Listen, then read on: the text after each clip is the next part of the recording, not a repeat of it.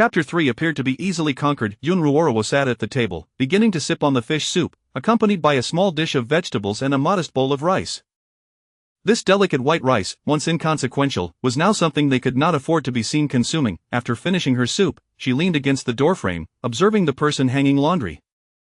Fengming and De Fengming set down the basin and stood beside her, lowering his gaze, patiently awaiting instructions. "It's nothing, I merely wish to call your name. Go and have your meal," Yun Ruorowo thought, attempting to meet his gaze, but he kept his eyes downcast, so she resigned herself to the situation, lacking the strength to insist further. Fengming had committed numerous unconventional acts, yet he seemed unaware that, as a servant, without a command to seek out family, he had done so on his own accord. Yun Ruorowo did not intervene. She allowed his actions, yet felt they were still insufficiently assertive. Having traversed so many worlds, the men who could leave a lasting impression on her were few, with the foremost requirement being an unwavering heart. Observing Fengming's retreating figure, she noted his consistent demeanor, serious, rarely smiling, with profound eyes that concealed emotions, never revealing his feelings, exhibiting extreme restraint and dedication. They had spent a considerable time in this courtyard. The man responsible for the events of the previous night had been dealt with by Fengming, all evidence erased. During such tumultuous times, a life extinguished was merely that of a villain, and no one would care. Moreover, no one had the time to care. Had the nation still existed, there might have been a bounty to claim, but now she dared not show her face to others, particularly the authorities. The transition of dynasties heralded a chaotic era, where commoners lived in fear, adhering to a monotonous existence. Everything was irrelevant to them, yet it bore significance to her. The new home featured courtyards both front and back, with 2 bedrooms reminiscent of a modern 2-bedroom apartment with a kitchen and a bathroom. Outside, there was a stable housing an unrestrained horse named Wealth. The neighbors were distanced, akin to a family in the wilderness, which was why no one noticed when she was abducted by a flower thief. It was inevitable. They were wealthy and had chosen this location not far from town, yet she had declined to purchase a larger estate. She did not wish to squander money on unnecessary things. She aimed to settle down and, under her new identity, buy a house in the city and open a shop. Such thoughts brought her joy, a small aspiration. The condition was that Fengming remained. Had he not been there, she would have left long ago. Yun Ruorowo decided to slightly alter her strategy. Now that she had departed the Yun family, there was no need to maintain an air of decorum. Displaying strength could alleviate many troubles. In tumultuous times, one ought to resemble a brightly lit oil lamp, common in every household, rather than a patterned candle flame, which was both ostentatious and inviting of trouble. Yun Ruorowo lay on the bed, perhaps having slept too long during the day. Now unable to find rest, she called out softly, "Fengming." "At your service," he replied. Indeed, the man did not go to sleep but remained stationed outside her door. "Return to your room." "Yes." Yun Ruorowo was puzzled. This time, he made no move, defying her command, which was unexpected. Could it be that he had not heard her clearly due to her soft voice? She repeated, "Fengming, return to your room and sleep." "Yes." After a considerable pause, she heard a sound from outside, like someone rising. He knelt once more. This time, he left, and she heard the creaking of the door followed by the sound of him lying down. The wooden house, though spacious, was far from soundproof. Did he not even bother to remove his clothing before sleeping? Yun Ruorowo gazed at the gauze curtain. Last time she had not brought her dagger, but with the system watching over her, she resolved to keep her weapons close at hand in the future, never to be overconfident.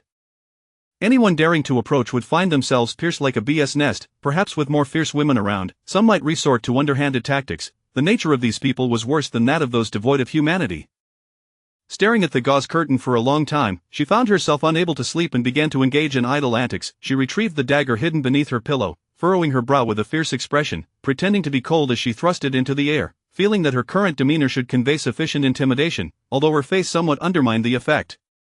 Suddenly, the door swung open, the gauze curtain was lifted, and a figure entered too swiftly, causing the candlelight to flicker. Lost in her thoughts, Yun Ruorowo was unprepared, lying on the bed, her hand poised in a gesture as if to draw her dagger, her features frozen in an oddly fierce expression.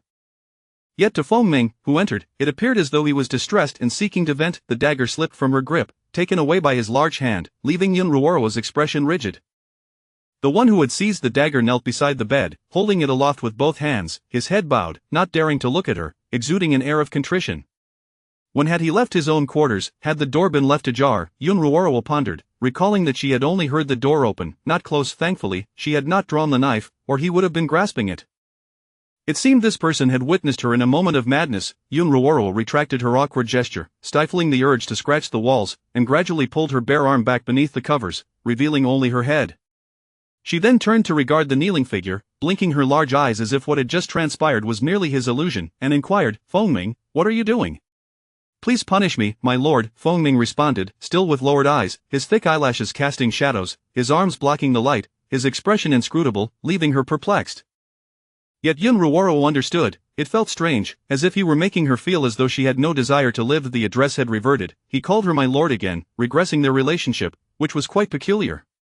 Suddenly, it dawned on Yun Ruoro that Fengming had never entered her room before, particularly avoiding any semblance of impropriety, especially during summer when she preferred to sleep in a simple garment, often kicking off the covers due to the heat.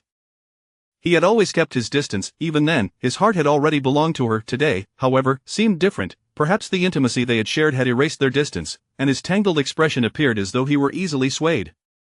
She scrutinized the face illuminated by candlelight, unable to discern any deeper emotions. If Fengming possessed exquisite features and a handsome profile, which was part of why she had chosen him.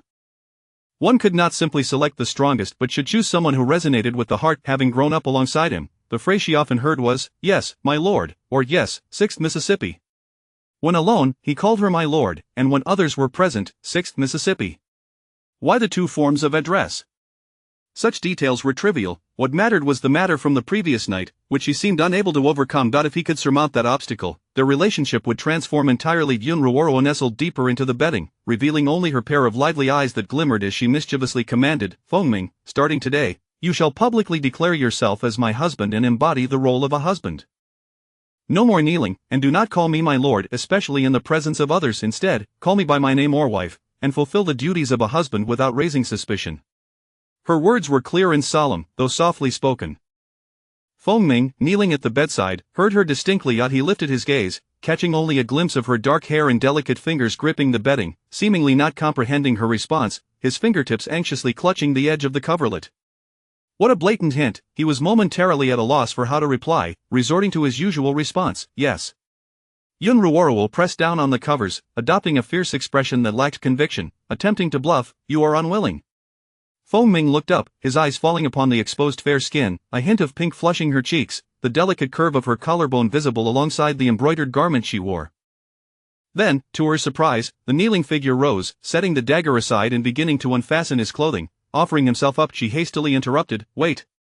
Fengming's fingers froze, his hands dropping, halting any further actions. Yun Ruoro buried half her face back into the bedding, her voice muffled as she clarified, "That's not what I meant. Enough, my body still aches. You should sleep in the side room tonight." Fengming, perceptive as always, discerned each word, his eyes catching sight of her pale fingertips tinged with pink, and the blush adorning her face. He understood that she was shy. Yes. It seemed shyness was contagious. He misinterpreted her intentions, feeling his ears burn as he exited the room, leaving in a flurry of embarrassment. The gauze curtain swayed as Yun Ruoro peeked out from under the covers, finding herself alone in the room. She touched her sore back and waist, reflecting that she ought to have spoken up about it the following day. Yun Ruoro lamented. It was rare for him to be so proactive, and now the opportunity was lost. Fengming was a stubborn individual but also one who could be easily swayed. When she treated others kindly, they might forget her, but when she showed kindness to Fengming, he would be utterly devoted.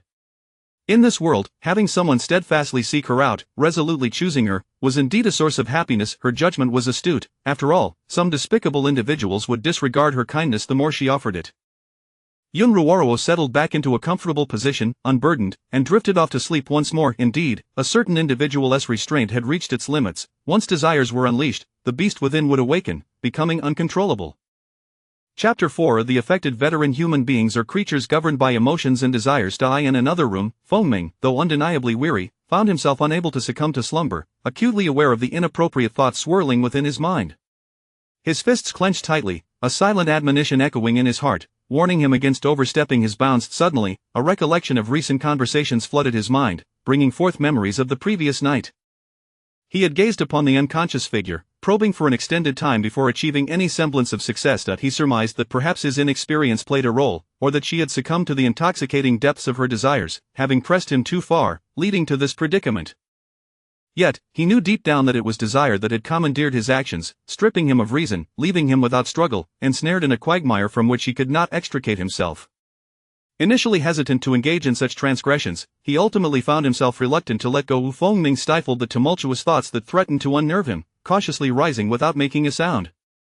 He contemplated venturing outside, yet hesitated, Fearing the perils of leaving his master alone in the room, he carefully stood, gently pushing open the door, listening through the gauzy curtain for the soft rhythm of breathing, confirming her slumber.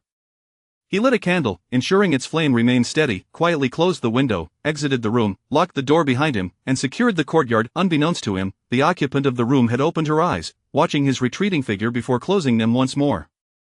Feng Ming surveyed his surroundings, mindful not to disturb anyone as he hastily leaped outside. A quarter of an hour later, with his breathing gradually calming, he located the physician from the previous day. At this hour, the doctor had yet to retire, poring over medical texts beneath the flickering oil lamp. The sudden appearance of Feng Ming startled him momentarily, but recognition soon brought relief. How could he forget the events of yesterday? Noticing Feng Ming's silence as he stood there, the doctor broke the stillness. "What brings you here?"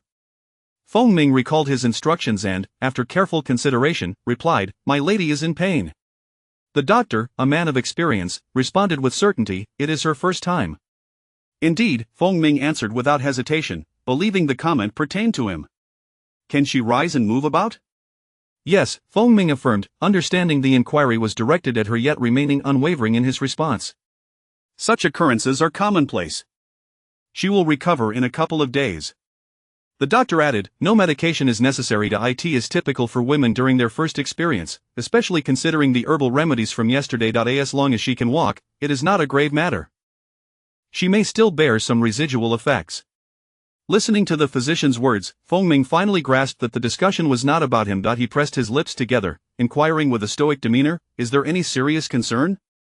"The impact on her body is minimal. Just continue as you have been, she will be clear in half a month." Feng Ming placed a silver coin upon the table, nodded, and departed with a briskness that betrayed his urgency. The doctor shook his head, returning to his medical texts, preferring to remain uninformed of the intricacies of their relationship. In his line of work, longevity is achieved for a reason. Upon returning to the small courtyard, Feng Ming gently opened the window to allow fresh air to circulate before re-entering the room. The croaking of frogs resonated like a melodious chorus, gradually fading into silence. The song of cicadas took its place, their voices ascending from low to high, accompanied by the chirping of birds. Yun Ruoro awoke in this serene environment, feeling revitalized. Her back no longer ached, and her legs felt light. This morning, once again, there was kanji, seemingly Feng Ming's specialty. After finishing her meal and allowing time for digestion, she wielded a sword in the courtyard, as if envisioning a foe to vanquish. After her practice, she approached Feng Ming, noting the absence of dark circles beneath his eyes, suggesting he had rested well the previous night. With a hint of curiosity, she asked, "Feng Ming, do I appear fierce?" As she spoke, she slightly bowed her head, furrowing her brows into a fierce scowl, casting a sidelong glance with her cold eyes, her lips pressed tightly together as she wielded the sword. "Fierce," Feng Ming responded, his gaze steady upon her diminutive figure, barely reaching his chest, her complexion radiant and unclouded by any disdain for his earlier transgressions. She leaned in closer, causing his heart to race. Her upturned face, albeit slightly menacing, could indeed be considered fierce. Yun Ruoro nodded, oblivious to her reflection, feeling quite satisfied with herself, projecting an aura she believed to be formidable. It was as though she had forgotten her own appearance, molded from the very beginning, her small stature only eliciting a desire for protection and affection. However, the tarnished mirror revealed nothing clearly, serving merely to attract someone else's attention.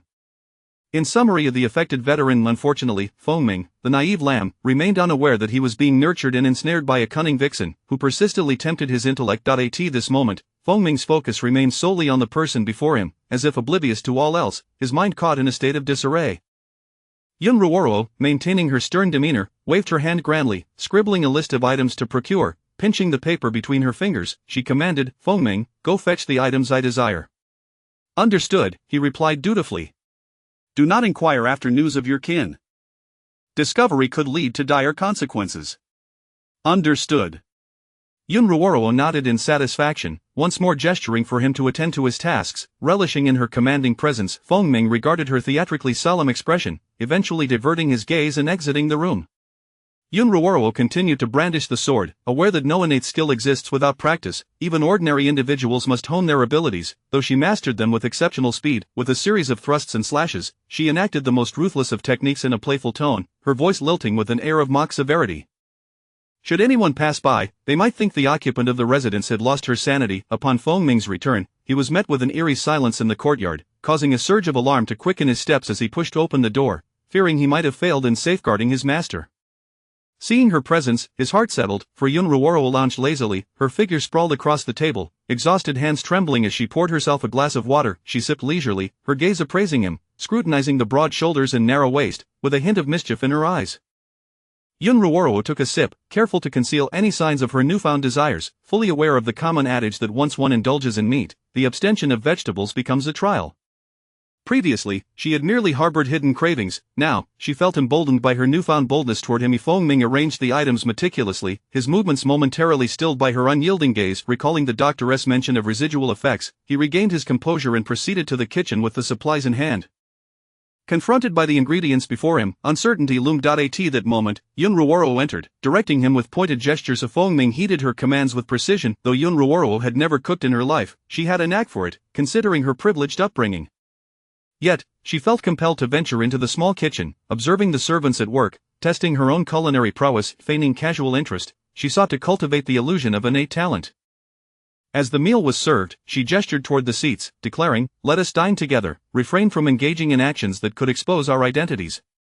This excuse had often been met with refusal based on status, but this time, he sat down. Indeed, when a master and subordinate breach the boundaries of their relationship, having witnessed bloodshed, certain previously unthinkable actions become permissible, raising their thresholds while lowering their standards. It was as if the chains that bound him had been lengthened. Yet, despite their fragility, he willingly remained shackled, reluctant to break free. Yun Ruoro found this perplexing, thus unable to provide suitable remedies. Observing Feng Ming consume only plain rice, she urged, "Eat your vegetables. We worked hard to prepare this." The words "we together" were emphasized, yet he showed no visible change. Unfazed, she scrutinized him closely, keenly aware of his vulnerabilities, targeting them with precision. Having lived as a seasoned provocateur, though somewhat out of practice, she found it effortless to entice the innocent lamb.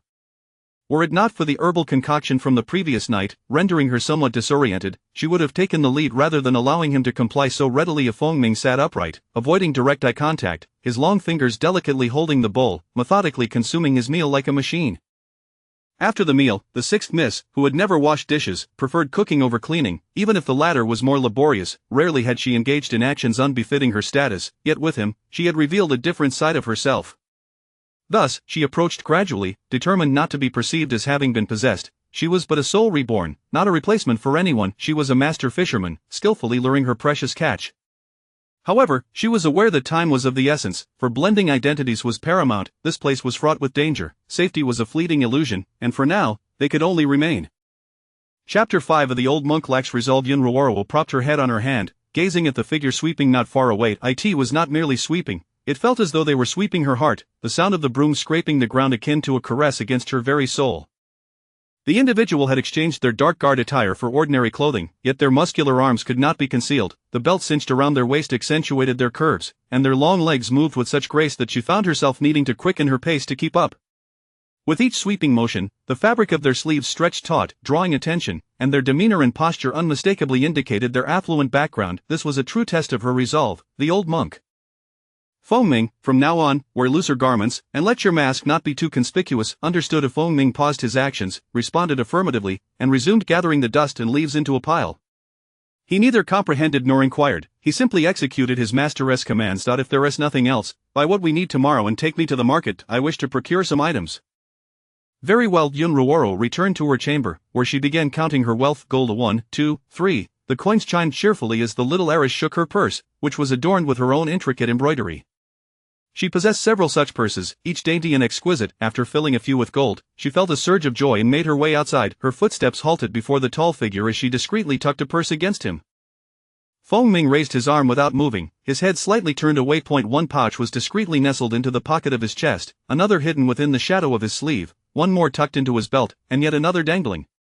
From now on, let us store the gold in this manner. Understood. He acknowledged her with a reply from above, while Yun Ruoro, like a clever little mouse hoarding treasure, smartly distributed her riches, ensuring they were not all stored in one place to avoid being discovered.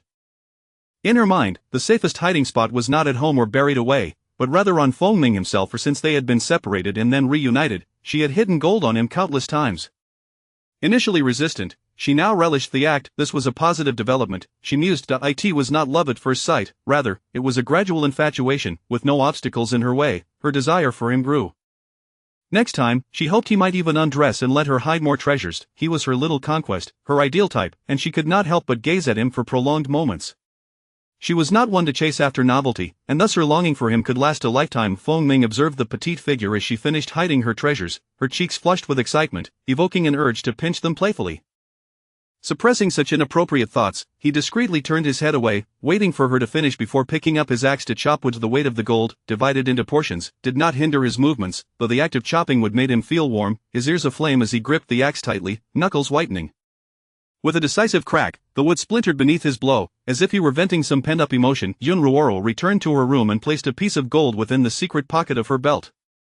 It was a secure hiding spot, and she also concealed another piece within the clothing she intended to wear the following day, which boasted a hidden pocket as well. Her carefulness was akin to that of a child fleeing disaster while still clutching a trove of gold, her own little treasure vault. From a young age, occasional displays of exceptional talent earned her small rewards, possibly instilled by the lingering fear of poverty etched deep within her soul. Money in hand brought her a sense of security, and with Feng Ming's presence alongside her gold, her sense of safety soared.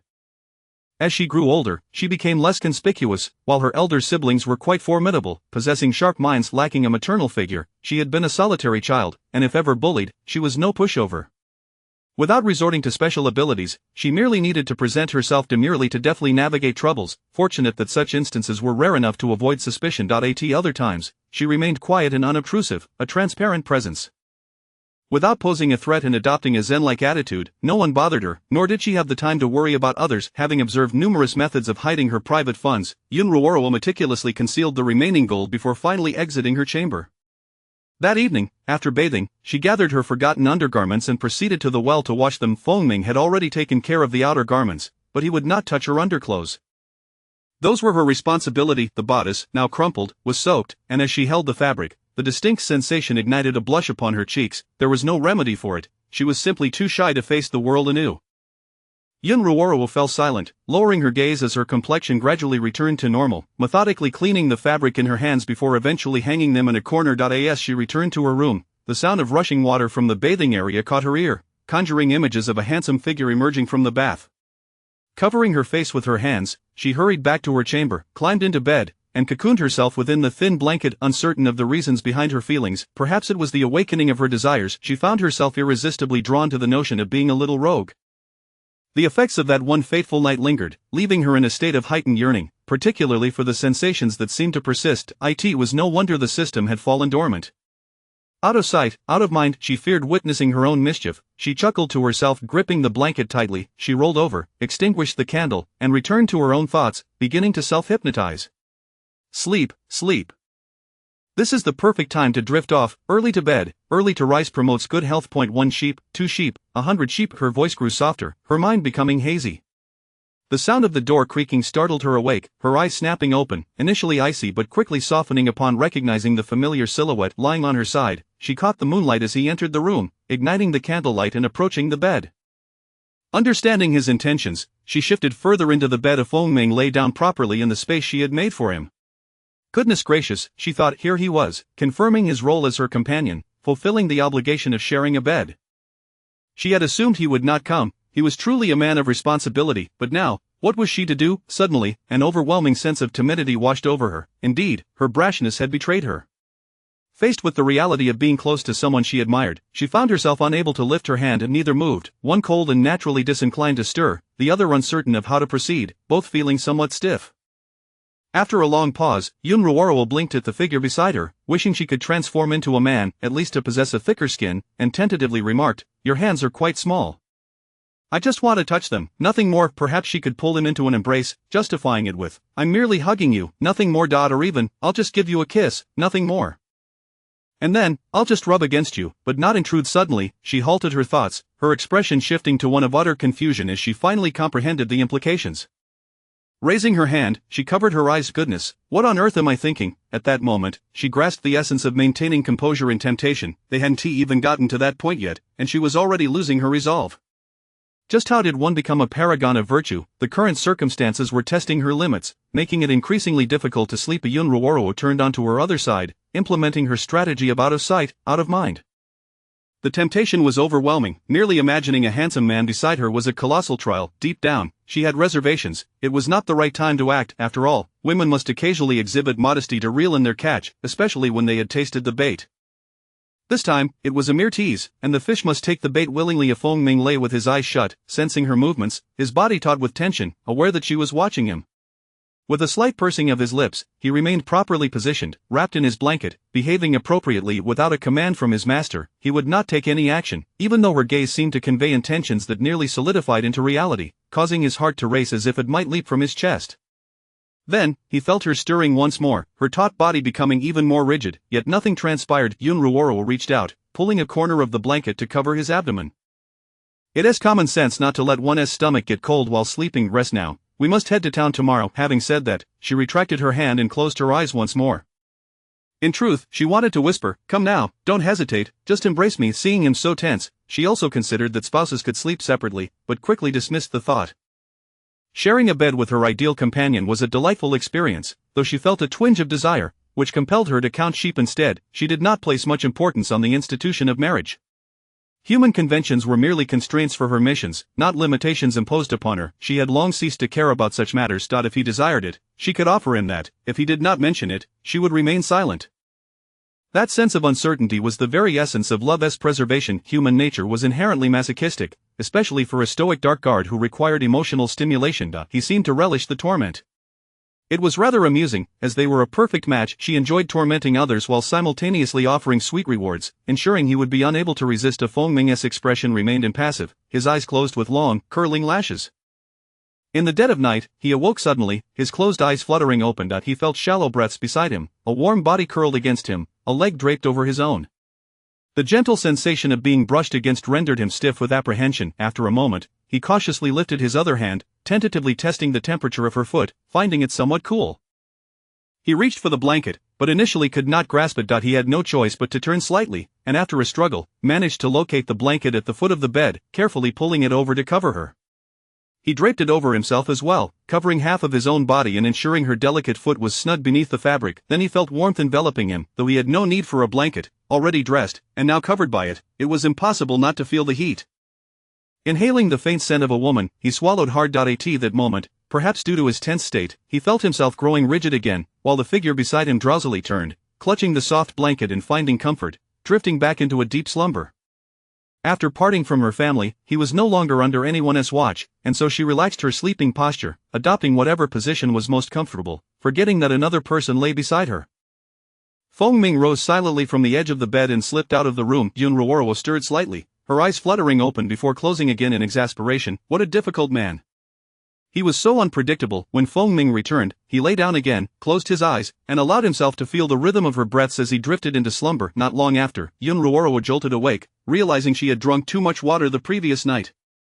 Turning her head to glance at him, she quietly crawled to the foot of the bed, slipping on her outer garments. Once settled again, he remained utterly still. Suddenly, in a voice barely above a whisper, she called, "Feng Ming."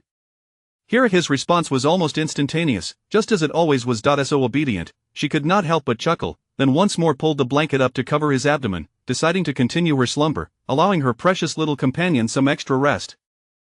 Indeed, one must not let their stomach get cold while sleeping. Covering it had become a habit, ingrained deep within her soul, impossible to shake off. Sleep now, good night. Feng Ming understood the meaning of good night, and he closed his eyes. Chapter 6. Stepping out to gauge the situation, Yun Ruoro awoke once more, as dawn barely broke. Having once toiled as a corporate drone, she had grown accustomed to sleeping for 7 hours. Yet now, in this ancient world, she found herself slumbering with the setting sun and rising only when light graced the horizon. Rising to pay her respects felt no different from clocking in. After a decade of the latter, resignation remained a distant fantasy. Now, devoid of the need to clock in, she sensed a void in her routine, a subtle reminder of her arduous existence. With her eyes closed, she remained still, deliberately avoiding his gaze, allowing the man beside her to sleep a while longer. He was easily startled awake. As dawn broke, she kept her eyes shut, feigning slumber while her companion cautiously rose. She felt his gaze linger for a moment before it faded, and he departed. After lying still for a while longer, she finally got up to wash and dress, meticulously applying her makeup and shaping her brows. Altering her brow shape, she noticed how her face had grown gaunt, suddenly transforming as if she had matured overnight, a change she had prepared for since her time in the womb. As long as she remained slender, she would appear different, evoking a sense of dissonance in those who knew her. Even her own mother would be left bewildered. Despite having tanned her skin to some degree, its delicate texture betrayed her pampered upbringing.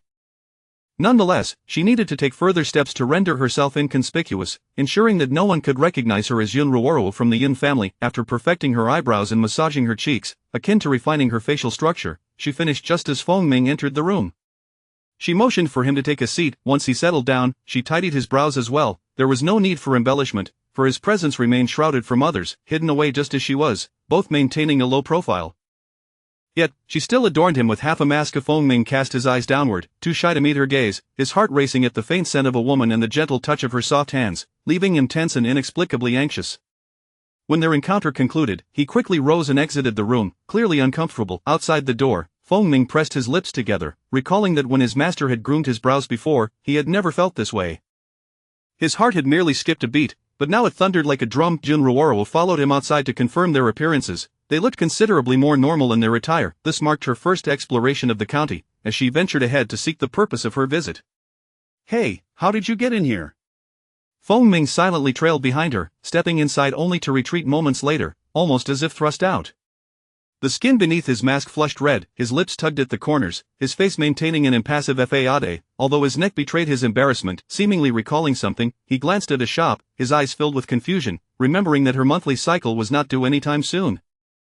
Junruoro purchased menstrual supplies, for she would need them this month, along with some soft fabrics to craft intimate garments. She then entered a teahouse, eavesdropping on the conversations around her.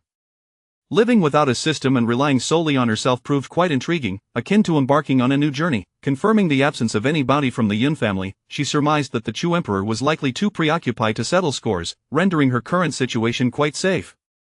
When the time felt right, she made her way to the medical clinic to seek the doctor. "Feng Ming, you wait by the door." Once the doctor departed, she turned to the elderly physician, extending her hand once more, requesting him to take her pulse. "Madam, have you recently consumed anything inappropriate?" "Doctor, I wish to inquire about traditional medicine." Upon exiting the clinic, her demeanor remained unchanged as she received two small packages, leading a burdened Feng Ming back to their courtyard. As night fell, he dutifully lay beside her, the two sharing a bed without crossing any boundaries. They resembled a genuine married couple, embodying a pure friendship between the sexes that had endured through the years. The following day, she continued to wield her dagger, executing regulated strikes against the air until she felt numb. Turning to Feng Ming, she requested, "Please fashion a wooden figure for me." "Of course." Junruoro resumed her practice with the dagger, preparing to learn swordsmanship in her spare time, envisioning herself as a chivalrous warrior, one not easily trifled with. Feng Ming busied himself with a pile of wood, laboring all day to complete the task. Junruoro adorned the wooden figure's head with a hairstyle, her agitation mounting as she recognized the signs of her impending menstrual cycle. Unlike before, when she had been transformed to experience it only once a year, the knowledge of its approach heightened her irritability. Gripping the dagger, she plunged it into the wooden figure, only to be struck by its spinning wooden arm, sending the blade flying without harming her. Staring blankly at her empty hand, she felt a fleeting moment of distraction as the back of her hand turned red to in moments of carelessness. Life could be exceedingly fragile, even a wooden figure capable of evading strikes posed a challenge, and she could not afford to be complacent. Feng Ming, hearing the cessation of her attacks, emerged from the room, unaware of her minor mishap. Junruoro picked up the dagger and touched her own face, pondering the fates of her family's stunning beauties. Villains would not spare you based on your appearance. Being deemed unattractive merely offered relative safety, not absolute protection. This was a chaotic era where kindness often backfired with malice. It should have been her who dealt with that flower thief. He deserved to die. That loathsome man had not acted this way for the first time. He was powerful and had succeeded many times before. She was merely a pawn in his game. Filthy words and secretive phrases echoed within her mind as her grip on the dagger tightened. With a resounding thud, she drove the blade deep into the wooden heart, holding it firmly as she thrust it toward the target. Her gaze was terrifyingly intense, her arms trembling as she continued to press the blade against the wooden heart, which quivered against the earth. It was as if she aimed to pierce through the wood, treating it as that man, determined to drive it through completely. Yet, how could wood be penetrated so, when it was not flesh? She could only penetrate it 7 parts deep. A towering figure loomed over her, raising a hand in an attempt to halt her assault. He had never witnessed her in such a state before, recalling the night he had saved her, his heart beating with trepidation at her deadened gaze. Junruoro released her grip first, exhaling a deep breath, allowing her emotions to swell and overflow, ultimately finding relief. Her mood considerably lightened. This was her secret to maintaining emotional equilibrium.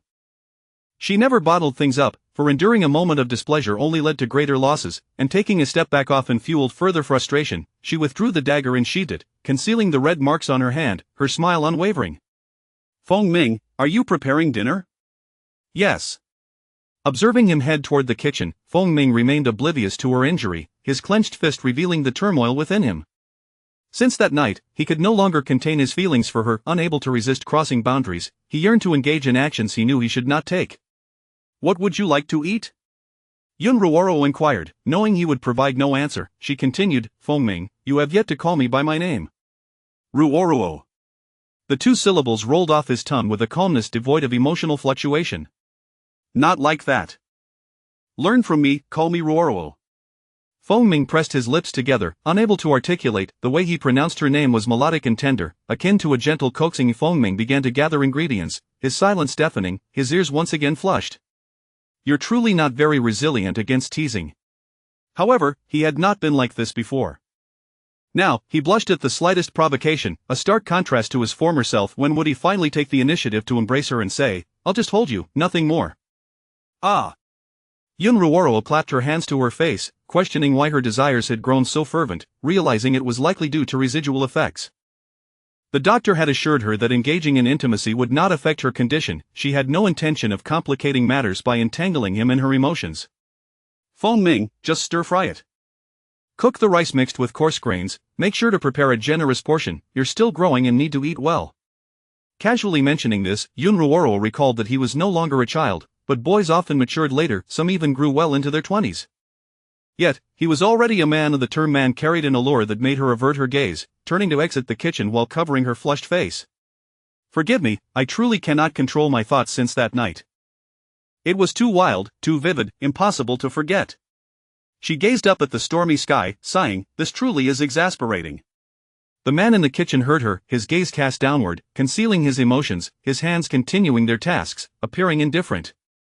Yet, his racing heart betrayed him. Chapter 7 depicts a night fraught with tempestuous rain and the booming resonance of thunder. Fengming ensured that the house was free from leaks before retreating into his chamber, where he beheld a figure curled up under the flickering candlelight, swathed in blankets. At the edge of the bed lay another quilt, and he remained dressed, nestled at the very edge, having tugged a corner of the blanket to cover his abdomen. The separation of the blankets between them offered a semblance of distance, alleviating the tension. Distracted by external elements, Yun Ruoro was devoid of any thoughts of desire. Peacefully sleeping with her ears covered, she bore no fear of the thunder. Rather, it was the overwhelming noise that disturbed her, and by covering her ears, the sounds diminished. Curled up was her most comfortable and relaxed position. Soon, she drifted into slumber, her hand relaxing, undisturbed by the thunderclaps. Fengming turned his gaze towards her, his fingers twitched, yet ultimately settled into stillness. She seemed to remember that someone lay beside her, no longer treating him as a mere pillow, but instead obediently turning to rest on the other side of the bed. The coolness of the rain contrasted with the heat that enveloped them, and clad in modest sleepwear to spare someone discomfort, Yun Ruoro kicked off the blanket and turned, her cheeks flushed. Fengming, captivated by her movements, found it difficult to divert his gaze. The candlelight persisted, illuminating the room from dusk till dawn, ensuring she was never engulfed in darkness. Fengming, lost in reverie, recalled a fateful night cloaked in darkness when his master had nearly perished. She had acquired a weapon capable of inflicting fatality. Had he arrived a moment later, he would have encountered not the vibrant essence of her being. He had never fathomed that someone so timid could embody such fearlessness in the face of death. In her dimmed gaze, he saw only a resolve to embrace mortality, and upon seeing him, her eyes sparkled with brilliance, devoid of any shadow. So radiant, life and death held no terror for her. It was a revelation of her formidable and resilient spirit. All along, it had been a fade. She was indeed his master. He, once mocked for his inadequacies, found himself in the service of a seemingly inept master. Yet he trained diligently, unwilling to allow their derision to tarnish her name. In this moment, both were mistaken, including himself. On that day, when he was left behind, kneeling in wait for judgment, she had resolutely stepped forward, radiating her brilliance and earning her rightful place, crouching before him. With a soft, melodious tone, she spoke words unlike any other. "Master, I have come for you, will you accompany me?" From that day forth, she resumed her ordinary guise, and he forgot that she was not a fleeting spark but a star veiled behind the moon. She had once shared with him peculiar thoughts, saying, "A shining little star is not necessarily smaller than the moon, it merely resides far away." Fengming felt that their distance mirrored this sentiment. She was the star, more distant than the moon, and he ought not harbor any inappropriate thoughts. Yet, due to his master's indulgence, even invitation, his heart spiraled beyond his control, yearning to acquiesce, to align with her wishes. However, he could not. He was meant to remain the shadow guard, the subordinate, the slave. As his heart cooled, Yun Ruoro awoke to the sounds of sword practice in the courtyard. She donned her attire, swept her long hair into a single twist, secured it with a silver hairpin, and after freshening up, armed herself with a bow and donned her finger guards before making her way to the backyard. Drawing the bowstring taut, she released an arrow that struck the wooden figure's forehead, causing its head to tilt. The second and third arrows followed suit, no longer concealing her prowess, no longer deliberately missing. Those earlier errant shots had aimed for the target she desired, transforming the wooden figure into a honeycomb before she ceased. This success was the culmination of years of dedication, not an overnight achievement. Her modest physique had achieved a remarkable accuracy, and she felt a sense of pride in her abilities. Yun Ruoro approached the wooden target, methodically retrieving her arrows and placing them into her quiver. Turning, she spotted a figure beneath the eaves, gazing in her direction with an aura of positive energy. A familiar phrase sprang to mind, prompting her to chuckle softly. She set her belongings down, raised her hand to face the sun, and closed her eyes, reciting, "Awake in the morning, embrace the sun," filling the body with abundant positive energy. With her hair half-tied and the pendant swaying gently, it shimmered under the sunlight. In this era, uttering such words felt peculiar yet liberating, akin to breaking free from shackles. "Feng Ming, over here, stand beside me, and learn from me." Feng Ming remained silent as he approached, lifting his arms towards the sun, the rhythm of her whimsical words echoing in his mind, soft and melodious, imbued with joy and ease. The speaker seemed to embody freedom. A warm sensation enveloped Yun Ruoro, but as the words ceased, her hand fell, and her expression shifted to one of discomfort. "Feng Ming," she called, the urgency in her voice palpable. "I desire hot water." Her monthly visitor had arrived earlier than anticipated, and an unbearable pain gripped her abdomen, an unprecedented agony. She finished her meal in haste, her face pale and brows furrowed, curling up as she clutched her belly and lay upon the bed. Feng Ming knelt at the bedside, offering a steaming cup of water, feeling helpless. As the pain subsided, beads of cold sweat formed on her forehead, and when she attempted to rise, he assisted her, holding the cup to her lips. "Feng Ming, it hurts so much. Why must this wretched thing called menstruation exist?" Yun Ruoro lamented, unable to utilize her special abilities for healing in this realm, fearful of being discovered by the world's consciousness. The bowl of medicine she had received upon leaving the Yun family had been too potent. They had realized her feelings for Feng Ming, sparing her life but forbidding the two from bearing offspring. A bowl of medicine, a bowl of poison, to refuse the remedy was to court death. Indeed, one must never underestimate others. Feng Ming, caught in a web of confusion, gazed at her in silence. "Feng Ming, my family is truly detestable, I do not wish to return. Alright. As another wave of pain surged through her, she understood fully, her teeth grinding in frustration. Why must it hurt so? If this agony persists, it will be unbearable. Feng Ming once more, the pain dissipated, and Yun Ruoro, with tears in her eyes, cast a pitiful glance at the figure beside her. "If I were to die from this pain, bury me atop the mountain, in a spot blessed by sunlight. Remember to plant flower seeds at my grave. I shall bloom for you, showcasing various flowers each season." A sharp intake of breath accompanied her jest as she seized the opportunity to lighten the mood. Despite the pain, Feng Ming's expression turned grave, his eyes fixed upon her pale visage. "Fear not, you shall not perish from this pain, I was merely jesting." Yun Ruoro clearly noticed the shift in his demeanor as he stood, prompting her to call out, "Feng Ming, where are you going?" "To fetch a doctor. Do not bother returning, there is no need. I inquired of a physician previously, they said women experience such pain after a fright, and it will pass. I do not wish to take any medicine." The command in her voice was unmistakable. Yun Ruoro hesitated to reveal to Feng Ming that her family had decreed her to remain childless. The toll of this medicine was immense, affecting her lifespan, though not immediately fatal. The exact repercussions remained uncertain. The system had not divulged this information, nor had she inquired. If she were to perish, what would become of her little treasure? Perhaps she ought to strive for longevity, despite her average innate talents, for her constitution was robust. Perhaps she could live to a ripe old age of 99. Feng Ming's footsteps eventually halted, and he turned back to her side. "Feng Ming, you are foolish. Feng Ming, would you hold me? I wish to be in your embrace, it would alleviate the pain." "Alright." Yun Ruoro curled into his sturdy, expansive chest, which enveloped her tenderly, surprisingly gentle, the familiar scent bringing her comfort. In the aftermath of her pain, she mused, indeed, it doesn't hurt as much now. Feng Ming encircled her delicate form, each tremor of her pain tugging at his heartstrings, rendering his breaths heavy. Yet he did not overstep, he adhered to his masteress' commands, executing her wishes.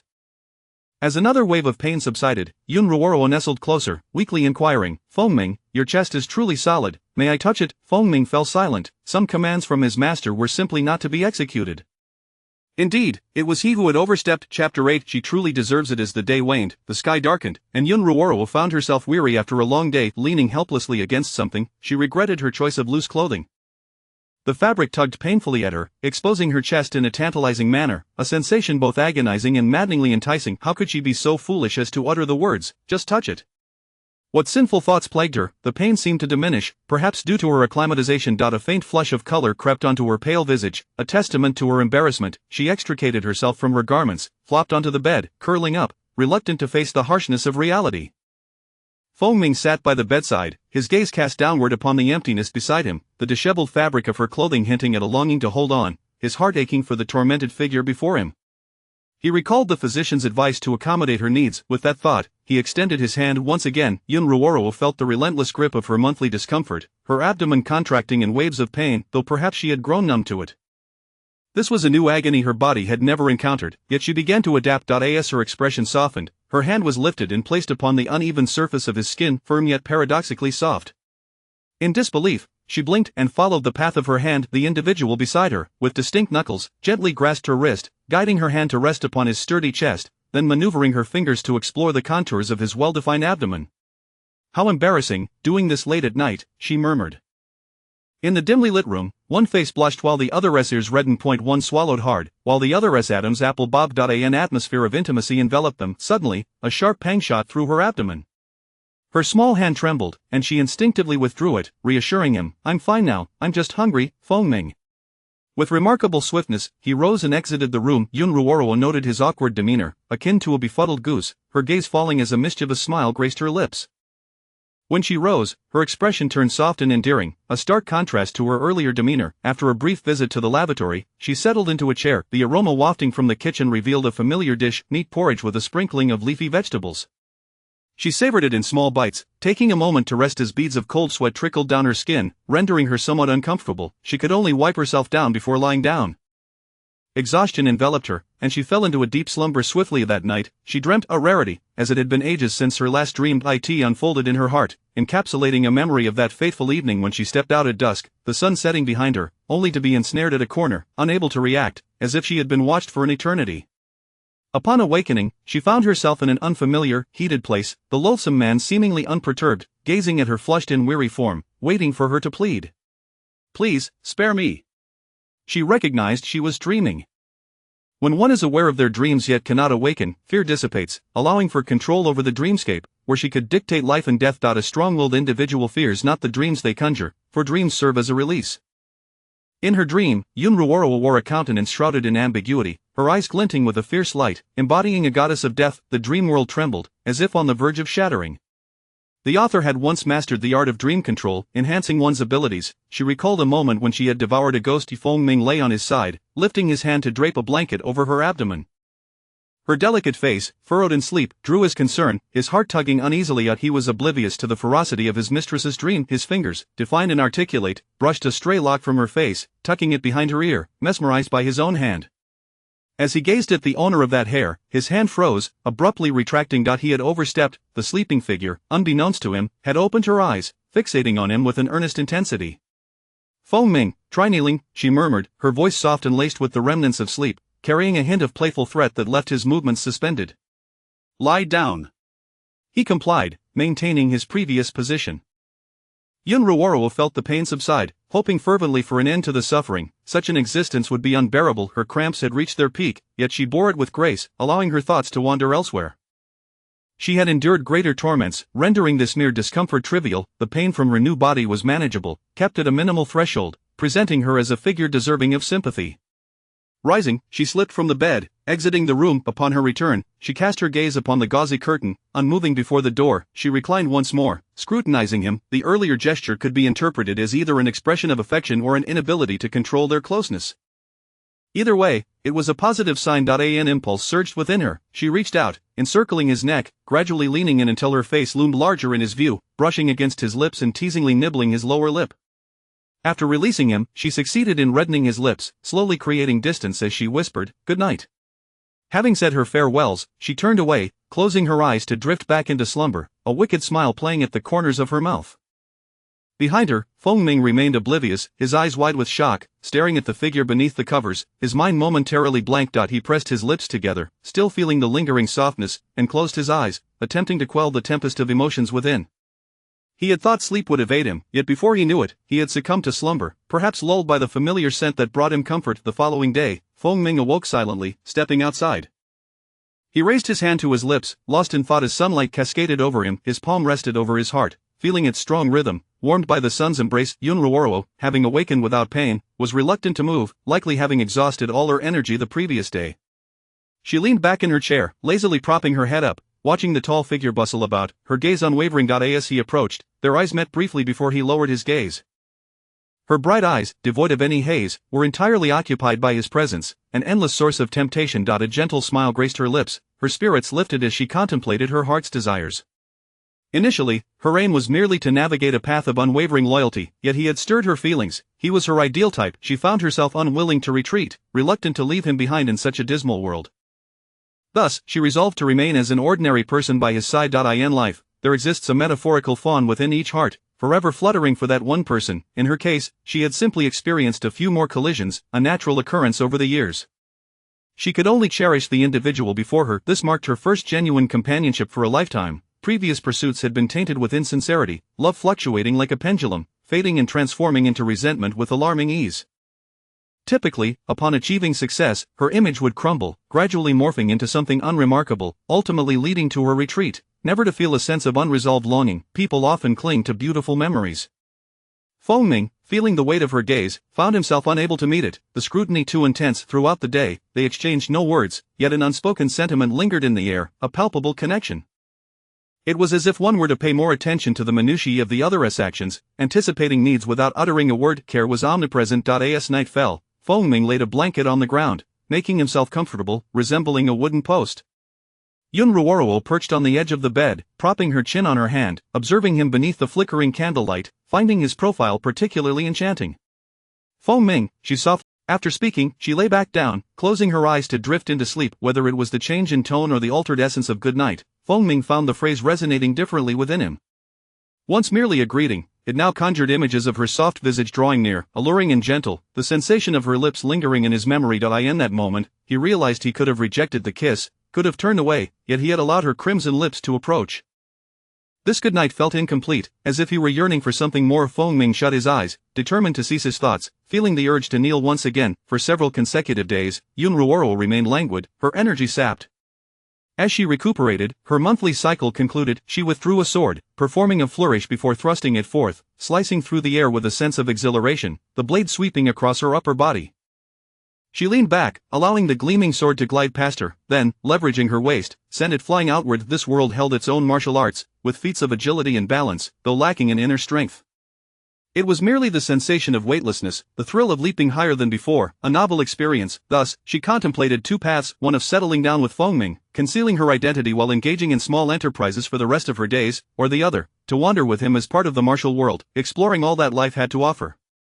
Regardless of her choice, vigilance was essential. She had evaded numerous dangers, yet could not afford to be ensnared by deceitful individuals. Yet a person cannot remain perpetually cautious. In her dreams, she had transformed a flower thief into a pincushion, ensuring he remained alive.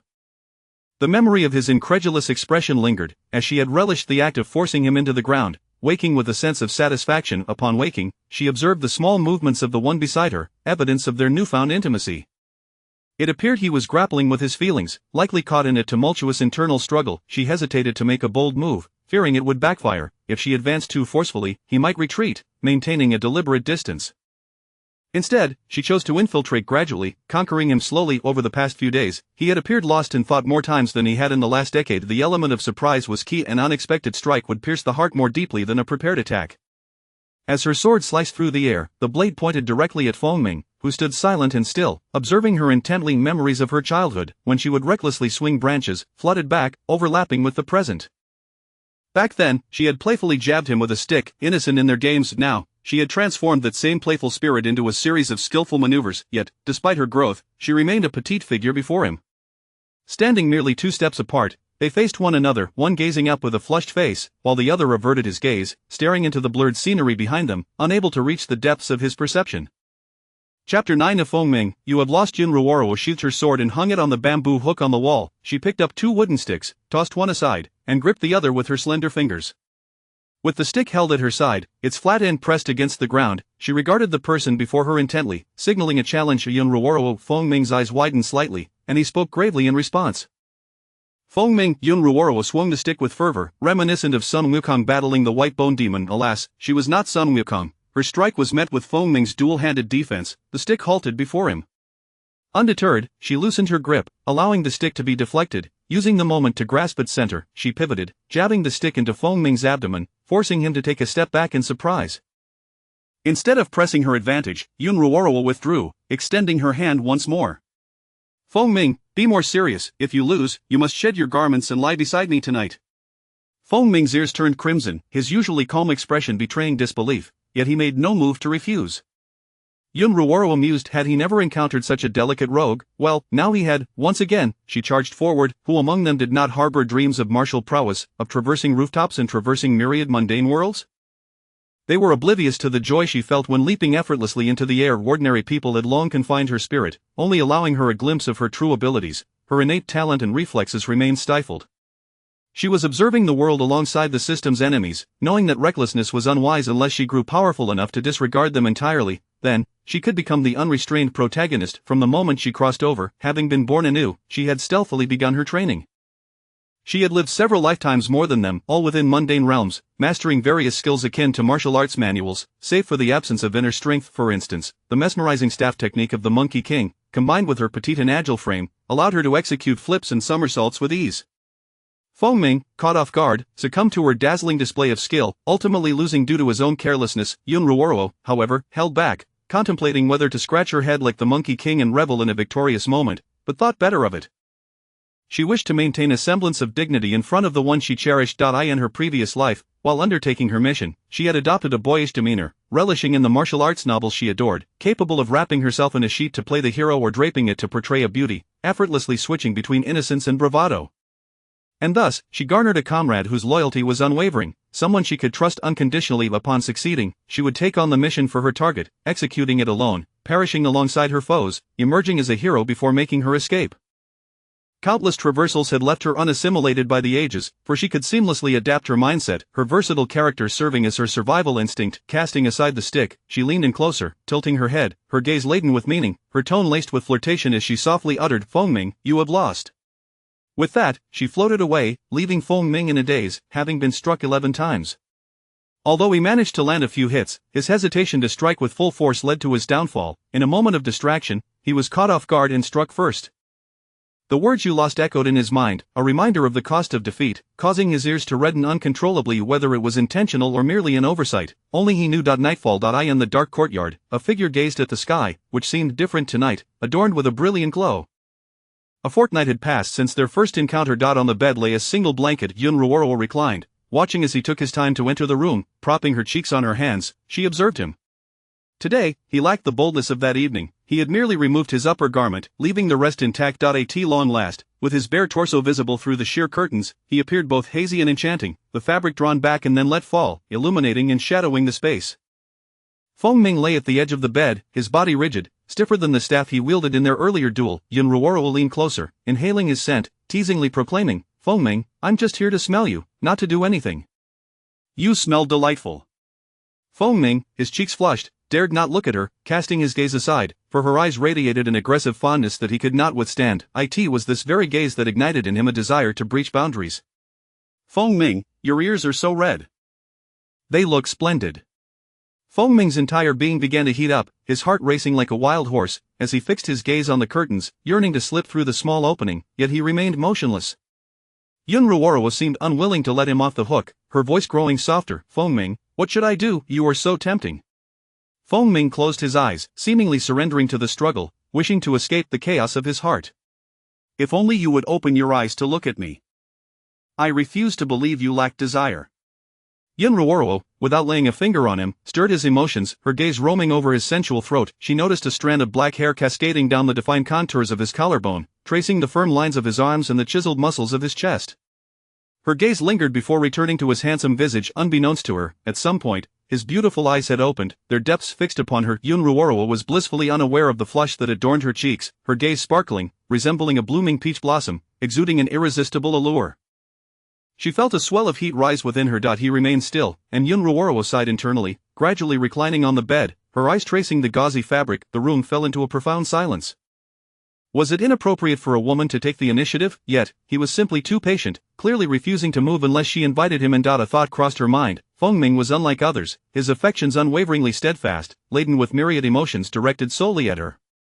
The system, witnessing such loyalty for the first time, granted her a reprieve, allowing her to linger. Jun Ruoro steadied her heartbeat and continued, Fengming, our family has abandoned us, akin to bait cast aside to lure enemies. Protecting Fengming, she spoke, her voice slightly hoarse, struggling to articulate a few words. Yun Ruoro sensed she was merely stirring trouble. She was bold, yet in this moment, she hesitated. To indulge in a more intimate conversation, especially with someone she adored, was truly a test of her resolve, while he remained obstinately still. Resolving to abandon her reserved demeanor, she thought, very well, this is indeed a nurturing scenario, I must take the initiative. Fengming. Here. If given a choice between freedom and wealth, I would choose neither. They are of little consequence. I choose you, you are of utmost importance. Fengming was somewhat bewildered but felt his heart race at her declaration of his significance, his mind going blank. In a swift motion, he turned, his pale face magnified before her. Fengming's pupils dilated, his heartbeat faltering, feeling as if he might perish, as Yun Ruoro cupped his face in her hands. She gently pressed her lips against his, noticing his lack of resistance, she tilted her head slightly, her breath mingling with his, softly commanding, Fengming, close your eyes. Fengming reflexively obeyed, surrendering once more to the soft sensations enveloping him. He had assumed that this kiss would conclude their encounter, yet, the kiss deepened, astonishing him, and he found himself willingly responding, unable to resist the urge to wrap his arms around her. His heart, once again alive, raced uncontrollably, as if it might leap from his chest. Yun Ruoro took the initiative, shattering the last of his reservations, providing him an opportunity to retreat. Fengming, it seems my poison is yet to be fully cured. However, it had been over a month since that fateful night.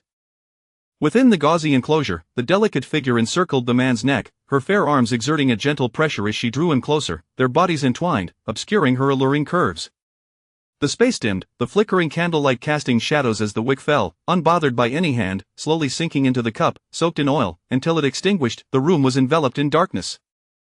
Everything transpired seamlessly, the sway of the fabric, the mingling of breaths. Fengming's long-held restraint crumbled, as he leaned down to capture her inviting lips, unable to resist the call of passion. Their breaths intertwined, the sheer ecstasy of their union rendering reason defenseless. The kiss bewitched him, the clarity of their entanglement leaving his mind blank, each request harmonizing perfectly, leaving him utterly captivated. Master, it seems Fengming has succumbed to the poison as well. Yun Ruoro awoke, her body feeling languid and soft, devoid of any other sensation. She turned her head to find him absent once more. This time, however, he was not kneeling at the end of the bed. He had retreated outside. Yun Ruoro was 6. She rose, her expression impassive as she stood before him, her delicate fingers pinching his chin, compelling him to meet her gaze. Fengming, why do you enjoy kneeling so much? Before he could utter an apology, she leaned closer, her whisper akin to a bombshell, igniting turmoil in his heart. You kneel by day and by night, on the bed and beneath it. Have you forgotten my words? If you choose to disregard them, so be it. With a flick of her wrist, she released his chin, tossing it aside. Fengming turned to watch her retreating figure, a wave of panic surging within him as her silhouette grew distant, his heart racing uncontrollably. His master was angry. Yun Ruoro sat at the table, picking at her food, her expression inscrutable. Fengming obediently sat across from her, eating cautiously, refraining from kneeling. Yun Ruoro's mind word, casting glances at him as he ate, her countenance cold as she ate slowly, biding her time for him to consume more. If every encounter required an apology, a kiss, or a bow, how would they continue? She yearned for the martial world, desiring a seamless partnership with him, wishing to share her life's essence and lead him to experience the world as splendor. They would not have children. She could not bear a raucous life, remaining in the town where existence felt painfully dull, risking a crisis in their bond. In truth, they were quite alike, both disliking a life as tranquil as still water. Their ephemeral lives, surrounded by peril, radiated the allure of existence. Moreover, wherever there were people, there lay the martial world. Remaining in one place was fraught with danger. Choosing this identity allowed her to bask in the shadows cast by her family while reaping the benefits of her status, yet she also had to accept the backlash of power. The Emperor of Chu would eventually seek retribution, with no exception for the 9 clans. Chapter 10. Are you going to kill me, my friend? As Yun Ruoro observed the people across from her finishing their meals, she rose to her feet. Fengming, with his tall stature, followed suit, but the petite figure of Yun Ruoro deftly slipped away, not even sparing him a glance. Seated in the courtyard, she held her sword, balancing a teacup on its tip. With a gentle lift, the teacup soared into the air, and with a swift motion, she deftly caught it with her sword. The execution was flawless, though her reflexes still required refinement. In her past, she had even caught flies with chopsticks, experimenting with various skills. In this ancient world, where boredom reigned and there were no smartphones or Wi-Fi, nor the indulgence of spicy snacks and hot pot, she barely managed to scrape by in the arts of music, chess, calligraphy, and painting. How could she possibly waste her time on these pursuits unless they bore the potential for combat? As in the realm of cultivation, she relished displaying her prowess through martial force, desiring solely to control her own fate, training her reaction speed day by day. The faster her speed, the quicker her responses. Drawing her sword became second nature, yet, she was acutely aware that there were always those more skilled, especially in the ordinary world, where disparities were glaringly obvious. Natural talent was inconsequential, what truly mattered was the aptitude of her soul. With a slight flick, the teacup landed gracefully on the table. Yunruoro sheathed her sword and stood once again ignoring the figure beside her. After taking a couple of steps, she halted and, devoid of emotion, stated, "Do not follow me." Fengming paused. Yunruoro retreated to her quarters, beginning to assess her savings. Possessing the attributes of a hoarding mouse, her wealth was not limited to this location. She had hidden silver in various other places, currently inaccessible. As she could not venture too far, the hiding spots lay within perilous territories. She was preparing for their future. Later, as she planned her escape, she would run while concealing her treasures. Her private stash was scattered everywhere. Wealth made her feel as carefree as Li Bai, while poverty rendered her akin to Ji Gong. With tattered shoes and a worn-out robe. Glancing up, she noticed someone standing in the wide-open window, upright, with lowered eyes and pursed lips, exuding a sense of helplessness that tugged at her heartstrings. However, if she did not push him a little, he would remain stagnant. Thus, she felt compelled to ignite the fire of determination within him. As night fell, Yunruoro's voice bore a hint of irritation as she admonished, "If you are unwilling, then be gone." Fengming's body tensed, his hand poised to push the door open, but he stepped back instead, closing the door quietly and standing to the side, gazing at the luminous moon above. The moonlight traced the contours of his face, casting a soft glow upon him, illuminating the sword he bore. The next day, when Yunruoro opened the door, he was still there, though this time he did not kneel. She, however, averted her gaze and walked straight out into the courtyard. Sensing movement behind her, she turned slightly, coldly declaring, "Do not follow me." Fengming halted, watching as she commanded her horse to kneel, saddled it, and rode away with an air of finality, never once glancing back. Her figure vanished completely, and the sounds of the wind rustling through the trees and the chorus of birds and cicadas filled the air. In that moment, Fengming felt an emptiness engulf his heart, a profound silence that rendered him motionless outside the courtyard, the spark of life in his eyes extinguished, resembling a lifeless post.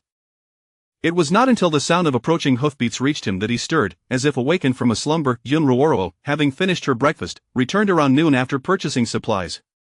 She secured her horse, avoiding the outstretched hands of those who came to assist, and entered the kitchen. This time, she took her place in the kitchen while Fengming lingered at the doorway. The fire was easily ignited, and a pot of rice began to steam. The knife in her hand moved with the precision of a second hand, swiftly slicing potatoes, while the ribs simmered in the pot.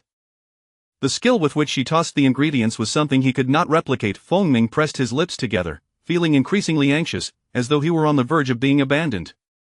Yunruoro sat at the table, placing several gold coins before him. "Take this and settle in the city. There is no need to pry, simply keep an ear out for news regarding your family.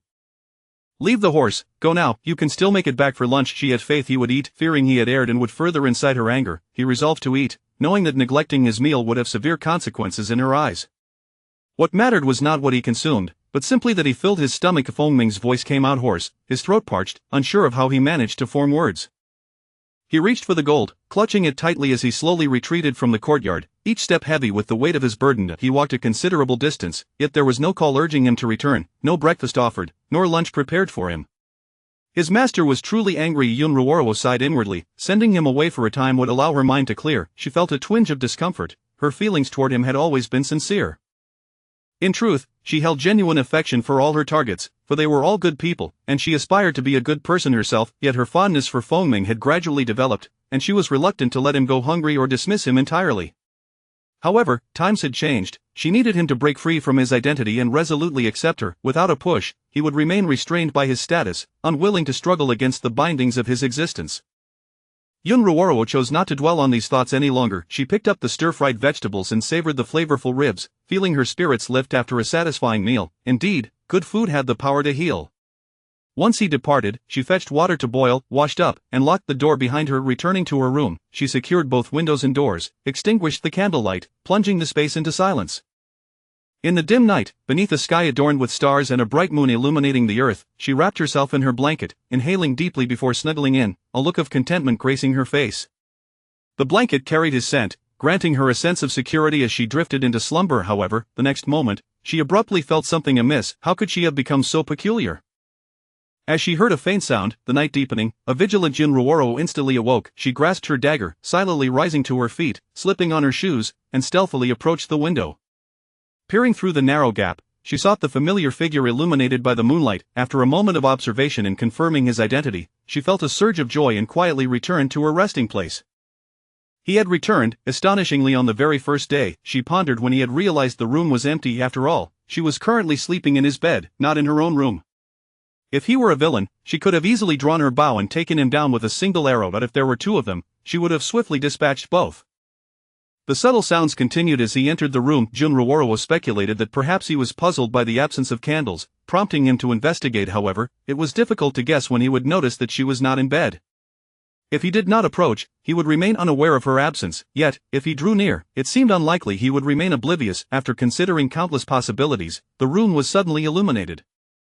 To Junruoro's surprise, he had lit a lamp. How unconventional of him. She had not anticipated this, realizing that they still had much to learn about one another. With a thud, she watched as the candlelight extinguished, confirming that he had discovered her absence, likely shocked that no one was there.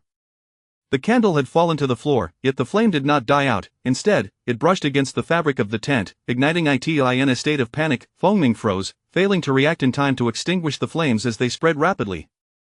The fabric caught fire quickly, and the bed ignited, leaving no opportunity to smother it. As the room grew increasingly bright, Junruoro's smile faded, her expression turning grave. She had wanted to stoke the flames of determination, not to play with fire. The inferno surged, flames reaching skyward, consuming the wooden structure with alarming speed. Junruoro's face twisted in horror as she turned to the man with his head bowed. In her heart, a singular thought echoed, "Man, are you playing with fire?" A second thought followed, "A friend, are you trying to kill me? I am not so easily extinguished." Junruoro felt that enduring this moment would only lead to greater losses. Taking a step back would only stoke her anger further. She rushed forward, leaping to wrap her arms around his waist, shaking him vigorously as she demanded, "Tell me, do you wish to kill me? Speak up, you must be a fool sent by the monkeys." Fengming allowed himself to be shaken, fearing she might fall, gently supporting her with his hands, momentarily at a loss for words. Junruoro felt an urge to howl at the heavens. "Can you not see the horse is still here? Do you not see, my gold remains unretrieved? You owe me, you must compensate me." Turning her head, she noticed the horse was gone, her eyes falling upon the burning house. The wealth represented by the horse had vanished, everything lost, gone, all gone. Crying out in despair, she lamented, "No, not everything is lost." In her fervor, she had salvaged her precious weapons, now scattered across the ground. Releasing her grip on Fengming's neck, she wept uncontrollably, tears cascading like raindrops, each drop a manifestation of the heartache endured through countless traversals. In truth, her resilience was formidable. She had never wept over betrayal nor shed tears in the face of grievous injury, yet, before the one she cherished, she rarely allowed herself to express her vulnerability, seeking to vent all negative emotions, knowing that releasing them would bring her relief. Fengming was thoroughly alarmed. It was the first time in over a decade he had witnessed his master cry, and he was the cause of her tears. He tightened his embrace, clumsily attempting to console her. The figure buried in his neck wept uncontrollably, his garments becoming drenched, her sobs gradually transformed into soft whimpers, the delicate girl shaking with emotion. The depth of her sorrow was akin to a blade slicing through his heart. Eventually, she found some semblance of calm, detaching from his embrace and slowly stepping away, turning her back to him as she walked barefoot into the darkness. He raised his arm, watching her receding figure, feeling as though a gust of wind might carry her away, or that the shadows would consume her, leaving him forever bereft of her presence. Junruoro felt a tinge of embarrassment. Moments ago, she had cried as a child deprived of a lollipop. Now, she yearned for solitude, primarily afraid of stepping on sharp objects as she treaded slowly, reflecting on her tumultuous past, her heart heavy with sorrow. Moreover, the heat was stifling. The one responsible for this mess could remain. She would have to wait for the flames to subside entirely before retrieving her gold, which lay scattered throughout the room. The thought of this only deepened her despondency, her heart growing heavier. What she had initially believed to be several hiding spots now felt like a vast pit, all her treasures consumed in a single conflagration. Who could have anticipated such a fiery fate? The human heart has long been a vessel for treachery, and she had yet to turn the naive rabbit into a battle-hardened warrior. Now, her plans lay in disarray, and she needed to devise a new strategy. Next time, she resolved, she would hide some gold on those with wealth. Feng Ming gazed at the shattered silhouette, a searing pain in his chest as he watched her retreating form, as if they were parting forever, leaving him with a sense of impending abandonment. He had committed a grave error. His master had discarded even the weapons strewn across the ground. Along with him, this realization birthed an indescribable panic within him, spreading through his heart until it reached his eyes, disrupting the calm in his gaze and leaving him in a state of utter disarray. He had never feared danger. As long as he was there, he would protect her. To harm her would require stepping over his own corpse. He had faced countless nights searching for those lost, never faltering in his resolve. But now, he was truly afraid. All notions of transgression and identity became trivial. Without her, he had no reason to exist. Yun Ruoro felt a pair of arms encircle her shoulders from behind. She stood there, refusing to turn, her hands hanging limply at her sides as she pressed her lips together in a frown. After a moment, she squeezed out a few words through clenched teeth. "Let go of me." Feng Ming remained silent, unwilling to release her, fearing that if he did, she would vanish from his grasp. He silently prayed, "Master, please do not abandon me." Chapter 11. Embracing fear of loss. Surrounded by desolation, the charred remnants of a house were not of great consequence, yet Yun Ruoro was truly incensed. "Let go of me." For the first time, Feng Ming defied his master's command, unwilling to relinquish his grip, fearing that if he did, he would revert to his former self. The dread of his master granting him freedom, of no longer needing him, haunted the depths of his heart. Long ago, his master had returned his contract of servitude, yet he had chosen not to leave, too afraid to reciprocate his master's affections, fearful that his master would tire of him and cast him aside, leaving him without reason to remain by his side. Now, a greater fear consumed him. He dreaded that by letting go, his master would find another companion, nestled in the embrace of another man, unaware of the tumultuous emotions swirling behind her. Yun Ruoro grit her teeth and exclaimed, "Stop pressing on me. The stones are pricking my feet." Feng Ming swiftly lifted her, finding a spot to sit and placing her on his lap, allowing her to curl against him. It was then he noticed her bare feet beneath her skirt. He gently took her foot in his left hand, inspecting it and lightly patting it, confirming that her delicate, fair skin bore only imprints, devoid of any injuries, before averting his gaze. The flickering firelight revealed her reddened eyes, a pitiful sight that he had caused. Not daring to call out to his master for fear of inciting her anger, he cautiously murmured, "Ruoro." Yun Ruoro detected, yet, as she pondered, an unsettling feeling lingered. She had lost a small courtyard today and needed to recoup her losses. Realizing the opportunity was scarce, she sought clarification. With a delicate pout and a look of grievance, her lashes still glistening with unshed tears, she pointed to her lips and pleaded, "Feng Ming, I am so sad. A kiss is the only remedy." Feng Ming, unable to resist the sight of her forlorn expression, swallowed hard and slowly leaned in, finally pressing his soft lips against hers, his arms tightening around her. In that moment, nothing else mattered as he surrendered to his desires, fulfilling his master's wishes. Ultimately, suppressing his instincts, he chose to hold her rather than simply set her down, transforming everything. Yun Ruoro remained still, clutching the fabric of his garments, allowing him to kiss her. His kisses were gentle, albeit somewhat awkward. In the pitch-black night, beside the flickering flames, they inhabited a world of their own, soft and enduring, their kisses lingering, entwining them together. No one could resist the allure of tenderness and vulnerability, especially when it came from one so enchanting, occupying a cherished place in his heart, particularly for someone whose defenses had crumbled completely, rendering him utterly defenseless. Feng Ming lifted his right hand, gently brushing her face, only to find that the more he wiped, the darker the smudge became. He stood there, somewhat dazed. Yun Ruoro, oblivious to his confusion, only saw the soot on his hands as he grinned, both of them adorned with charred faces. This was an unprecedented state of disarray. Previously, as a young lady of the household, she had been attended to by maids, her exterior calm as a placid lake while her inner world brimmed with excitement. At that time, Feng Ming had merely been a shadowy guardian, devoted solely to her safety, like a lifeless soldier, never engaging in any inappropriate behavior, including washing clothes or cooking, nor would he dare share her bed. Now, Feng Ming was no longer the man he once was. He bore invisible shackles, enveloping his master in his embrace. His master was his everything. The black steed returned, its mouth full of grass, chewing contentedly until it noticed the absence of the house, rendering it momentarily stunned, forgetting its meal. The hour was late. Yun Ruoro was carried into the inn, where a small door stood ajar, allowing guests to enter and exit, while a sleepy attendant dozed nearby. The horse, burdened with the remnants of their belongings, entered the stable unceremoniously, indulging in the provisions, confident that its master would cover the expenses. Kneeling beside the bed, Feng Ming hesitated as the person beside him remained still. He paused, removing the soiled garments, dampening a cloth, and meticulously wiping away the dirt. Dressed in her undergarments, Yun Ruoro looked at the man whose face was smeared with soot, unable to suppress a smile. "Feng Ming, you resemble a ruffled little kitten, so dirty." Feng Ming gazed tenderly at the now clean figure beside him, her skin fair and delicate. Rising, he approached the basin, realizing the cloth in his hand was no longer usable. He shed his garments and picked up another cloth to continue his task. By candlelight, his broad, sturdy silhouette was illuminated, strands of hair flickering in the firelight as he wiped his arms and back, cleansing himself entirely of the soot. Yun Ruoro watched, somewhat entranced, her eyes unblinking. After indulging in the sight of the person lying beside her, she felt a sense of tranquility wash over her as she closed her eyes, exhaustion overwhelming her, and she drifted into a deep sleep, albeit with a hint of charred scent lingering in the air from someone's singed hair. The following morning, the inn's kitchen was ablaze with activity as she bathed, tidied her garments, and gathered her hair before stepping outside. Leaning against the doorframe, she spotted a figure in loose clothing awaiting her, standing straight as the door swung open. Approaching her, he adjusted her hair with gentle hands.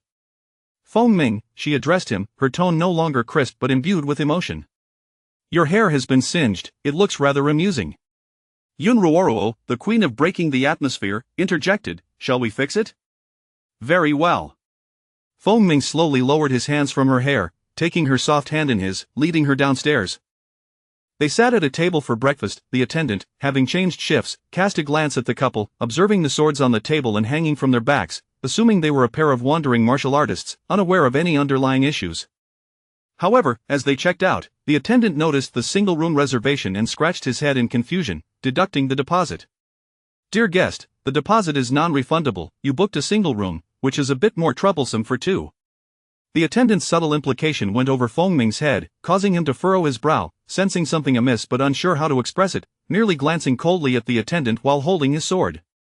Thank you for your assistance, Yun Ruoro said, pulling him away. Not a bother at all. Safe travels, and we look forward to your next visit. The attendant nodded, having seen many guests over the years. Dismissing the oddities. As the couple led their horse away, he continued to scratch his head, pondering whether this might involve some management fee. Ultimately, he decided against it, reasoning that the guests were quite amiable and not worth offending. Yun Ruoro guided Feng Ming and their horse to a simple courtyard, taking note of its modesty, which housed but a single room. Is this a rental or a purchase? Rental, Feng Ming thought, wishing to return to the wooden house, thus naturally opting for a rental. Oh, let us tidy our hair. The town was small, the walls low. They arrived at an ancient barber shop, equipped with razors and scissors, simple tools of the trade. The ancients too had their means of grooming, especially the common folk, for long hair was cumbersome. Only the affluent could afford to grow it long, while the impoverished resorted to self-trimming. Surveying the singed locks, Yun Ruoro described her desires to the barber, requesting a wolf-tail hairstyle to remedy the burnt strands, while they both took the opportunity to tidy their nails. As Feng Ming sat for his trim, Yun Ruoro absent-mindedly caressed her long hair, watching as the barber took up the scissors without hesitation, snipping away until her hair fell to her back. The severed strands scattered across the floor, symbolizing a farewell to the past. She had once cherished her long hair, relishing its softness and fullness. After the cut, she felt a lightness in her mind, recalling her past as a frugal worker who had always cut her own hair. Skills were born from poverty, including saving money, for she had little trust in the banks of this war-torn nation that had fallen to ruin. Ruoro, Feng Ming called, observing her clipped hair, unable to intervene in time. He remembered how much she treasured her long hair, how she had adored his, recalling the time she had stood on a stool with her soft little hands, styling his hair. In her childhood, Yun Ruoro had merely regarded him as a large doll, a real-life Barbie. Relishing the simplicity of their playful interactions. Turning to face her newly styled self, she recognized that while others might find it peculiar, through her modern lens, she only saw a more striking figure. After settling the bill, the two exited the shop. Feng Ming, she called once more, offering him a sincere compliment, you look handsome. Indeed. Feng Ming sensed the sincerity in her words and the unwavering gaze she held upon him, his expression softening as he focused on the path ahead. You are also beautiful, he silently affirmed within his heart, experiencing a joy he had never known before. To be cherished by the one he adored, sharing mutual affection, filled him with a profound sense of fulfillment and security. His hand gently tightened around hers, a softness blooming within him as he let go of burdens, feeling an unprecedented lightness. Perhaps this is the essence of freedom. What is this positive energy? Feng Ming remained unaware of the profound meaning behind Yun Ruoro's gaze, which sparkled with a cunning delight, reminiscent of a cunning fox. Ah, a short-term psychological offensive indeed leaves one utterly defenseless. The corners of her mouth curled in a mischievous grin, you cannot escape. You are ensnared in my grasp. In the presence of an experienced hand, even the most difficult hearts could not withstand the allure. Chapter 12 Active sinking amidst the ruins of a house. Yun Ruoro confirmed her position and pointed, "Fengming, over here." Fengming doused the area with water, ensuring all was extinguished before he began to excavate with his tools. Yun Ruoro did not glance back. She was calculating her next point die in her hand. She held a dozen or so gold pieces, softened and then reshaped. The joy of recovering what was lost is unparalleled, a bliss that surpasses all else. With a playful kiss on the freshly cleaned gold ingots, she exclaimed, "Mua!" Fengming, upon hearing her words, was reminded of the harrowing times during their escape, when he found her with a face smeared with dirt, her clothes stained with blood that belonged to others, while she remained unscathed.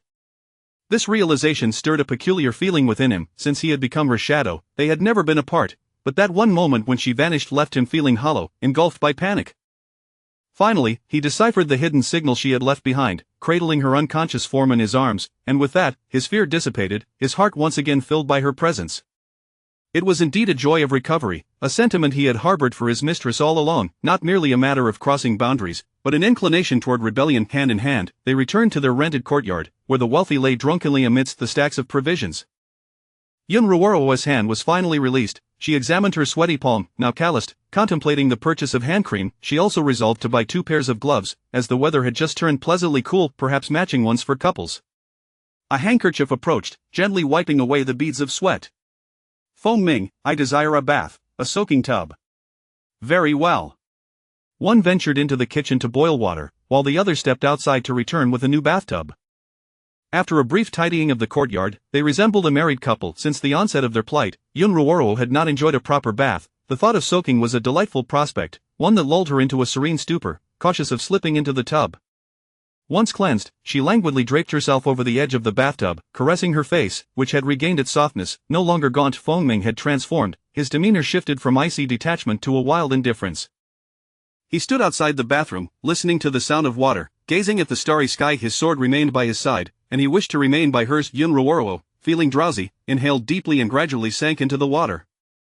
After a minute, she resurfaced, her skin flushed with a rosy hue. Perhaps the bathroom was too confined, as it felt somewhat stifling. She emerged with a bright face, oblivious to the figure by the door. Floating dreamily into the room, she settled on a chair beside the window, slowly drying her hair. The cool breeze caressed her, and with her hair now considerably shorter, the side-swept strands dried quickly. Casting her gaze aside, she caught sight of a tall figure standing, eyes lowered in contemplation. When their eyes met, he averted his gaze, carrying a bucket of water toward the bathroom. The sound of splashing water reached her ears, followed shortly by the sound of water overflowing. He had cleansed himself in the very tub she had used. Surely the water must be cooling by now. For him, summer was just right. Yun Ruoro leaned against the windowsill, waiting for her hair to dry completely. The sound of water being poured echoed, and soon he emerged from the bathroom, clad only halfway, raising his hand to dry his hair beneath the starlit sky. In the darkness, only a vague silhouette was visible, his arms appearing more muscular from exertion. The sight was truly enchanting, particularly as his hair curled alluringly, the profile of his face becoming increasingly perfect, broad at the top and tapering down, creating an exquisite curve. Yun Ruoro found herself unable to tear her gaze away. What a bewitching night it was. Reluctantly pulling her eyes away, she felt the dried strands of hair and reclined onto the bed, the new bedding soft beneath her, rendering her entire being languorous. The sound of her movement caught Fengming's attention outside. He turned his head, his gaze fixed on the ground, yet his peripheral vision tracked her silhouette disappearing from view. Yun Ruoro grasped the bedding, savoring its softness, wondering if he had dried his hair. She reached to tousle her own locks, tossing them aside, then traced the patterns on the quilt, her heart inexplicably filled with anticipation. At that moment, he entered the room, and she turned to behold his chest illuminated by candlelight, the muscles distinctly defined. He stood there, his gaze lowered, long lashes casting shadows. She stared at him, blinking, her cheeks flushed, unwilling to look away. His ears reddened, the color creeping down his neck and onto his face. Overjoyed, Yun Ruoro reveled in the sight of her handsome man, feeling elated. He was hers, the one she had worked so hard to ensnare. She gazed unabashedly, drinking in the sight. Breaking the stillness, he approached the candlelight and extinguished it. Yun Ruoro, puzzled, watched as his silhouette drew near. The gauzy curtain fell. A strong arm reached out, shoes discarded quietly on the floor, long legs half kneeling at the bed's edge, lifting her to place her in the center of the mattress. His hand caressed her face, and she felt the coolness of his touch in the dark. His broad form leaned down, kissing her, enveloping her entirely, catching Yun Ruoro off guard. She hadn't anticipated such assertiveness from him, having thought he would linger in hesitation. Yet this was splendid. With dazed eyes, she murmured in a soft, fragmented voice, tinged with confusion, "Fengming?" In the darkness, Feng Ming held the reins, his voice low and breathy, steeped in intimacy, responding, "Your servant honors your wishes." The way she called him master carried a certain allure. Yun Ruoro pondered if her gaze was that transparent. Had he discerned her swallowing hard? "Master," she whispered. He replied, both of them sighing softly, their muted sounds drowned within the kiss. Feng Ming exhaled in satisfaction, his touch gentle and deliberate. The fragrant softness of her being ensnared him, rendering him unable to stop, nor did he wish to. Each movement was familiar yet sufficient. He thought the circumstances that led to this moment stemmed from a straightforward affection. An inviting glance filled solely with him, as if no other could exist within her gaze, making him willingly succumb. "Master, Feng Ming has lost control." Yun Ruoro murmured, half awake, "Master." His response was barely audible. In her light slumber, Yun Ruoro sensed him brushing against her, covering her with a blanket before he withdrew. Upon returning, she was fully awake, observing the garments he had neatly arranged. The sky outside was already brightening. As he turned to leave, she slowly sat up, clutching the quilt to shield herself, revealing her fair back. Feng Ming, standing by the door, glanced back through the gauzy curtain, catching sight of her delicate, pale skin, his eyes darkening as he returned to her side. He reached for a piece of fabric, his expression impassive, lowering his gaze to conceal his emotions. "Your servant is here to assist you with your attire."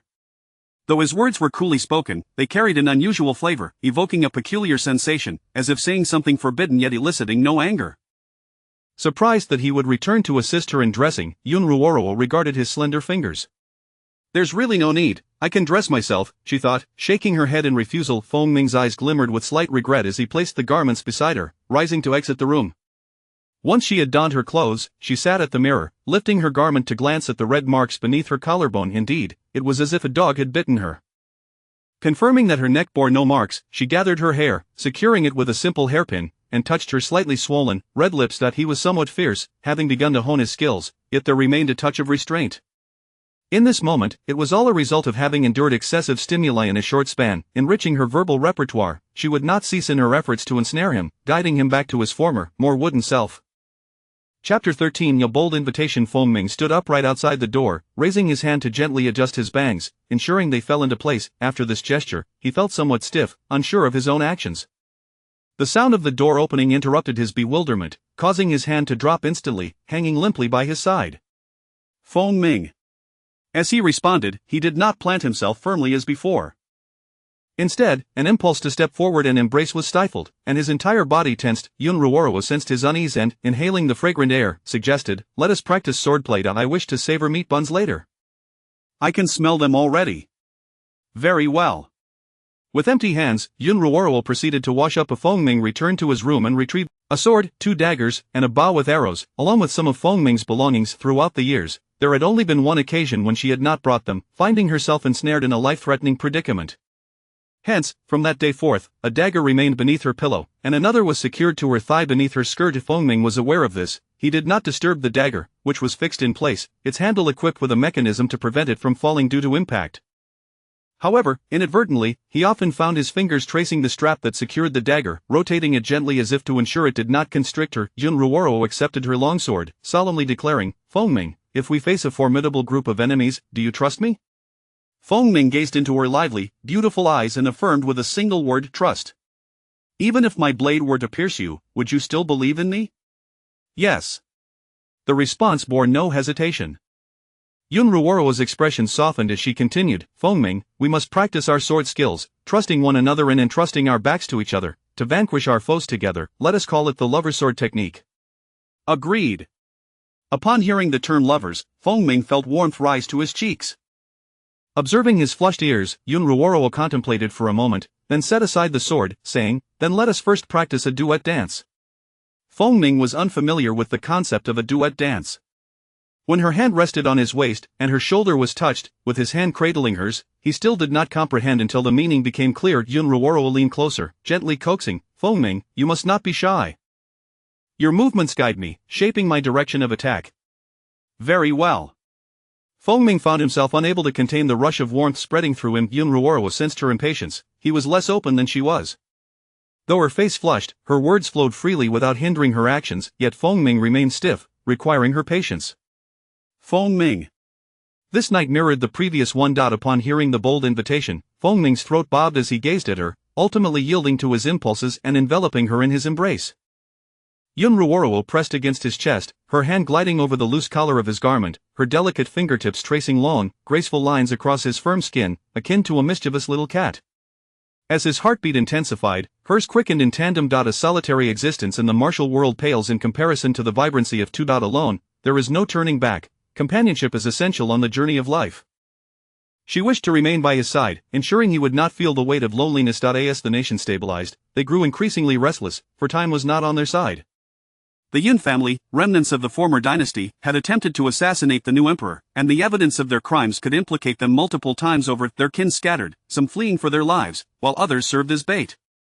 She, Yun Ruoro, the illegitimate sixth daughter of the Yun family, was among the latter. Yet presently, no bounty had been issued, opening multiple possibilities. At first, the assassination of the new emperor was carried out by shadowy figures, devoid of their likenesses, and the family's possessions had been consumed by flames. Second, the family had destroyed evidence, and with the departure of the prominent families, even in flight, the new emperor had no grounds to apprehend them. Third, the intricate web of power ensured that a single excuse could not grant him control over the new nation. If his people were to completely replace the former dynasty's most significant family, they could easily wield a charge against them. Most importantly, the new emperor was pressed for time, seemingly lacking manpower, and unfamiliar with the nation, facing far too many factions to reckon with, granting the Yun family time to escape. In summary, the remnants of the former dynasty could not remain. The new emperor hailed from another kingdom. Were it otherwise, the Yun family would at least possess the means to reclaim their former status, potentially allowing her to assume the role of a leisurely sixth princess. Alas, no family could rival a nation. To contend against a nation would necessitate the backing of another. Of course, there existed another possibility, yet even if successful, she could not assume the mantle of a princess. Even if she wished to participate, she could not venture into the heart of power, where her actions would be bound and she would find herself ensnared. Yun Ruoro regained her focus, twirling in his embrace like a lovely flower, executing a perfect arc, her curved waist held tightly. They paused their movements. Yun Ruoro marveled, life truly is splendid, the vibrant blossoms are breathtaking. Fengming, do you see it the same way? Because of you. Fengming looked earnestly at her. It was her presence that rendered his life extraordinary, her existence that painted the world in beauty. Yun Ruoro met his gaze, noticing the twinkling light within his eyes. The person before her could now speak sweet nothings, albeit in an oddly peculiar manner. Her words lingered on the tip of her tongue. After a long silence, she finally spoke again. Fengming, I crave a large meat bun, one filled to the brim with meat. Certainly. Fengming, holding a handkerchief, cradled her delicate face with one hand while wiping the fine beads. Yun Ruoro tilted her face upward, closing her eyes, feeling a kiss land upon her lips. Upon opening her eyes, she smiled and watched him step out, heading towards the bustling street. In the world of martial arts, individuals were not bound by convention. In chaotic places, it was not uncommon for men and women to embrace. Otherwise, as a refined young lady, she would not have chosen to associate with shadowy figures. This was an era of nimble rooftops and soaring walls. The struggle for imperial power clashed fiercely with the martial world. As Fengming's towering figure faded from view, Yun Ruoro regained her composure, drawing her longsword and thrusting it through the narrow gap in the door. The blade pierced through without grazing the wooden door, ensuring no mark was left behind. Given their height difference, she required this sword technique to vanquish enemies from beside Fengming.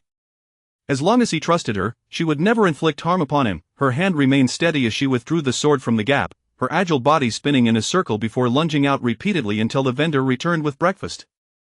Yun Ruoro yearned to engage in some daring antics, and so she did. She climbed the ladder, for the first time sitting atop the wall where a lady of her station was typically forbidden to perch.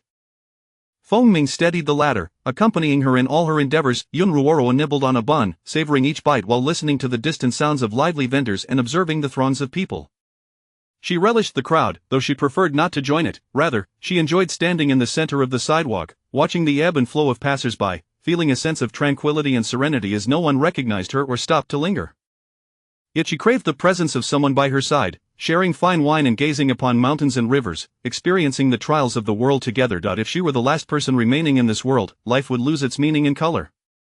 Others might deem her peculiar, and she too considered herself strange, contradictory and odd. Fortunately, the long years were accompanied by a system, preventing her from losing herself. She was like a drifting leaf, momentarily resting. Fengming sat nearby, close enough that their garments intertwined, as they gradually consumed the bun, bite by bite. In a world far removed from the battlefield, the monumental shift of power felt akin to a massive stone dropping into water, sending ripples across the surface. Yet they were like fish, startled momentarily. Before the waves settled, they had already regained their composure. In the world of the small, Fengming, the buns you purchased suit my taste perfectly. Thus, we are a match made in heaven. Chapter 14. Venturing out for information, the two figures atop the wall gazed down upon the bustling street below. After a Feng Ming leaped down gracefully, turning to face her and raising his arm without a moment's hesitation, and with the unwavering trust she had displayed countless times before. Yun Ruoro jumped from the wall, landing safely in his sturdy embrace. As he absorbed the impact, he held her close, drawing her into his warmth. Once she was gently set down and regained her footing, she suggested, "Feng Ming, let us practice our swordsmanship." "Very well," he replied. The two retrieved their swords, and Yun Ruoro demonstrated a series of movements, fully aware of Feng Ming's intelligence and the elite training he had undergone, which had earned him a position as a shadow guard. Their swords aligned towards a singular direction, one guiding while the other diligently followed suit. "You must draw close and encircle my waist," she instructed. "Wrap your..." Yun Ruoro took the initiative, not expecting perfection on the first attempt. For an entire day, save for meals and brief respites, the two immersed themselves in sword practice. As night fell, a bare-chested Feng Ming closed the door, standing resolutely in the room rather than reclining on the bed. The proximity of Yun Ruoro against his skin sent shivers through him. Her small hands playfully traversed his flesh, eliciting tremors and a dryness in his throat that urged him to swallow, his Adam's apple bobbing in response. The delicate figure leaped and wrapped her arms around his neck, bestowing upon him a fervent kiss. He tightened his grip to prevent her from losing her balance, and as whispers filled the air with a sensual undertone, he followed her lead, placing her upon the cabinet. Her hands covered his, and as he lowered his gaze to her softness, he found himself delving deeper than ever before. A venture he had once deemed too daring. Their previous encounters had only grazed the surface, leaving marks upon her collarbone. With her consent, he ventured further, as if unlocking the gateway to an entirely new realm brimming with temptation and novelty. His lust-filled gaze rested upon her, aware that he had succeeded in pleasing her. As tranquility descended, his calloused hand caressed her delicate face before gently drawing her closer into his embrace. The person nestled within his arms nuzzled against him, murmuring in her sleep, and he distinctly heard her softly calling his name of Feng Ming. Her alabaster legs draped over his waist, and his fingers, defined by sinewy strength, slipped beneath the triangular sash that secured a dagger to her calf, adjusting it gently. This dagger, bound by her own hand, was a testament to her commitment to self-protection. Feng Ming retracted his hand, enveloping the soft figure in his arms, and closed his eyes. The following day dawned with a hazy light. Yun Ruoro awoke to the rare sensation of not being alone. She rubbed her eyes in delight, snuggling closer, only to stiffen and cautiously create distance.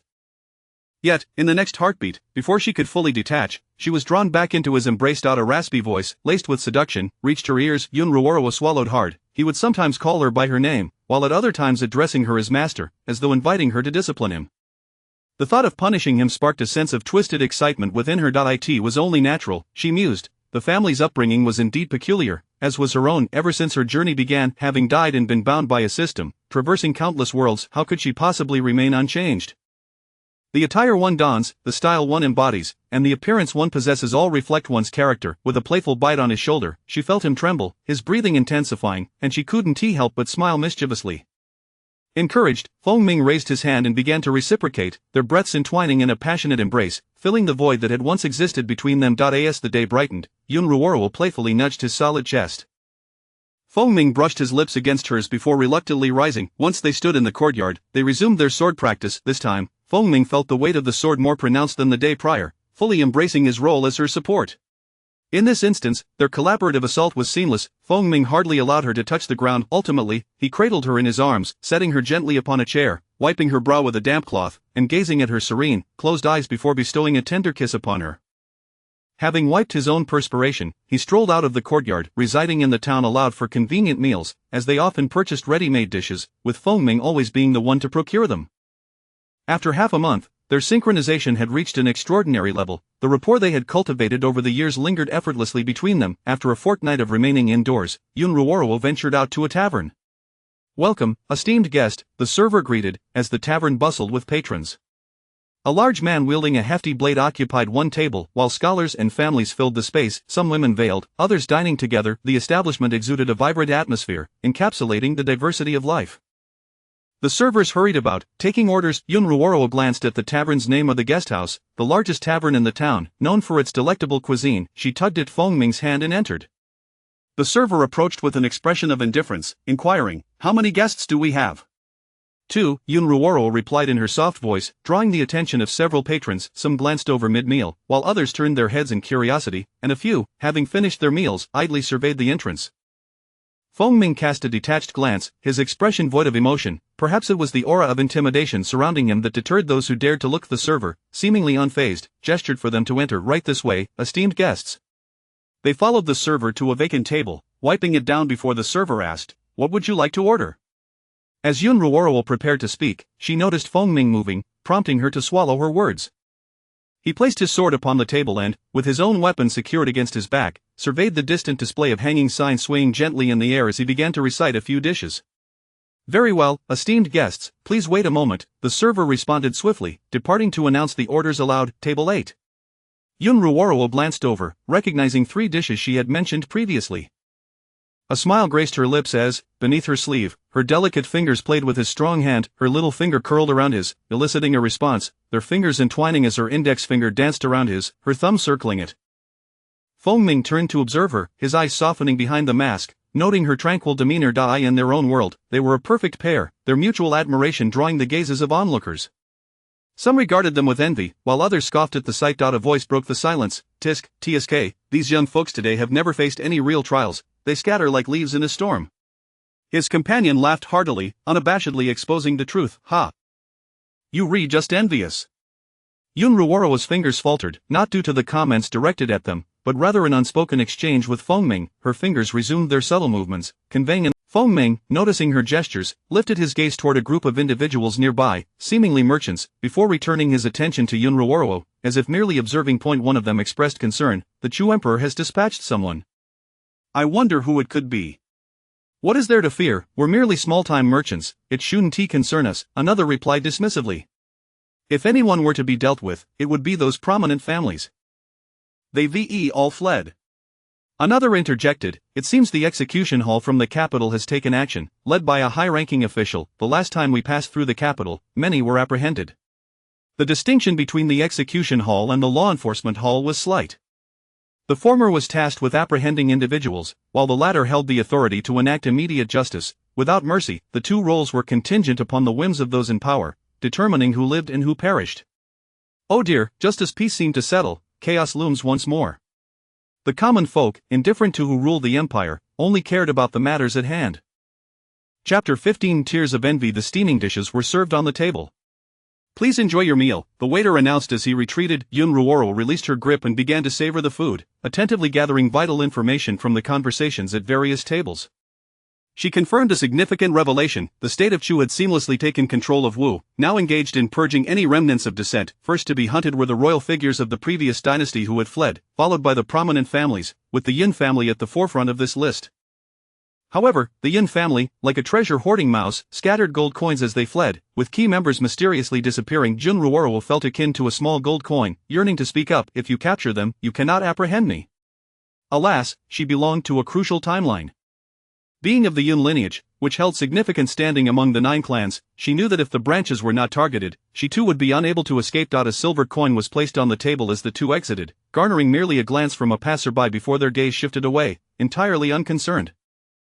Following the ways of the martial world, Yun Ruoro discovered a clandestine shop frequented by wanderers in a secluded alley, filled with an array of exquisite items. In modern times, it would be akin to a collection of regulated weapons and hazardous materials. She picked up a pair of metallic gloves, assessing their fit before donning them on Feng Ming's hands. Intricately designed with hollow sections that accentuated the knuckles, they protected vital areas of the fingers and could withstand an attack. A punch delivered would certainly sting. Wearing a smaller size made her hands appear somewhat odd. Yun Ruoro's eyes sparkled with excitement, both peculiar and beautiful. Observing the busy surroundings, she called out, "Boss! What can I do for you, dear customer?" The proprietor, attending to other patrons, turned gracefully towards her. Upon seeing the enchanting woman, Yun Ruoro's expression brightened, prompting her to quickly amend her address. "Sister Beauty, do you have any boots for me, the kind with hidden blades in the toes?" She felt no discomfort in referring to others as sister. The alluring proprietress chuckled softly, appraising the pair before gesturing towards the upper floor. "There are some on the 2nd floor, feel free to take a look." "All right," Yun Ruoro replied with a demure demeanor. It was said that charm fades in the face of sensuality. The woman before her was irresistibly captivating, with a waist that seemed lethal and a presence that radiated an aura of grandeur, making Yun Ruoro swallow hard as she glanced at Feng Ming. Upon entering, Feng Ming had initially surveyed the area for safety, but his gaze remained fixated on Yun Ruoro, observing her every move. Thus, when he noticed her eyes gleaming with admiration for the newcomer, he cast a wary glance her way, filled with an implicit rivalry. In the past, she had exhibited similar behavior, which had evoked a mere flicker of curiosity in him. Now, however, he felt a palpable discomfort, wishing only for her gaze to be directed at him. Simultaneously, Yun Ruoro grappled with a complex emotional state, akin to a girlfriend watching her boyfriend gaze at another. It was disconcerting to see, yet not to see seemed foolish. She felt herself becoming infatuated, striving to cast aside that fleeting, inappropriate emotion, resolutely transforming her thoughts and mindset. She confirmed her fondness for Feng Ming. Indeed, she truly cherished him, otherwise, such emotions would not arise. "Look," she said, her eyes darting back and forth between them, "may the beautiful lady live a long life, may our fortunes be shared, and may we face adversities together, all while admiring beauty." As she ascended the stairs, she couldn't help but glance back once more. Feng Ming moved silently from her side to behind her, unobtrusively blocking her longing gaze at the beauty. Clearly, Feng Ming's disposition was not easily swayed, but he had learned to feel jealousy. Upon reaching the second floor, the proprietress found this unusual duo intriguing and watched them with interest. Someone called for her, and she turned gracefully, swaying her hips as she walked away. The second floor was bustling with attendants, showcasing a plethora of items, soft armor, and assortment of weapons. It was evident that the shop's owner had substantial backing, a fact Yun Ruoro found hard to believe. The proprietress was stunning, her voice melodious, suggesting she was a skilled fighter. With such a vast establishment, no one dared to disturb the peace, and she felt envious. Tears of envy welled at the corners of her mouth. In her plans, she had only envisioned small shops. She could hardly conceive of running such a grand establishment, purchasing a few concealed weapons, some soft armor, and a matching set, everything in pairs, lovers' styles. She would later buy several outfits, so that upon stepping out, everyone would recognize them as a couple. "Alright," Yun Ruoro chattered away, reminiscent of a love-struck girl shopping with her boyfriend. Feng Ming reached for armor perched high above, his gaze softening, and while meandering, he stumbled upon some books tucked away in a corner. Upon seeing them, his face flushed, and he hesitated for just a moment, blocking them from view as he contemplated retrieving one, recalling the esteemed collection the doctor had mentioned, a booklet gifted by elders during marriage ceremonies. This one seemed thicker. In an instant of contemplation, his lips, concealed beneath a mask, twitched slightly, and with determination, his defined fingers secured the booklet into his embrace. Yun Ruoro seemed oblivious to his subtle actions, leaning in closer, whispering, "We're buying so much. Later, I shall bargain with the beauty." "Very well," Feng Ming replied, standing tall with a gentle expression, accompanying her as she collected more items. However, the warmth in his demeanor gradually faded, the twinkle in his eyes receding.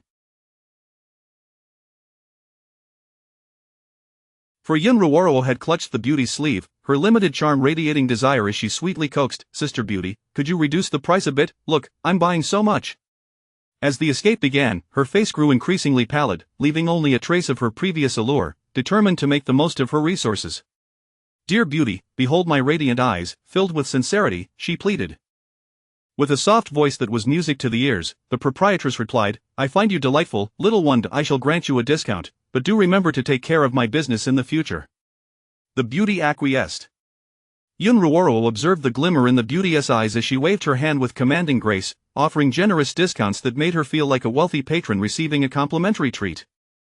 Feng Ming placed gold on the counter, hidden from the view of others, as he discreetly retrieved the illustrated book to pay in one go. Yun Ruoro continued to admire the beauty, eventually remarking, "Sister Beauty, your parents must have been rather cruel." The proprietress, intrigued, glanced at the illustrated book while silently accepting the gold, her attention captivated by Yun Ruoro's words. Before any negative emotions could arise, Yun Ruoro continued, "How could they possibly have given birth to someone as stunning and enchanting as you?" Without hesitation, she leaned on her hand, admiring the beauty before her. Her elder sister was also a great beauty, yet their styles differed. The woman before her was irresistibly alluring, a temptation that transcended gender. Furthermore, in the presence of her elder sister, she could not dare to speak, for the rules of their large family were many, and gazing at beauty could only be done in secret. The young girl's words flowed like honey. The proprietress smiled, her allure intensifying. "I have encountered many beautiful women in my life, and I swear I never lie to a beauty. I wouldn't dare deceive a beauty even in silence." She spoke to people as they were, to spirits as they appeared, and to beauties with humor, always seeking to amuse them. Yun Ruoro felt that indeed, one ought to venture out more often. Stepping outside had led her to encounter such stunning beauty, and having traversed to this time, she had witnessed the most beautiful sights, her joy soaring. The proprietress, equally intrigued, inquired, "So how do you manage to deceive without uttering a word?" Yun Ruoro straightened, playfully pulling the person organizing items into view, planting a kiss on the exposed cheek. Feng Ming stiffened, fearing his subtle actions had been discovered, remaining utterly still. See, this is how one captures hearts, Yun Ruoro teased, releasing the blushing figure, her expression filled with envy as she continued, but Sister Beauty, you need not resort to such tactics. With your beauty, you require no deception. Does Sister have a partner? Not at the moment, the proprietress replied, a smile gracing her features, her voice soft, soothing to the listener, her delicate fingers resembling tender jade, evoking affection. Yun Ruoro shook her head, then nodded resolutely. How can that be, with such beauty? They must be blind. I, on the other hand, am different, just a beckon from Sister, and I shall become your devoted servant. The proprietress chuckled at the young girl's amusing words. Yun Ruoro resembled someone on the verge of wagging her tail, glancing at the beauty with an expression of longing, her desire evident on her face. The proprietress, unable to resist her charm, retrieved an item from the shelf and placed it before her, stating, you truly are a clever one. Consider this a gift. Thank you, Sister Beauty. Yun Ruoro exclaimed, joyously accepting the item, taking Feng Ming by the hand as they walked away, glancing back to bid farewell. Until next time, moi. The beauty watched as she blew a kiss, slowly fading from view. A cool, male voice echoed from the other side, you are quite generous. The beauty, unfazed, recognized the sincerity in Yun Ruoro's gaze and words. It was her first experience being liked so openly, especially by such a charming young girl. There was a hint of jealousy from others, particularly from men whose eyes lingered on her, some wishing to mar her beauty. A refined and elegant young man, exuding scholarly grace, waved his fan and remarked, indeed, quite an unusual pair. I have never seen a runaway miss before. Upon hearing the term runaway, the proprietress recalled Feng Ming's gaze and replied, they seem well matched. One was a smooth-talking charmer with a melodious voice, akin to a rogue, yet not overly familiar, while the other was a quiet guardian, modest yet gentle only towards the little rogue. In witnessing such an extraordinary combination for the first time, she deemed them the most compatible couple she had ever seen, and the one she held the highest hopes for. Chapter 16 My master watches me. The beautiful boss had high hopes for this couple, and after a leisurely stroll, they returned home. Yun Ruoro tidied up and settled into a chair, happily polishing her weapons. Nothing brought her greater joy than successfully haggling for a bargain, complete with a complimentary gift. At that moment, Feng Ming entered, sitting beside her and picking up a sword to clean. Both of them had slightly damp hair with gloved hands. Yun Ruoro gestured playfully, her smile radiant as she exclaimed, Feng Ming, I've truly moved the beauty with my sincerity. Just 3 sentences and the boss offered a discount, even gifting me something amazing, right? Feng Ming paused in his task, lifting his gaze to meet her cherubic face, and simply replied, indeed. Yun Ruoro's innocent charm was also a weapon of hers. Suddenly, her smile faded as she placed her gloved hands on her hips and declared, I was unhappy when you were admiring the beauty earlier.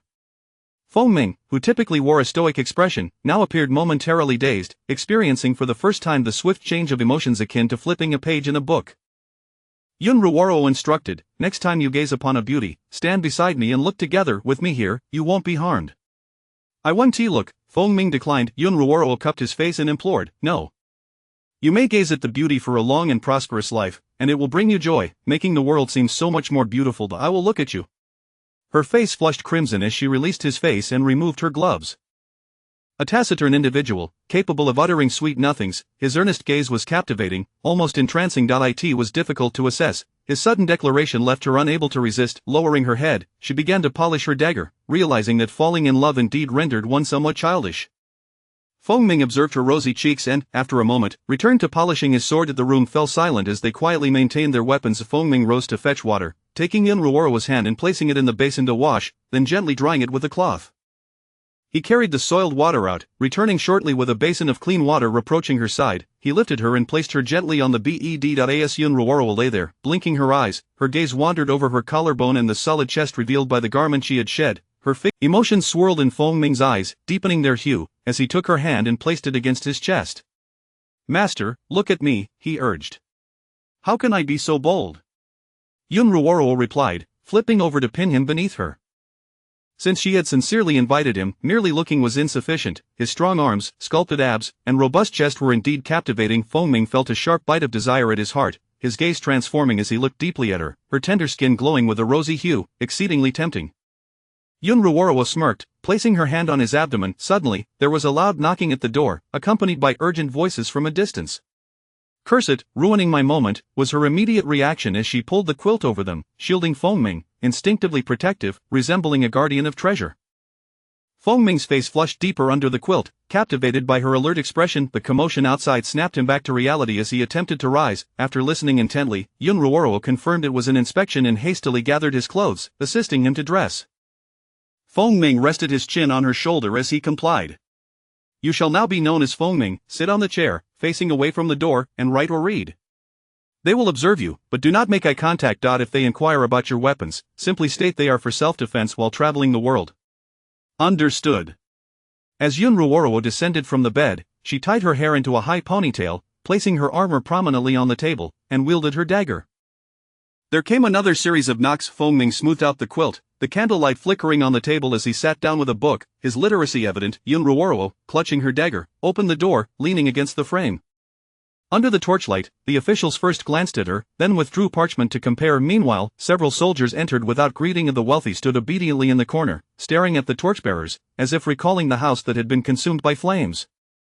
Yun Ruoro leaned casually against the doorframe, tossing her dagger playfully, allowing the torchlight to illuminate its sharp gleam, the handle landing precisely in her palm. She regarded the men standing outside with keen interest. Dressed in splendid attire, much like the Imperial Guards, they were surrounded by soldiers clad in armor. They had arrived swiftly. She wagered they wouldn't recognize her. After all, the difference between her previous makeup and her current bare face was stark, not to mention she had lost considerable weight, altering her facial structure. There were whispers that the sixth daughter of the Yun family was merely a docile girl, somewhat foolish, possessing nothing but beauty. The contrast between her current appearance and that of a wandering heroine was vast. In truth, her previous makeup had included various styles, primarily to blend in with her family of striking beauties. As the sixth daughter, she could not afford to appear plain or unattractive, lest she attract ridicule. Only by integrating into the crowd could she achieve an ordinary effect. What is your name? Yun Ruoro replied coolly, her voice losing its softness. Lin Ruo. Inside is my husband, Feng Ming. Where are you from? North suburb. Our house was accidentally burned down a while ago, and I became an orphan. An orphan? The dagger you possess is not something an orphan could own. The officer eyed the dagger in her hand, a hint of wariness in his gaze. Surely the gentleman is jesting. We have hands and feet, and if we happen to earn a little fortune, is that not our right? By mere chance, earning a fortune? The officer fell silent, lifting a portrait to compare. Yun Ruoro remained unfazed. If they could discern her identity, it would be quite the miracle, especially under the dim torchlight that distorted their perception. Moreover, her casual dagger tossing carried a subtle threat, discouraging them from drawing too close. Once they finished comparing, she glanced at the image, recognizing a portrait of herself from the past, inscribed with her name, Yun Ruoro, an image drawn by her family during her forced engagement, the only likeness she had ever retained. Now that she was called Lin Ruo, even if they audaciously referred to her as Ruo Ruo, they would find her unrecognizable, both in character and appearance, as well as in their descriptions of her. The namesakes were numerous. Could a person truly change so drastically in such a short span? Anyone would deem it impossible. As for Feng Ming, an undercover agent was known only by his alias, a name she had chosen, never recorded, more transparent than her own, rendering him unidentifiable to them. She waited for the individuals outside to conclude their inquiries before asking, "Gentlemen, whom do you seek? Is the bounty substantial?" "Tomorrow, it will be posted." The officers understood the origins of her wealth and, having spoken, departed to knock on the neighbor's door before entering. Yun Ruoro did not return to her room. Instead, she climbed the wall. Intrigued by the unfolding drama, she fixed her gaze upon the four distinguished men, memorizing their faces. As long as they remained outside and did not see Feng Ming, it would suffice. Her own visage could be altered, ensuring they would not recognize her. At that moment, had there been others present, her demeanor would have resembled that of a red apricot peeking through the wall, her husband at home while her gaze lingered on other men. One among the four returned her gaze with equal boldness. Yun Ruoro understood he had scrutinized her for some time, harboring suspicion, yet he would not act rashly. A misstep would have dire consequences. They were not villains prone to violence without cause, nor could they kill indiscriminately, for that would antagonize the world of martial artists, though suspicion would compel them to confirm their doubts. Such were the rules of this realm. The authorities would rather mistakenly execute than overlook a potential threat, as chaos would ensue. To question the martial world, to understand it, to become part of it. Soon, the officers and their entourage moved further away, yet, Yun Ruoro could not ease her anxiety. It would not be long before they sensed something amiss. Some might engage in profiling, speculating possibilities based on skeletal structures, assessing her current appearance. Different styles merely served to temporarily confound her adversaries. The more natural she appeared, the less suspicion she would attract. As the torchlight receded, the figures grew increasingly indistinct. Chapter 17. The government's wanted criminal Yun Ruoro leapt over the surrounding wall and entered the room, shutting the door behind her while disregarding the half-open window.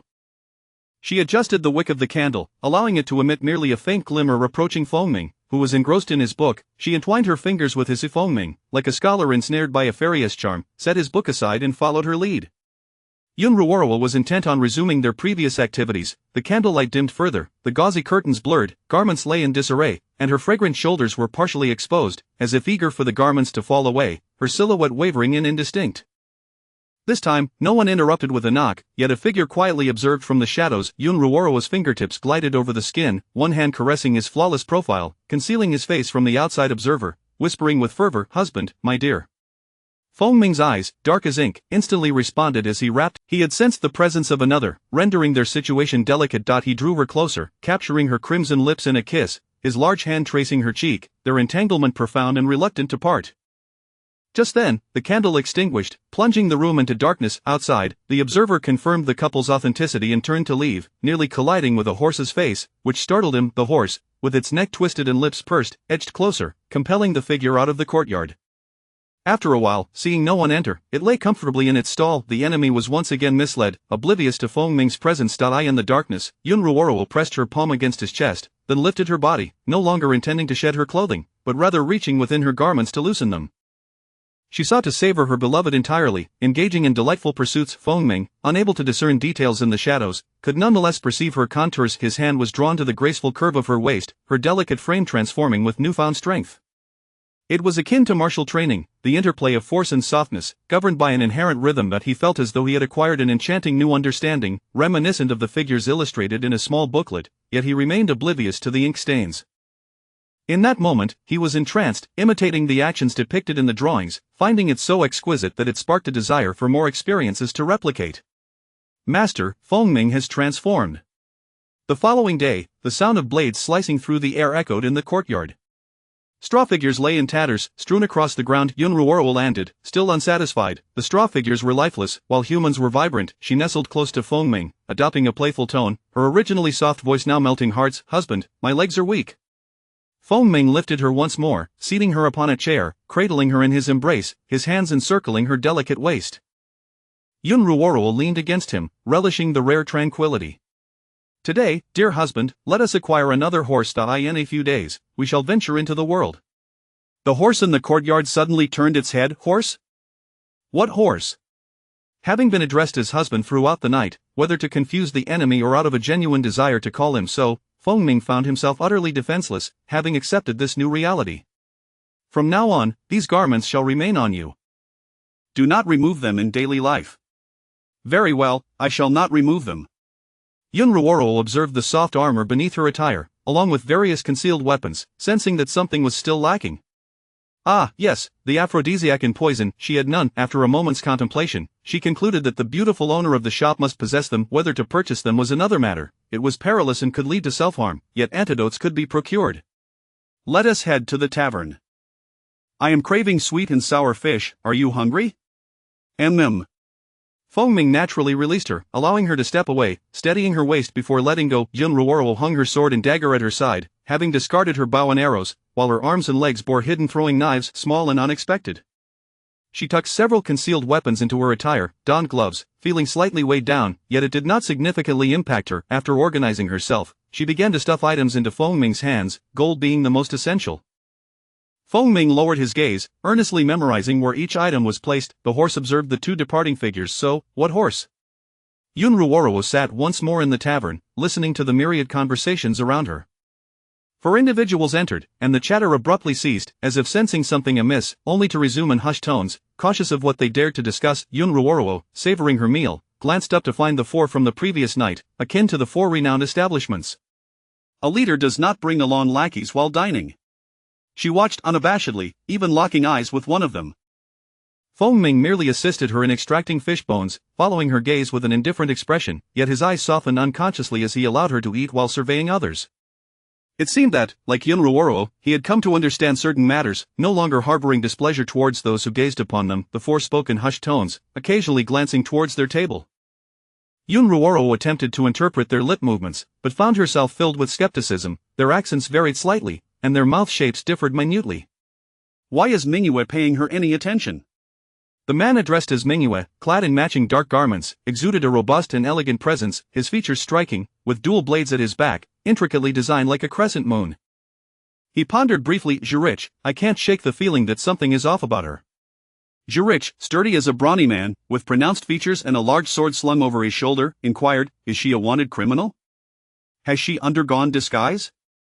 Beside him, Xingfeng, wielding an iron fan and a folding fan, possessed the demeanor of a refined scholar, elegantly shaking the fan. No disguise, her face is too petite to bear any trace of alteration.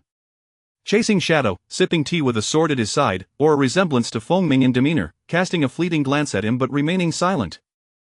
Jurich expressed his confusion. Then it's strange, why does Mingyue find her peculiar? Have you encountered her before? Xingfeng observed that Yunruoro was intently scrutinizing them, devoid of any hint of guilt or fear, and remarked to Mingyue, Mingyue, that one is examining you with curiosity. Have you indeed crossed paths? Mingyue denied, not at all. The three exchanged puzzled glances. Yunruoro was merely preparing for a potential confrontation, having thoroughly assessed their weapons before retracting her gaze. As for Mingyue, she simply confirmed that he had been the one outside her window last night, the glint of the dual blades having caught her eye. In Feng Ming's eyes, the gaze of the one beside him returned, watching him while eating, her eyes flickering to his hands, and then to his face, a stark contrast to how she observed others, causing his cheeks to flush. In her eyes, he was a vibrant spectacle, while others were but fleeting shadows, her unwavering focus granting him newfound strength, all distinctions of identity and status diminished beneath the allure of her gaze. One's reservations seemed momentarily cast aside, though not entirely forgotten. After finishing their last bites, the two rose and approached the wanted poster, where numerous familiar faces awaited them. First, two princes, followed by her father, her immediate siblings, and many significant figures who bore no bounty, seemingly already apprehended, whereas she was positioned near the bottom. Value 1,000. It appeared quite valuable, yet merely copper coins. Yunruoro looked up at the top, where 1,000 taels of gold were inscribed, while the others were accompanied by gold and silver, yet for her, it was just copper coins, seemingly worth no more than a single coin. Indeed, it was less appealing than the 1,000, and she ought to express gratitude to the one who drafted the wanted poster for leaving a glimmer of hope for others. Seeing the 1,000 would surely stir excitement, but upon noting the copper coin price, one would swiftly regain composure. She, a living person, was truly undervalued, reminiscent of a character from an anime, evoking a yearning to elevate her own worth. Turning around, she spotted the four not far away, confirming that her gaze had not lingered. Comparing their sequence, she glanced once more, seemingly memorizing the wanted criminals' appearances, primarily regarding the pricing. These individuals were clearly elite, possessing keen observational skills akin to those depicted in dramas. Should she merely compare or focus on the images, they would undoubtedly grow suspicious, and she was not one to be enamored with the new and dismissive of the old. Instead, she would admire beauty more than twice, which was, in fact, a good thing. It is only natural for anyone to be drawn to beauty. A heightened interest in beautiful portraits is entirely normal. The four, observing her demeanor, seemed to dismiss any suspicion, for which wanted criminal would pay such attention to a bounty, appearing so brazenly? They turned their focus to others, scrutinizing their expressions, particularly those shrouded in mystery. One could only say that Yunruoro had cleverly turned the tables in her favor. Chapter 18. Tempted and useless. The wanted poster was surrounded by a throng of onlookers. Some were engaged in lively discussions while others fanned the flames of gossip. The Yun family truly deserves this, one remarked. They exploit the common folk, while the Emperor of Chu is indeed wise and mighty. Indeed. I heard they nearly staged a rebellion, only to be met with defeat and treachery. These individuals seemed oddly familiar, with one exclaiming, the bounty on their heads is worth 1,000 taels of gold. If only we could capture one, we would never have to worry about our fortunes again. Wait a moment, why is the reward here merely a few taels of silver? That's quite normal.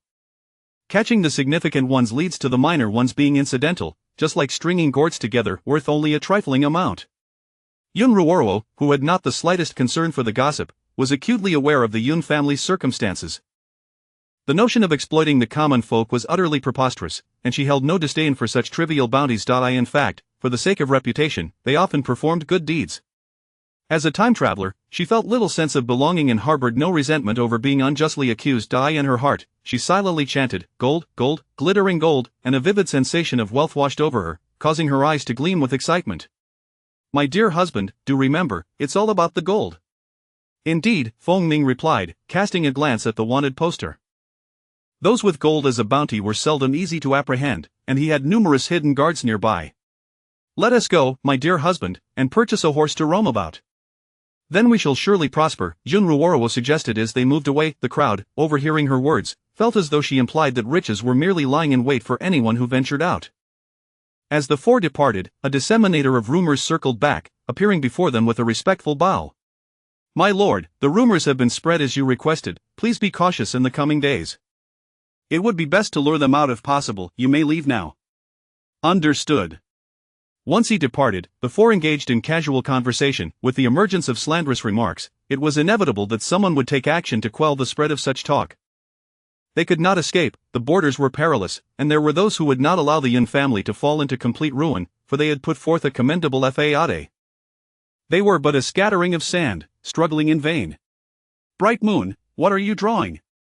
Meanwhile, Yun Ruoro was selecting a horse, yet she found herself at a standstill. Suddenly inspired, she said, "My dear husband, let the wealthy choose for themselves." Feng Ming, of course, had no objections. The pair meandered homeward, leading a horse before returning to the horse market. As the sound of hooves approached, Yun Ruoro patted the horse and remarked, "Wealthy, choose wisely, soon you shall have a companion." Wealthy shook its head, swatting away the surrounding insects, and looked up, seemingly understanding the task at hand as it gazed towards the stables, as if selecting a mount. The horses in the stables appeared curious, leaning forward to inspect it. Wealthy met their gaze but, upon a moment's reflection, displayed its disdain, kicking out with its hind legs 3 times in succession. The stable hand, anxious, checked on the kicked horse and, relieved to find it uninjured, soothed it with gentle pats. Yun Ruoro smacked Wealthy playfully and warned, "Wealthy, if you wish to choose, why kick the others? If you break something, I shall blindfold you and treat you like a blind horse."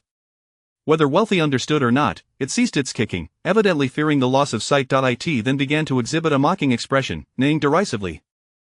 Yun Ruoro remarked, "Sometimes, animals are too clever for their own good, it makes them rather insufferable." Wealthy strolled about until it spotted a tall, black stallion that seemed disinterested in moving. When it attempted to engage, the stallion ignored it, and Wealthy, unperturbed, did not take offense, likely due to the stallion's imposing stature and its air of nobility. Indeed, it was a magnificent creature. Intrigued, Yun Ruoro reached into her pocket for gold, only to discover she lacked sufficient funds. She extended her hand towards Feng Ming's attire. Yun Ruoro affectionately patted the black horse, declaring, "From this day forth, you shall be named Yu Yan, having beauty. Wealthy here is Yu Qian, having wealth, and together, you are Yu Qian Yu Yan, having wealth and beauty." "But, my dear husband, how does that name sound?" Without principles, Feng Ming responded, "It sounds lovely." Leading their respective horses, they strolled leisurely down the main street, where some rode while others had their horses stabled. Almost every wanderer in the realm possessed a steed, as horses were the most vital mode of transportation. After bringing their horses home and feeding them the finest grain, they ventured out once more. Upon entering a shop, Yun Ruoro spotted the beautiful proprietress leaning against the counter, engrossed in calculations. The shop bustled with activity, yet as the couple entered, only a fleeting glance was cast in their direction. She leaned over the counter and greeted, "Sister Beauty, it is a pleasure to see you again. A day apart feels like an eternity." The proprietress looked up, her enchanting smile illuminating her face. "What can I assist you with today, young lady?" I need gold wound ointment. Do you have any sedative smoke?"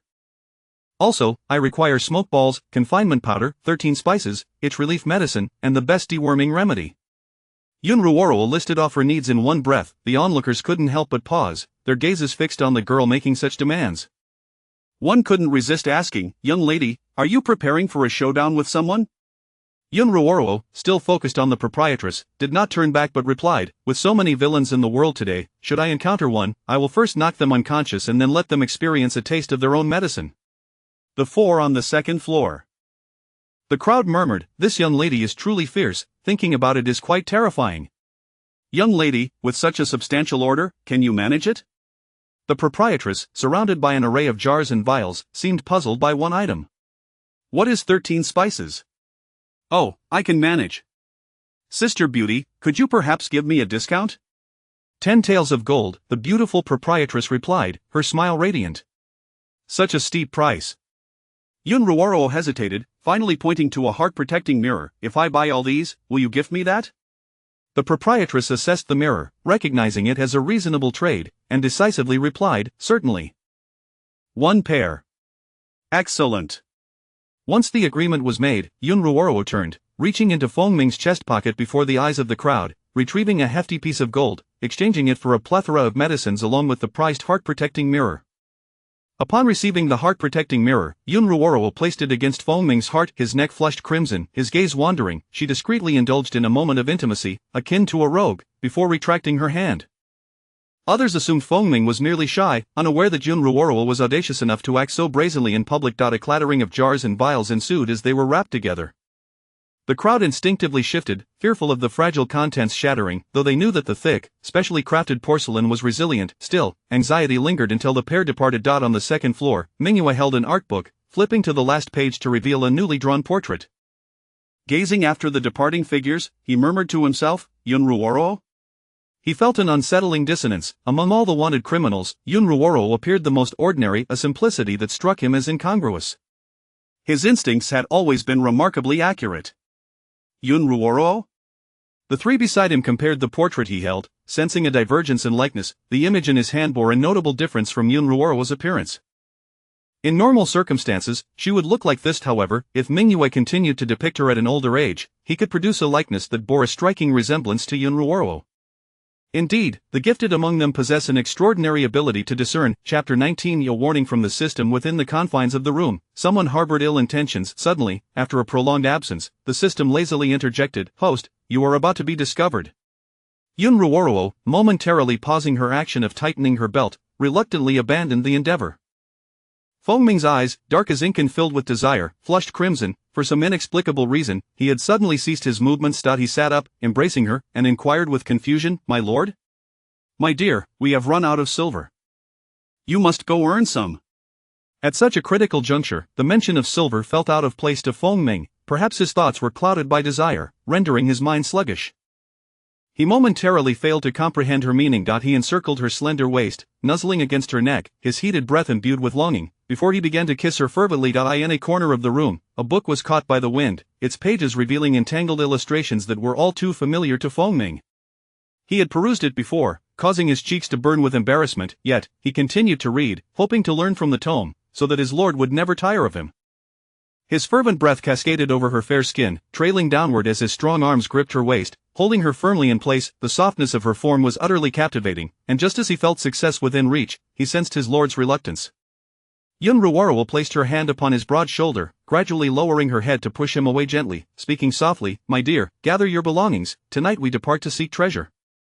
At her words, Feng Ming's desires were forcibly suppressed, his gaze slowly regaining clarity as he relaxed his grip. After taking a deep breath, he leaned forward to plant a light kiss on her crimson lips, gently guiding her onto the bed. Rising, he slipped off the bed, tightened his belt, and lit the candle. Yun Ruoro lay upon the bed, propping her head as she observed his busy figure. In her mind, she engaged in conversation with the system, who was about to discover us. The system, devoid of discernible gender yet evidently possessing independent thought, replied, "It is Mingyue. He is currently sketching and gradually approaching your present likeness." The cleverness of her mind proved troublesome, as she had initially assumed it would take him quite some time. Suddenly, a flash of insight struck her. "Oh dear, how unfortunate." Each city possessed 4 individuals, endowed with distinct talents. Yun Ruoro was left speechless. She had not anticipated encountering such a combination. When the protagonists and antagonists found themselves at the vortex of the storm, it truly spelled trouble. As dawn broke, Mingyue was surrounded by countless sheets of paper, as if they were of no value at all. He gazed at the final portrait, abruptly rising to his feet. 2 horses meandered along a narrow path before finally halting. They were tethered to one side as the 2 individuals squatted beneath a large tree, digging fervently. When the sound of hoofbeats echoed, a package was unearthed. Mingyue hurried over, observing the 2 squatting figures, uncertain of their activities. He dismounted, extending his hands behind him to grasp a curved blade, addressing them, "What are you 2 doing?" Yun Ruoro did not turn around. Instead, she opened the package, counting the gold she had hidden. As if oblivious to his presence, she cheerfully exclaimed, "My dear, we have gold once more." "Indeed." Feng Ming accepted the gold, placing it in his bag. With his movements, a bottle within his clothing emitted a faint clinking sound. Only then did Yun Ruoro turn her head towards the newcomer, her expression puzzled. "Good sir, do you require assistance?" "What are you 2 doing?" Mingyue pressed again, his demeanor seemingly calm, yet he scrutinized them with a watchful eye. The two had fled hastily, having chased after their companion who had gone to capture a criminal. He needed to buy time, uncertain whether he could prevail in a confrontation. "Ah, we are merely digging a pit. Is it not permissible to do so in the wilderness?" Yun Ruoro feigned innocence, obediently scooping dirt to refill the hole of Feng Ming, with his body angled, touched the hilt of his sword, the loose robe concealing his actions. Mingyue observed Yun Ruoro's expression, plagued by an unsettling feeling that he had misjudged the situation. Why did this young girl possess such remarkable composure? Remaining unflustered, it felt incongruous. She emanated an air of detachment. After much contemplation, he recalled that the National Master bore a similar aura. Though there were distinctions, the National Master was an exalted figure, exuding an air of superiority, while the individual before him possessed a strange, ethereal quality. From the corner of his eye, Mingyue glanced at the bag filled with various vials, cheerfully explaining, "I am investigating a case. Having ridden by and noticed your secretive demeanor, I decided to stop and inquire." "I see." Yun Ruoro extended her hand to support Feng Ming as she stood, gradually approaching him. Mingyue remained outwardly calm, twirling his dual blades as he asked, "Miss, do you require something?" "I am quite fond of your dual blades, good sir. They resemble crescent moons, and the patterns are quite remarkable. I simply wished to take a closer look." Yun Ruoro smiled innocently as she slowly reached out her hand. Mingyue's expression darkened. He angled the blade, its cold gleam slicing through the air. Yun Ruoro, with a swift motion, bent her waist and retreated, narrowly evading the attack, leaping back into the embrace of a sturdy figure, who held her waist firmly, feigning annoyance. "Good sir, why so fierce? I merely wish to take a glance, not to become a trophy of war." Mingyue, realizing his cover was blown, uttered her name in a low voice, "Yun Ruoro." Yun Ruoro feigned ignorance. "Oh, I recall now, my dear. How much is the bounty on that wanted criminal?" Feng Ming, one arm encircling her, the other wielding his sword, responded gently, 1,000 copper coins. "Good sir, I am called Lin Ruo. Are you truly willing to frame me for a mere 1,000 coins? It cannot be that you are so impoverished in your role as an official," she remarked with feigned sympathy. Mingyue, unwilling to engage further, remained on guard. Yun Ruoro rummaged through her bag, producing 2 gold coins, tossing them playfully in her hand. "If you are so lacking in funds, allow me to reward you with these 2 coins. The gold was caught, clasped tightly in his palm, only to be flung away with a resounding clang, as a startled horse whinnied in response. Mingyue lowered the blade that obstructed his view. Witnessing the two leap onto their horses and gallop away, Yun Ruoro raised her hand, releasing a hidden projectile from her sleeve. Mingyue dodged, yet by the time he turned to pursue, they had already vanished into the distance. He raised his hand, aiming a concealed dart from his sleeve. Yun Ruoro urged her horse, commanding, "Woohoo!" Mingyue, bewildered by the command, could only watch as the horse leapt and zigzagged, deftly evading all hidden projectiles. Stupefied, he had likely never encountered such a horse in his lifetime. Upon regaining his senses and turning to chase, he found his own horse missing. Approaching the area where his horse had been tied, he discovered gold coins strewn upon the ground. He had not anticipated them to genuinely throw gold, as opposed to stones or concealed weapons. Yun Ruoro remarked, "Shouldn't you thank me, your wealthiest benefactor?" The sound of hoofbeats drew near, as a group approached, leading an empty horse. "Mingyue, where is he?" "He has fled." Yun Ruoro patted her horse in commendation, affirming that it was indeed well trained, having been nurtured from the very start. Feng Ming struggled to rein in the somewhat unruly horse, not breaking off the pursuit. He trusted her and endeavored to calm the startled animal until it settled. Once more they halted. The sky darkened, and the campfire crackled. Wealth laughed derisively at Yo Yen's expense, reclining lazily as if it had never encountered him before, resembling the demeanor of a haughty stallion's loyal servant. It flicked the unfastened reins, glancing at the tethered Yu Yen, swishing its long tail as it gazed into the fire, its large eyes gleaming brightly, illuminated by the flames. Nearby, a tent swayed slightly, surrounded by a perimeter of insect-repellent powder. Wealth, hearing the rustling sounds, lifted a hoof, pressing it down firmly. It raised its leg again, brushing the dirt aside, kicking at the earth. The bodies of insects were buried beneath the soil. Chapter 20 of The Four Penniless Scoundrels. 2 black steeds galloped tirelessly throughout the day, finally halting as dusk approached. Inside the tent, Feng Ming, having learned new postures in the wild, succumbed to the long-suppressed desires within him, his robust form enveloping his companion. He had become enamored with kisses and intimacy, sinking deeply into an inescapable abyss of longing. His large hand exerted gentle pressure, creating an indentation on the fair thigh. The dimness of the tent obscured details, revealing only shifting silhouettes, as if attempting to flee, but he pulled them back time and again. He would not permit his master to escape him. Yun Ruoro's arms, gripped tightly, felt more solid than usual, her strength amplified. This person is fierce, she thought, stifling a soft whimper that only heightened Feng Ming's excitement, his eyes ablaze with desire. His grip tightened, each knuckle clearly defined, as if wielding a blade, every thrust potent and lethal, leaving adversaries in disarray. Gradually, his clenched fist relaxed, leaving faint red imprints, and he lowered, experiencing unbridled desire for the first time captivated Fengming, drawing him into an irresistible obsession. Ultimately, extricating himself from her tender embrace, he sat up to meticulously tidy up before once more enveloping her in his arms. Fengming and Yun Ruoro languidly wished to remain still, her soft voice still laced with lingering passion. His distinctly articulated fingers caressed her delicate skin with great affection. Where Fengming goes, there too shall Ruoro be. All right, she acquiesced, nuzzling closer, eyes fluttering shut. Fengming shifted slightly to ensure her comfort before closing his own eyes. He would always remain by his master's side. The fire dwindled, the sun hung high in the sky, its rays prodding the extinguished embers. Zurizi confirmed the fire's status, then turned to face the bright moon. The two mounted their horses and proceeded along the path. Zurizi inquired, "What now?" There were only two routes. The direction of the horses' hooves suggested a lesser likelihood of reaching Ansheng, for its modest size could hardly conceal anyone. It must be Lingchang. The two exchanged few words as a pigeon soared forth, only to retreat. Their primary target was not her. A bowstring drew taut beyond several mountains as a bird took flight. "Is it the day lily?" The system affirmed, "Indeed, it is." The arrow flew swiftly, striking the messenger pigeon, which let out a mournful cry as it plummeted. The note affixed to its leg was retrieved by Fengming. He glanced at it before handing it to Yun Ruoro. Taking the pigeon towards the riverbank, Yun Ruoro examined the contents of the small piece of paper. One side bore their information, while the other displayed her likeness. They likely hadn't anticipated her halting her horse to provide them with a clear direction, in addition to commandeering their messenger pigeon. Soon, the pigeon would find itself roasted. In Lingcheng, where jade towers soared and streets bustled with life, they settled into a place and reveled in their stay for over a month, indulging in culinary delights. Amidst the dazzling lights, they sat together in a small boat, observing a beauty dance. As Fengming watched her cheeks flush, her gaze grew dreamy, and her smile brought him joy. Yun Ruoro sipped fine wine, captivated by the dancing maiden aboard the boat. With a flick of her wrist, a clattering sound drew attention as a golden object landed precisely beside the dancer.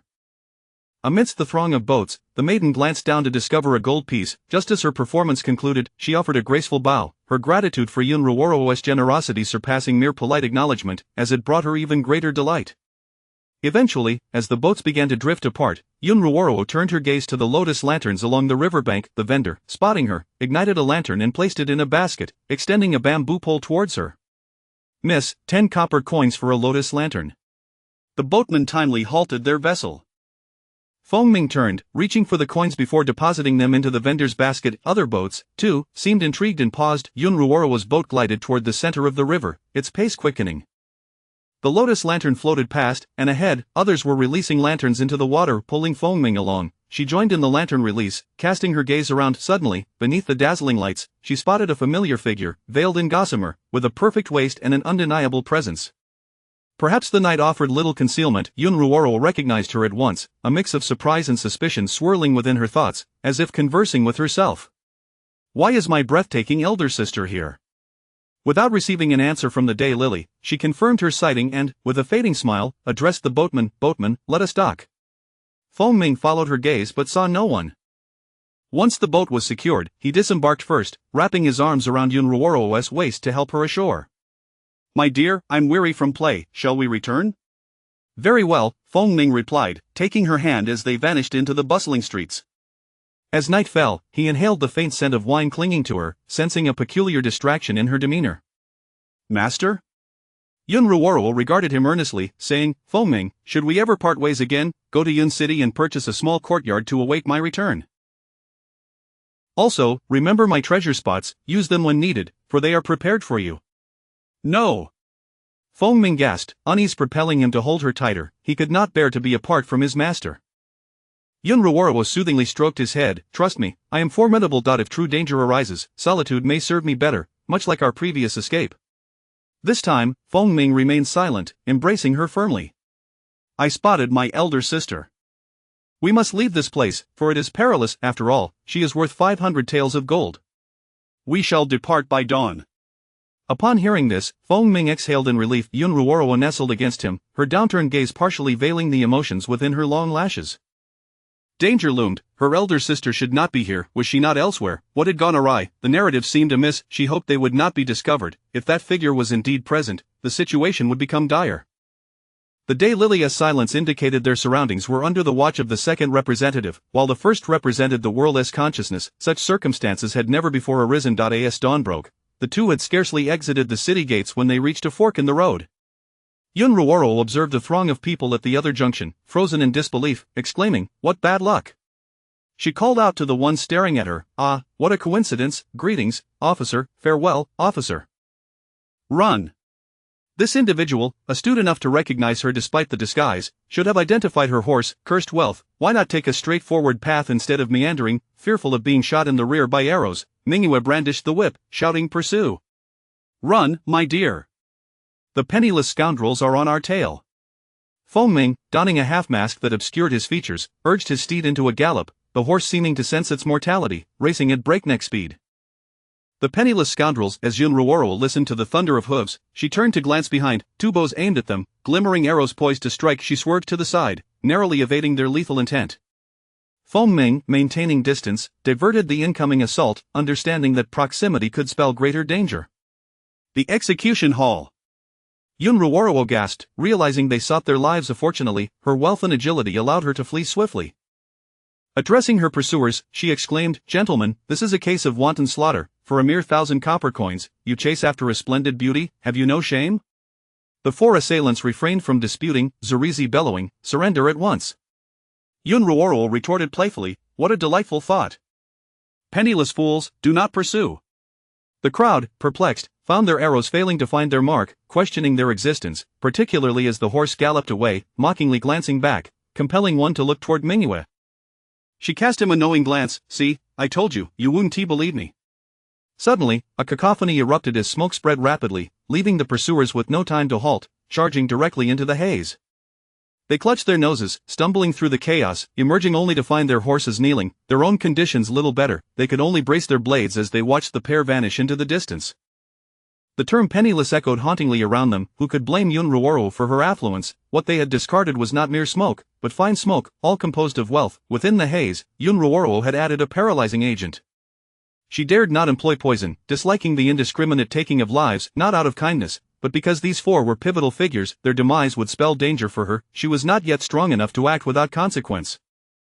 The thunderous sound of hooves once more reverberated as shadows passed by Mingyue and the others. Chapter 21 Limit Survival. Yun Ruoro had yet to receive a response from Huang Huakai and glanced back.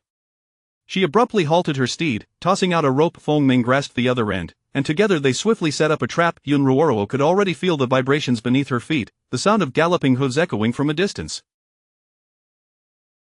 "This is dire. My husband, we must flee. It is the Iron Cavalry. Remember what I said. If we become separated, wait for me in Yun City." "Understood." Fengming nodded gravely, acutely aware of the peril they faced. Two black steeds surged forward, pursued by a larger and more formidable contingent of horses. Suddenly, one of the horses triggered a mechanism, the sturdy rope snapping taut. In an instant, the horse in the center toppled, its rider flung off. They reacted with remarkable speed, stabilizing themselves and rolling to the side. The horses behind leapt over without pausing, continuing to chase the figures ahead. This trap did little to impede their advance. The man at the front did not spare a single glance behind him. His gaze was calm yet sharp as a blade, reminiscent of a reaper on the battlefield, his countenance resolute beneath his helmet, exuding an intimidating presence. Even his steed radiated a distinct aura and fierce gaze. Yun Ruoro had now caught sight of the enemy. They rode warhorses, taller and mightier than ordinary steeds, which were not permitted to be sold. Her own mount, despite being the finest among ordinary horses, could only be classified as a rare blood-sweating steed. Far from their caliber, the traps could merely diminish the pursuers' numbers but would not affect their speed. Setting another snare, Yun Ruoro exchanged horses with Fengming, urgently commanding, "Fengming, we must split up. Do not look back. I will find you." Concern etched on his face, Fengming did not hesitate, mounting his steed and swiftly parting ways. Meanwhile, Yun Ruoro, riding a more attractive horse, ventured into the dense forest, navigating through the towering trees with utmost agility, pushing her physical limits to escape of the Iron Cavalry divided into two waves, with hers being the more formidable. Yet the underbrush posed no hindrance to the armored riders, their horses clad in protective gear as well. Particularly, the male protagonist possessed an eagle-like vision, his innate talent locking onto Yun Ruoro, leaving her with no avenue of escape. Yun Ruoro felt a twinge of relief that he pursued her, for she alone recognized his formidable prowess. He was the great general of the Chu kingdom. She continued to lead them in a convoluted path, ascending higher to evade the arrows that rained down upon her.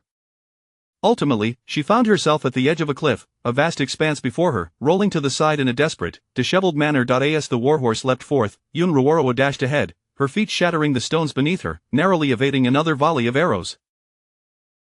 Reaching the cliff's edge, she hesitated not. Like a diver, she leapt down and swiftly turned to gaze back at the precipice. At that moment, figures appeared at the edge, bows drawn taut, releasing arrows toward the falling figure without the slightest hesitation, leaving no chance for survival.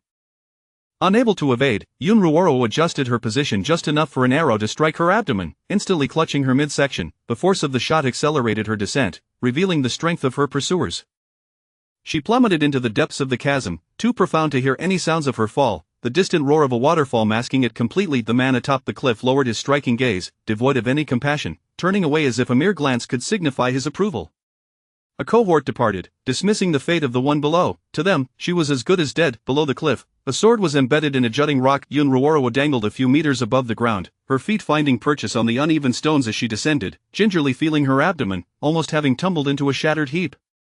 Confirming the absence of immediate danger, she settled down to rest, resetting her dislocated arm with a sharp crack while tending to her wounds. Not a single furrow marred her brow.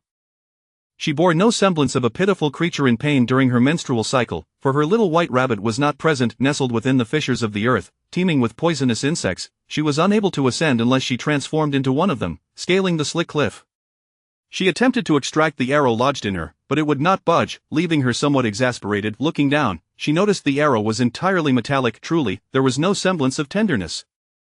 Yet, it had nearly struck true. The protective heart mirror had absorbed the brunt of the arrow, which she had fortuitously caught, shielding her from a lethal wound. Confirming her abdomen bore no breach, Yun Ruoro retrieved her dagger, slicing through her clothing to carefully extract the arrowhead that had penetrated her protective gear, casting it aside. The arrow tip glimmered with a hint of gold, which had ultimately saved her life. The poison on the arrowhead was a wicked thing. Yun Ruoro dared not utter forbidden names, particularly that of the male protagonist. When in his presence, even the thought could not be entertained, for the world's consciousness might hear her heart's whispers, though it could also remain oblivious. Yet, she did not even dare to think of that term. She wielded her sword against countless venomous creatures, feeling that her deathly escape was nearly complete. If she failed to exit this place, it would indeed spell her end. After a considerable period, Huang Huakai finally appeared, a tone of mock gravity laced with schadenfreude. I warned you against challenging the authority of the protagonist group. You would not heed it, and now look where you are, unable to escape this pit. Yun Ruoro paid little mind to this, her focus elsewhere. Huang Huakai, has the male protagonist left? He is not of the Yun family. At most, he would send two to pursue. Furthermore, the national master has foretold of the one who will destroy Chu as a daughter of the Yun family. With so many surnamed Yun, how could that be so precise? Because the national master has pinpointed it with uncanny accuracy. Heavens, is this world's national master a wicked map? No, it is the world's consciousness, whispering secrets at his bedside, Huang Huakai teased with a playful tone. Is this akin to whispering sweet nothings? Yun Ruoro paused, then burst into laughter, recognizing Huang Huakai's jest. Yet, it was not far from the hints offered by the world's consciousness. Ha ha, Huang Huakai, your description has me in stitches. What are you laughing at? Think about how to climb up. Otherwise, you might starve to death here. I hear the croaking of frogs. I could eat frogs. Poisonous. What about snakes? Also poisonous. What is safe to eat? Nothing. This place is dark and damp, you cannot start a fire, and your blade is coated in venom. Are you prepared to gnaw on raw food? Then I might as well die and create a new account, reborn to continue our fated connection. My dear Fengming, wait for my return. Don't even think about it. Huang Huakai, you are heartless, unreasonable, and troublesome. If you have the energy to talk, hurry and climb. I have found a path for you. Alright, Huang Huakai, you truly are wonderful. I am called Worry-Free Grass. Understood, Huang Huakai.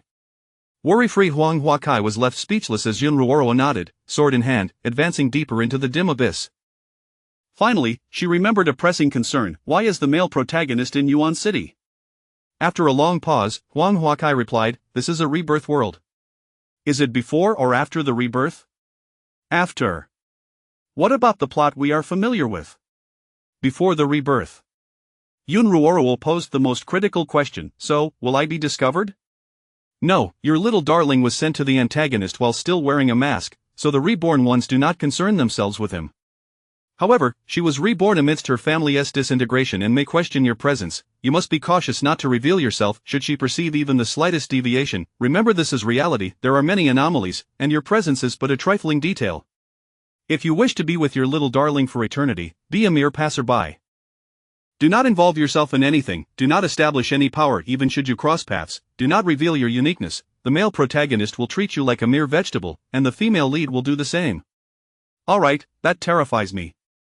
I thought it was before the rebirth. What if my little darling retains memories from his past life? It would be so pitiful if I were absent. No wonder I have feelings for him, he must have suffered greatly in his previous life, and heaven has sent me to love him. Heaven only wishes to rid itself of you. As if you would not want to be free of me. A diminutive figure traversed the cliff, skirting a venomous creature before pausing on a platform. Following the system's prompt, she plucked some peculiar fruits and then produced a biscuit. Beside her lay a snake that appeared exceedingly poisonous, its belly upturned, clearly deceased, indicating she had snatched its fruits. When did you drop the biscuit? When the male protagonist was pursuing me. No wonder, I wondered why I hadn't seen it. You were quite sensible, not pocketing gold. You foolish one, I am not foolish. While being pursued, I was prepared to leap off the cliff. Who would carry gold then? Right now, gold is far less valuable than biscuits. Besides, I already have gold on me. I have never been in want of money. I need both money and biscuits, that is my whimsical nature. Chapter 22 The Successful Death Escape. After finishing her meal, Yun Ruoro continued her journey, guided by the Wangwakai system along a safe path. She proceeded with utmost caution, spending several days evading insects and serpents, confronting numerous dangers, and overcoming various obstacles. Traversing through the vast crevices, she eventually discovered a sloping cliff and managed to climb up. Just as she reached the top, Wangwakai spoke up, "Your little darling is looking for you." "Wait, wasn't I supposed to tell him not to come back?" she exclaimed, panic-stricken. "He has eliminated the pursuers." Yun Ruoro covered her face in terror, exclaiming, "Oh heavens, this is a disaster. It's all over." Wangwakai, patiently awaiting her to finish, leisurely replied, "He has merely dispatched ordinary soldiers." "You nearly gave me a heart attack." Yun Ruoro wiped the cold sweat from her brow. "Your face resembles that of a ghost. It won't wash off easily. Aren't you afraid of frightening your little darling?" Yun Ruoro touched her eyes, which were now adorned with striking red patterns, with a deep crimson line traversing from her cheek over her nose, accentuating her vibrant red lips. She appeared enchanting and mysterious, unrecognizable from her usual self. This transformation was a result of her plucking fruits and playfully applying the juice as makeup, using a heart-protecting mirror as her reflection. Having successfully executed her death escape, she intended to allow her little darling to temporarily shed his identity, donning a guise that would enable him to forget who he was and assume another persona. Observing the patterns on her wrist, she felt a surge of artistic talent. With a serene expression, she gazed into the distance and remarked, "I stayed because he loves me. Should he cease to love me, I would depart. My affection for him is contingent upon his love for me." "You truly are starved for affection," Wangwakai quipped. "Let me describe it this way: if the world's godmother's milk were beneficial yet toxic, would you still cherish it? Surely, you'd drink it with disdain, much like a koala." That was quite a vivid metaphor, but refrain from such descriptions next time. The person you seek is on the mountain across from us. I will rest and digest, you may amuse yourself. Look, apart from not being poisoned, there's no difference from a koala, Wangwakai retorted, then cautioned, "There are wild animals nearby, tread carefully. If you perish, I shan't create a new account for you." "I understand. I will navigate with caution," Yun Ruoro replied nonchalantly, leaping onto a large tree. Below her lay a thicket of bushes. After orienting herself, she brandished her sword and leapt to another tree, heading towards the cliff's edge, relishing the exhilarating sensation of jumping several meters. Along her route, she gathered wild fruits, munching on them as she leapt, unhurriedly engaging in a game of seeking her little darling. Meanwhile, Fengming, mounted on his horse, wore a solemn expression as he picked up a scrap of cloth, surrounded by numerous arrows. He followed the worn path, advancing steadily. Eventually, he halted at the cliff's edge, the wind tousling his hair as he peered into the abyss below, his gaze devoid of emotion. Taking a step forward, loose stones tumbled down, and suddenly, his clothes were yanked back. He turned in surprise, his eyes lighting up, only to find it was Yu Chen, who had bitten his attire and was pulling him backwards. His gaze dimmed as he tugged at his clothing. After a struggle, he managed to free himself. Regaining his composure, brandishing his sword, he called out towards the depths of the cliff. "Ruoro," he called thrice, straining to listen, but the distant roar of the waterfall drowned out her response. Once more, he approached the cliff's edge, preparing to leap down in search of her, only to be yanked back again. This time, Yu-Chen pulled him further away, causing him to stumble before releasing his grip and shaking its head in a certain direction. Feng Ming merely wished to descend and find her. He had no intention of sacrificing himself. As long as he had not located her, there remained hope. He would not succumb to despair. He initially intended to tether his horse to the grass but noticed it shaking its head as if signaling him. He glanced around the forest, seeing nothing, yet he thought he heard a sound. Feng Ming! Don't jump! Yun Ruoro, alerted by Wang Wakai, shouted desperately. She wished she could teleport or produce a loudspeaker, but alas, neither was possible. Feng Ming, hearing the faint voice, dashed into the thicket, frantically nearing the indistinct sound. As he drew closer, the voice grew clearer, his eyes brightening until he finally embraced her. Feeling his heart stabilize once more upon seeing Yun Ruoro's small face, he hurriedly touched her, anxiously asking, "Are you poisoned?" "No." "What about your throat?" "I'm fine." At that moment, Yun Ruoro's voice had taken on an alluring tone, no longer the soft, delicate sound he was accustomed to. Feng Ming, seemingly unconvinced, anxiously lifted her, and just as he turned, he noticed Yu-Chen trailing behind him. Overwhelmed with joy, he momentarily neglected his surroundings. He quickly set her down and approached Yu-Chen, rummaging through the collection of vials and jars until he found the antidote and turned back. Yun Ruoro grasped his hand as he poured the medicine. Feeling his hand tremble, she reiterated her explanation. "I am not poisoned, my face is merely stained by fruit juice, and it will take time to wash off. My throat is hoarse due to eating a voice-altering fruit. I recognize all these fruits. I assure you, I am not poisoned." Feng Ming discarded the vial onto the ground, inspecting her thoroughly and confirming that she bore only minor injuries before enveloping her in his arms. His heart raced violently, and his mind was a blank slate. Yun Ruoro sensed his trembling figure and gently patted him, waiting for him to regain his composure before speaking. "I smell awful, and you do too." Feng Ming released her, lifted her in his arms, and retraced their steps back. Yun Ruoro reached up to touch his scratched face but hesitated, feeling her hands were unclean, so she caressed his cheek instead. The dark circles under his eyes were evident, a clear indication of his sleepless nights. Feng Ming turned his face slightly, leaning into her palm. Once they emerged from the thicket, they mounted their horses and soon found Yu-Chen. Clearly, the male lead was uninterested in it, showing no inclination to search for the spoils. The pair proceeded to a small town, where they cleaned up and tended to their various injuries. Yun Ruoro patted the bed. Feng Ming climbed onto the bed, cradling her as he kissed her, then held her close, ceasing all further actions. Noticing his evident fatigue, Yun Ruoro closed her eyes as well. She had also struggled to sleep in recent days. Merely avoiding illness was a small blessing. When she awoke, the figure behind her was toying with a bottle of ointment, and upon closer inspection, it was the container she had filled with red fruit. Feng Ming sensed her awakening, tossed the bottle aside, and drew near, embracing her tightly while inquiring in a low, husky voice, "My lady, may I die?" Die what?" Yun Ruoro replied with half-closed eyes. Her voice was enticing, igniting a yearning within him that was difficult to resist, yet he craved more, prompting him to take action to elicit a sound from her. Yun Ruoro found herself overwhelmed, feeling as though she were soaring through the skies, only able to cling tightly to his solid back, entwining herself with him, her moans sporadic. Once they concluded and caught their breath, Feng Ming held her tightly, kissing the patterns on her face before speaking again. "I wish to be like my lady." Fearing she might not appreciate it, he was aware that she favored his appearance, thus refraining from staining his own face.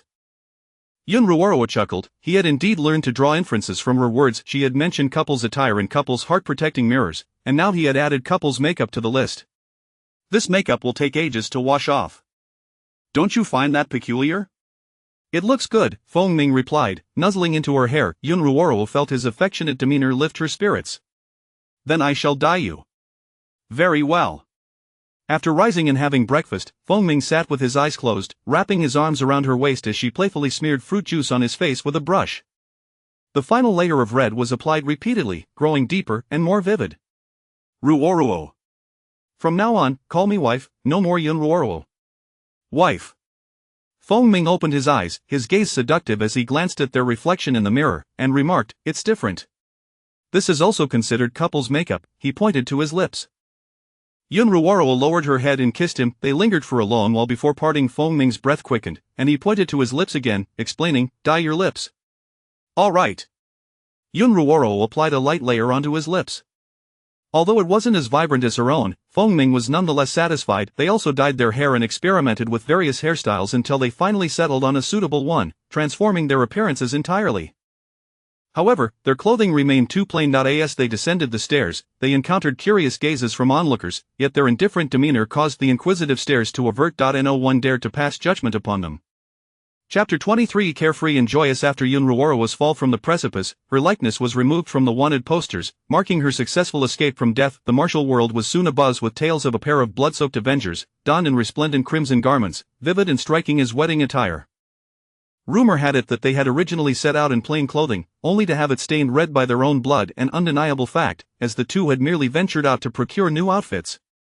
Whispers in the martial realm suggested that they were a married couple, possessing an unparalleled synergy, leaving countless opponents vanquished at their hands, their boots drenched in blood, striking down foes invisibly. Yet, many continued to seek them out, eager to challenge their prowess. Yun Ruoro, accompanied by Fengming, dazzled on a small stage, while they circumvented the larger one. They traversed the borderlands of the state of Chu, yet could not escape its confines. Chu resembled a closed-off nation, where no one could leave, herself included. Yun Ruoro endeavored to avoid contact with the main cast, striving to be a competent bystander, abstaining from participation or commentary. Alas, both protagonists and supporting characters occupied lofty positions, their gazes cast over the world. Some attempted to emulate Yun Ruoro's carefree and flamboyant style, adopting peculiar makeup and attire, while others committed misdeeds, casting blame upon them. Their path led them to deal with these imitators, confronting them with decisive force. Behind them trailed four companions, each engaged in various investigations. Mingwei regarded the pair with suspicion, particularly the scruffy black horse accompanying them. They had no justification for apprehending anyone, and despite trusting the male lead's abilities, they remained unable to capture the culprits. Time and again, they evaded capture, repeatedly confounded by the imposters, never encountering the true individuals. Ultimately, they crossed paths within a bustling brothel. At that moment, poetry flowed around them, and revelers embraced in joyous celebration, the air thick with song and dance. On the second floor, amid plush cushions, Fengming, spurred by the thrill of danger, had shed his previously composed demeanor. He lounged languidly, his long fingers delicately cradling a jade cup, which he raised to his lips, savoring its contents before resuming his playful manipulation of the vessel, one hand resting upon Yun Ruoro's fragrant shoulder. Yun Ruoro nestled against him, taking a sip from her own cup before lifting the wine jug to refill his glass. After filling her own, she tilted her head back, allowing the fragrant liquor to mingle with their lips. They parted, both slightly inebriated, but Fengming's eyes shimmered with a gentle glimmer, his ears flushed and complexion radiant, enveloped in an intoxicating haze. As the four companions entered, their gazes swept the room, landing upon the duo adorned in eccentric makeup and entwined in crimson attire, their colors blending seamlessly, the long hems of their garments fluttering in the breeze. The two remained oblivious to the scrutinizing stares of others, delighting in their own carefree existence. Despite the surrounding revelry, with both men and women embracing and laughing, they paled in comparison to the fiery allure of the couple. Yun Ruoro had shed her youthful innocence, blossoming into an enchanting beauty. Noticing their gaze, she turned her head, her interest piqued as she supported her chin with her hand, observing the four with intrigue. Fengming followed her gaze, casting a sidelong glance, his expression shifting to one of calm indifference, a hint of disdain lurking in his eyes. His fingers traced the rim of his cup contemplatively before he lifted it to his lips, draining it once more.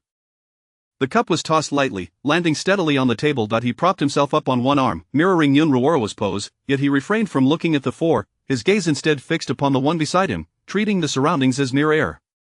Yun Ruoro gazed up at him, as if understanding his unspoken intent. She interjected, "We cannot, my dear." Fengming suppressed the murderous intent flickering in his eyes, truly yearning to eliminate these four nuisances, yet his master forbade it, so he acquiesced. Drawing closer, she whispered into his ear, "However, we may discreetly trip them up, just ensure you remain undetected." Fengming's heart stirred, his gaze lowered to conceal his emotions, before he swept her into his arms in a princess carry, rising to retreat from sight, and returning to their chamber.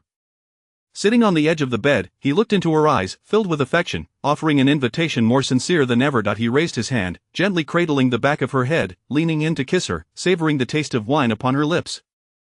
After parting, it seemed neither was yet satisfied. The intoxicating haze enveloped them, aligning with his desires, while her makeup lent her an air of mystery, emboldening him without reservation. Yun Ruoro's loose garments hung carelessly, revealing her fair shoulders. Should we not flee?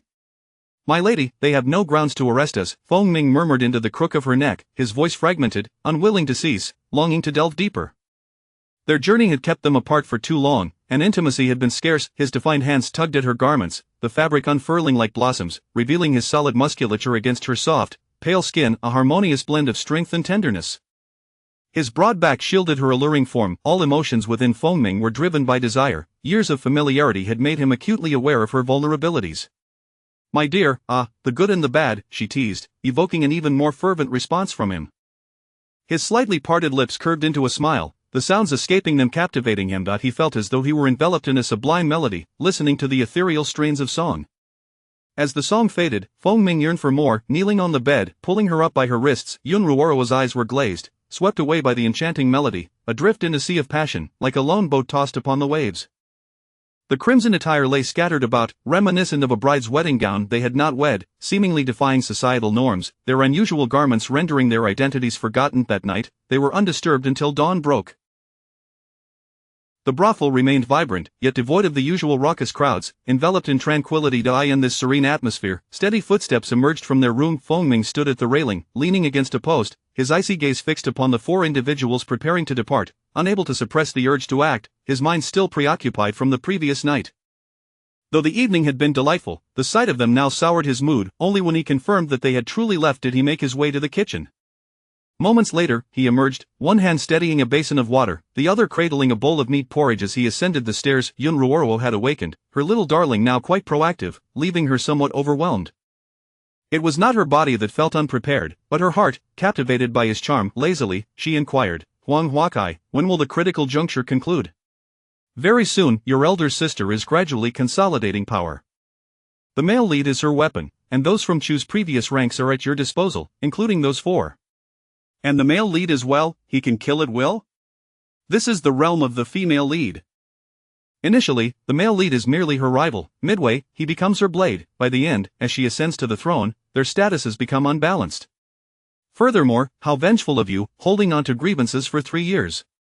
The male lead can kill too, but let's not delve into that now. Are you certain you can defeat him? Why should I remember his kindness? That day, I nearly became a target, riddled with venomous insects, teetering on the brink of death. I almost didn't see my little darling again. Then remember it well, remember it until death. If you can slay him, in our next world, we shall eradicate the antagonist and seize the mantle ourselves, boosting our protagonist's strategy. Yun Ruoro. Feng Ming gently pushed the door open, stepping inside before closing it with his foot. Approaching the bedside, he placed his belongings down. Yun Ruoro rested her head on her arm, uncertainly stating, Huang Huakai, I feel something is amiss with my little darling. She admired his striking features, as she always did. Huang Huakai observed Feng Ming for a long moment before replying, I see nothing out of the ordinary. Yun Ruoro pondered, he seems even more captivating. Ugh, how discerning. Yun Ruoro lowered her gaze, sipping her meat porridge, her long, thick eyelashes shielding her contemplative emotions. Chapter 24. And unable to resist, Huang Huakai was preparing to become invisible when she suddenly paused, her brow furrowed with curiosity as she inquired, What are you pondering? Yun Ruoro halted her reminiscence, lost in thoughts of the past and her harmonious interactions with her targets. She wrapped her arms around Feng Ming's neck, subtly observing his expressions and gaze, and upon confirming no changes, she replied, I was reminiscing about my former targets, they were truly a delightful bunch.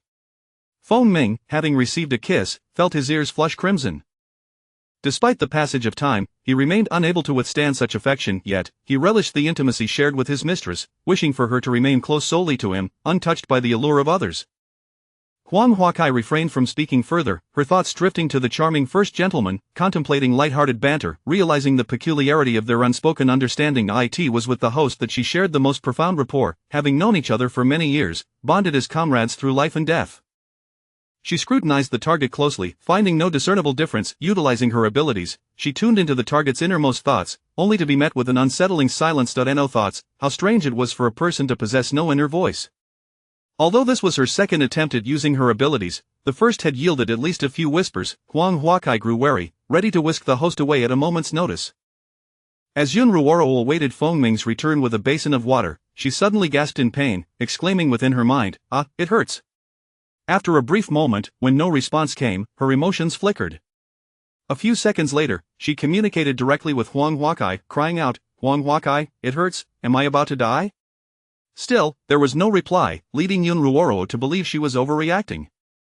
When Feng Ming entered and noticed her frowning visage, he quickly approached the bedside, enveloping her in his arms, his voice laced with concern, Wife, where do you feel unwell? Yun Ruoro furrowed her brow slightly, puzzled, My dear, could it be that my monthly cycle is approaching? In 3 days, Feng Ming replied, his eyes darkening with a weighty understanding. He remembered clearly, hence he always sought a refuge during this time, allowing Yun Ruoro to navigate the arduous days of her cycle. He refrained from mentioning a physician, for he already knew the cause. Yet, he understood that every year, the first day would bring great discomfort, followed by 4 days of weakness, a truth he was painfully aware of, despite having explored countless remedies, none of which could offer a cure. The sudden onset of discomfort raised his concerns. Perhaps something had changed, yet Fengming dared not dwell on such thoughts. Yun Ruoro relaxed her frown, reaching up to embrace Fengming's neck, adorned in a red belly wrap, her sleeves masking her lower half still cocooned beneath the covers. She leaned closer, whispering as he listened intently, "It must be that you were too vigorous last night, causing me pain. Just now, as I moved, my legs began to ache." At that moment, Huang Huakai interjected with disdain, "Host, you merely experienced a leg cramp. It is nothing serious. Besides, you were teasing your little darling. How embarrassing. I'm leaving." Fengming felt the weight of his embarrassment dissipate, his ears turning a vivid shade of red as he murmured, "Next time, be gentler, my dear." Instantly regretting his boldness, he wondered why such words had slipped from his lips, his face growing hotter, nearly blending with his makeup. Yun Ruoro, undeterred, chimed in without hesitation, "I prefer it a bit rough." Fengming's complexion deepened to a crimson hue, the blush spreading from his neck to his cheeks. Despite their frequent displays of intimacy, he remained unable to withstand her straightforward teasing. Sensing her anticipation for a response, he took a moment before whispering almost inaudibly, "All right." Yun Ruoro's face lit up with a smile as she nestled against his chest, feeling the rhythm of his heartbeat, and gently nudged him aside. "Darling, I wish to have roast duck for lunch." "Very well," Fengming acquiesced, exiting with a sense of urgency as if fleeing the scene. Yun Ruoro reclined once more, closing her eyes to cultivate her spirit, ceasing communication with Huang Huakai. Though she sensed an underlying disquiet, the absence of Huang Huatsai's insistence to flee reassured her of safety. Even if danger loomed, Huang Huakai would inevitably accept as long as he loved her, she would remain by his side for eternity. Life was fleeting, merely a handful of decades, and she had already lived long enough. Each rebirth felt like a new beginning, naive yet filled with curiosity for the world anew. Encountering both good and bad as they came, her heart fluttered with a blend of innocence and mischief.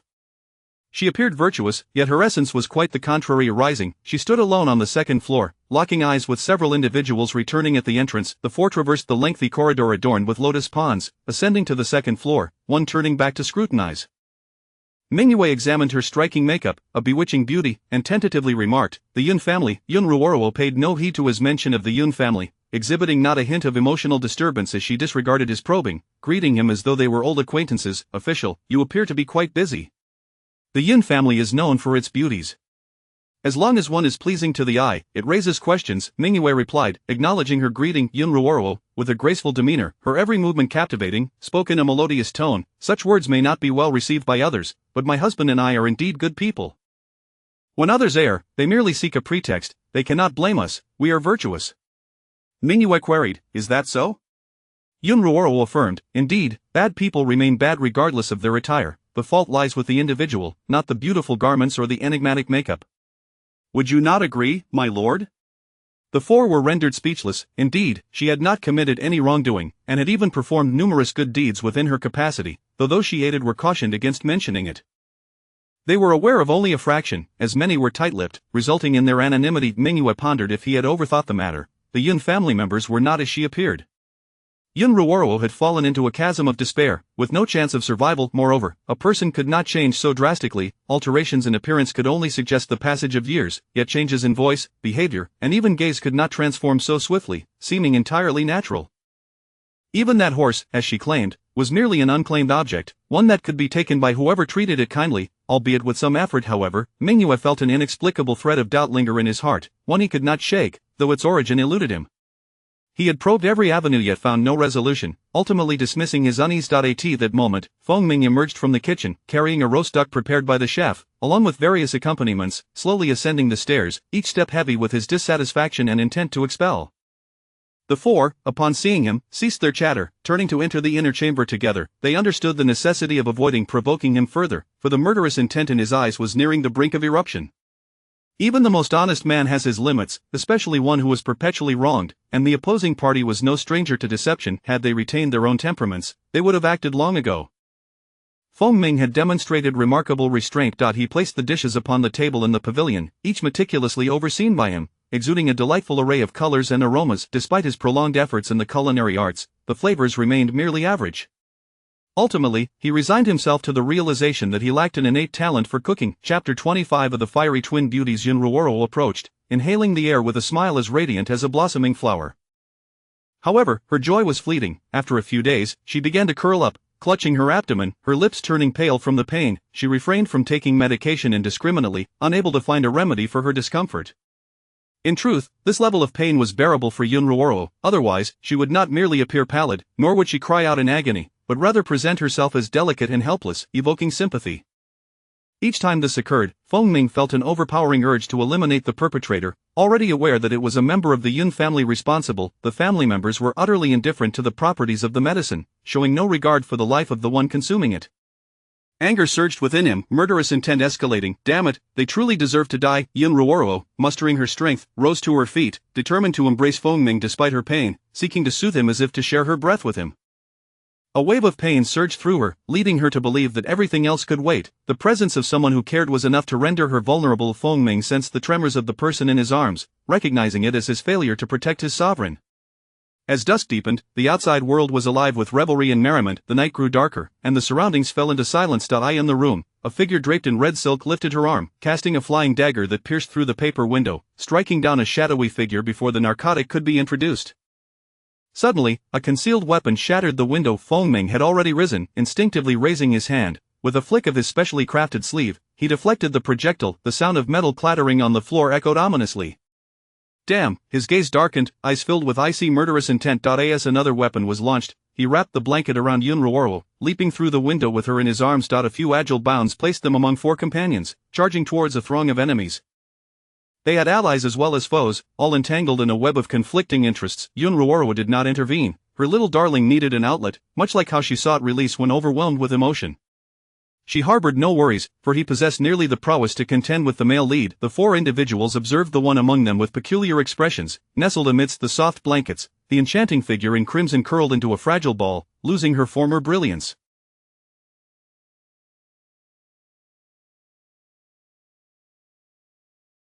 Meanwhile, another figure clad in red, stationed at a distance, mercilessly overwhelmed a group of adversaries. Upon witnessing this, the four felt a sense of being treated as mere attendants, their spirits dampened, and the wine in their hands suddenly lost its allure.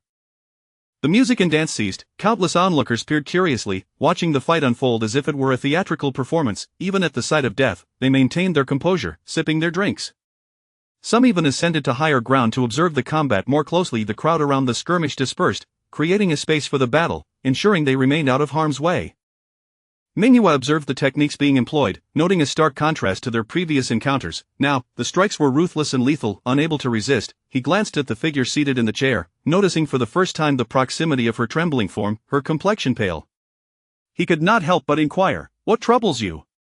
Yun Ruoro curled her bare feet beneath her, reclining languidly, her earlier fragile demeanor seemingly forgotten. Her gaze swept over the four exquisite beauties before settling on Mingyue, her fingers brushing through her hair as her crimson lips parted. "Are you concerned for me, my lord?" Mingyue took in her appearance, noting the intricate patterns on her face, which extended to her chin and neck, her unusual red lips obscuring her true features. He had never seen her without makeup, and just as he was about to pose another question, he was interrupted. A dozen individuals descended from the rooftop, landing gracefully before them.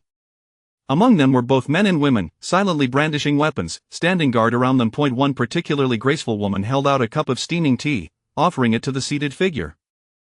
After Yun Ruoro took a sip and set the cup on a nearby table, the woman inquired with genuine concern, "I apologize for being late, are you all right?" They were all individuals of the martial world who had benefited from Yun Ruoro's kindness, having overheard the discussion and rushed to her aid. Yun Ruoro responded with a warm smile, assuring her, "I am fine." The graceful woman, named Qinglian, furrowed her brow upon assessing the situation. As a woman, she understood the struggles of her kind, especially knowing the cause, and refrained from pressing further.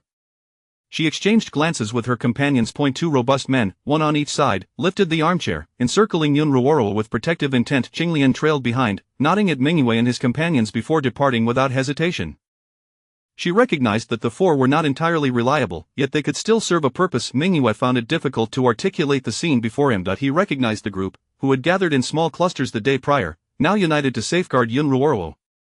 Should they intervene? Uzurizi pondered. The four directed their gaze towards Feng Ming, who had already dispatched his immediate foes and was now pursuing others, radiating a palpable aura of menace, yet demonstrating restraint in his attacks, suggesting that he still possessed rationality. Look at his demeanor. If we approach, will we be eliminated as well? Xingfeng posed a soul-searching question. It seems he has repeatedly contemplated eliminating us without a trace, yet he has never gone through with it. He appears unconcerned about familial ties, otherwise, he would not have offended so many. Why do you think he has spared us time and again? Zurizi found himself at a loss regarding this matter. You ask us, yet who can we inquire of?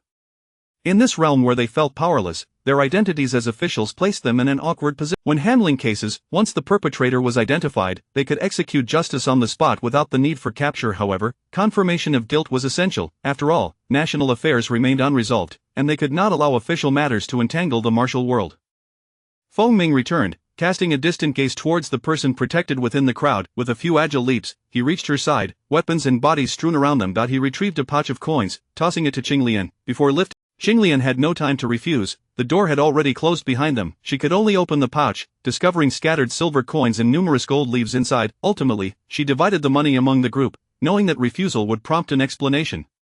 The fiery twin beauties never owed anyone a favor. Those who had received their kindness were merely expected to uphold their promises. Their gratitude etched in their hearts. The rewards deserved to be claimed, and should a benefactor return the favor, it was difficult to articulate. If there were to be a next time, they would undoubtedly act without hesitation. Are they not called the Weeping Blood Duo? One individual queried in confusion. Qinglian clarified once more. Weeping Blood Duo is a title given to them by their enemies, as we do not know their names. We refer to them as the Fiery Twin Beauties. Several nodded in understanding. From a distance, the four observed, then turned their attention to a figure holding a small pouch of silver, directing others to clean up the aftermath. Zurizi, after a prolonged silence, finally spoke. They certainly know how to navigate social intricacies. I find myself wanting to align with them. Chasing Shadow, rarely inclined to speak, inquired with curiosity, I have been unable to trace their assets. How do they possess such wealth? The two had appeared abruptly, finding no useful information. Could they belong to some family or sect? It was difficult to ascertain. The four resumed their discussion, acknowledging that the two had purchased their identities, a common occurrence. Many individuals concealed their true selves. After all, in the martial world, one was either a friend or a foe. Revealing one's home would jeopardize their family. Hence, there existed an unwritten rule. One must not pry into another's affairs unless disclosed by the individual themselves. This was why many imitated Yunruoro, adding an air of mystery to their identities. As for the gold Feng Ming possessed, it stemmed from countless gifts received, treasures exchanged for wealth, and gold hidden away by Yunruoro since childhood. There was plenty of money to squander freely. The two had neither established a sect nor a faction, yet many were willing to follow them, trailing behind without interference, wandering the world wherever their paths led. Under their tacit agreement, others began to shadow them while also learning a few moves. The duo's unpredictable attacks captivated the hearts of many simultaneously. Wherever they were, safety was assured. Chapter 26. Unable to endure during her monthly cycle, Yunruoro endured another day of pain. Feeling listless and lethargic for several consecutive days, Feng Ming remained by her side, nearly refusing to let her stray from his sight. While others might perceive this as a lack of freedom, finding it overly clingy and suffocating, Yunruoro reveled in it. She cherished the sensation of being enveloped by ardent love at all times. The black and white chess pieces fell into place. Once again, Yunruoro held a silent conversation with Huang Huakai in her heart. Huang Huakai, my dear little one truly wishes to eliminate those troublesome individuals. They are utterly vexing. She aimed to dissuade him from such thoughts, not wanting any unforeseen mishaps to arise. Huang Huakai replied in an instant, if you truly wish to accompany him for a lifetime, you must rein him in. Killing important figures will attract scrutiny. Should you be discovered, I can only lead you into oblivion. I understand, but how can I persuade him? This is genuinely distressing. He listens to you, just hold on to him. But I do not want my little one to be unhappy.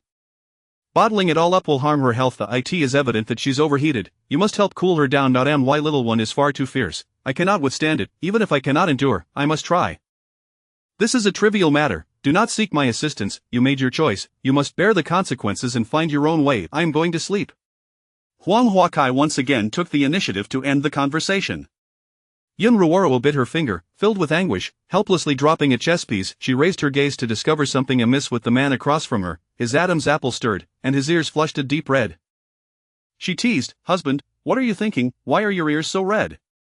Feng Ming gazed at her, his eyes shimmering with affection, her loose garments slipping off her shoulders, the intricate patterns cascading downwards, and indescribably enchanting. Only he knew where the winding patterns extended, for he had painted them himself. The process had taken considerable time, and midway through, he had found himself entranced, unable to resist putting down his brush, lost in the moment.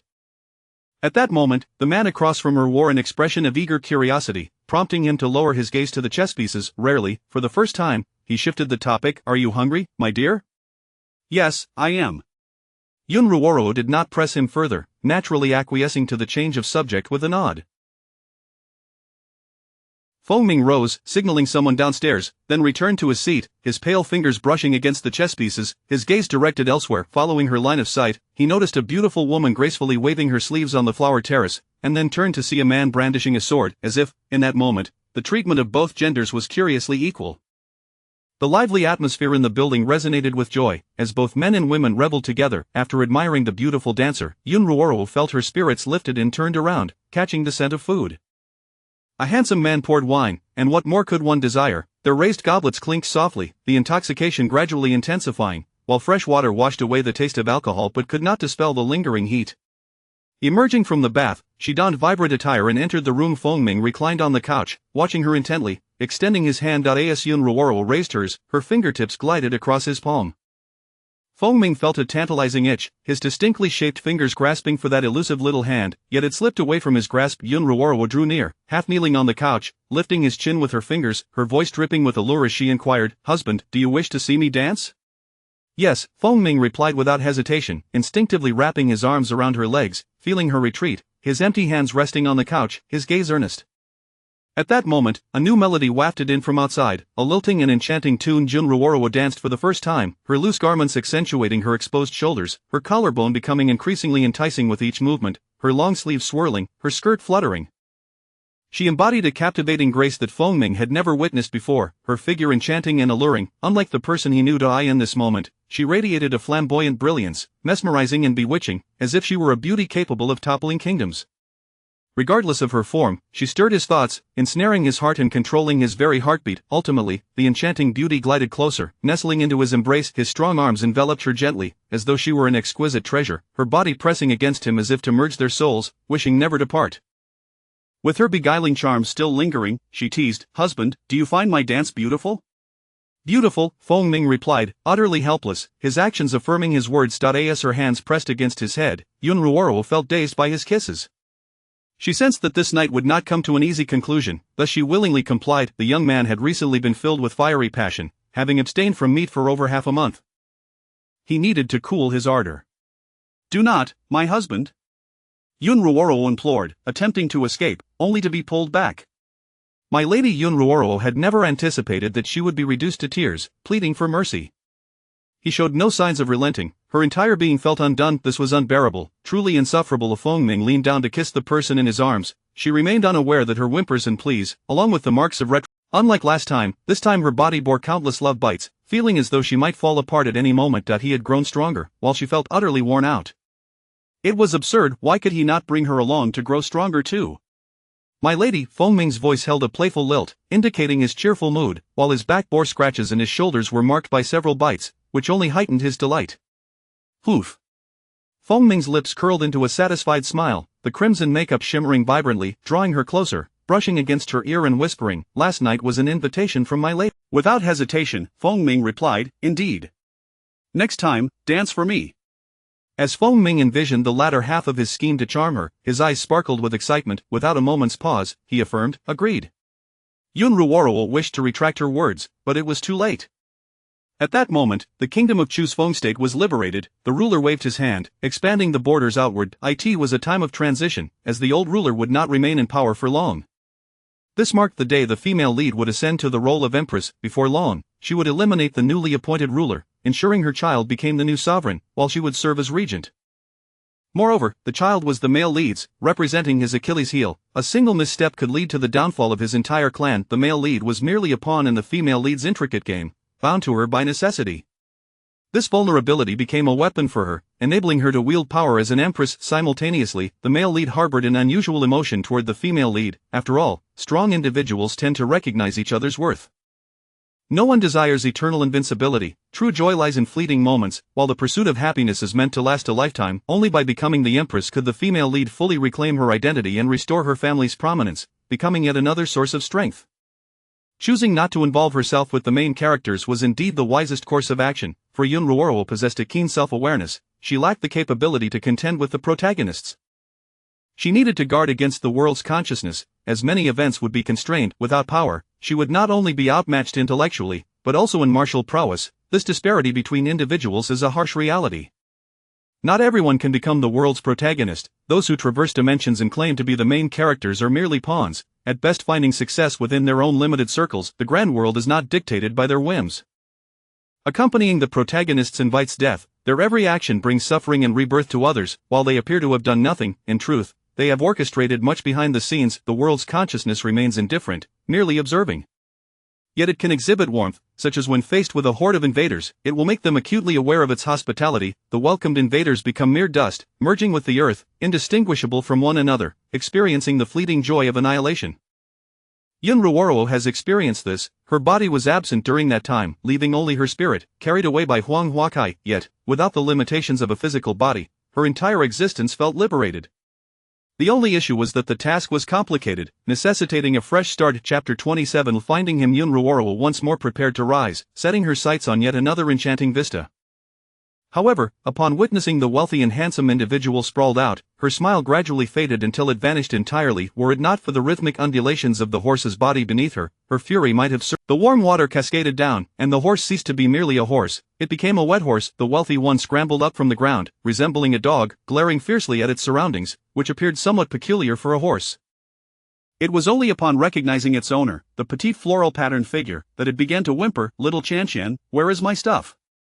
Yun Ruoro gritted her teeth. Its body bore the funds they had secured, for she and Fengming had already squandered their own silver. Sensing its owner's wrath, the horse let out a series of whinnies, theatrically mimicking grazing before collapsing, its tongue lolling out and eyes wide open, as if in a state of perpetual unrest. Yun Ruoro understood the unspoken message. Someone had laid hands on her. Instead of asking about the yellow flower and vegetable, she continued to inquire of the horse, "Do you know who it is?" The horse nodded frantically, its constitution robust. After a bout of discomfort, it lay down, only to faint upon seeing the culprit, and was roused by the splash of water. Realizing this, it shook its head, sending droplets flying everywhere. Yun Ruoro stepped back. Fengming shielded them both with his umbrella, deflecting the splattered water. Observing their antics, the horse shook itself vigorously once more, thoroughly expelling the moisture. Yun Ruoro's voice emerged from behind the umbrella. "Find him." The horse neighed and began to trot outward. The flower tower was situated in a remote area, within a small town that had sprung up around it, and at this moment, entry and exit were restricted. Judging by the horse's demeanor, it had not been lying down for long. The abundance of goods and people had yet to depart. A valiant horse strode with pride, sidling up to people and glancing sideways, even sniffing the air like a dog. The early risers were startled to see a horse wandering alone, and before they could shout about a mad horse, they noticed the crowd trailing behind it and cautiously stepped aside. Yun Ruoro and Fengming led the throng, followed by the idle Qinglian, who encountered a quartet of investigators. The group gradually swelled, all following the horse, intrigued by the spectacle. Particularly, Qinglian and her companions, aware that the fire twins were on the move, fell in behind them to hear the unfolding tale. She had long been curious about little Chanqian, a most fascinating horse, indeed a rarity. The quartet was oblivious to the situation, merely following their investigative route. Qingfeng, fanning himself, edged closer to Qinglian and inquired, "Miss Qinglian, what has transpired here?" Qinglian turned to the inquirer, her cheeks flushing slightly, while the girl beside her tilted her head, stifling a laugh. Qingfeng embodied his name, handsome and poised, with a gentle voice that disarmed any defenses. Yet, Qinglian hesitated before responding, her gaze fixed on the two fiery figures ahead, who seemed indifferent and did not glance back. Contemplating their status as officials, she deemed it prudent to speak, lest they hinder the search, and finally said, "Someone has incapacitated the little horse and stolen the belongings of the fire twins. They are currently seeking the perpetrator." "Thank you for the information, Miss," Qingfeng replied, folding his fan and clasping his hands in gratitude, then began to lag behind with the other three. They had caught wind of her words. Zurizui was the first to speak. "Is this the same person we are seeking? He always relishes a challenge, clearly. He should be around here, but finding him won't be easy." Qinglian fell back a few steps, her demeanor returning to normal, and directly asked, "Who is it?" She merely wished to ascertain the identity of the thief to assist the fire twins in their quest. The four exchanged glances, and Qingfeng spoke, the master of disguise, a thief of unparalleled skill. We have been pursuing him for quite some time. Qinglian scrutinized the four, inquiring, did he steal from you? Yes and no. Qinglian understood. It was likely that he had pilfered valuables from a powerful official or a wealthy family, but certainly not from these four, as she could clearly discern their lack of weaponry. With a nod, Qinglian quickened her pace to rejoin her group. Of the four watched her depart, only to be met with the teasing whispers of a few young ladies, speaking in a language they could not comprehend. Upon hearing the commotion behind her, Yun Ruoro sensed footsteps approaching and turned slightly. It must be the master of disguise. Others wouldn't dare touch your belongings. Having spoken, Qinglian moved on, not lingering for a response. Yun Ruoro turned to Feng Ming beside her, entwining her pinky with his, feeling the friction of their fingertips as they continued to follow the curious horse. At that moment, a common man at a bun stall found himself startled as a horse's face loomed close, his hand clutching a bun. With a glance, he noticed the crowd behind him and froze, paralyzed with fear, unsure how to react. Should he curse, flee, or pretend nothing was amiss? Could a horse even consume buns? He was unaware that while ordinary horses might not partake, this one was an anomaly, capable of devouring whatever it desired, even things horses normally could not eat. Before the young man could gather his wits, the horse lunged with no regard for decorum, deftly pinning him beneath its weight. Ah, help! The horse has gone mad. A crowd gathered to witness the spectacle. A black horse atop a man, a sight that could easily have overwhelmed an ordinary person. However, this man exuded vigor, clearly someone trained for combat. The horse was swift, rising and placing its hooves on the man's chest, preventing any escape. The young man, now unable to flee, had narrowly avoided internal injury moments ago and lacked the strength to run, twisting his ankle in the process. Just as he thought he was being rescued, a cold voice, laced with a bloodthirsty aura, met his ears. It felt as though his neck might be snapped at any moment, causing him to tremble like a quail.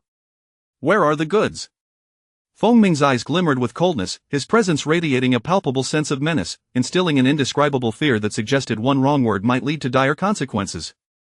Suddenly, a light tug on his arm, from the seemingly indifferent figure beside him, softened his demeanor visibly. The young man remained motionless, wishing to avoid further injury. The horse's speed had been overwhelming, leaving him with no time to react. Now, escape was impossible. He regretted his earlier bravado, having ventured out to gauge the situation, only to stumble upon this. Wise individuals know when to yield. He pointed towards an alley, and thus he was released, albeit limping. He could not escape, others were watching, and the horse watched him closely, its gaze unyielding, as if anticipating his flight. He suspected that should he dare to run, he would be crushed beneath the weight of an impending disaster. Chapter 28. The treasure mouse transformed. A group of individuals arrived at a quaint courtyard, where the young man, resembling an informant at a crime scene, pointed out the items that had been unearthed. Yet, only a few pieces of gold remained, and many valuables were conspicuously absent. He wore a contrite expression, as if confessing to a lesser charge. Everything is right here. Yun Ruoro's countenance soured, her teeth clenched as she demanded, where is my gold? The murderous intent surged once more, prompting the young man to stammer, I gave it to the beggars on the street. Taking a deep breath, Yun Ruoro understood why not a single beggar had been seen today. They had suddenly become affluent overnight. With a sigh, she called out, husband, bring him to them. Feng Ming stepped forward, seizing the young man and unceremoniously depositing him before the quartet, his expression far from amiable, before turning and walking away.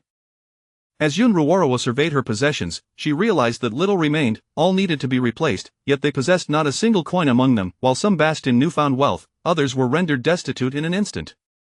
My lady, Feng Ming remarked, cradling the young man with a sense of urgency. The sum of money they had was far greater than what was lost in the fire of their previous dwelling, yet this time, there was nothing left to reclaim. He understood that Yun Ruoro would not attempt to retrieve it. My husband, let us go to Yun City. Very well. This suggested a brazen absence of vigilance. Although they may have adopted new guises, it was exceedingly simple to conceal one's identity on familiar ground. This was the furthest point Yun Ruoro had ventured from the capital, and it was also where she had concealed the most treasures. The first treasure spot was vacant, confirming her suspicions that they had been there. At that time, the yellow flower did not appear, as she had taken precautions, establishing numerous deceptive points. This location, though not particularly concealed, left her to ponder who had witnessed her hiding place and who had taken her belongings. After several consecutive empty spots, Yun Ruoro felt an overwhelming urge to flay the thief. Who is it? She fumed, her fury boiling over. Finally, in a fit of rage, she plunged a dagger into the ground repeatedly, as if aiming to pierce the very heart of the thief. Dig! Leave no stone unturned, she raged. The yellow flower, reveling in her misfortune, chimed in, your elder sister has others. This was excavated by her. Her covert operatives are the most formidable. One had been tailing you before. Are you pleased? This was all before her rebirth. Now possessing foresight, she felt as if she had been granted a cheat code. Soaring to new heights, Jun Ruoro's fury abruptly ceased, her expression devoid of emotion. The sword she wielded returned to its sheath as she strode away from the barren treasure pit. Fengming followed closely, aware of her anger, which was palpable. Their days together had dwindled, and with no other source of income recently, he pondered where to earn silver the following day, contemplating whether to capture members of the Yun family for bounties. He regretted not confirming their status a few days prior, allowing the quartet to claim the reward for him. As wealth-led beauty along behind, the two took refuge in an inn. Under the cover of night, two figures leapt, entering a sealed courtyard. Upon entering, Yun Ruoro sensed something amiss and inquired, "Husband, are we being watched?" "Indeed." Fengming instinctively scanned their surroundings. Yun Ruoro, rather than displaying anger, smiled as she entered the quarters she had occupied previously. Lighting a candle, she shattered the floorboards in the corner, eventually uncovering a cloth bundle after considerable effort. Fengming's arm tensed as he exerted force to lift it, the shape indicating it was a chest, its weight a testament to the riches contained within. "Husband, open the window," she instructed. Fengming placed the lit candle on the table and opened the window. The room brightened, and with the window ajar, the view outside was clear. The open chest revealed a neat array of gold, filling every crevice and dazzling to the eye. Yun Ruoro toyed with the gold, while Fengming stepped outside, discreetly searching for the shadows of covert operatives, restoring the room to its previous state. A sudden crack echoed from afar as a roof tile shattered underfoot. The room was plunged into darkness, shadows darting closer, and a flash of steel glinted to the adversary, seemingly prepared, barely parried Fengming's assault before retreating under pressure, their eyes wide with disbelief. Ultimately, another shadow emerged, and the two continued to struggle against their pursuers. Fengming swiftly sensed something was amiss but was caught off guard. Falling a step behind, Yun Ruoro stood frozen, her sword in hand, as a group passed before her, vanishing without a trace, along with one of her greatest treasures. "Curse it all," she screamed, utterly defeated, lamenting the audacity of her foes. He, I told you it was only your elder sister's people. After all, she is your sister, and you insisted on boasting. Now look, your pride has been stripped away." The yellow flower cackled with glee, rolling with laughter. Yun Ruoro's expression had never been so foul. Gripping her sword tightly, she seethed, "You didn't mention there would be so many." "Didn't I say? It seems I did, yet perhaps I didn't. Ha, this is too amusing." The yellow flower relished the sight of her host being outwitted, nearly bursting with delight. Indeed, whenever her host relaxed her guard, calamity ensued. "This paltry sum of silver is infuriating. I must go and lay a trap for those who took my gold, otherwise, my anger will not abate." Yun Ruoro chuckled through her fury. The yellow flower disagreed with her first statement. "What do you mean by paltry silver? Consider the prices, then think of how much gold is in that chest, so pure, so radiant, how enticing." "Ah, damn it!" Yun Ruoro yelled, her voice echoing through the desolate courtyard, unable to contain her frustration. With a clang, she hurled her sword to the ground and stormed into the room, kicking the wall in a fit of rage. With a single blow, the wall crumbled as if made of paper, and she yanked forth a money pouch from within the debris. The yellow flower quipped, "If it didn't know you were human, one might think you were a treasure mouse come to life." Fengming listened quietly as his mistress spiraled into madness, unsure of how to console her, as he lacked the skills for comfort. When she retreated into the room, he picked up the sword from the ground, sheathing it, and accepted the money pouch she tossed his way. The clinking sound from within confirmed the presence of considerable gold. "Husband, let us depart," Yun Ruoro said, taking back the sword and securing it at her side, calling for her precious item. Fengming closed the window, swept away any traces, extinguished the candle, bundled the cloth, and tucked it into his sleeve before following closely behind. The two leapt away, vaulting over the high wall, leaving behind a shattered corner of the room, resembling a mouse hole. Once they had left, others arrived to inspect the scene, departing with expressions of delight. The next day, the pair embarked on a shopping spree, making their way towards the capital. The barren treasure spot incited a mix of anger and amusement within Yun Ruoro. The money she had painstakingly amassed was now a gift to others. Her desire for retribution intensified. For over a decade, fearing discovery, the yellow flower had hidden away to sleep, unaware of how much wealth her host had stored. While her treasures appeared to have been completely unearthed, in reality, she had stashed away several money pouches. "What do you mean by empty? Not a single box remains. All these pouches cannot compare to one chest. Do you know how ecstatic that makes me?" Yun Ruoro emphasized the word ecstatic, nearly grinding her teeth in frustration. "As long as you are happy," the yellow flower feigned ignorance. Yun Ruoro inhaled deeply, extracting an intricately patterned token from one of the pouches. After confirming its authenticity, she returned to Yun City, entering a lavish establishment. The sign bore the name, Shinshan Ruoshui. She then produced her token, which granted her respectful access to the upper floors, granting her ownership of the establishment and a wealth of gold. 6666. The yellow flower gazed at her host with newfound respect. In her past strategies, she had never retained such foresight, leaving multiple avenues of escape. Just a bit careless, I concede, Yun Ruoro humbly acknowledged within herself. Her master appeared to have brightened, and Feng Ming's spirits lifted in tandem. Chapter 29. To please the master, the two returned to their residence. Yun Ruoro was captivated by the ancient starry sky, the Milky Way so beautiful that it left one breathless. Huang Huakai suddenly spoke up. Aren't you going to trip up your legitimate sister? What kind of trip could befall her legitimate? Contemplating the notion of causing a stumble, Yun Ruoro leaned against the window, lost in thought as the wind caressed her. Just as she was about to respond in her mind, a pair of sturdy arms reached out, as if drawn by temptation, encircling her slender waist. When she turned around, just as she was about to say something, her lips were captured in a gentle kiss. Oh dear, don't look, just leave. Huang Huakai exclaimed, her voice dripping with disdain. Feng Ming, oblivious to any rejection, initially intended to kiss her in a comforting manner to quell her anger. However, he found himself unable to resist, deepening the kiss, their breaths intertwining in a passionate entanglement. Soon, he lifted her and pressed her down onto the bed, his hands reaching for her waistband. Yun Ruoro, caught in the whirlwind of emotions, lost her capacity for thought, her voice taken away, leaving only rapid breaths and gasps, her soft whimpers swallowed by the fervor. Master, as emotions reached their peak, Feng Ming could not help but softly call out to her, feeling an unparalleled thrill from the sharp new wound on his back, a sensation of defiance that brought him immense satisfaction.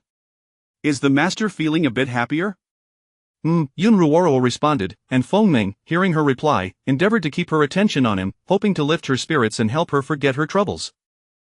The master delighted in this, and he too found joy in it, gaining a deeper understanding of the expression having the best of both worlds. The master had never shown any signs of irritation towards him, which was truly wonderful. Yet, Feng Ming's lack of restraint meant that as long as he desired closeness, he would draw near, and with even the slightest hint of reciprocation, he would indulge recklessly. Years of training had left him strong, as if fatigue were a foreign concept. Yun Ruoro made no move to stop him, and they spent the entire night in a fervent embrace. Ultimately, when morning came, she groggily awoke just long enough to sip some porridge before drifting back to sleep. Feng Ming rose and stepped outside, producing a pouch of gold before a gathering of people, handing them a note. As Qing Lian and the others departed, they opened the note, spread the prophecy: whoever possesses the legitimate daughter of the Yun family shall rule the world. Upon opening the pouch, they were met with a dazzling sight of gold. Others marveled, this is truly generous.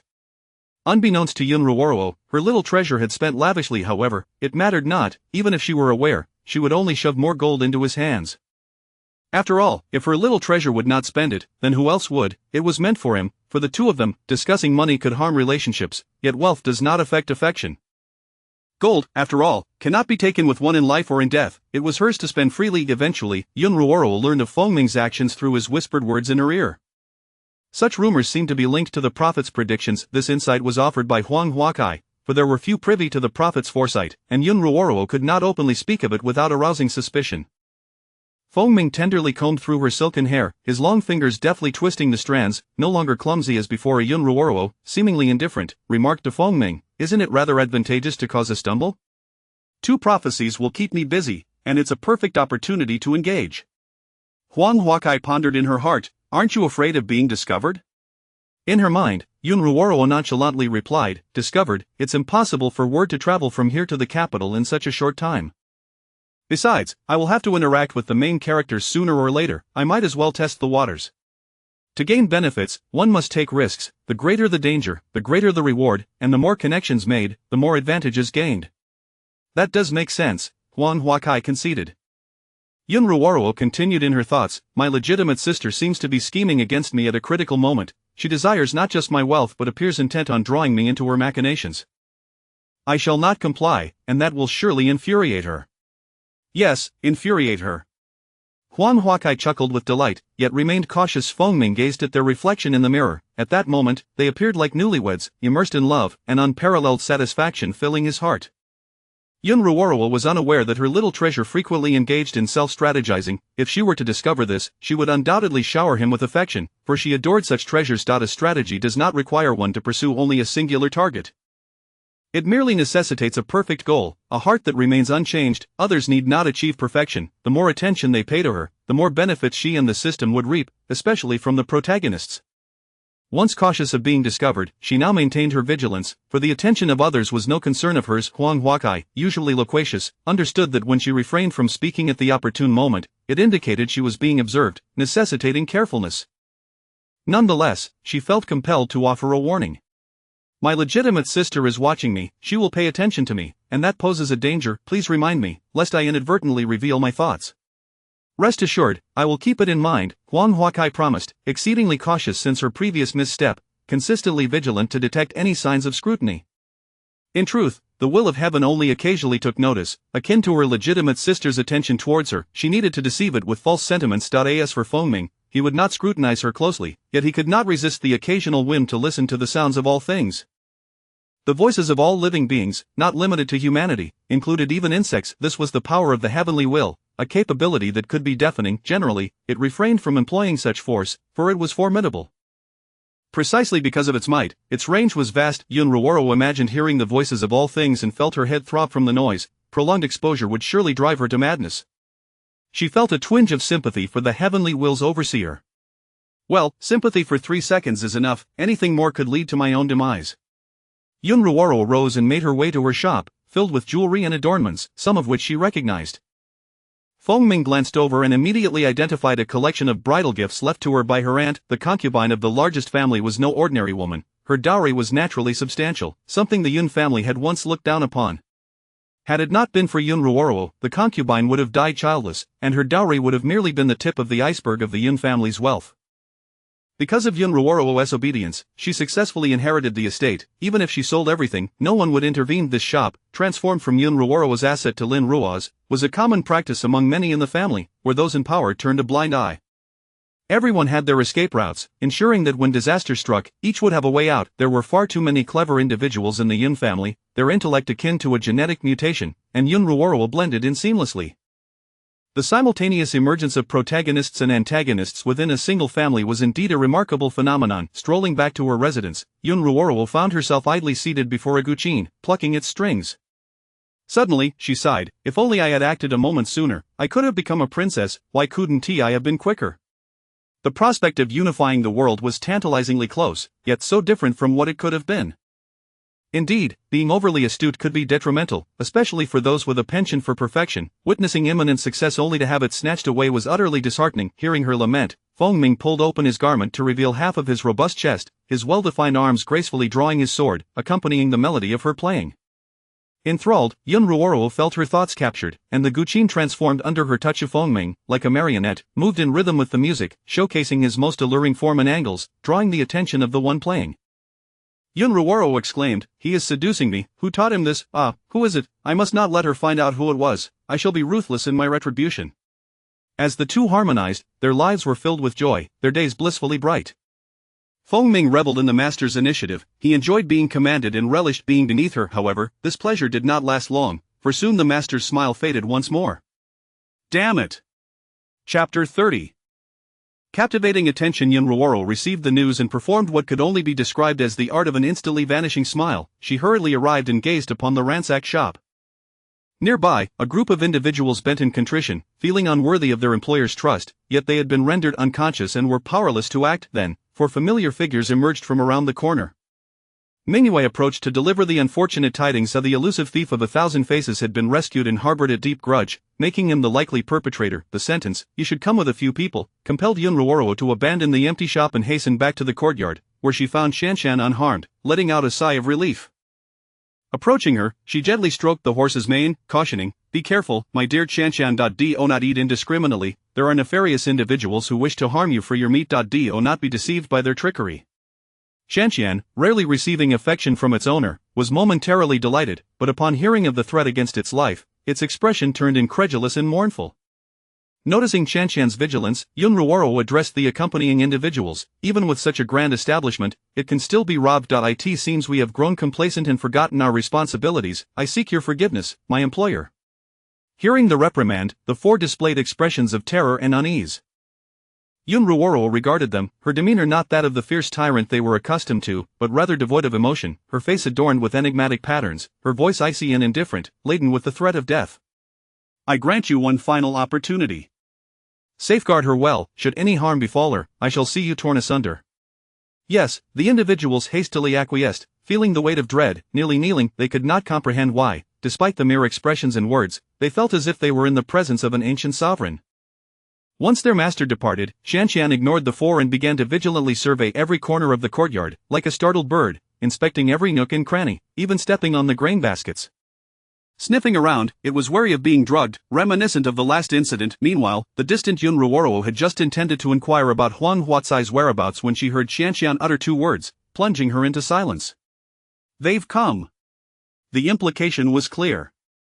Yun Ruoro furrowed her brow. Fengming, noticing his master's frown, became even colder. He would hunt down the thief without hesitation should his master command it. Seeing the murderous intent radiating from him, Yun Ruoro led him to face the four. "Esteemed officials, this man has dared to lay hands on me for the second time. It is your failing. Use your authority to bring him to justice." Mingyue interjected, "That may not be feasible. Our superior requires the apprehension of the individual, not an immediate execution." "Then do not blame me if I find him first." "Await good news." Mingyue's tone was laced with excitement. Should she dare to intervene, he would have justification to address her puzzling presence. However, the sudden escalation of tensions was unexpected, revealing their simmering anger. As Yun Ruoro brushed past him, her voice was barely above a whisper, yet audible to the four. "Do not rejoice too soon. I am merely dealing with a thief. The night is dark and perilous. Exercise caution, esteemed official." With that, she brushed past the four. They exchanged glances, understanding that she intended to take matters into her own hands, leaving them uncertain of her methods. Yun Ruoro's mind was consumed with indignation over the theft, akin to a hoarder enraged by a breach. Standing before the public bounty board, Fengming affixed a portrait. "Is this a search for someone? Who could warrant such a display? It is said that the establishment of Xingshan Ruoxue was stripped bare last night. No wonder, with such audacity, the shopkeepers would surely assist. If they awoke to find their own establishments robbed, madness would ensue." The portrait bore no name, merely describing an indeterminate visage, elusive and adept at disguise. How could one possibly find such a person? This description seemed to fit the notorious thief, who was already on the government's wanted list. Was this an attempt to outmaneuver the authorities? What a conundrum! The bounty did not name names, thus capturing the individual was subject to interpretation. The subordinates of Xingshan Ruoxue elucidated the circumstances to the onlookers. As long as they provided any unfamiliar faces as leads, verification could yield rewards, even if the thief was not apprehended. Really? The crowd was intrigued. The prospect of earning silver with just a few words was a rare opportunity. "Any clues will suffice." "I know." This single utterance acted as a catalyst, invigorating the uncertain bystanders. "I too have seen unfamiliar faces." The atmosphere buzzed with excitement as various factions sprang into action. Even if the thief could not be caught, they must at least drive him out of Yun City to avoid sleepless nights filled with anxiety. Given the volume of stolen goods, it was improbable that they could be transported out of the city without a trace. The most plausible scenario was that either the thief or the loot remained within Yun City, the thief perhaps hiding nearby. Regardless of whether it was a matter of capturing the individual or retrieving the items, the city was abuzz with activity. One could envision the cacophony of gossip and the lively murmurs of the crowd. It would be overwhelming for anyone possessing the ability to read minds. Yun Ruoro deliberately moved toward the throngs, particularly along the bustling market streets, where her and Fengming's striking red attire and peculiar makeup cleared a space around them. Upon returning home, she found herself reeking of myriad scents. Of the thief, clearly one who relished in ostentation, was likely still nearby, perhaps even brushing past them. "My dear, you must be vigilant tomorrow. Those who are close to us warrant deeper scrutiny." "Very well, I shall be attentive." Fengming, captivated by her enthralling voice, noted that his master seemed discontent, and nothing mattered more than restoring her happiness. With fingers delicately tracing her small, palm-sized face, he pressed a kiss to her crimson lips, his murderous intent toward the thief of 1,000 faces dissipating in that moment of intimacy. His mind was consumed solely by her presence, her porcelain skin illuminating his gaze, his thoughts solely occupied with her words. Their lips softly brushed, indulging in the forbidden, an insatiable desire to transgress, akin to the very beginning. He had become her devoted subject, unable to resist her allure. In his eyes, she grew increasingly beautiful, more enchanting, like a blossoming flower, the tender bud unfurling into exquisite bloom, swaying gracefully. Her alluring figure elicited unparalleled delight within him. "My lady, you are exquisite." Finally, he voiced his admiration, resembling a man with genuine emotions, yet the one receiving the praise was momentarily dazed, failing to comprehend his words before being drawn back into the ritual of awakening. To keep his master content, Feng Ming endeavored to capture her attention. Soon, as Yun Ruoro stepped out, she found herself ensnared by his affections. He insisted on holding her during meals, and after finishing, he forbade her from leaving, instead volunteering to dance for her entertainment. With his robe relaxed, he performed, the rhythmic beats of drums melding with the strings of a zither, his movements imbued with both strength and languid charm. As he raised a goblet, pouring its contents into his mouth, some spilled onto his cheek, cascading down his neck to his collarbone, and onto his exposed chest, disappearing into the depths. Yun Ruoro gulped, her legs feeling weak, her gaze riveted. Oh dear heavens, this is lethal. At that moment, she lost all desire to search for the thief. The spectacle before her made her feel like a debauched dandy, lost in the allure of beauty. So, where on earth had he learned such captivating skills? Chapter 31. Carefree and unrestrained, Yun Ruoro's pleasant days were abruptly interrupted by her subordinates. My lord, the funds you provided are already quite limited, the respectful shopkeeper stated. Sell the shop and continue searching. Understood. Yun Ruoro propped her head upon her hand, her gaze unwavering as she languidly reclined on the couch, observing the shopkeeper's retreating figure. She was an exceptionally rare beauty, evoking a sense of tenderness in those she saved. Beyond that, her mind was devoid of any other thoughts, simply entranced as she watched the silhouette fade away. Seated at the edge of the couch, a man with distinctly knotted fingers gently grasped her hand, drawing her attention back to him. The hair that had previously been tousled was now neatly tied up with a jade crown, fitting garments accentuated by a dark patterned belt that highlighted her form exquisitely. Having been accustomed to loose-fitting clothes for so long, the sudden change created a stark contrast that once again captivated Yun Ruoro's heart. As Feng Ming noticed her return to reality, his cheeks flushed under her intense gaze, yet he proceeded to the open space, unsheathing his sword. The blade glinted menacingly, producing a sharp sound as it sliced through the air. Reminiscent of his training sessions in the past, everything felt like a return to bygone days. Little Yun Ruoro sat in a corner of the martial arts arena, watching Feng Ming practice, her eyes fixated solely on him, ensuring he was not bullied by his seniors.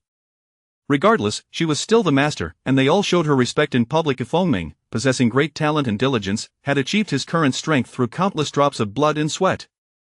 Along their journey, Yun Ruoro had rarely lifted a finger. He never permitted her to intervene, effortlessly resolving numerous troubles. Feng Ming wielded his sword with lethal precision, every strike imbued with intent, while his gaze softened like a mountain spring as he regarded her lounging figure, his blade's ferocity contrasting with his gentle demeanor.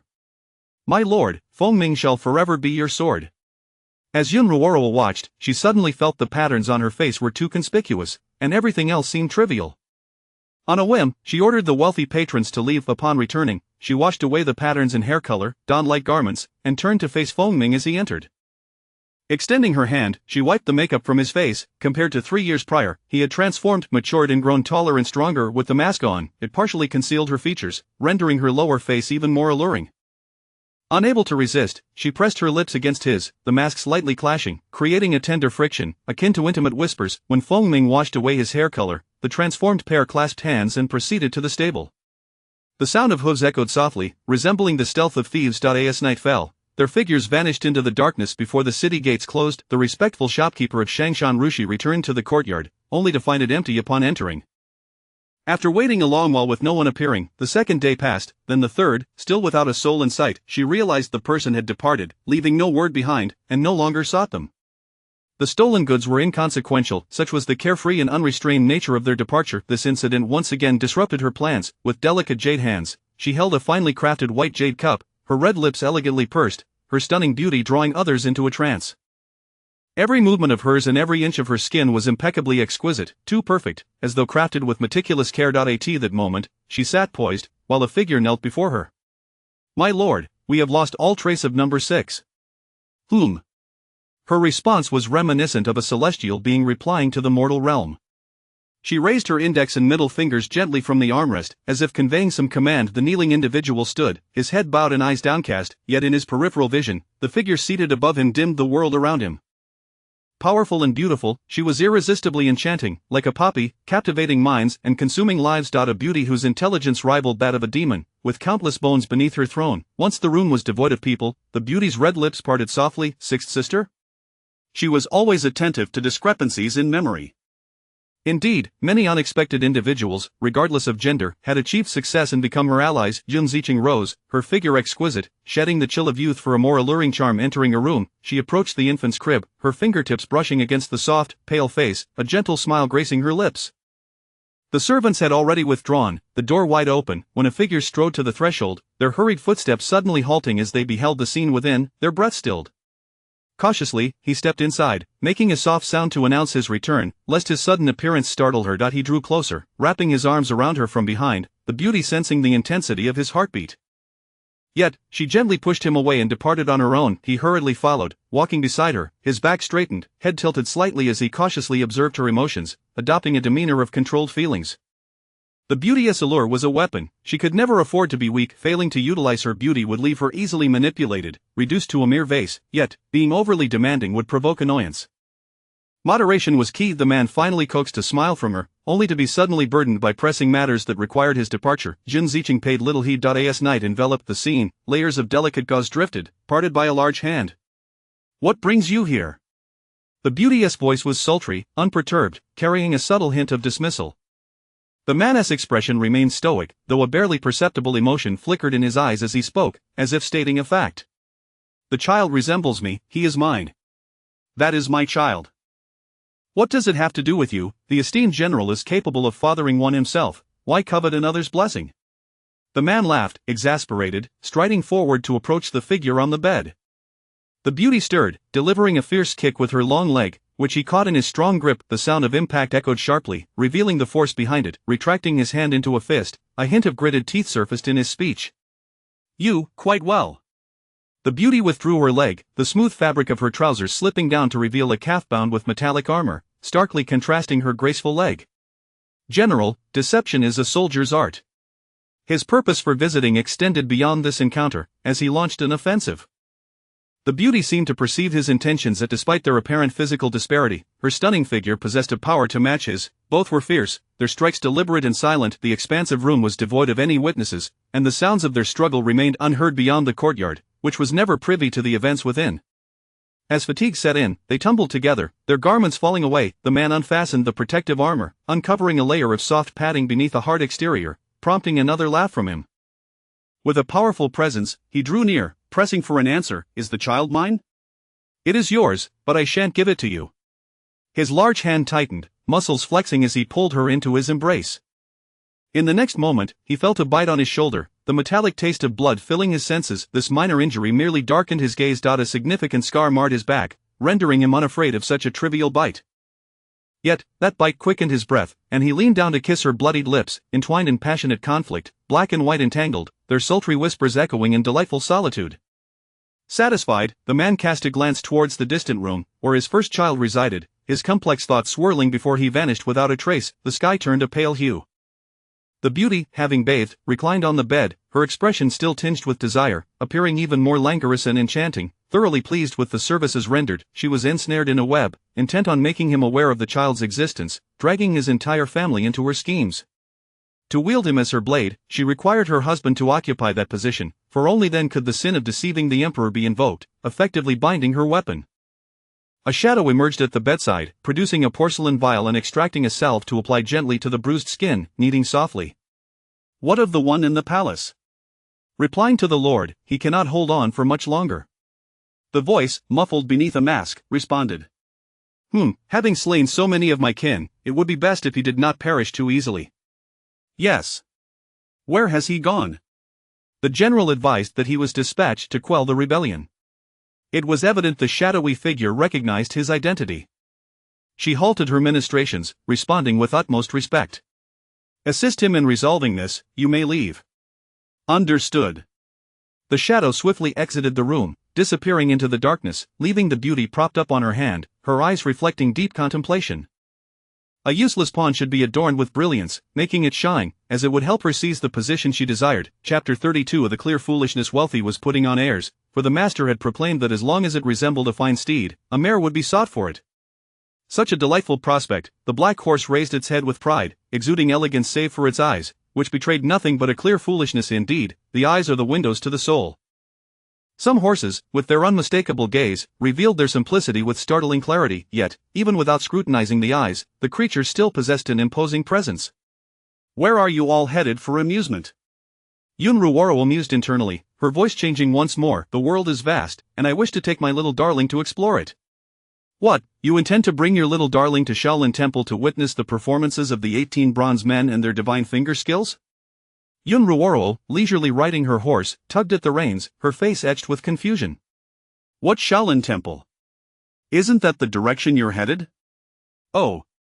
Yun Ruoro glanced around, realization dawning upon her as she dryly remarked, "We've taken a wrong turn." Wealthy wandered aimlessly, and she was indifferent to it, believing that wherever they ended up would suffice. Huang Huatsai's voice resonated like poetry, reciting, my silence is deafening. Never mind, we shall pay our respects to the Buddha. You still believe in Buddha? Huang Huakai asked incredulously. You must seek the god of wealth for that. If that is beyond reach, what good is a deity? Even a mere demon could accomplish such trivial matters. Sounds as if you've encountered a demon before. Are you not one? This remark rendered Huang Huakai speechless once more. How utterly absurd. Wealthy resumed its aimless wandering. On the other side, Fengming rode Yu Yan, pulling at the reins to approach the wayward duo. Yun Ruoro, not letting Huang Huakai off the hook, curiously inquired, "Do you think the Buddha could take you into his bowl?" "I am not the white snake. An old bald donkey cannot control me." "You resemble Huang Huakai, they would surely prefer a vegetarian meal."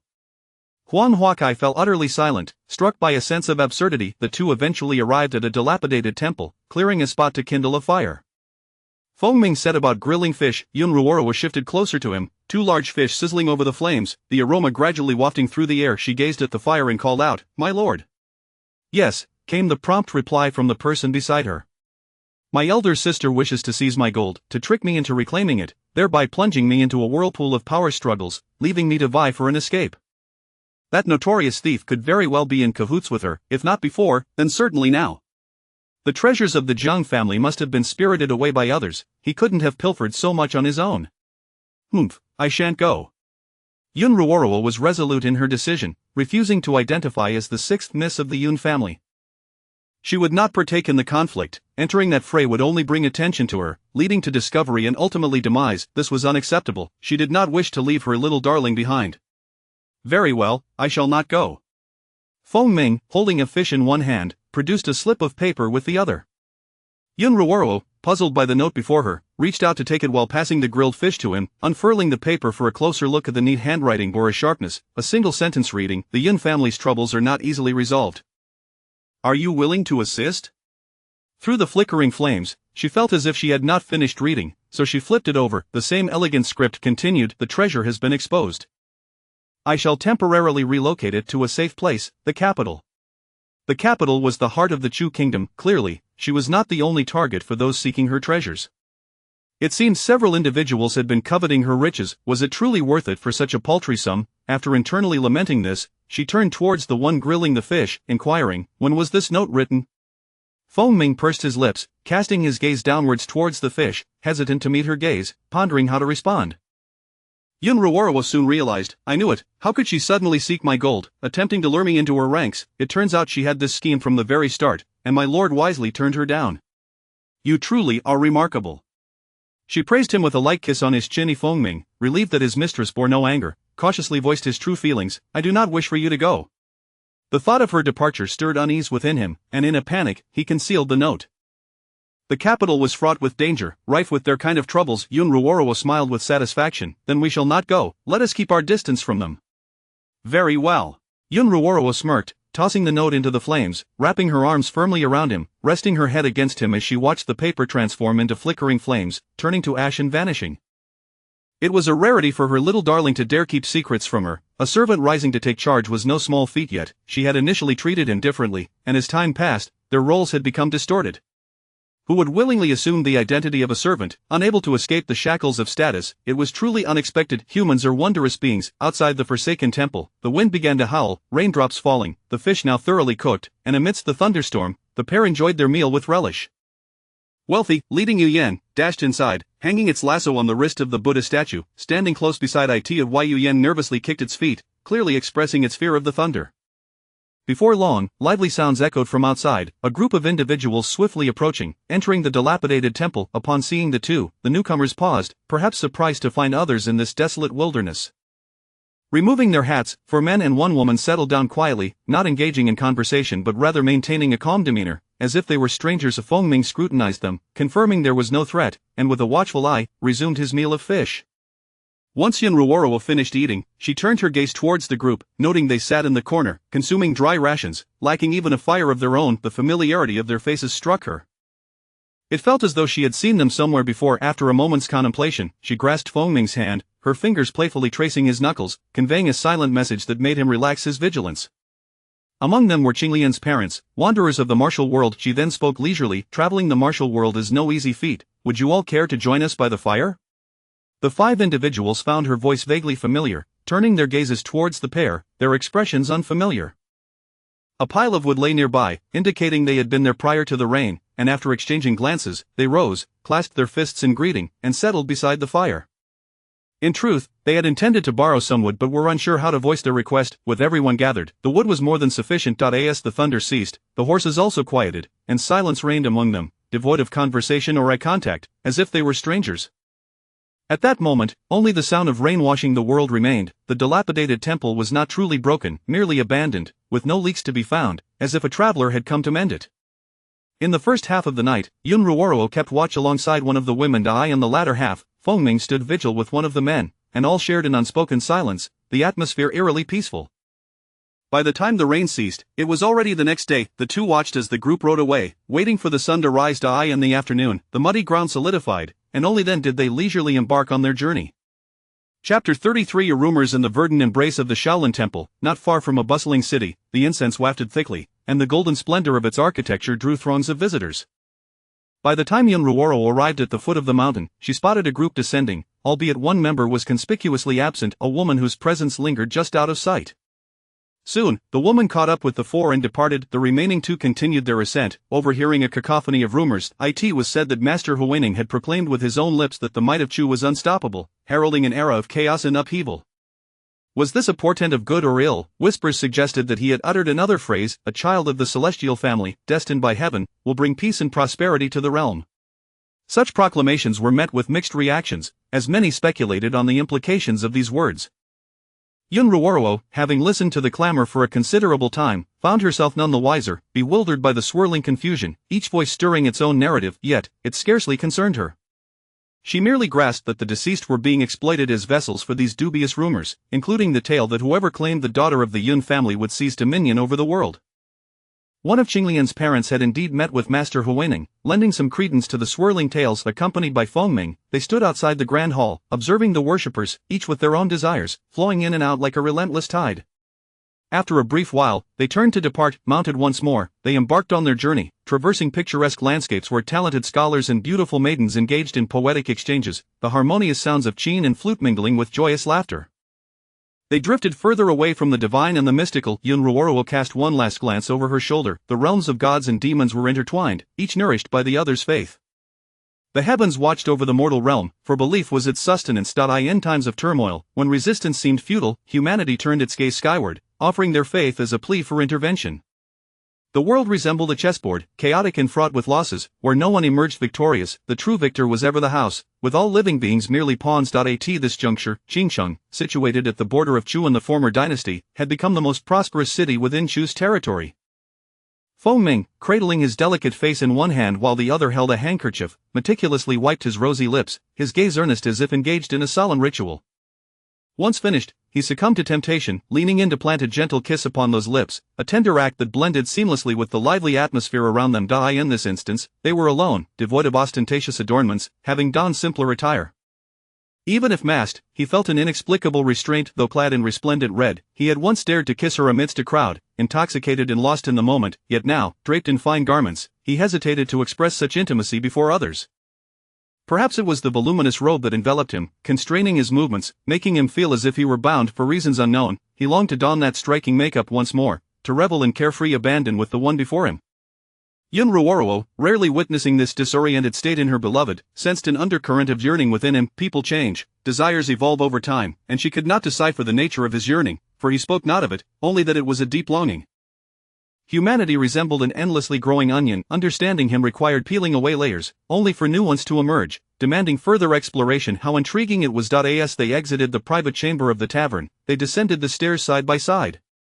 The attendant escorted them to the entrance, and as they stepped outside, Yun Ruoro paused, glancing back to see the attendant shooing away a small beggar, pushing him toward a corner. At her halt, Fengming instinctively stopped as well, his gaze briefly flitting to her point of interest before returning to scan their surroundings with caution. For reasons unknown, he felt the weight of unseen eyes upon them, though no one was in proximity. He peered into the distance, over the heads of countless passers-by, through layers of buildings high in the veiled distance. An observer lowered his telescopic gaze, unable to suppress a murmur of admiration. 3 days apart, and one truly sees with fresh eyes. Such sharp intuition. The master would surely regret his choice that day. Were it not for that horse, I might not have recognized the pair. To share a bed with the master is indeed a stroke of fortune. Many would envy such luck. Had it not been for the disintegration of their clan, they would have been left with naught but death. People inherently differ. Even the most captivating beauty, reckless as she may be, is left untouched, while these two, could they truly serve the master's interests? Unbeknownst to them, their lack of power or wealth rendered them seemingly insignificant, yet the masters divided their attention between them. Amidst the bustling streets, voices clamored, many had feasted and were now leisurely sipping tea or strolling to aid digestion. Yun Ruoro found her purse sadly light. Her husband, the one she had intended to rescue, had been taken hostage, and she was reluctant to use herself as ransom. Thus, she pondered how to acquire funds. After much contemplation, she remained uncertain about the best approach to earn money. Retracting her gaze, she met Fengming's eyes and lamented, "My dear husband, our funds are dwindling. What shall we do?" "Fear not, my wife. Deprived of money would spell disaster. Without it, she could not procure fine garments for her husband, nor could she take him on adventures." Yun Ruoro wore a pitiful expression, gazing imploringly at the handsome visage concealed beneath the mask, as if silently begging for affection. "I shall earn it," Fengming declared, raising a hand, yet refraining from drawing her into an embrace. Instead, he tenderly stroked her soft hair. Yun Ruoro, feeling his gentle touch, brightened. "How shall we earn silver?" "By bounty hunting." "But that is perilous." "Mining." "That is laborious and exhausting. It may lead to illness and old age." "How tragic." "Hunting." "Ah, that seems promising. If we could find ginseng on the mountain, a 1,000-year-old specimen would be immensely valuable." "Agreed, let us dig. I desire a black and white bear as a pet. The young ones are the most docile." "Very well, we shall keep it. Yet, perhaps it is best to settle for a small sum.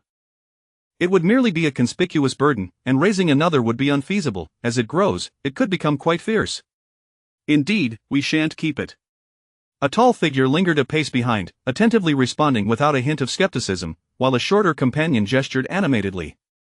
The two chatted unabashedly in the bustling street, and passers-by merely assumed they were a young couple lost in fanciful musings, paying little heed to their discourse. After all, collecting herbs was not forbidden.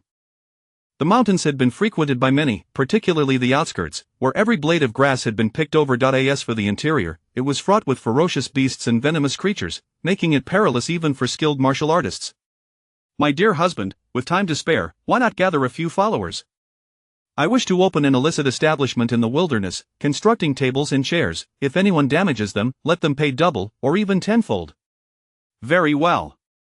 A bystander interjected, "What did she just say?" "What did you agree to? Are you aware of what that means?" Yun Ruoro replied, "An illicit establishment." Fengming unsheathed his sword, revealing its gleaming edge, and threatened, "Do you have an objection?" To which the crowd replied in unison, "No." Chapter 34. A group of little beggars before the little beggar. A large, plump bunny emitted an enticing aroma, steam wafting upwards. The little beggar, disheveled and with uneven hair cascading around, appeared to be around 6 years old, their gender indiscernible. Lifting a face resembling that of a calico cat, they gazed at the person holding the bun, only to behold a visage partially concealed by a mask, with skin that was fair and exquisite. A grimy little hand reached out, yet before it could grasp the bun, the paper-wrapped end was thrust into their frail fingers. The bun was substantial, and with one hand unable to manage it, the other grimy hand hesitated, deterred by a voice. Yun Ruoro cautioned, "Wait a moment, if you grip the paper too tightly, it will become dirty and could cause a stomachache. Go ahead and eat."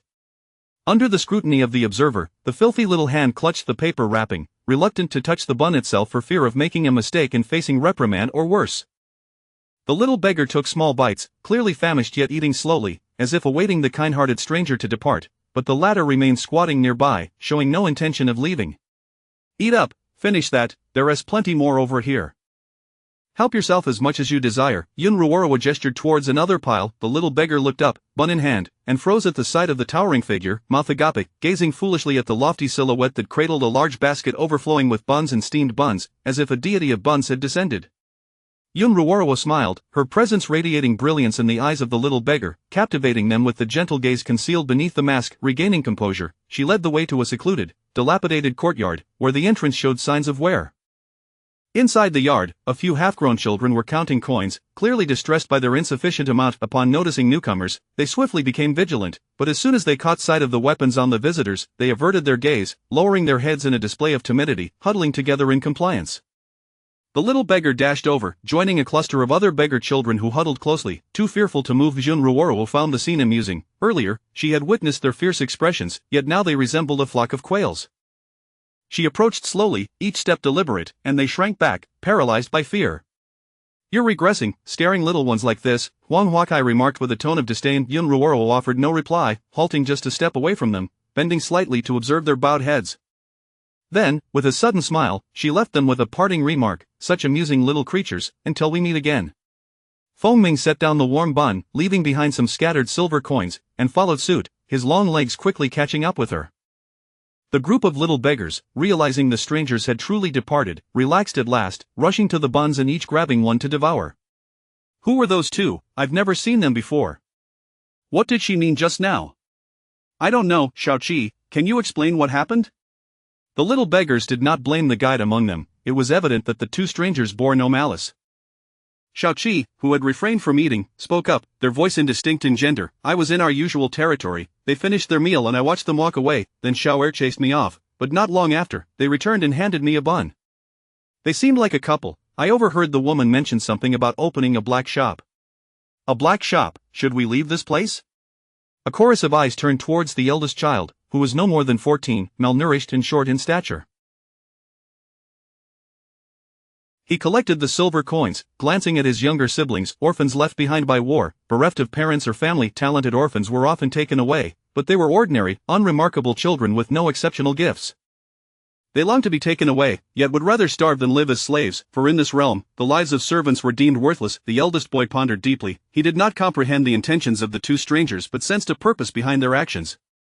After some contemplation, he nodded in understanding. The group of children, big and small, wasted no time gathering their meager belongings and swiftly made their way to another uninhabited dwelling. Unbeknownst to Yun Ruoroa, she had inadvertently frightened away a group of little ones. At that moment, she had just finished negotiating the purchase of a small courtyard. The courtyard contained 2 rooms, a modest kitchen, a bathroom, and a latrine, enclosed by tall walls. Not far from the empty space was a well, though it lacked the convenience of the past. By the time they had settled in, it was quite late. With damp hair cascading around her, she sat in the courtyard, cradling a teacup, gazing at the crimson sunset while sipping warm water. Having removed her mask, she sensed the gaze beside her. He was watching her. It had been a long time, perhaps 3 years. She had changed earlier, her makeup had not faded, but now it seemed to have settled, causing others to forget her appearance. In the darkness of the previous nights, she had taken off her mask, and now, in the daylight, her features had fully matured. It seemed he was adjusting to this transformation.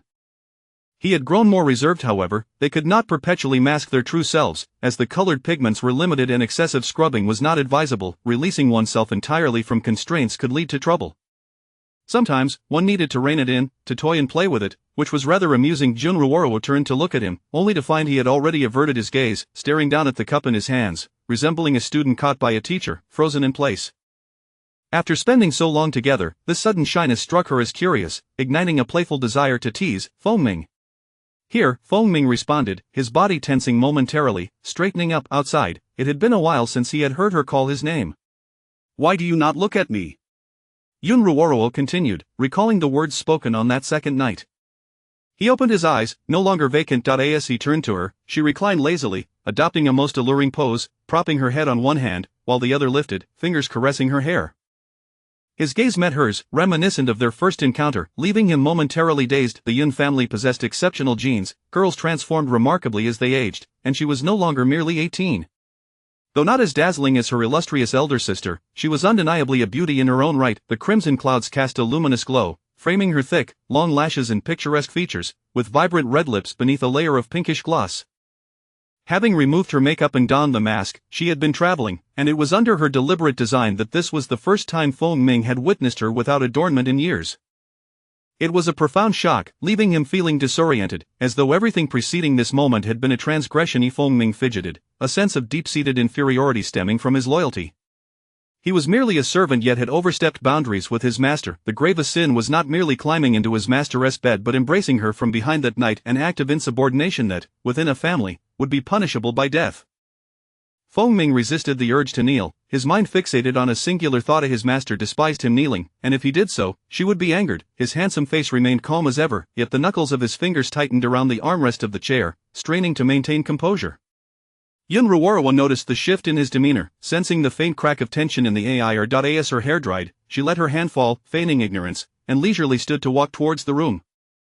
Upon opening the door, she seemed to hear the sound of something breaking. Chapter 35. We are perfectly matched. Yun Ruoruo found herself somewhat perplexed. With an innate and unwavering loyalty, he was undeniably perfect, yet he also exhibited an absolute subservience, reveling in the act of being commanded. Loyalty is a virtue, and so is unwavering servitude, but it largely depends on the master's desires. He becomes whatever his lord requires. She concealed her visage with makeup, causing him to overlook her identity. Despite 4 years of a carefree and indulgent existence, he remained unable to shed his inherent servility. He did not rise, much like how he never broached the subject of betrothal. In this case, what could be done? Sometimes, does it truly matter whether one stands or not? One can only acquiesce to affection. Since he was born this way, it was something she ought to accept rather than attempt to lift him up. Embracing him while kneeling was still an embrace. He loved to kneel and loved her. What harm was there in that? At that moment, such restraint felt unjustifiable. If she did not tease him, what was the point? With this thought, Yun Ruoruo stepped out of the room. The figure on the chair had vanished, his whereabouts unknown, and one of the armrests lay broken. Where could he have gone? Mast, she murmured to herself as she leaped onto the rooftop, scanning her surroundings. Ultimately, in a corner of the alley, she spotted a familiar silhouette. He knelt there discreetly on one knee, and from her vantage point, she could see his profile, seemingly lost in thought, oblivious to her watchful gaze. Is your little darling unwell? After all these years, has he resumed kneeling after shedding his disguise? What did the previous moments signify? Those prior instances had been provoked by a series of stimuli, compounded by the pangs of life and death. She had obscured her appearance to blur the stark contrast of their identities. He had always addressed her as his master, which, in itself, represented much the human. A smile played upon Yun Ruoruo's lips as she alighted into the courtyard, moving silently towards the kneeling figure. He still regarded himself as a shadow guard and not merely a suitor.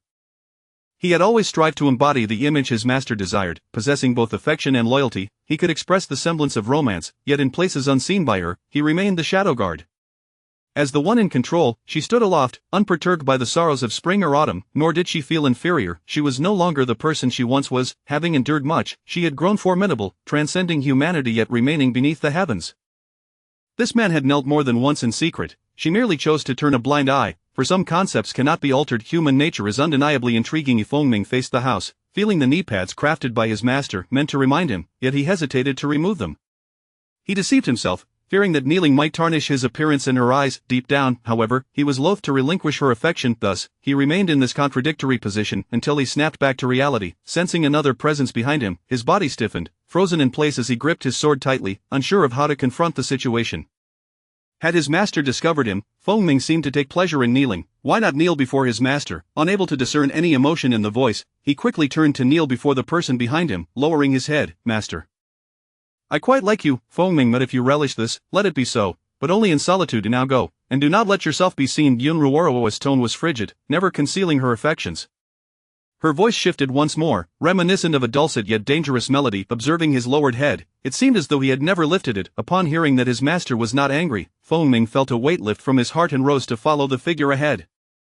At this moment, he no longer lowered his gaze. He needed to be vigilant of his surroundings. With a heightened perspective, he observed the person before him, transformed, no longer dignified or alluring, but rather casual, yet imbued with a subtle authority and an instantaneous sense of danger. This was the visage that truly represented his master, the most genuine form concealed deep within. The members of the Yun family bore two faces, yet his master possessed more than that. He had always known, for she never sought to disguise herself before him, yet he had never witnessed her in such a manner. Upon entering the room, Feng Ming noticed his master tilt her head, and he understood her intent, following her inside. He was loyal to her, simultaneously harboring love for her. Come here. Yun Ruoruo reclined on the bed, propping her head upon her hand, beckoning him with a playful gesture. Feng Ming could not refuse, as though his soul lay in her grasp. his body merely a vessel being drawn along. "Come up, and remove your clothes." Her alabaster hand reached towards her flawless form, the very object of her affection, desiring just a little more. Her languorous fingertips traced the contours of her body, her delicate form pressing against him, a teasing kiss upon his throat, witnessing the subtle movement of his Adam's apple. Foaming, as always, her tone carried an authoritative edge, compelling him to roll over, his defined hands bracing on either side, clenching the bedding into fists. Despite the countless transgressions he had committed, this particular instance felt strikingly different, palpably real, causing him to tremble. The whispers that filled his ears were laden with temptation, and unending narration to it was because his master no longer concealed her true self. "Foaming, you must obey my will." "Yes, master." "Foaming, in this lifetime, you are mine alone, I shall accept no one else, thus you must fulfill all my desires." "Yes, master. We are so perfectly matched, Foaming, we are destined to be." The phrase "perfectly matched" was not uttered for the first time. Foaming had heard it countless times before, initially believing it to be a mere sentiment of a youthful heart, too naive to grasp its depth. Now, he understood the true meaning of those words. While people may possess countless connections, he alone had her, his one-of-a-kind treasure. His master understood, knowing precisely what she desired. "The first time they met," she declared, "I have come for you. Will you accompany me?" Her intent had been abundantly clear, and now, their bodies were so harmoniously intertwined. Yun Ruorwa was a master of persuasion. What man could resist her? She had long since captured his heart, yet it was merely a matter of loyalty and love, akin to a balancing scale. Such a temperament could not be indulged without limit, for it would breed insecurity. Those who dangle on the precipice, neither ascending nor descending, would grasp tightly to the rope in fear, and anyone supported by Yun would panic. Suppressing emotions is detrimental. When released, he would discover that he would not be thwarted, nor would he be scorned. It was already the case, and thus he would surrender to the tumultuous release of emotions. They entwined throughout the night. When Foaming awoke, he felt the gentle nudge of the person in his embrace, her expression soft, pulling him closer still. He sensed the warmth of her leg resting upon his abdomen, her toes playfully climbing. He relaxed his arms, creating a slight distance between them. As he leaned down, believing his master sought something, he beheld her enchanting and alluring visage, her disheveled hair causing his heart to flutter, his pulse quickening, an arrow drawn taut. Just as she shifted slightly, her foot met with his firm abdomen. In that moment, she suddenly exerted herself, forcefully kicking him from the bed. Yun Ruorwa lay languidly, her earlier commanding presence dissipated, observing him as he sprang to his feet, unceremoniously scrutinizing him from head to toe. What a fine specimen he was! Foaming, ejected from the bedding, reacted instinctively, pushing himself up from the ground to a standing position. Realizing he was under her gaze, he felt as though the heat of her stare burned him. Momentarily at a loss, he resorted to kneeling, hastily collecting his garments to don. Avoiding her gaze, he exited the room, his face flushed crimson. Once outside, regret flooded him. He lamented not returning to the bed, pondering why he had fled in haste. His master had clearly wished for him to return to the bed, and he ought to have knelt, yet, he had chosen to run. Yun Ruorwa regarded the shadow at the door, contemplating for a while before walking further away. Today's individual seemed particularly endearing, inspiring a desire to tease. After rising to dress and groom herself, she took a seat at the table, where the occupant opposite her no longer bore a flushed complexion. Though he dared not meet her gaze, his eyes lowered submissively. Yun Ruorwa rose and stepped into the courtyard, lazily reclining on a chair to bask in the sunlight. Raising her hand, she examined her fingertips, feeling their sharpness. In the next moment, Foaming brought a small stool to sit beside her, cradling her hand, assisting her in trimming her long nails. Yun Ruorwa observed quietly, finding the sight of the tall man on the small stool amusing. His long legs folded beneath him, her hand rested in his palm. Apart from the nails being groomed, her playful fingers danced, teasingly brushing against his skin. As he lifted his gaze, she playfully bit her lip and looked at him, her bosom pressing against her arms, her fitted attire accentuating her alluring curves, exuding an air of refined charm. Foaming was momentarily entranced, quickly lowering his gaze, warmth flooding his cheeks, before rising from his stool to kneel once more, continuing to attend to her nails. This act of kneeling clearly conveyed his feelings. It was indeed amusing. What was meant to be a sobering reminder transformed into an alluring declaration in her presence. Yun Ruorwa supported herself on the armrest, leaning closer, tilting her head to kiss his lips, prompting him to raise his lowered head. Foaming was enveloped in the warmth of her affection. The genuine sensation made his heart race faster than ever, realizing that the carefree demeanor he had previously exhibited paled in comparison to the joy of this moment. His hands stilled, his kneeling form remained motionless, his eyelashes fluttering shut as he responded to his master's kiss. As the kiss concluded, he opened his eyes, darkness clouding his expression as he lowered his gaze, witnessing his master licking her own rosy lips, the hue inspired by him. In this courtyard, there were only the two of them. Yun Ruoro reached out, gently pinching his chin, urging him to lift his head, directly inquiring, "Fengming, do you enjoy this?"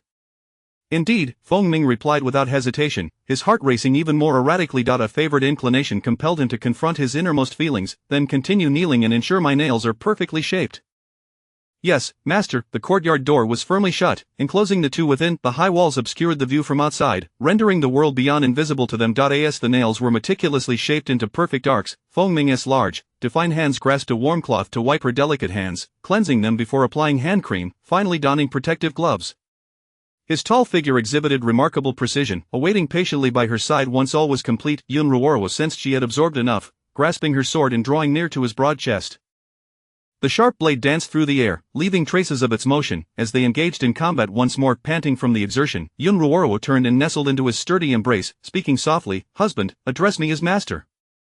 "Master." With her arms around his waist, she playfully delivered a sharp slap, the sound echoing, before stepping away, leaving behind 4 words, "Stand in punishment for me." As she departed, she couldn't help but clench her palm, thinking to herself, "This delightful rear feels quite nice." Fengming stood there, expression blank, unable to resist the urge to reach for the place that had just been struck. Had he done something wrong yet again?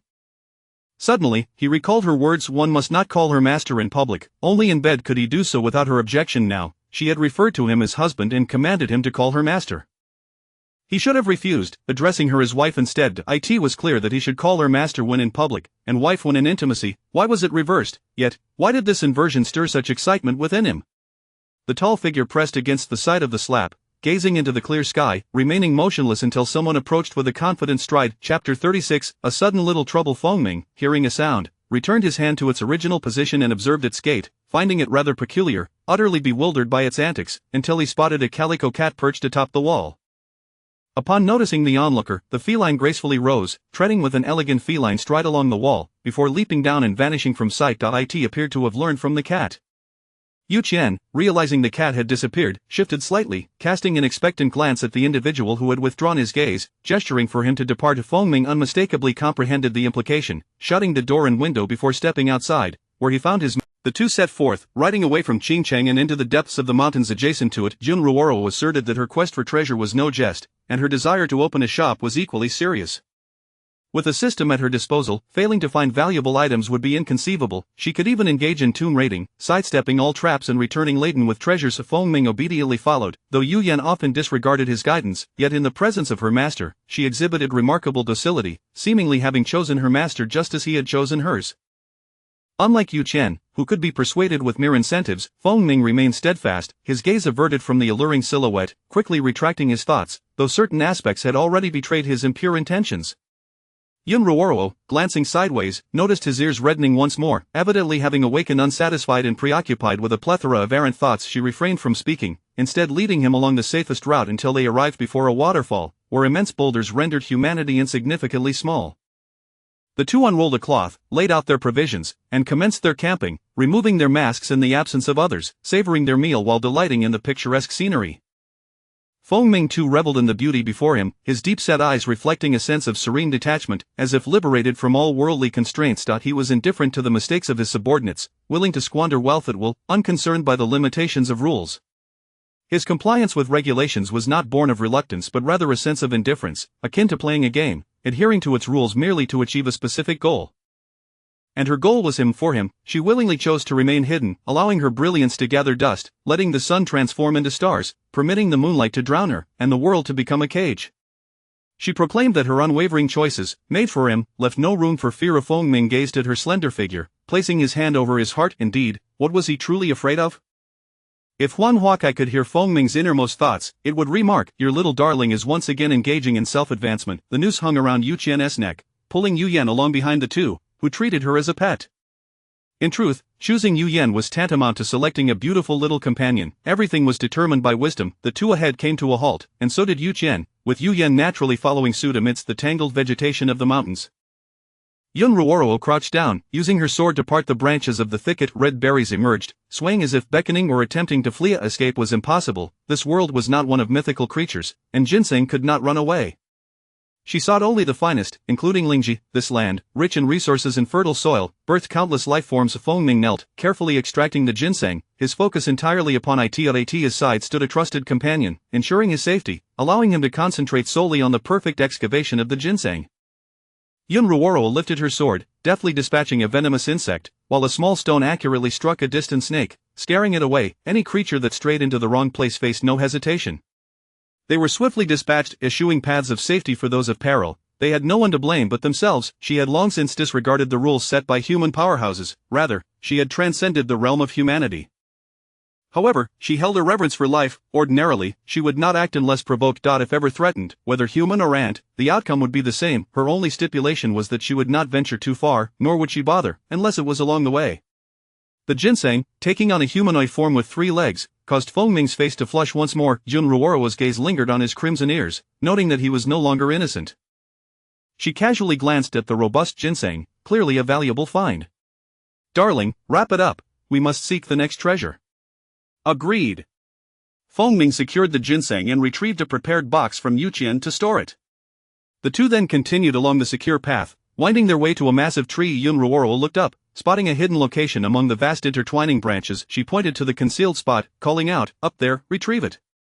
Without hesitation, Feng Ming complied, not pondering how he had found it so quickly, just as he never questioned why his master, so formidable, would be reliant on traditional medicine. With his large, well-defined hand, he took the box and secured it to himself, leveraging his strength to leap upward, landing lightly on a branch, carefully unwrapping the vine to gather the powder from the Lingji into a vial. "It approaches," Huang Huakai warned. Yun Ruoro remained unfazed. Feng Ming sensed danger, pausing momentarily to swiftly seal the vial and tuck it into his pocket. At that moment, the sound of distant wolf howls echoed, growing ever closer with alarming speed. Yuqian was the first to react, yanking Yu Yan along as they bolted away, embodying the spirit of self-preservation. Though it still remembered Yu Yan, here, even riding would not allow for hasty escape. Yun Ruoro had no intention of fleeing on horseback, swiftly climbing the tree. Instead, Feng Ming had already plucked the Lingji, stowing it in a cloth sack, and, in a heartbeat, he reached out to embrace the leaping figure, pulling her into his arms, his gaze alert as he surveyed the distance. Soon, the commotion drew nearer. First came 2 individuals, one clutching a cloth sack, swiftly vanishing from sight, followed by the black-clad pursuers. Up behind them trailed a pack of formidable wolves, darting through the underbrush, some leaping between branches. The first 2 groups failed to notice the 2 hidden in the tree, while the wolves, having caught their scent, quickly locked onto their position. A few leaps would suffice for the wolves to ascend the tree and deliver a lethal bite, severing a person in 2 with ease. Yet the lead wolf merely cast a glance at them, howled, and the pack surged onward, swiftly disappearing into the distance. Feng Ming scooped up the figure, swiftly descending the tree, heading in the opposite direction. Yun Ruoro pressed tightly against his solid chest, gazing at his serious, vigilant profile, her thoughts consumed by a singular notion. His profile was exquisite, utterly captivating. Feng Ming lowered his gaze, locking eyes with her fervent stare. The tension dissipated, replaced by a gentle warmth in his expression as he carefully set her down. Soon, 2 horses appeared cautiously, and the duo mounted, abandoning their search for treasure and making their way back to the city. Upon returning to the courtyard, Yuqian eagerly approached them, while Feng Ming busied himself with the package on the horse's back. Retrieving a child, Yuqian exclaimed, "Look, I've found you a little one. Aren't you delighted? If others have pets, so must my master, so, where is my little mare?" Yun Ruoro merely cast a fleeting glance at Yuqian, reaching out to take the child into her arms. Observing the chubby, fair-skinned boy, she noted he appeared well cared for. She harbored no other thoughts, simply stating, "Darling, we have a child now, this is a divine blessing." "Indeed." Feng Ming regarded the silent, slumbering infant, seemingly at peace, resembling traditional medicine. Yun Ruoro gently caressed his small face, unfurling the swaddling cloth to reveal the child's birthmark, which seemed familiar. He was just as plump and fair as she had been in her youth. "We truly share a bond, but I am no adept at raising children. What shall we do?" She lamented. "Darling, you must find a solution," referring to her master as darling indicated their marital bond. Shortly thereafter, a woman entered, cradling the child. Having been summoned just as the child awakened, wailing in hunger, the woman carried him to another room, and though the environment felt foreign, the child was not picky due to his hunger. Before long, he was fed, and the woman set the child aside to change his diaper. Feng Ming stepped outside again, quickly arranging for the woman and child, alongside her husband, to be accommodated in an adjacent room. The 2 children cried in unison, akin to a duet, gradually quieting as night fell, perhaps having grown accustomed to the unfamiliar setting, allowing the world to settle into tranquility. Yun Ruoro found her mind filled with the echoing cries of the infant, resounding endlessly, clinging to Feng Ming's sturdy waist. She feigned distress, her form pressed against him, seeking solace. "Darling, raising a child is quite daunting," Feng Ming consoled, his embrace intended to soothe, yet the person in his arms was restless, lifting her delicate visage to gaze earnestly at him, her lips curving into an irresistible invitation. Feng Ming found himself utterly captivated. With the slightest hint of invitation from his master, he felt compelled to abandon all restraint. Drawing closer, entwining their breaths, he held her, kissing her gently while retreating to close the door, pressing her against it, unable to contain the desire to share a moment of indulgence with his master. From the courtyard, two silhouettes could be seen by the door, garments disheveled, candlelight swaying in the breeze, their figures dancing with the flickering light. The exterior lay shrouded in darkness, where, in the distance, a bundle rested upon the ground. Beside it lay a lifeless figure. The pursuing black-clad individuals drew their swords, prying open the package. Upon closer inspection, the blade glistened with blood. What lay within was not an infant but a feeble wolf cub, the scent of blood pervading the air. In that instant, they understood why the wolf pack had relentlessly pursued them. Unwilling to relent, panic ensued as several black-clad figures sought to flee, but pairs of glowing eyes drew nearer from all directions. Enormous wolves leaped forth, accompanied by agonized cries. One wolf, however, did not join the fray. Instead, it approached the bundle, delicately extracting the small wolf cub, licking its minor wounds and placing it beneath its protection. The little wolf, thirsting for nourishment, gradually regained its strength. It had simply been hungry. Beside it, the formidable alpha wolf stood sentinel, observing the humans' desperate struggles as they writhed in agony, silently guarding the cub. Those fleeing dared not slay the Wolf King's offspring. Wolves held grudges, and to anger the Wolf King would invite relentless pursuit. To escape, they sought to retrieve their little master. Thus, the wolf crouched, asking where they had placed the little master's horse. They needed to act swiftly, lest they be discovered and pose a threat to their master. Chapter 37 of The Toothless Child. On the following day, as dawn broke, the two continued their daily sword practice. Not even the cries of the infant nearby could disrupt their harmonious training. After their session, they moved to the adjacent courtyard. The child, who appeared to be only a few months old, was no longer crying. His large eyes were wide open, observing his surroundings. When he noticed someone approaching, he reached out his hands, seeking to be held. Yunruoro cradled the child in her arms and sat down on a chair, playfully engaging with him. As she did so, she noticed something around his neck and pulled it out for a closer look. What a familiar sight! It resembled the jade pendant worn by her elder sister. After returning the pendant, she addressed the innocent child. "From now on, your nickname shall be Little Trouble. Do you like being called Little Trouble?" Little Trouble smiled. Yunruoro gently patted his small head, praising him. What a delightful toothless child. Upon closer inspection, she noticed the faint beginnings of tiny white teeth. She pinched his cheek and remarked, "I take back what I just said. You're teething now. When you grow a little more, I shall treat you to some roasted meat." Little Trouble chuckled, drooling in delight. "It seems you enjoy roasted meat. Such a good boy," she continued, lifting the little one playfully. "He is quite solid, well-fed like a little piglet," she said, shaking him gently from side to side. Little Trouble's bright, sparkling eyes seemed to revel in the sensation of being suspended in the air, his tiny hands waving and feet kicking joyfully. Yunruoro continued to sway him, as if he were but a doll. She then began to toss him lightly into the air, and seeing Little Trouble's exuberance, she tossed him higher and higher, catching him securely each time. The wet nurse, observing from a distance, was both astonished and apprehensive, yet dared not intervene. Thankfully, after a few exhilarating moments in the air, Yunruoro cradled him once more. Noticing that Little Trouble was still grinning, she pinched his chubby face, which felt like soft dough, and playfully shaped his lips into a fish-like pout. "At such a tender age, you are indeed a child of great potential." "Splendid, splendid, other children are simply delightful to play with. If your mother refuses to return the borrowed money, I shall borrow you for a while to offset the interest," she teased. Feng Ming stood quietly to the side, gazing down at the playful scene. At that moment, it resembled a family of three. Eventually, Little Trouble became overwhelmed with play and began to cry. Yunruoro exclaimed, "Oh dear, he is crying. What a loud voice, how troublesome." Yet, in a swift motion, she rose and took a few steps towards the wet nurse, handing the child back to her without a hint of reluctance before departing. The wet nurse of Feng Ming raised his hand, producing a gold coin and placing it before the wet nurse, before departing as well. Upon seeing the gold, the wet nurse picked it up, bit it, and her face instantly lit up with joy, finding the crying to be nothing short of heavenly music. Once the two had left, a simple, honest man emerged from within the room, cradling his own child as he quietly sat down nearby. Ever since taking on an additional child, he had refrained from going out to work, choosing instead to stay home daily to care for the baby. The pay from his employer was simply too generous to decline. The departing duo strolled down the bustling street. Arriving at a grand medical hall, however, they soon exited, as the medical hall could not meet their needs. While searching for prospective buyers, a lavishly adorned individual approached, seated upon a wooden chair, being carried by 4 burly men. Noticing the two's armaments, the newcomer hesitated to act forcefully, subtly signaling to his companions. One of the men beside him quickly understood the cue, and in the deserted street, called out, "Gentlemen, please hold for a moment." Yun Ruoro halted upon hearing this and turned to look back. They appeared quite urgent, which meant they were likely willing to pay more. The attendant conveyed their intent. "Would you be willing to sell the items you possess to our master? What price are you asking? Both of you may present your bids." The chair was set down, and upon hearing these words, the man seated on it began to fidget with his fingers, narrowing his eyes as he assessed the situation. Under his scrutiny, Yun Ruoro leaned back languidly. Fengming took a step forward, allowing her to lean against him, while he placed a supportive hand on her waist, casting his gaze downward, avoiding eye contact with the group. 1,000-year ginseng, 500 taels. This is not merely 1,000 years. Yun Ruoro extricated herself from Fengming's embrace, interrupting the attendant before he could finish.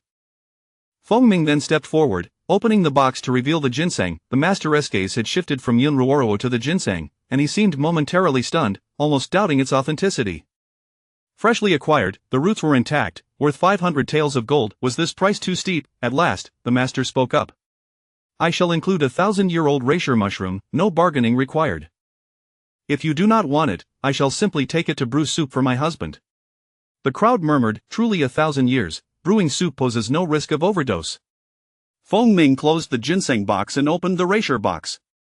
The crowd observed the sizable fungus with skepticism. Is it truly so easy to obtain a 1,000-year-old specimen? If it were infused with magical powder, perhaps it wouldn't be impossible? Once the master confirmed his findings, he began to speak again, but suddenly withdrew the reishi, producing a small vial. The attendant received it and carefully extracted a small portion, placing it in his mouth to savor before finally declaring, "Deal." Yun Ruoro smiled in satisfaction. Soon enough, 2 chests were placed before them, and the pair conducted their transaction in the bustling street, unperturbed by any hesitations. The master observed their bold retreating figures before waving his hand, signaling to be carried away. With their newfound wealth, the two made their way to the government office, naturally entering and exiting with one less chest, having secured land usage rights in the wilderness. Certainly, such remote land was inexpensive, but it was quite normal to contribute a bit towards maintenance fees for the government. They entered a construction company again, and upon exiting, they were down yet another chest. The onlookers, taken aback, muttered among themselves, "Good gracious, who spends 500 taels of gold in a single day?"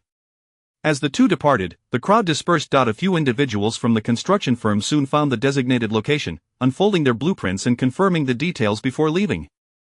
Having received a generous payment, the workers quickly filled the wilderness. As there were no trees in sight, the underbrush was swiftly cleared away, along with any lurking pests. Armed with professional restoration tools, they worked rapidly, for the scale of payment matched the pace of their labor. The client had not requested any high-quality materials, only that the construction be sturdy and resistant to demolition. Yun Ruoro returned to check on Little Trouble, who was enjoying a bath, his chubby, fair body transforming from 4-legged to 2-legged, both resembling gluttonous little creatures. Assured that all was well, she returned to the courtyard, indulging in a soothing bath that lulled her into a state of drowsiness. Fengming stood by the window, noting the time. Hearing no sounds from within, he could not resist stealing a glance through the open window and the gaps in the screen. He caught a glimpse of her fair silhouette. He knocked gently on the window, but the reclining figure did not respond.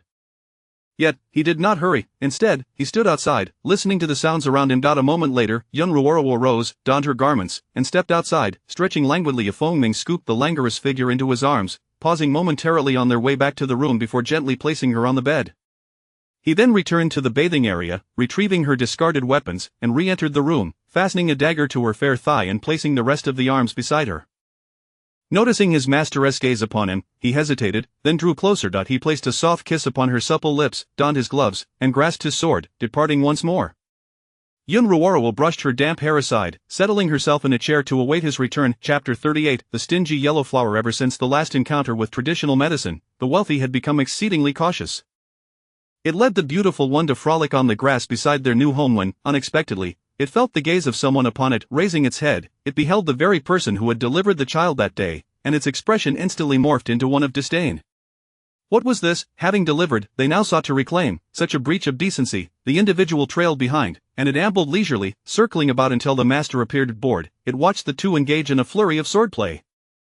Soon enough, the man was bound and tossed onto its back, and it carried him back to the courtyard. Upon entering, It spotted the master lazily leaning against the doorframe, and it trotted over, unceremoniously dumping the man onto the ground, glancing expectantly at the master.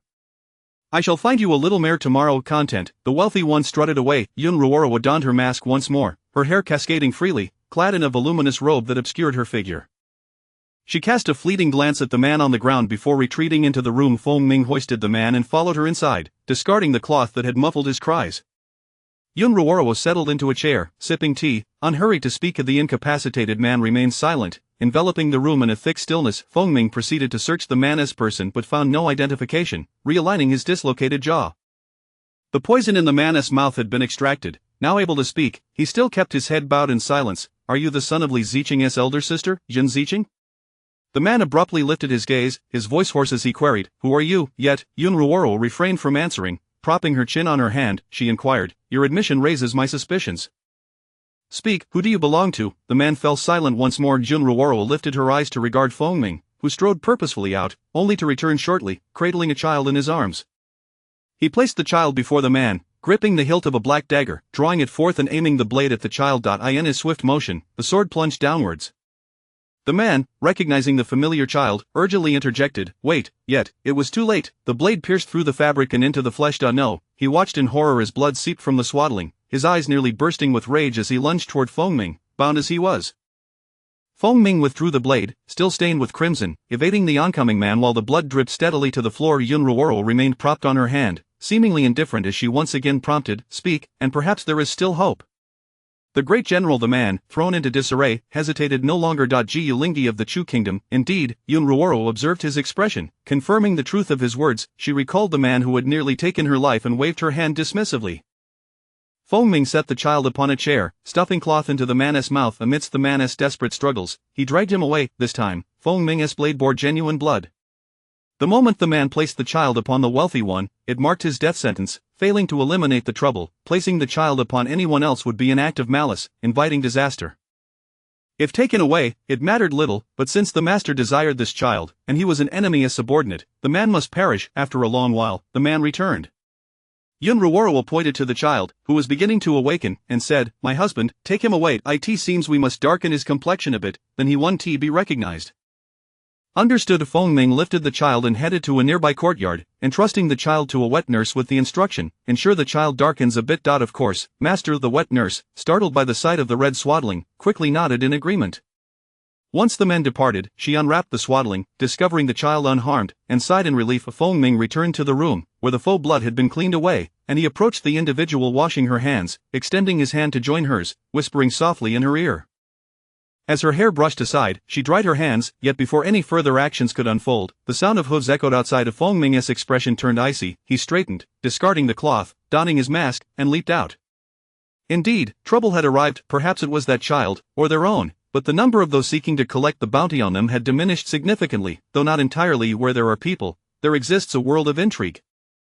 Once one engages in an act, they are ensnared. The adage, "better to avoid trouble," rings true, yet initiating one deed is no different from embarking on countless others. Yun Ruoroa donned her protective gear, slinging a quiver of arrows over her shoulder, and leaped atop the roof, positioning herself at the highest point.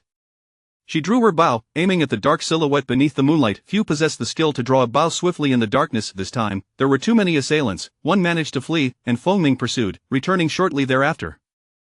The path was cleared. Yun Ruoroa halted her actions, surveying the ground. They would need to change their residence once more. Indeed, living outside the city was more suitable for burying the dead. Flowers grown from such soil would surely bloom beautifully. A series of knocks resounded at the door. Upon opening, a man cautiously peered in, recoiling at the sight of blood-soaked figures. "Gather your things and follow." "Yes, yes," the man hurriedly complied, scurrying back to gather his belongings. The two exited, each cradling a child. Finding that the exterior was devoid of corpses, though blood still stained the ground, they followed the two ahead into another clean courtyard. If Yun Ruoroa were akin to a treasure mouse, hoarding wealth in abundance, then Feng Ming was a real estate slave, acquiring secluded properties, amassing numerous homes. This time, they settled far away. Handing over the deed to the couple, Yun Ruoroa removed the jade pendant from the troublesome one and, addressing the couple once more, instructed, "Darken him up. We shall return in a few days to collect him. Try not to let him out." Feng Ming offered a bag of gold. The couple accepted it eagerly. Nodding in agreement, Yun Ruoroa mounted her horse once more, relocating just outside the city, still within a secluded courtyard beside a broad river. Money held great significance. In such places, it was plentiful. The gold from selling ginseng had not been entirely spent. They merely allowed all to believe they had exhausted their funds. By the time the couple had finished packing and enjoyed breakfast, they succumbed to deep slumber. When Yun Ruoro awoke, it was already afternoon. She realized her meal schedule had become quite irregular, and now it was her turn to feel irritable, yet she remembered her promise. The horse's head at the window made her frown. Fengming, take the wealthy and the beautiful to the horse village, and return with a milking sheep. Yes, master. Standing atop the mountain, she watched as one man and two horses departed, the most conspicuous of them having left. She surveyed her surroundings, ensuring no one lurked nearby. Host, are you not hiding? The probing had reached her doorstep. Where could she flee? This was the edge of the world, adjacent to the borders of 4 kingdoms, a prime intersection for countless events. I intend to attempt altering certain elements. Speaking of which, what benefits do they perceive in me that compel them to cling so tightly? Perhaps it was the instinct of the strong. The essence of her soul or some innate aura rendered them uneasy. I am disinclined to concern myself. They are merely seeking trouble. Why not unleash a zombie virus to let them experience the thrill of fear? Do you wish to switch hosts? Not at all. They are testing me. Yellowflower, you are different. You seek to send me to the afterlife. Impossible. I merely provide the host with the space to imagine and revel in the joy within. The heavenly consciousness can hear my thoughts. I do not believe you are so useless. You simply refuse to exert effort. Where is the evidence? Are you not stingy as well? Moreover, my frugality is for whom?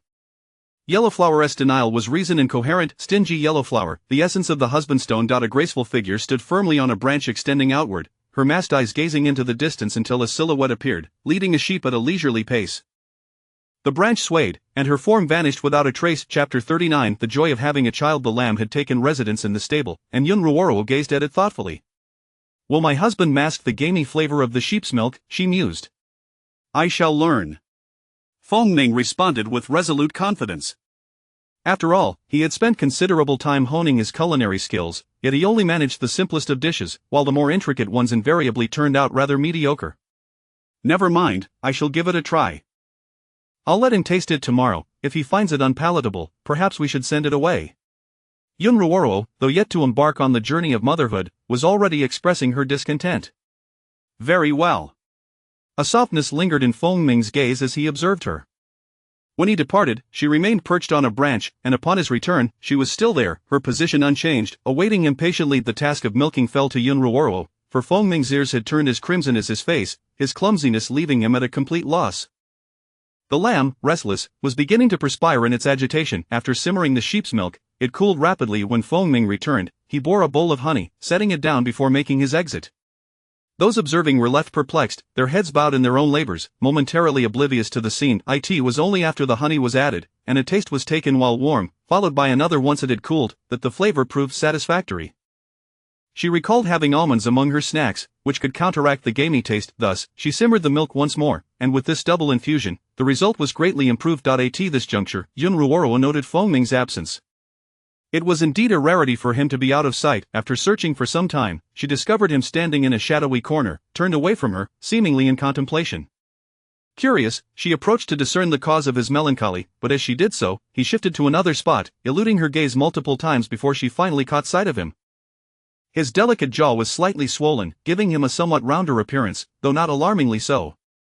Did a bee sting you? She inquired. Fengming responded with a subdued mm. Yun Ruoro could detect the hint of grievance in his tone, yet she found herself stifling a laugh, drawing him to sit beneath the candlelight. She noticed a splinter still lodged in his skin and deftly used her fingernail to extract it. With a soothing kiss, she instructed, just sit still. Afterward, she fetched some lye water to cleanse the wound, followed by cool well water, which she applied with a cloth. Fengming's eyes followed her bustling figure. The swelling of his jaw had lessened significantly, providing him with a measure of relief. However, it continued to swell slightly, giving him the appearance of having gained a bit of weight, and he remained reluctant to come down from the rooftop. Yun Ruoro stood in the courtyard, gazing at his silhouette, which appeared forlorn under the moonlight, reminiscent of a tragic figure from a dramatic play. Come down, my husband. He remained unmoved, silently refusing her, exuding an air of grievance akin to a heavy burden. Your condition is not severe. It will improve in a couple of days. Why do you not rest? I must keep watch. There is no need for that. You can sleep in the adjacent room. Observing his steadfast refusal to descend, Yun Ruoro sensing her intention without a word of command, Fengming interjected, do not come up. Yun Ruoro could only relent, realizing he was determined to keep her at bay. Softening her tone, she replied, "Very well, I shall not come up. You sleep in the adjacent room and refrain from keeping watch." "Agreed, no more watch." Upon hearing his compliance, she returned to her chamber, and shortly thereafter, sounds emerged from the neighboring room, accompanied by the cautious clinking of a bottle. The following day, she noticed a figure shrouded in a black veil, silently carrying away the sheep's milk. Upon their return, the air was infused with the scent of traditional Chinese medicine, rendering her companion a cold and aloof shadowy guardian. When she queried him, he merely nodded, refusing to speak. "Is it serious?" He shook his head. "Has the little troublemaker consumed it?" He nodded. Yun Ruoro regarded him as he lowered his gaze. She had no desire to tease him further, so she prepared a bowl of sheep's milk for each of them, but he drank it furtively in the corner, returning with the empty bowl while maintaining a distance from her, obstinately refusing to let her see him. "Do you enjoy it?" she asked. He shook his head. "If you do not like it, then do not drink." He nodded in agreement. "Very well," Yun Ruoro concluded, finding the taste acceptable, acknowledging that every palate differs. The next day, he continued to don the black veil, yet his mood appeared markedly improved, and he seemed to be recovering well.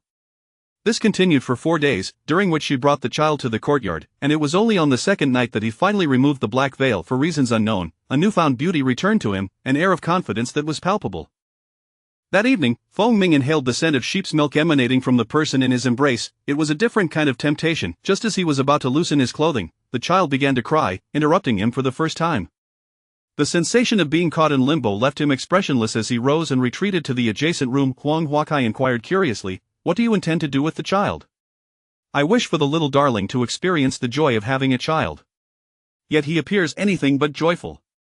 "Life is filled with a myriad of sensations. It is worth exploring, and besides, this provides the perfect opportunity for my elder sister to repay her debts, no, to return my money, and then I shall return the child to her." "Return her a Bao Zhang? What a clever thought. I shall affix a crescent moon to him tomorrow." "You are quite the rascal." Their banter was a private conversation, unheard by those in the adjacent room. Upon Feng Ming's return, he learned that the child would be sent away after a while, and he suddenly felt he could bear it. However, when he found himself rising 6 or 7 times throughout the night, the child's incessant crying darkened his expression further, perhaps due to his inexperience, as each time he had to soothe the child took an eternity. For the first time, Feng Ming recognized the limits of his patience, feeling an overwhelming sense of low spirits. The next day, Yun Ruoro indeed affixed a crescent moon to the little troublemaker. In the early morning, they practiced swordplay while the child basked in the sun, though not for too long, given the delicate nature of an infant's skin. During the day, Yun Ruoro took charge. On this occasion, when the child cried, she could not call upon a wet nurse, yet Feng Ming willingly stepped in. As this continued, she found herself regretting the arrangement. When the child was obedient, he was exceptionally so, yet when he cried, his voice was deafening. After merely a few days of this, she could not help but exclaim, "What a little nuisance!" In the depths of Qinchang Mountain, a bloodied swaddling cloth was brought back. Yun Ziqing observed the bloodstains on the cloth, her expression icy, her eyes brimming with murderous intent. However, upon hearing that her belongings had not been found, her demeanor softened. "Continue the search." "Yes." As footsteps drew nearer, Yun Ziqing's demeanor shifted from assertive to endearingly vulnerable. She nestled into the arms of the approaching figure, weeping like a rain-soaked pear blossom, evoking sympathy. A beauty can elicit compassion, yet a beauty may also wield her charm as a weapon, killing silently. "They have slain our child. I shall avenge our offspring. I will not forgive them." After comforting the beauty, the man took his leave. The following day, the old emperor passed away, and his final edict was issued. The individual least desirous of ascending the throne found himself crown emperor that night. Gu Lingyi entered the chamber, greeted by the sharp glint of a dagger aimed at his heart. He deftly evaded the strike. "Get out!" The beauty reclined upon the bed, her countenance a blend of sorrow and pallor, a visage of shattered beauty, her strength spent as she urged away the hand that clutched the dagger, as though she had exerted all her energy yet remained unwilling to allow him closer. Gu Lingyi pressed his lips together, aware that the ties binding them had been severed. To approach was to court death, and ultimately, he turned and departed. Once he was gone, the beauty closed her eyes, concealing the emotions within her beautiful gaze. Her lightly tinted lips parted, "Dispatch more men to search." No one responded. She understood that her orders had been carried out. Her plan had initially been successful, yet he had unwittingly intervened, exposing her child. If anything were to befall the child, her entire scheme would be unraveled. In the near future, she would be welcomed to the ceremony of the Empress. She needed to compose herself. No member of the Chu royal family would escape. The enmity of a broken nation and annihilated clan, spanning lifetimes, would not rest until retribution was exacted. 2 months passed before she received further news. He lives still, husband, seek him out, he is in a specific location. Very well. In contrast to the emperor, men preferred to hear their lovely wives refer to them as husband. The search parties were dispatched, and it was not long before, reminiscent of her dream, the child was located. Upon receiving the news, the beauty, now radiant as ever, gazed at him with eyes full of affection and admiration, prompting him to stand tall with pride. When the child was returned, Yun Zicheng's expression of joy was nearly uncontainable. My Tian Tian. The beauty's tears flowed freely, struggling to mask her loss of composure. She finally learned that her subordinates hesitated to speak, revealing that the young master had darkened somewhat, his attention drawn to the crescent moon, his appearance slightly diminished, yet this inadvertently served her purpose. The retribution from her younger sister was indeed strange, leaving one to wonder if it was deliberate or accidental. When the child was found, the intelligent beauty regained her composure, just as before, captivating the man with her charm, alleviating his burdens. Everything felt so natural. The pawn she had cultivated over 3 years was now firmly in her grasp. Chapter 40 of the recruitment at Shuiyunan. At last, the minor troubles have been dispatched, and with them, the accompanying concerns are destined to fade away.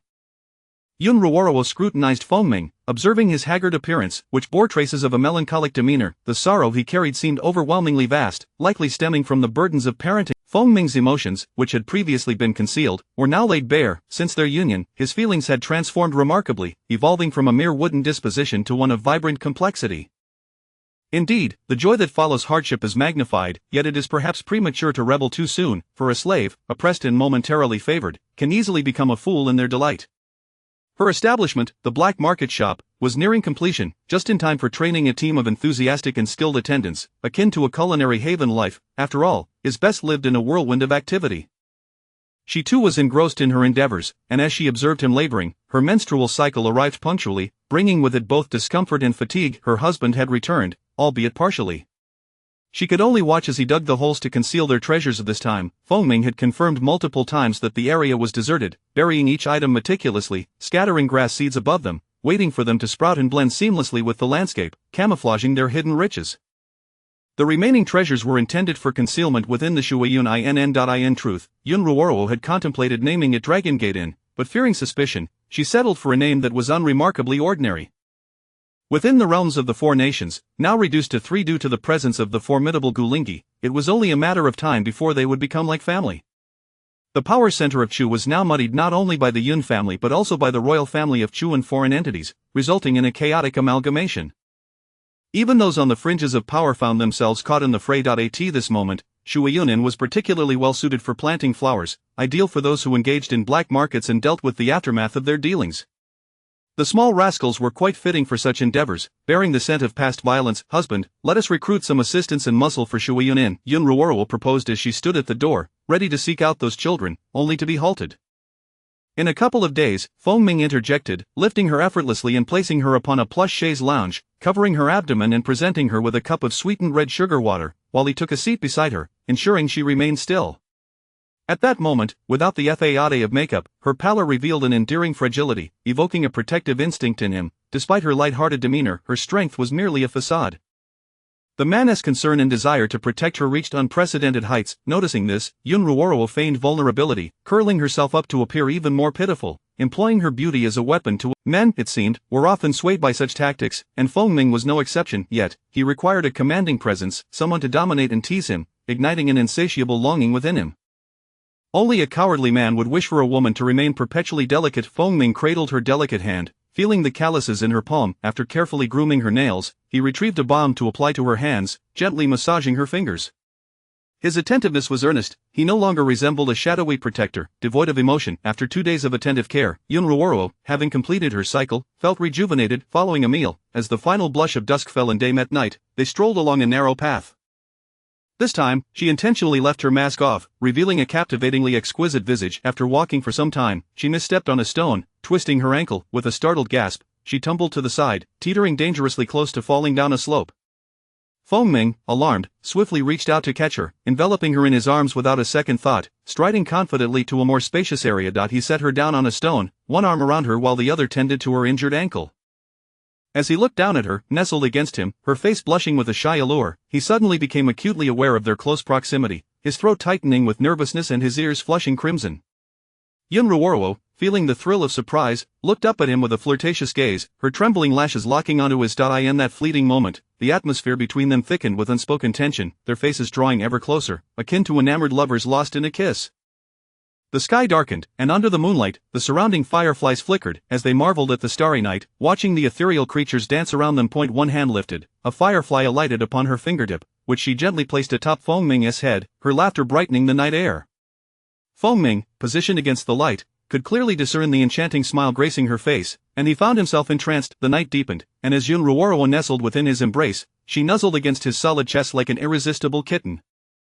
In that moment, she embodied the essence of helplessness, akin to a parasitic plant drawing sustenance from a mighty tree. Fengming cradled her with utmost care, gradually making his way back, their figures eventually vanishing beneath the silvery moonlight. The capricious master left him in a state of bewilderment, yet he was unable to tear his gaze away. The following day, they awoke to a sun that was already high in the sky. Fengming, feeling invigorated, reveled in the absence of disturbances, all his frustrations dissipating, leaving him in a state of unparalleled contentment. His emotions were on full display, exuding warmth towards everyone, his joy evident to all. He did not ponder deeply why such a remarkable master could stumble, he merely assumed it was an accidental misstep, a moment of distraction that could happen to anyone. His sole focus was to remain vigilant, ensuring his master's safety. The little beggars had not anticipated seeing the two of them again after 2 months, believing them to have departed. Casting a sidelong glance at the figure leaning lazily against the door with a sword in hand, he raised his head slightly to regard the individuals before him. Consider this: each of you will receive a couple of taels of silver monthly, in exchange for assisting with miscellaneous tasks. If you perform well, your pay will increase. Is being a helper akin to being a waiter in a tavern? Indeed, upon receiving affirmation, all the children turned their gaze towards the highest authority present. The eldest among them met their eyes for a long moment before responding simply, good. They ventured to several more locations, resulting in Yun Ruoro acquiring numerous young workers, for she understood the importance of nurturing talent from a young age. Shueiyunin was divided into 2 levels, the lively Yushui building for entertainment and the tranquil Yunmian pavilion for restful slumber. The first floor of the Yushui building was dedicated to dining and revelry, while the second floor offered leisure activities, with the third floor serving as a moon-gazing terrace. A pond in the center, where fish swayed their tails, connected to rivers and lakes, separated by iron railings that allowed for the flow of water. On the opposite side lay Yunmian pavilion, where the first and second floors provided accommodation for outsiders. The third floor remained a private area for the owner, with no outsiders permitted. For those seeking elevation, the pond featured pillars topped with seats, allowing patrons to gaze far and wide while enjoying tea. Each pillar was taller than the last, creating a challenge for those who dared to ascend. As numerous individuals leaped in pursuit of the highest seat, there were many challenges to be faced, as those within the martial world loved to test their limits. The entire Shueiyunin was enclosed by towering walls, brimming with thorns to deter snakes and beasts, as well as to prevent intruders. The grand entrance swung open, leading into a courtyard, with stairs to the left providing access to the second and third floors. The inn's front hall, kitchen, and rest areas were collectively referred to as the wine cellar, food chamber, guest rooms, and storage areas. Among others, there was even a large bathhouse, complete with private stalls for washing and soaking, catering to the needs of those from the martial world, who required fewer water delivery services. Additionally, a rear garden, accessible through the back door, was situated near a great mountain, ideal for blooming flowers. However, following the last encounter, few dared to provoke them. That chest of gold was merely a deposit. Yun Ruoro possessed countless methods for generating wealth, and unexpectedly, her husband returned with a bounty. With newfound riches, the inn's reputation solidified. Just a short distance from Shueiyun Inn, a bustling thoroughfare thrived, lined with quaint houses reminiscent of a small town. The horses were housed in the entrance stable, where a designated token system was in place. One required a token, a small metallic emblem, to claim a horse, which could be affixed to one's weapon. Visitors followed others to release their mounts, traversing the smooth pathways. Chapter 41 The Back Mountain of Flower Fertilizer. At the entrance of Shueiyun Pavilion, a few curious souls were observing the scene. One patron inquired of his companion about the recent arrivals. When was Shueiyun Pavilion established? His friend replied, "It opened last month. You haven't been back in quite a while, you should pay a visit. The ambience inside is delightful, and the cuisine is exquisite, but do mind the rules here." Rules? The friend gestured towards the right side of the grand entrance, saying, "Over there, the wooden sign is inscribed with them. Take a look for yourself." The regulations of Shuiyun Pavilion state that those who cause trouble must either compensate financially or become fertilizer for the flowers on the mountain. The patron approached and saw the intricately carved wooden sign propped up by a stick, reading aloud the rules, though not giving them much thought. As long as you don't create a disturbance, you can enjoy yourself here, he concluded nonchalantly. His friend, too, was unconcerned since he had no intention of causing trouble. I was expecting something more significant, the patron remarked. Do not underestimate it, the owner proudly refers to this place as a den of iniquity. Look at that mountain, do you see those flowers, aren't they splendid? The patron glanced over and indeed found them to be strikingly vibrant, his friend elaborated, with fertilizer like that, the blooms flourish beautifully. Is the owner truly capable of murder, the patron asked, incredulous. Absolutely. This is a no man's land, his friend replied. Isn't this within the territory of the Chu state? The owner has connections, they turn a blind eye, you see. I was present during an incident where the entire hall was. The owner appeared, asked no questions, and shot an arrow straight through a man's heart. When he died, there was hardly a drop of blood left, and he was dragged away to be buried on the mountain. An arrow with no blood? The patron displayed a look of disbelief. His friend explained, the arrow was poisoned, the blood congealed upon contact with the toxin. It was unfortunate that the man had injured a servant and disregarded the warning, acting with excessive arrogance. There was no need to negotiate compensation, as any money found on him went to the injured servant. Upon hearing this, the newcomer felt that the owner truly was a ruthless character. Those who caused trouble simply vanished, and the money was taken. Well, just a friendly reminder to keep the peace and enjoy the pleasures of Shuiyun Pavilion, his friend concluded. And what are the pleasures of Shuiyun Pavilion? The patron inquired. Indulgence in food, drink, and entertainment, music, chess, literature, and art, with beautiful dancers captivating the audience. It is a space of boundless enjoyment, a liberation of one's spirit. Those who frequented Shuiyun Pavilion bore unique markings upon their faces, and even the attendants dressed casually, their hairstyles diverse. It was commonplace for women to flirt with men, perhaps learned from the owner. The people of the Jianghu sought to cast off their shackles and embrace freedom, and this place resembled a vibrant flower house, illuminated and unrestrained. All were aware that the owner roamed far and wide, gathering various entertainments on the first floor. Yun Ruoro, fulfilling her dream of owning a shop, found rare moments of leisure amidst her tasks, allowing her to indulge in her whims. Each day, she prepared 10 dishes to send to the top 10 patrons, carefully avoiding any foods they might find distasteful. Meanwhile, Feng Ming remained steadfast at Shuiyun Pavilion, never straying far from her side. Where she was present, he would be, and where he was, his gaze was ever upon her. Unbeknownst to Feng Ming, he was firmly under her influence. Even if he realized it, he would willingly submit, captivated by her charm. Yun Ruoro maintained an air of absolute control, as she did at this moment. My dear, we are running low on wine, and we need some seasonings, please go to Qingcheng. Ever since the establishment opened, they had been extraordinarily busy, with barely a moment to rest. He could only follow closely behind her, the intimacy between them reduced. Yun Ruoro, like a goddess bestowing a favor, stood elevated on her toes and planted a kiss on his lips, cooing, be a good boy and hurry back. Very well. Feng Ming's dull gaze brightened as he complied and departed. Once he left, Huang Huakai, puzzled, asked, what are you keeping your precious one on a string for? I am busy and quite fatigued. One must engage in their own pursuits. A man can occasionally be left to his devices. It adds a sense of novelty. I believe he does not require novelty, he is utterly sincere toward you. Everyone has needs, sincerity is not a game, it can change, regardless of who it is, everyone has their desires. Once I finish my tasks in the next couple of days, I shall spoil him a little, especially since his birthday is approaching. I will prepare a small surprise. Huang Huakai glanced at her and then slipped away. Yun Ruoro retrieved a piece of gauze and began to sew, having grown accustomed to wearing a belly wrap, with her previous garments long forgotten. As night fell, she felt somewhat weary. She set down her work, stretched languidly, and lay upon the soft bedding, quickly succumbing to slumber. When Feng Ming returned, he tidied himself up, removed his full-face mask, placing it beside another mask, and carefully lay down, unwilling to disturb the one asleep beside him. He gazed at her for a long while, noticing the faint shadows under her eyes. He knew she was exhausted, yet content. She flipped through the accounts with remarkable speed. Before he could even tally them, she had turned the page. The various matters were handled with finesse among the patrons, all meticulously organized, granting her the advantages of a person in power. Whenever she wished, she could easily win hearts, for no one could resist the allure of gold, and though she cherished it, she remained indifferent to its value. She preferred to remain in this little corner, rejecting their invitations and overtures, completely disregarding provocations, unwilling to take risks. Feng Ming extended his hand, gently intertwining his fingers with hers, and closed his eyes. The following day, Yun Ruoro awoke to find herself alone in bed. After stretching and feeling well rested, she began to hand over various responsibilities, settling accounts with the steward. There were 2 managers on the second floor, while she and Feng Ming served as the leaders. The guards had also found their footing, and she was doing exceptionally well. She even taught the cook how to prepare dishes. Gradually finding herself with more free time, everything was smoothly handed over, leaving only significant matters for her to address. In a short span, the inn was organized and bustling, attracting countless visitors, a mingling of diverse characters. Yet another day filled with the clinking of silver coins unfolded. Yun Ruoro sighed as she surveyed the inn, but did not spot the familiar and charming figure. Initially, she assumed he was attending to business, but after a long while without sight of him, she beckoned an attendant to inquire. "Have you seen my husband?" "No, I haven't seen the master since this morning."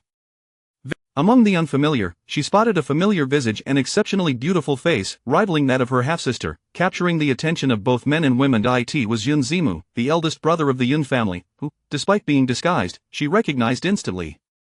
His demeanor, his aura, too conspicuous to miss. Yun Zimu was drinking, flanked by 2 companions, elegantly raising his glass toward those observing from afar. Yun Ruoro thought, drinking so early in the morning? You must be trying to drink yourself to death. With that notion in mind, she seized a jug of wine and approached, taking a seat directly opposite him.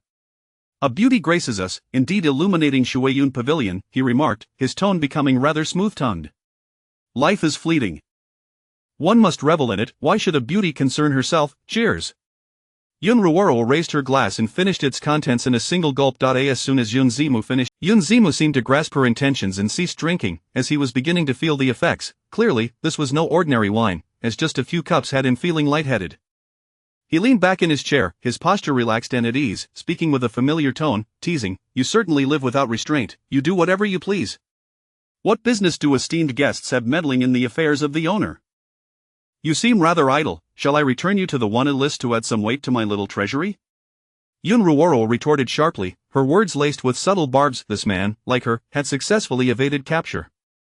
His likeness no longer graced the wanted posters. Her evasion had been due to unforeseen circumstances, nearly costing her life, while he seemed to have taken it all in stride.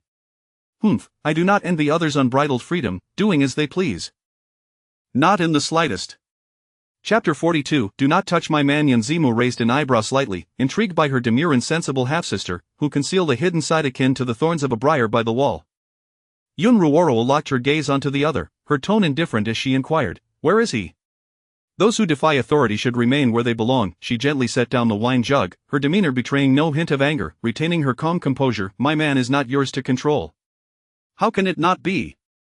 He is part of the Yun family, and I cannot stand idly by while you are led astray." The ambiguous words fell from her lips, yet Yun Ruoro seemed unfazed by being overheard, responding coldly, gazing into the clear depths of the wine, inhaling its familiar scent. He suspected she was merely attempting to frighten him, yet, the dizziness that overcame him was not merely the aftermath of inebriation. He was certain the wine bore no poison, so where had the malady come from? Unbeknownst to him, he had been poisoned without his awareness. Observing him remain seated, his expression unchanged, Yun Ruoro sensed he had been duped. Ignoring the 2 armed men beside her, she gestured for them to release him. "My dear, it would be wise not to meddle in my affairs, I am quite vengeful." Yun Zimu felt a wave of nausea, the world spinning around him as if he might faint at any moment. Calmly, he set down his glass, raising a hand in dismissal, nonchalantly stating, "You still enjoy scaring people just as you did in childhood. I merely return the favor." The dark guards sheathed their blades. Feng Ming's figure appeared, standing quietly behind a chair, untouched by punishment. Yun Ruoro regarded the dazed man with a disapproving expression. "Do not touch my man. Next time, it will not be as simple as pouring wine." Feng Ming, hearing his master defend him before the eldest son and refer to him as "my man," lowered his gaze to conceal the emotions flickering within. Following her retreating figure, Yun Zimu's vision blurred, reality doubling before him. Though intoxicated, he understood he was not poisoned. This realization confirmed that he had been thoroughly inebriated by 2 exquisite cups of wine. Remarkably, it was indeed a rare occasion for him to find himself inebriated. He then raised his glass again, initially gulping it down, but this time savoring each sip, the taste and sensation strikingly different from before. After several more cups, a resounding crash echoed as the stunning figure collapsed onto the table, sliding down towards the floor. "Master!"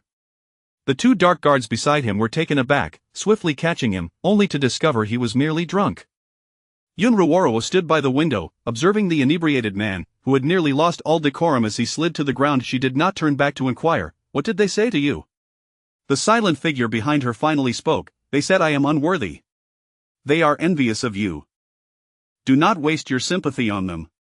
Feng Ming's gaze remained downcast, obscuring his emotions, as he repeated lifelessly, "They said the master is merely indulging in a whim and will prefer others in the future."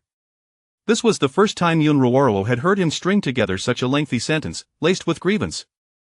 Strictly speaking, a lifetime could indeed be seen as a fleeting moment for her, understanding that he was voicing his thoughts through the words of others, while others might hesitate and ponder. Yun Ruoro, a skilled practitioner of emotional manipulation, offered soothing words without a moment's pause, a proverbial painting of grand visions.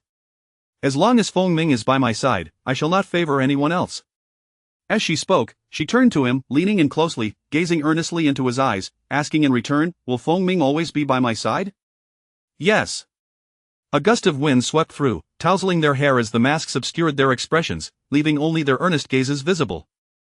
Raindrops began to fall from the sky, tapping on heads as if to remind everyone that rain was upon them. "Did you bring an umbrella?" "What, you didn't? Then hurry home to fetch your clothes."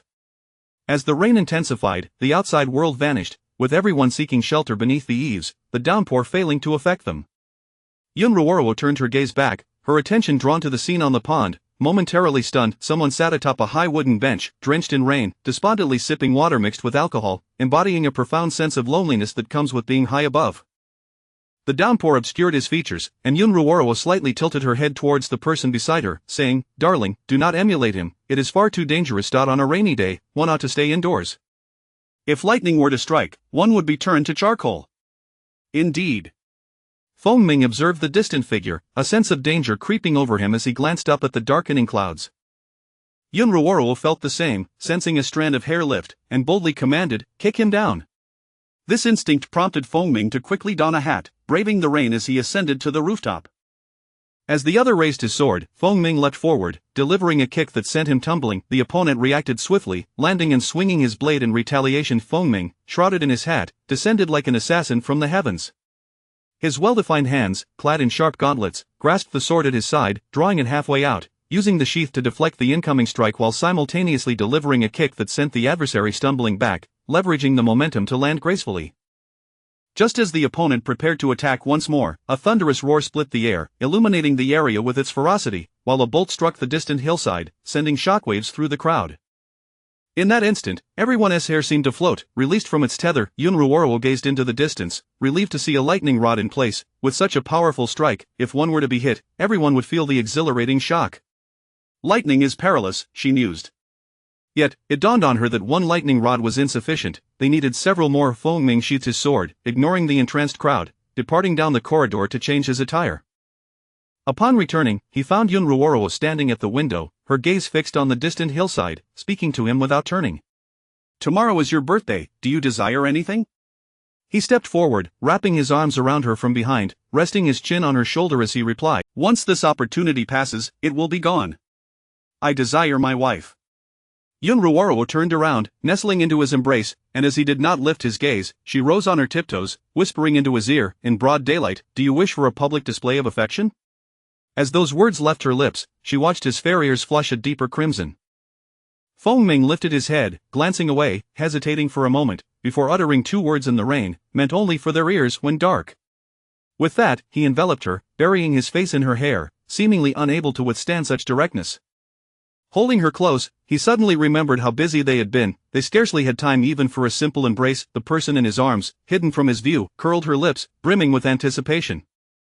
Chapter 43. The tangled thoughts of Feng Ming. Yun Ruoro extricated herself from the embrace, leading the way downstairs. Feng Ming followed closely, albeit a step behind, raising a hand to touch the mask covering his entire face, a hint of melancholy shadowing his demeanor. Their moments of intimacy had dwindled. Not only were their hugs a thing of the past, but even their kisses had vanished. Was it true, as they had suggested, that they were merely playthings for their master?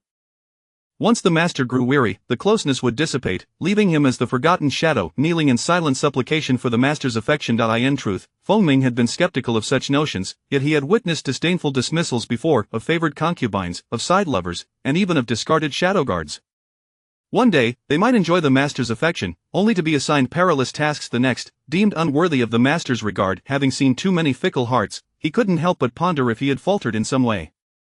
Yun Ruoro sensed the turmoil brewing within the man behind her. Huang Huakai, ever the eavesdropper, couldn't resist chiming in, having caught wind of the unspoken sentiments. Host, what are you doing? You re-tormenting your beloved little darling, are you even human?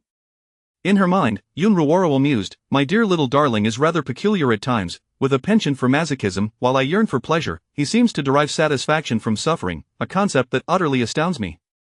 Huang Huakai, taken aback by her self-proclaimed abnormality, offered a gentle reminder. Just don't break him. That would be rather pitiable. I bestowed him with so much affirmation, yet he clings to the fantasy that I do not love him. When I express my affection, he revels in it. Especially after I deliberately neglect him, he thrives when commanded to pamper me again. It's a curious dynamic. Huang Huakai, have you ever encountered such a phenomenon? Huang Huakai admitted, I have not. I am profoundly astonished. His self-imposed torment leaves him perplexed. It would be far better if I were to inflict the pain myself, for then he would love me all the more. Perhaps he is simply too idle. I've been preoccupied in Haven Tea practice swordplay in ages. I would never have been so neglectful in the past. Yun Ruoro recognized that a touch of torment was what made him more human. Previously, he had resembled a mere killing machine, and it had taken her considerable effort to breathe life into the desolate wood. Huang Huakai, listening to her soliloquy, refrained from further conversation, fully aware of what the host desired and how to fulfill it. Yun Ruoro was genuinely busy, personally overseeing matters at Shuiyun Inn, which required her attention to numerous tasks, leaving her exhausted by nightfall. In contrast, Fengming appeared remarkably invigorated, brimming with vitality despite their prolonged labor. She, on the other hand, was not so fortunate. Being a woman, her constitution was inherently weaker, and late nights took a toll on her health, especially considering their significant physical disparity. Such is the nature of love. When enamored, one often finds themselves lost in idle thoughts. Keeping him occupied would be prudent, yet he too was quite busy throughout an afternoon. Yun Ruoro meticulously inspected the inn, ensuring its smooth operation. The staff's duties were well distributed, and her management was no longer necessary. As for other issues, any that could be resolved with money were not truly problematic. Yet, money could not address the presence of the individual beside her. Yun Ruoro felt as though she were assuming the role of a CEO, pondering the possibility that her little darling might soon bear a child, conceivably evading their responsibilities altogether. Upon reflection, it was indeed a distinct possibility. They were undeniably a perfect match. She relished his constant affection. As night fell, Fengming unfolded the garment in his hands, incredulously revealing a sheer, translucent outfit. He turned to her, seeking affirmation. Yun Ruoro, propping her head upon her hand, smiled softly and said, "Husband, do change, the night has fallen." Fengming pursed his lips, retreating behind a screen to change.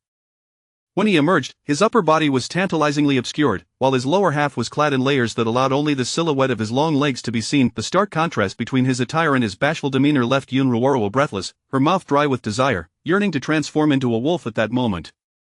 Fengming appeared utterly uncomfortable, making his way to the bedside with hesitant steps, his shyness reaching its zenith, his mind seemingly on the verge of combustion. He shyly tugged at the garment, feeling more exposed than clad, unable to turn his head or meet her gaze, his lashes quivering in trepidation.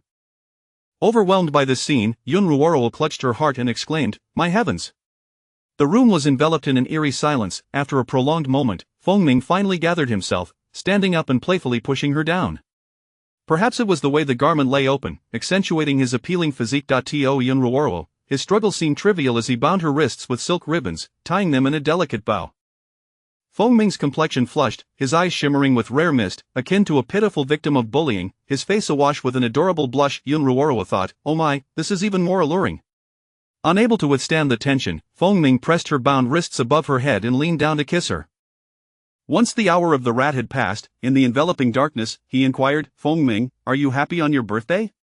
Her joyful response was muffled by breathless sighs. Do not feel pity for Fengming. For several consecutive days, he had neglected the affairs at Shuiyun Inn.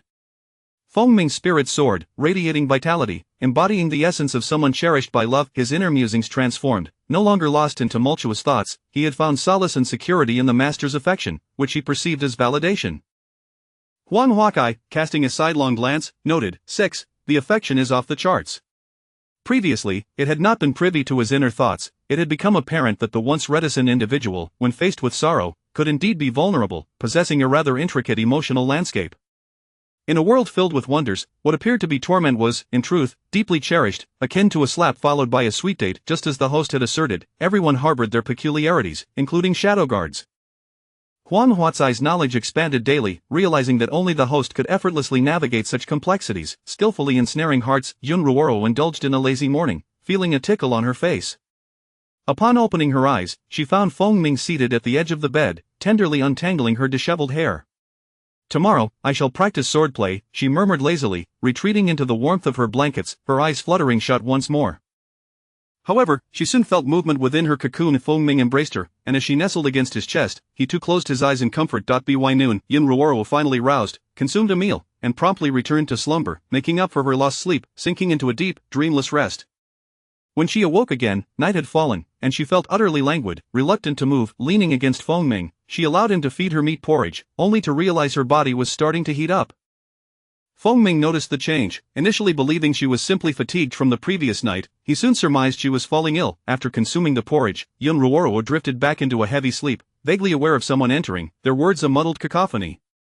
This marked her first illness, a consequence of her prolonged exertion followed by the sudden chill in the air. Upon waking, she felt an oppressive weight enveloping her. She struggled to open her eyes, only to see a bony hand wiping the sweat from her brow while bitter words escaped her lips, restoring her spirit.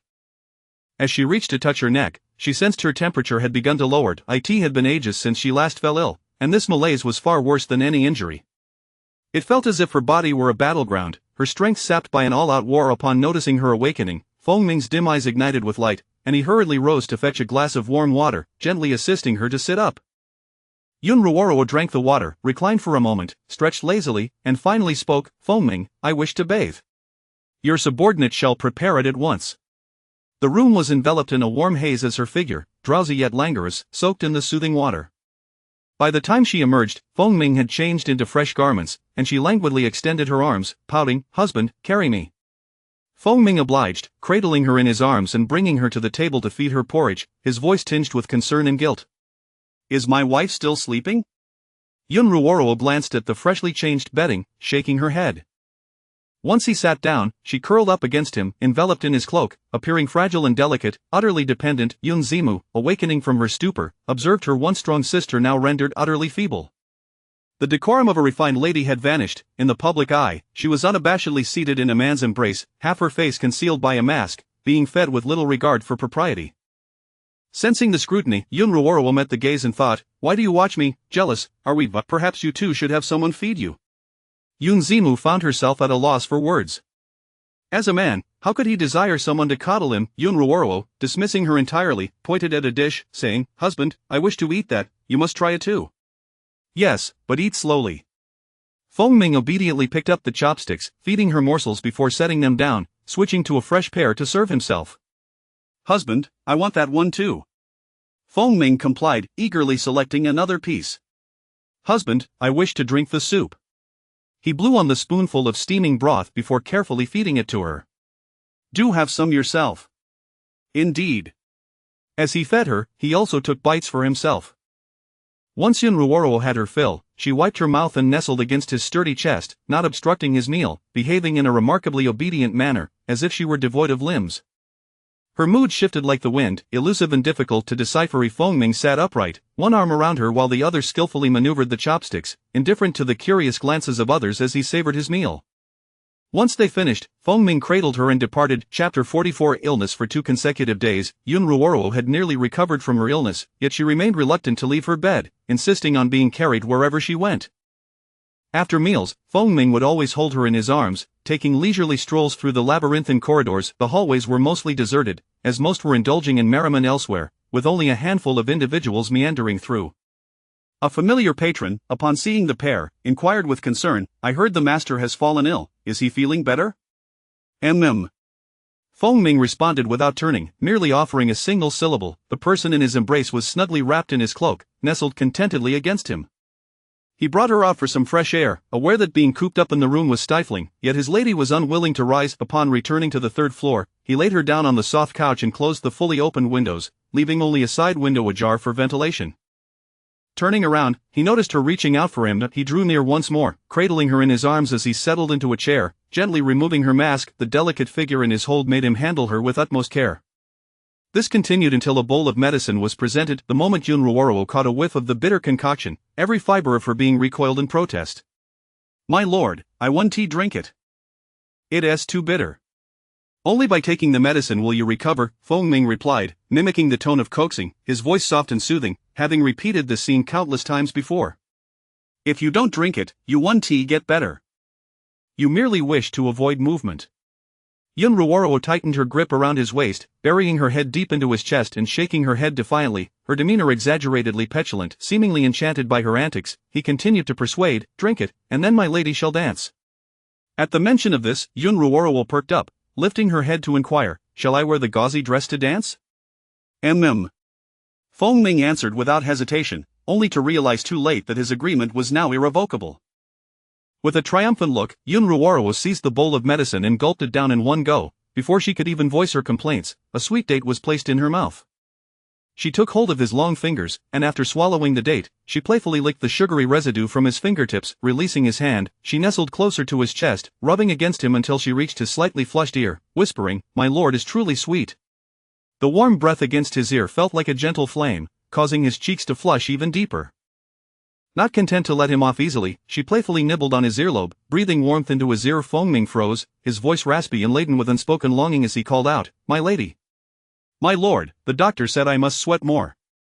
Let us cuddle under the blankets, where it's warm, and I can sweat more. I feel all soft and want you to massage me." Yun Ruoro's voice elongated enticingly. Finally stirred into action, Feng Ming lifted her up, moving to the side of the bed, where he stripped her of her outer garments and tucked her into the warm bedding, pushing the heated bed warmer closer and ensuring the covers were snugly secured before stepping away. In the autumn chill, Yun Ruoro found the warmer too hot, while the coziness of the bedding made her sweat. "Huang Huakai, do you no longer love me? Why do you reject me?" Amused, he merely thought of her as the patient, too timid to act recklessly. "It seems the doctor is ineffective. I am merely exhausted from managing the inn. Do not speak to me, your elder brother is around, and he might arrive at any moment. I shan't waste my energy to shield you.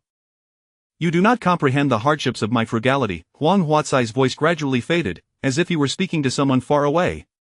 "By your logic, wouldn't it be foolish to earn money only to let it go to waste?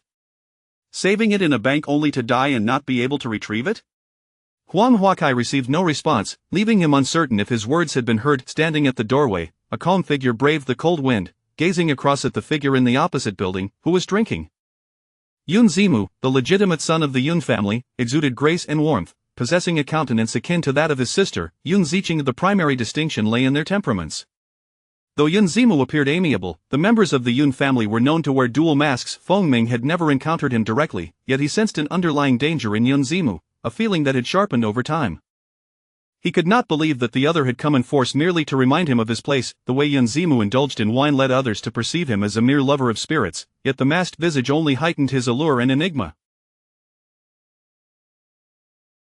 Those with ulterior motives seldom reveal their true selves before achieving their ambitions. It is a prudent strategy to leave an escape route. Thus, the role of the moonlight becomes significant. Countless portraits on the wanted list are misrepresentations, possibly obscured or not the genuine article at all. The first family of Zhao, the newly rising generation of the Yun clan, had insufficient time, and all of their schemes collapsed under the iron hooves of Chu's cavalry, led by a merciless and unrelenting war god, each soldier in their ranks fiercely valiant. In the clash of culture and martial prowess, the outcome was invariably a victory for the warriors. The war god embodied both literary and martial talents, and no one from the Yun family dared to confront him head-on, for even if one were to triumph, they would still face a legion of iron cavalry behind him, relentless in their pursuit. In an era of turmoil, the martial class dominated, creating an insurmountable chasm. What purpose did he have in being here? Why did he not leave? A melancholic voice echoed from Feng Ming's room, suggesting a longing unfulfilled, and a hint of dissatisfaction. Desiring to alleviate her discontent, Feng Ming pushed the door open and closed it firmly behind him, observing her delicate hand patting the bedding, a clear invitation for him to join her. He raised his elegantly knotted hand to take the warmer, shed his outer garments, and lay beside her, dutifully covering himself with the blankets. Yun Ruoro nestled closer to the upright figure beside her, mimicking their previous closeness, her voice sweetly teasing as she murmured, "My lord, I'm only here to smell you. I won't do anything, you smell so good."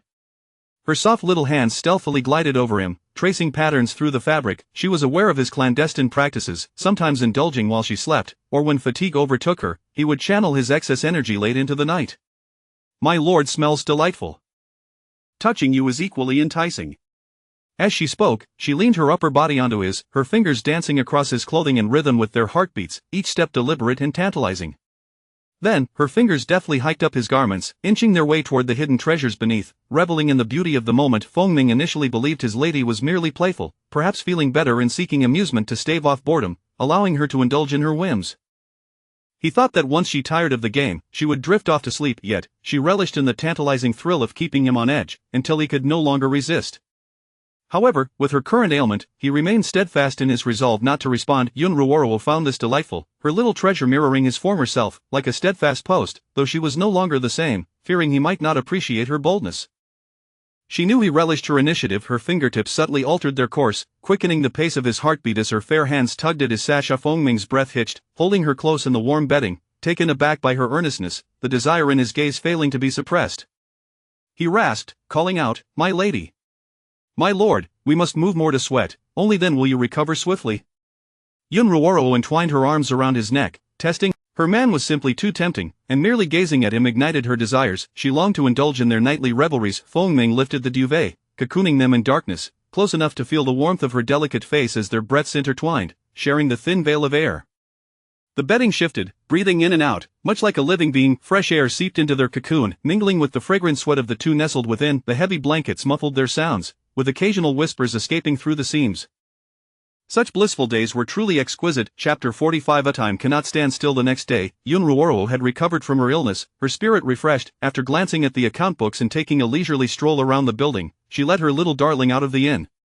The two walked as if on a casual promenade, yet with a clear purpose in mind. The well-trodden path, flanked by verdant mountains and clear waters, set a picturesque scene. A delicate figure reached out, her face concealed by a mask, her eyes sparkling as she playfully said, "Husband, carry me." Feng Ming released her hand, crouched down, and felt her soft form settle onto his back. "Husband, heed my command. Lift your left foot, now your right foot, she directed. Feng Ming, bearing her weight, moved forward like a marionette, following the melodic instructions step by step. Haha, husband, you are so silly. Yun Ruoro laughed, her cheek brushing against his broad back. Feng Ming's gaze was gentle, as if he intended to traverse this path for a lifetime. The sound of hoofbeats echoed, growing ever closer. "Husband, left foot, now right foot, left foot." A procession of horses appeared, passing by the two of them. The riders cast curious glances, bemused by the sight. Fortunately, this path was not theirs alone. Their peculiar behavior did not draw the attention of the crowd, who continued on without pause. As the playful command ceased, Feng Ming, unresponsive to the directives, came to a halt.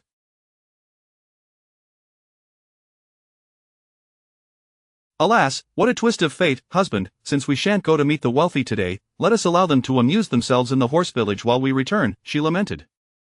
"Very well," Feng Ming replied, turning back along the path they had come. In the horse village, countless steeds frolicked about, one particularly wild as its owner permitted it to run free, unimpeded by any restraints.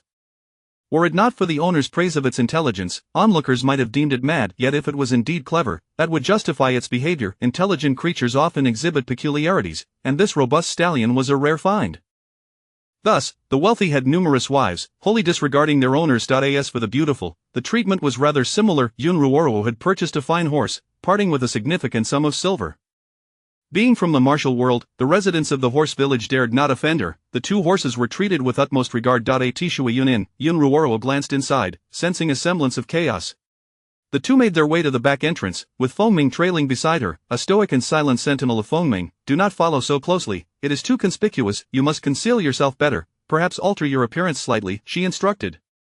Understood. At her behest, Feng Ming naturally stepped aside, donning a ghostly mask and a dark embroidered cloak for her. Then, he discreetly moved away, changing into a different outfit, his scarf partially obscuring his face, and a mask covering the upper half. He settled at a table in the corridor, peering through the open window at the distant figures. As she ventured further in, each step transformed her aura, making her appear as though she were an entirely different person. Finally, she ascended to a higher level via another corridor. In the main hall of the inn, a group of individuals brandished wanted posters, demanding to search the premises, only to be halted by the inn staff. Managerly, responsible for the entertainment floor, found himself at a loss during his first encounter with such a situation. Shui Yunin was a haven for those of the martial world, and allowing these intruders to conduct a search would render the establishment vulnerable to future exploitation. Conversely, refusing them could lead to confrontation, and these men were not easily managed. At that moment, Managerly spotted a figure in the corridor and hurried forward. "Owner, they claim to have a search warrant to apprehend fugitives." Yun Ruoro responded from beneath her peculiar mask, advancing to take her seat with measured grace. The owner has arrived, someone announced, prompting all eyes, whether in confrontation or mere spectatorship, to turn towards her, silence enveloping the room. The sheer veil obscured her visage, yet it was evident that someone of importance sat above. A figure stepped forward, addressing her. We implore you, esteemed owner, to grant us a favor. My good sir, Shuayunin is a labyrinth, and your limited personnel are insufficient for such a task, Yun Ruoro replied, her tone laced with an icy elegance, captivating yet imposing, distinctly different from her usual demeanor. All we require is a small concession from the owner. Yun Ruoro surveyed the four men below, recognizing the unfortunate souls of the martial world, ubiquitous in their presence. Among them were others, but these four were more familiar and thus garnered her attention. Why complicate matters? Bring forth the one you seek, allow everyone present to see him. I trust the gallant souls here will be eager to assist, she suggested. The four exchanged glances, and those who had been enjoying themselves ceased their merriment, gathering around as if to watch a spectacle. Zarizi ascended the platform, displaying an image for the curious onlookers of the martial world. As the crowd examined the likeness, some began to ponder aloud. I recognize this man, isn't he the one who nearly met his end by lightning? Indeed, but he departed early this morning. I too witnessed him. He left with a group, just before you arrived. Since he has fled again, there is no rush, the four declared, producing another image. I know this one. I do not recognize this one. However, 13 individuals utilized disguises and left last night. Based on their bone structure, it appears they have escaped his keen eyes, attuned to the art of disguise, spoke with authority, ensuring accuracy in his claims. I am aware, yet none possess the discerning eye of this extraordinary individual. Another chimed in murmurs. They discussed, conveying much yet saying little, their collective sympathy directed at the officials, who found themselves utterly at a loss. Anticipating this outcome, the four produced additional images, akin to carrying a bounty list concealed upon their persons. It was rare for those of the martial world to intervene, yet their curiosity yielded valuable information. Countless individuals scrutinized the images, correlating them with the descriptions provided, offering insights on both familiar and unfamiliar faces. This is at the behest of the owner. Should any matters arise, seek the owner. As the final image was unveiled, the entire assembly turned their gaze upward. The owner knows this one. Inquire with the owner. Came the call. The image revealed a stunning beauty, whose allure transcended gender, garnering attention wherever she roamed.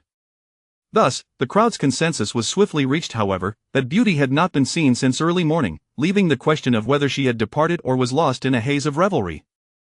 Though their appearances differed, such beauty was rare. Aside from the owner, there was but one other. Have you seen what the owner looks like? I have, yet alas, the owner is already spoken for.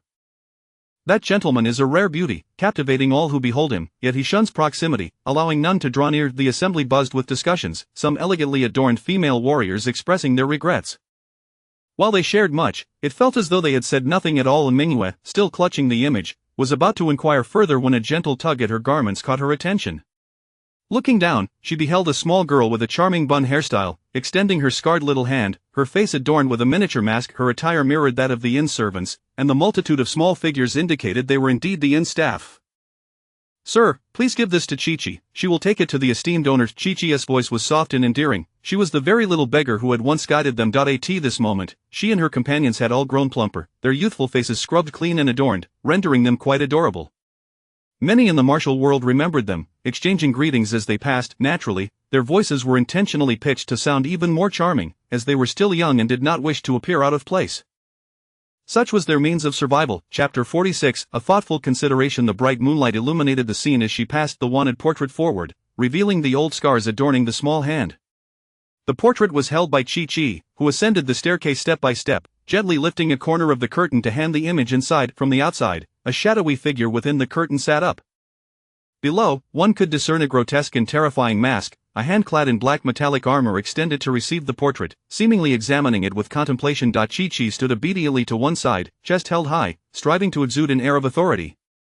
She proceeded to lead them to the water cloud chamber, indicating that if the individual was not present, they should search thoroughly. The portrait was flung out through the curtain's gap, drifting gracefully to Chi-Chi, who caught it deftly and descended from her elevated position.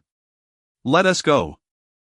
I shall guide you, she announced. The group trailed behind the diminutive Chi-Chi as they left. In the corridor, upon passing the pavilion master, Chi-Chi once again spoke, unhurriedly drawing the attention of the four individuals. Esteemed officials, your current approach will yield no results. The person has undoubtedly fled. Xingfeng, aware of the futility in their search, inquired with interest, then what would you suggest, Chi-Chi, to locate the individual? When I catch fish in the small creek, I must block their escape route and encircle them to succeed. If one fish escapes, the others will follow suit, thus, it is evident that your men have failed to surround properly. As she led the way, she described the scene of fishing in the river.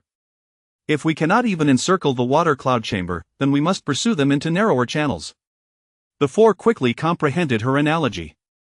Even a child could grasp the concept that humans are not like fish and would not allow themselves to be cornered so easily. Yu Fengming gazed at the retreating figures, his eyes downcast, the mask concealing his cold expression. Some individuals persistently intrude upon their master. Chi guided them to the second floor, pointing to a door. This is the place. Chasing Shadow pushed the door open, ushering the others inside. Qingfeng lingered at the entrance, continuing to question, and if the fish refused to enter the stream, what then? To catch fish, we must create an enclosure and then use bait to entice them in, or we might fish directly, though the fish in the river are notoriously difficult to catch. Indeed, the elusive nature of the fish always seems to elude one step ahead. Chi looked up. The men were quite tall, perhaps too tall, and as she muttered to herself, their words fell beyond her hearing. She envisioned a day when she, too, would reach such heights. Within the water cloud chamber, officials moved about, striving to avoid disturbing the guests, yet the throng was overwhelming, and it was uncertain if the individual had already escaped. The four settled in, while those they had brought were dispatched elsewhere. Fengming contemplated dispersing the four, sending one east, another south, one west, and the last north, to guard all corners rather than always hovering before their master. He gazed longingly at the master seated far above, desperately yearning to be by her side. Merely inhaling her essence would bring him unparalleled satisfaction. Sitting upright in his chair, when the four approached, he lowered his exquisite gaze, articulating the wineglass with his finely defined fingers, tilting his head to reveal a perfect jawline as he drained the As the four passed by, he sensed a familiar gaze yet did not lift his eyes, pouring himself another glass, which he swiftly consumed. The fiery sensation coursed through him, igniting his heart and soul. Fengming realized he had erred in his choice of drink. It was the master's own brew, and after a few cups, even the most seasoned drinkers would find themselves inebriated, and he, too, felt the weight of intoxication. This was his first experience of drunkenness. Disoriented amidst the cacophony of voices, the atmosphere vibrant and bustling. He raised the wine jug once more, only to discover it had changed. The table was now laden with delicacies. Upon looking up again, he found the high seat vacant, his line of sight revealing nothing but emptiness. He attempted to rise but was seized, the hand that grasped him swiftly retracting. Recognizing it was not her, he refrained from turning back. Had it been her, she would have nestled into his embrace as she urged him to sit. The Lord has matters to attend to. You ought to enjoy your wine with some appetizers, but do not indulge too much, for excess can lead to discomfort, remarked a nearby attendant, who, upon noticing his compliance, departed the secluded area. Meanwhile, Yun Ruoro descended step by step into the cellar, halting at the entrance without crossing the threshold. She observed the opposite stone wall, bending down to lift a hefty stone, its elongated tip sharp like a key. With a deft motion, she wedged it into a hole, sealing the entrance, twisting it to secure it firmly inside. Iron mechanisms emerged from the stone door, locking it into the wall. The stone remained lodged, its tip still a distance from the opposite side, rendering it impossible to extract. Behind the locked stone door lay a hidden realm, weapons neatly arranged, and in leading upwards, where the first floor was adorned with trinkets and jewels, and the second floor displayed gold and silver. At the very top, a room was fully equipped with a toilet, bathing area, and bedroom. There was no exit, only a small window allowing light to filter in, for the room was dimly lit by flickering candles. The stone key successfully blocked the peering hole while also securing the door, akin to a bolt. Having completed this task, Yun Ruoro ascended the stairs until she reached a room on the third floor, where she opened the door and stepped inside. The walls of the room were adorned with an array of decorations. She reached for one particular horn ornament, tapped it lightly, and then spoke with a hint of disdain. Borrowing items without the host's consent is rather rude, don't you think? We are all family here. After all, you have received numerous favors in the past. A faint, almost inaudible voice emanated from within the horn. Yun Ruoro had already deduced the identity of the speaker and, reclining against the horn, retorted without reservation, "That was acquired through my cleverness, a ruse from you." The response from the other side was confident, "I am not easily deceived. It was merely your childhood charm that captivated me." Yun Ruoro scoffed, "Yet you were still tricked. That was merely an act of pretense, a self-proclaimed cleverness. Are you familiar with the concept of catching a turtle in a jug? This is my treasure chamber, and once you enter my domain, it will not be easy to escape." The voice on the other side fell silent for a while, only to be interrupted by the clinking of blades. Yun Ruoro spoke again, "Do not waste your energy. The walls are reinforced with a special metal cage, impenetrable outside. They are still searching for you. Do you wish to draw attention with all this noise?" Yun Zimu raised his hand, and the dark guards ceased their assault. He observed the metallic structure behind the wood, noting its cage-like form, devoid of any marks from the recent clash. The tone softened considerably. What must I do to earn my release? Yun Ruoro, emboldened by a thirst for vengeance, seized the opportunity to make her demands. Have your dark guard kiss you, just one kiss for a full quarter of an hour, and I shall let you go. Upon hearing this, Yun Zimu's expression became inscrutable as he glanced at his dark guards. All six lowered their heads, avoiding the gaze of their master, a rather unfortunate situation as all the guards were imposing men, making the room feel quite cramped. One particularly androgynous man stood among the six giants, locked in this secret chamber, and the imagery invoked by her words led to many a twisted thought. Yun Zimu turned away, gritting his teeth. Yun Ruoro. Was it due to a lack of mouthwash? It seemed the beauty was rather particular about cleanliness. With a twist at the wall's edge, clean water could be released for a bath. I could have someone prepare hot water for you. I do think of everything, do I not? How considerate indeed. Yun Ruoro could hear the commotion from the adjacent room, her teeth nearly grinding to dust as she reveled in the joy of her predicament. She cleared her throat. Consider your options. Let us change the request, came the calm reply from the other side, clearly indicating that the owner of the voice had regained his composure. Ah, let us change it. Let the dark guards kiss you, one kiss each. I would love to see that. The dark guards, catching a glimpse of their master's stunned expression, bowed their heads even lower, revealing their robust chests. Chapter 47. Everything is under control. Yun Ruoro did not let this golden opportunity slip away. Rising from her seat, she ascended to the loft, adjusting the angles of the decorative items, casting a glance before returning them to their original positions. To my astonishment, I beheld six robust men vying for the attention of a singular beauty. This spectacle was utterly delightful. A beauty must relish such moments, for I am merely crafting opportunities for you. Truly, I am a benevolent soul. Yun Zimu remained silent, a smile of incredulity gracing his lips, for he had never displayed such emotions as openly as he did today. It was a twist of fate, indeed, for he was being teased by the very half-sister he had always looked down upon. How splendid! Both rooms fell into a profound silence. The sound of a pin dropping could be heard. Lounging languidly in her chair, Yun Ruoro pondered the complexities of revenge. It was far from a simple endeavor. She wished to witness him genuinely being kissed, rather than mere words spoken in jest. These six men were the most capable subordinates of Yun Zimu, and after this incident, they would either meet their demise at his hands, losing their indispensable support, or remain and be swayed to his will. Both scenarios were equally entertaining. Such a beauty, captivating enough to enchant both men and women alike, could easily lead her loyal guards astray, for they had no strict standards regarding partners. Should they choose to seek vengeance upon her in a fit of wounded pride, it mattered little. Her life was already fraught with complications, and she could spare one more. Given this entrapment, he would assess the situation carefully. Sensing danger emanating from her, he, who prided himself on his intellect, would undoubtedly tread cautiously. No one desires an unknown adversary, yet she felt compelled to remind him, should they perish, I shall replace them with others, far less appealing and utterly wretched. The notion of self-destruction was a non-starter.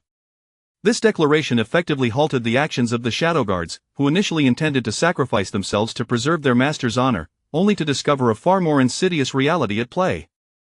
The beauty contemplated her position carefully. Otherwise, it would be prudent to remain inside, for emerging would only serve to bewitch and mislead the masses. Ruoro was indeed one to hold grudges. I recall your previous unjust actions. Do not assume ignorance on my part regarding your pilfering of my treasures. Rest assured, nurturing a few individuals remains well within my means. I can ensure you are all well-fed and plump, receiving generous portions of steamed buns daily, divided into 3 ample servings. In the span of a brief exchange, Yun Zimu had discerned several grievances, one stemming from the shadow guards, another from the theft of her treasures, and a third from a childhood incident where her adorability had led to his unwittingly squeezing her cheeks, all while lauding her cuteness. He now recognized his folly. What was so cute about it? He had been deceived by her playful, twinkling eyes and obedient demeanor, even though, at that time, her short legs were still clumsy. Was she truly as astute as she seemed? She had even managed to outsmart him, unfazed by the thoughts of those within. Yun Ruoro spoke nonchalantly. You still have time. After all, the individuals have not yet departed. Take your time to consider. I shall take my leave, hoping to return tomorrow to witness what I desire. Her voice echoed, followed by the indistinct sound of a door creaking open. Yun Zimu recognized the gravity of the situation. Whether there would be further developments remained to be seen. He turned to his companions, inquiring, what transpired? Master, the entrance we came through is now inaccessible. The door opens inward, and it is impossible for anything from the outside to be obstructing it. Search the door and seek alternative exits. Very well. With no immediate threat, 5 men exited, leaving only one to stand guard. Yun Zimu regarded the individual beside him, whose masked visage concealed any discernible expression, their eyes devoid of emotion. He spoke again. You two should exit, understood? And now, the room was left with but a single occupant. He pondered the implications. If his half-sister were to act on her words, he must determine the proper course of action. Should he acquiesce to her peculiar whims? Master, we have located the issue. The door was locked, requiring time to disengage. Upon hearing his subordinate's report, Yun Zimu felt an unexpected wave of relaxation wash over him, realizing just how tense he had been moments prior. For the first time, events had spiraled completely out of his control. In the wine cellar, a worker had just emerged from the depths. When he heard a rustling sound, after a moment, it ceased, and he dismissed it as a misperception, paying it no heed. Once he departed, the rustling resumed. Someone was grinding against the stone door, while others searched for alternative exits. The stone door was no ordinary barrier. It had been fortified, rendering it exceptionally resilient. If the room served as a cage, then beyond the stone door lay a secure repository for treasures. From the outside, there were similar windows, yet one room had been transformed into a solid wall, creating a standalone compartment, thick and formidable. Treasures were never confined to a singular location, thus, if Yun Ruoro sought wealth, she surely would not venture here. Emerging from one chamber, she entered another. A certain individual lay inebriated and had been returned, sprawled upon the bed, deep in slumber. She perched on the edge of the bed, mirroring his stance, reaching forth to smooth his disheveled hair, her fingers intertwining within the strands as she removed his mask. Once the mask was lifted, his flushed visage, rendered rosy by intoxication, was revealed, with his soft, crimson lips exuding an irresistible allure. Her fingertips delicately traced the contours of his lips, her palm resting against his chiseled cheek, her thumb softly caressing his face as she gazed at his sleeping countenance. After a considerable silence, she leaned closer, whispering into his ear. Sleep well, darling, when darkness falls, dance for me. With that, she bestowed a gentle kiss upon his lips, pulling the covers snugly around him before rising and exiting the room. As she descended the stairs, the man awakened, his mind echoing her prior words, his eyes clouded with a dreamy haze, exuding an indescribable charm. Such beauty, alas, went unnoticed by him. Had he seen it, he would have been rendered immobile. Feng Ming turned to the closed door, burying his head in the bedding, shielded from the sunlight, slipping once more into a blissful stupor.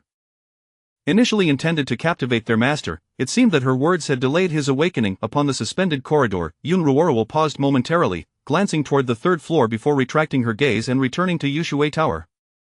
Raising her eyes once more, she observed 4 individuals on the moon viewing platform, each surveying from distinct angles, one seated, playfully toying with the bedding, another leaning against a pillar with crossed arms, a third standing tall with a sword, exuding an air of aloofness, and the last reclined against the railing.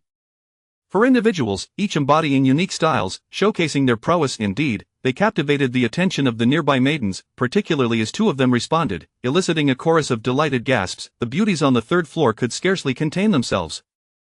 All 4 were renowned figures, naturally possessing their admirers. Yun Ruoro understood their intentions to allure the women, emitting enchanting signals to extract valuable information. Women are often perceptive, especially when it comes to beauty.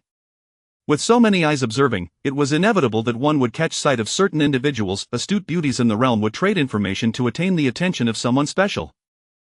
Among the 4, Qingfeng was the quintessential charmer, selecting blossoms amidst a garden of blooms, the ephemeral nature of love proving irresistible. The other 3 would not easily pluck flowers, yet men, who often found themselves without a home, could hardly resist the allure of a confidant. They typically sought intelligent and exquisite companions to indulge in. The physical allure also served as a means of exchanging information. After moments of pleasure, the desired intelligence would be gleaned, making it a mutually beneficial arrangement. Moreover, should they encounter peril, a beauty might come to their rescue. Particularly with the camaraderie they enjoyed, the more friends they had, the more pathways to survival and information they could navigate, a truth vividly illustrated in their interactions. Qingfeng sat before a tea table, his fan obscuring his face, his gaze fixated on the graceful figure gliding down the corridor. After a brief pause, he remarked, Mingyue seems to have taken note of you for quite some time. Mingyue, bearing twin blades, leaned against the intricately carved railing with her arms resting upon it, half reclining as a gentle breeze stirred her garments and tousled her hair. Turning her head, she realized the figure in the corridor had vanished. Not far off, the voices of women engaged in conversation could be heard, yet the 3 men refrained from glancing their way, not wishing to imply any hint of flirtation. Meanwhile, Qingfeng, concealed behind his fan, offered a subtle nod to the array of women nearby, a silent greeting that elicited shy giggles and excited whispers among them, as they huddled together in playful banter. Chapter 48 The Enchantment of Fine Wine. At last, Mingyue propped her arm, vaulted over the railing, and with a single hand grasping the banister, she descended gracefully to the second floor. One hand supported her on the railing, while her knees alternated in height as she crouched by the balcony. Sounds of commotion echoed from above and below, prompting curious heads to peek out. Mingyue observed the passers-by before her, yet chose to remain silent. Yun Ruoro, slightly tilting her head at the sudden appearance of an individual, noticed the fluttering of his garments and hair. The subtle smile gracing his lips exuded a hint of the resplendence of tomorrow's promise behind him. She paused, her voice cool as she addressed him. "Esteemed sir, refrain from mimicking the wild monkeys of the forest. My companion has been working diligently." The other party, seemingly oblivious to her admonition, leapt about energetically, prompting an even broader smile from Mingyue as she spoke. "I have matters I wish to inquire about, esteemed host." Yun Ruoro remained silent, casting her gaze towards her accompanying aide. The aide, sharp-witted and seemingly prompted by an unspoken cue, began to wipe the railing, gradually approaching Mingyue's feet. Mingyue seized the opportunity to step onto the corridor, positioning herself next to Yun Ruoro, and continued, "Might we find a tranquil spot to converse, esteemed host?" In Shueiyun Pavilion, tranquility is a rare commodity amid the bustling splendor, Yun Ruoro replied calmly, taking a step forward. Mingyue, undeterred by the hint of impatience in her tone, followed closely, eager for engagement. The aide, diligently cleaning the footprints on the railing, turned to see a glimmering object soar through the air, which she swiftly caught. Upon closer inspection, it revealed itself to be a silver coin. Glancing back, he noted the individual who had tossed the coin had already departed with the host. Mingyue lagged slightly behind, observing the figure ahead of him. Though petite, she possessed an extraordinary presence that captivated him, evoking a sense of intrigue. Mingyue had previously remarked, having encountered countless women, the hostess' grace is unparalleled. He could not discern the reason. Perhaps the cloak obscured his view, or her steps lacked the typical allure of other women, each stride measured without disparity. It was only when the figure ahead came to a halt that Mingyue withdrew his gaze, noticing a young girl layering a soft cushion before taking her seat. He unceremoniously followed suit. Chichi poured a glass of wine for the host and another for the distinguished gentleman beside her. The table was soon adorned with an array of delicacies. Yun Ruoro had confirmed upstairs that Fengming had dined, yet she had not partaken in a meal herself. Since she had company for dinner, it was a pleasant diversion. She had always favored beauty, and aside from Fengming, she was content merely to observe. Mingyue's gaze lingered on the exquisite dishes, fixated on the figure adorned with a full face mask. The mask appeared peculiar, surely one must remove it to dine. He watched as the individual raised a hand to the mask, feeling a flicker of anticipation, only to be taken aback when he realized that beneath the mask was yet another half-mask. Though still concealed, the delicate, fair skin was revealed, and the elegantly gloved hand, adorned with sharp black finger coverings, skillfully maneuvered food toward her crimson lips. Yun Ruoro savored each bite, setting down her chopsticks to gracefully lift her wineglass, her lips parting slightly. "Esteemed sir, might we share a toast?" Delighted to oblige, Mingyue replied, lifting his glass, still warm from the previous touch. Of their glasses clinked lightly, and as he watched her drink deeply, he tilted his head back in response. The warm wine cascaded down his throat like molten lava, prompting an involuntary exclamation. What fine wine! In that fleeting moment, he could only perceive one sensation: the potency of the drink. Chichi, having seen the glasses lowered, promptly refilled them. As long as the esteemed sir enjoys, Yun Ruoro said with a faint smile, her gaze lowered to hide her emotions, before resuming her meal. Mingyue, noticing her relish, picked up his own chopsticks, and amidst the interlude, he raised his glass once more. Their glasses met gently. Observing her down the contents with fervor, he felt obliged to match her pace, and in the Yunmian Pavilion boasted a backdoor, serving as a stepping stone to leap beyond Shueiyun's clutches. How could one speak of disappearance? Was the esteemed sir insinuating that Shueiyun Pavilion was a den of inequity? I did not imply that Shueiyun Pavilion is a den of inequity. Your concerns are unfounded, esteemed host. I merely seek one who seems to be concealed within these walls. My choice of words was perhaps inappropriate. I shall penalize myself with a drink, Mingyue declared, raising his glass and swallowing the contents in one swift motion. The pressure emanating from the other party was palpable, causing one to feel the weight of their years and entity not to be underestimated. One should tread carefully with such words. You are of the official class, while I am but a commoner. Should others overhear, it would tarnish our reputation, casting Shueiyun Pavilion in a dubious light. Rumors can be fearsome, and one can never predict their spread. However, Yun Ruoro clung to her stance, lifting her glass to sip alone, her gaze revealing a trace of displeasure. Mingyue, recognizing his misstep, downed another glass. Chichi lounged on a nearby bench, her legs leisurely swinging, content to merely serve the wine while keeping an eye on the performances on stage. Once the glasses were emptied, she refilled them. As the evening progressed, Mingyue began to feel the effects of the wine, his vision blurring as he watched the composed figure across from him savor her meal. He attempted to rise but merely swayed and stumbled back into his seat, grasping the armrest for support. Esteemed sir, you appear intoxicated, your tolerance seems insufficient. Do not overexert yourself, came the last words he heard before losing consciousness. Yun Ruoro smirked, contemplating how to extract information from him, letting him learn the meaning of a fruitless inquiry. Some questions were better left unasked. Gently lifting her cup filled with warm, wine-infused water, she took another sip and resumed her meal. From the outset, she had abstained from alcohol. The dual vessel of water and wine, the wine she brewed herself, was potent. It was no surprise that none could withstand it. When the time came, it acted like a sedative.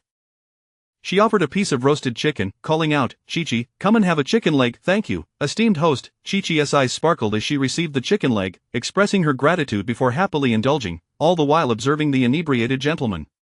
"Are your brothers adapting well?" "Very well, esteemed host. They have gained weight, and so have I. Gaining weight is endearing, especially during growth spurts, yet do refrain from overindulgence. Advise them to steer clear of trouble.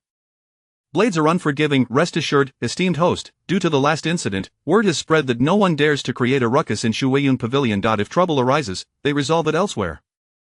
Good. If there is a need, send for me, and have them carried back to their rooms. Understood, esteemed host." Chi-Chi nodded obediently. Yun Ruoro donned her ghostly mask and made her way to the hall. In the world of martial arts, generosity reigns supreme. The aides received more than just their wages, often rewarded with tips for their cleverness. Simultaneously, the losers bore their share of bitter tea.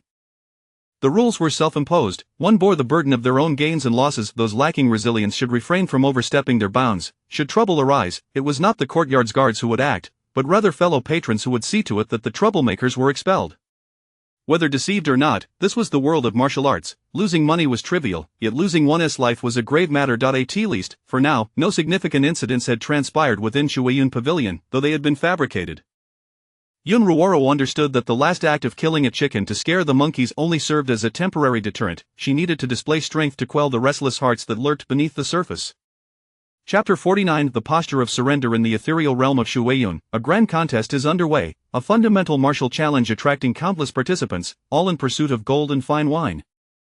Victory serves to showcase one's strength. Yun Ruoro need only engage in a single duel against the ultimate victor. Today's tournament, held every few days, allows competitors to exploit their advantages, presenting themselves as formidable, while those less familiar. As for the fine wine, it is merely of mediocre quality. The top-tier varieties are reserved for her use as a sedative, intoxicating those who partake. As the crimson hues of dusk envelop the sky, the sun's radiant beams descend toward the horizon. The champion emerges, a towering figure of immense strength, claiming the top prize before casting a glance towards the elevated seats. This sight troubles Yun Ruoro, for the disparity in their physiques is apparent. A mere grasp of her leg could easily lead to her downfall. She feels an overwhelming trepidation. However, retreat is not an option. Just as she prepares to rise, a figure leaps onto the martial stage, igniting a spark of hope within her. Her husband has come to rescue her from dire straits. Overcome with emotion, she feels compelled to repay his kindness. Feng Ming descends from above, donning a ghostly mask. Having awoken from a brief slumber, his inebriation has faded, his attire altered, and his physique transformed. As the opponent grows impatient and throws the first punch, he deftly intercepts it, twisting the adversary's fist with a blend of strength and technique, employing the principle of yielding to overcome might. The two engage in a fierce struggle, eliciting cheers and gasps from the surrounding spectators. Yun Ruoro observes leisurely, proud of her husband's newfound prowess. In terms of raw strength, he entirely eclipses her. She must rely on her weapon and skills to bridge the gap. Having experienced pure hand-to-hand combat, she knows she cannot prevail. Each encounter leaves her fatigued. The contest concludes when one participant plunges into the water. Feng Ming, under the gaze of all present, ascends the steps to the dais, kneeling before her, resting his head upon her warm lap. Though his ears flush with embarrassment, he remains submissive, never having performed such an act before, akin to a beloved concubine disregarding the dignity of masculinity, revealing the hierarchy before the crowd. Yun Ruoro's heart flutters, as if a delicate fawn has collided with it, yet, she cannot shield her heart, for this display of submission serves to elevate her status. Calmly, she raises her hand to gently caress his hair, as if it were a trivial act, and addresses, "May all depart only when thoroughly intoxicated." The crowd's eyes sparkle with excitement, hastily expressing their gratitude. "Thank you, esteemed host." The guests, undeterred by the autumn chill, revel in the fine wines that Shueyun has quickly garnered a stellar reputation for. Yun Ruoro instructs her companions, "Today is a celebration, prepare a lavish feast and ensure everyone receives a portion." "As you wish, esteemed host." Rising to her feet, Yun Ruoro leads the way, with Feng Ming following closely behind as they stroll through the corridor. This time, his sword is left behind, concealed to avoid detection, while he carries an alternate weapon. In the world of martial arts, couples like them are not uncommon. The transformation of Yun Ruoro is such that it is hard to recognize her as the same individual. While others rely on disguises to alter their appearances, she has evolved naturally, adhering to a predetermined plan that reshapes both her character and visage. Her countenance, a moonlight beauty, retains a hint of her former self. The two return to their chamber, the last rays of sunlight fading away. A figure stands by the window, observing the lively scene outside, and speaks from behind the mask. Feng Ming, please deliver some food to the treasure chamber shortly.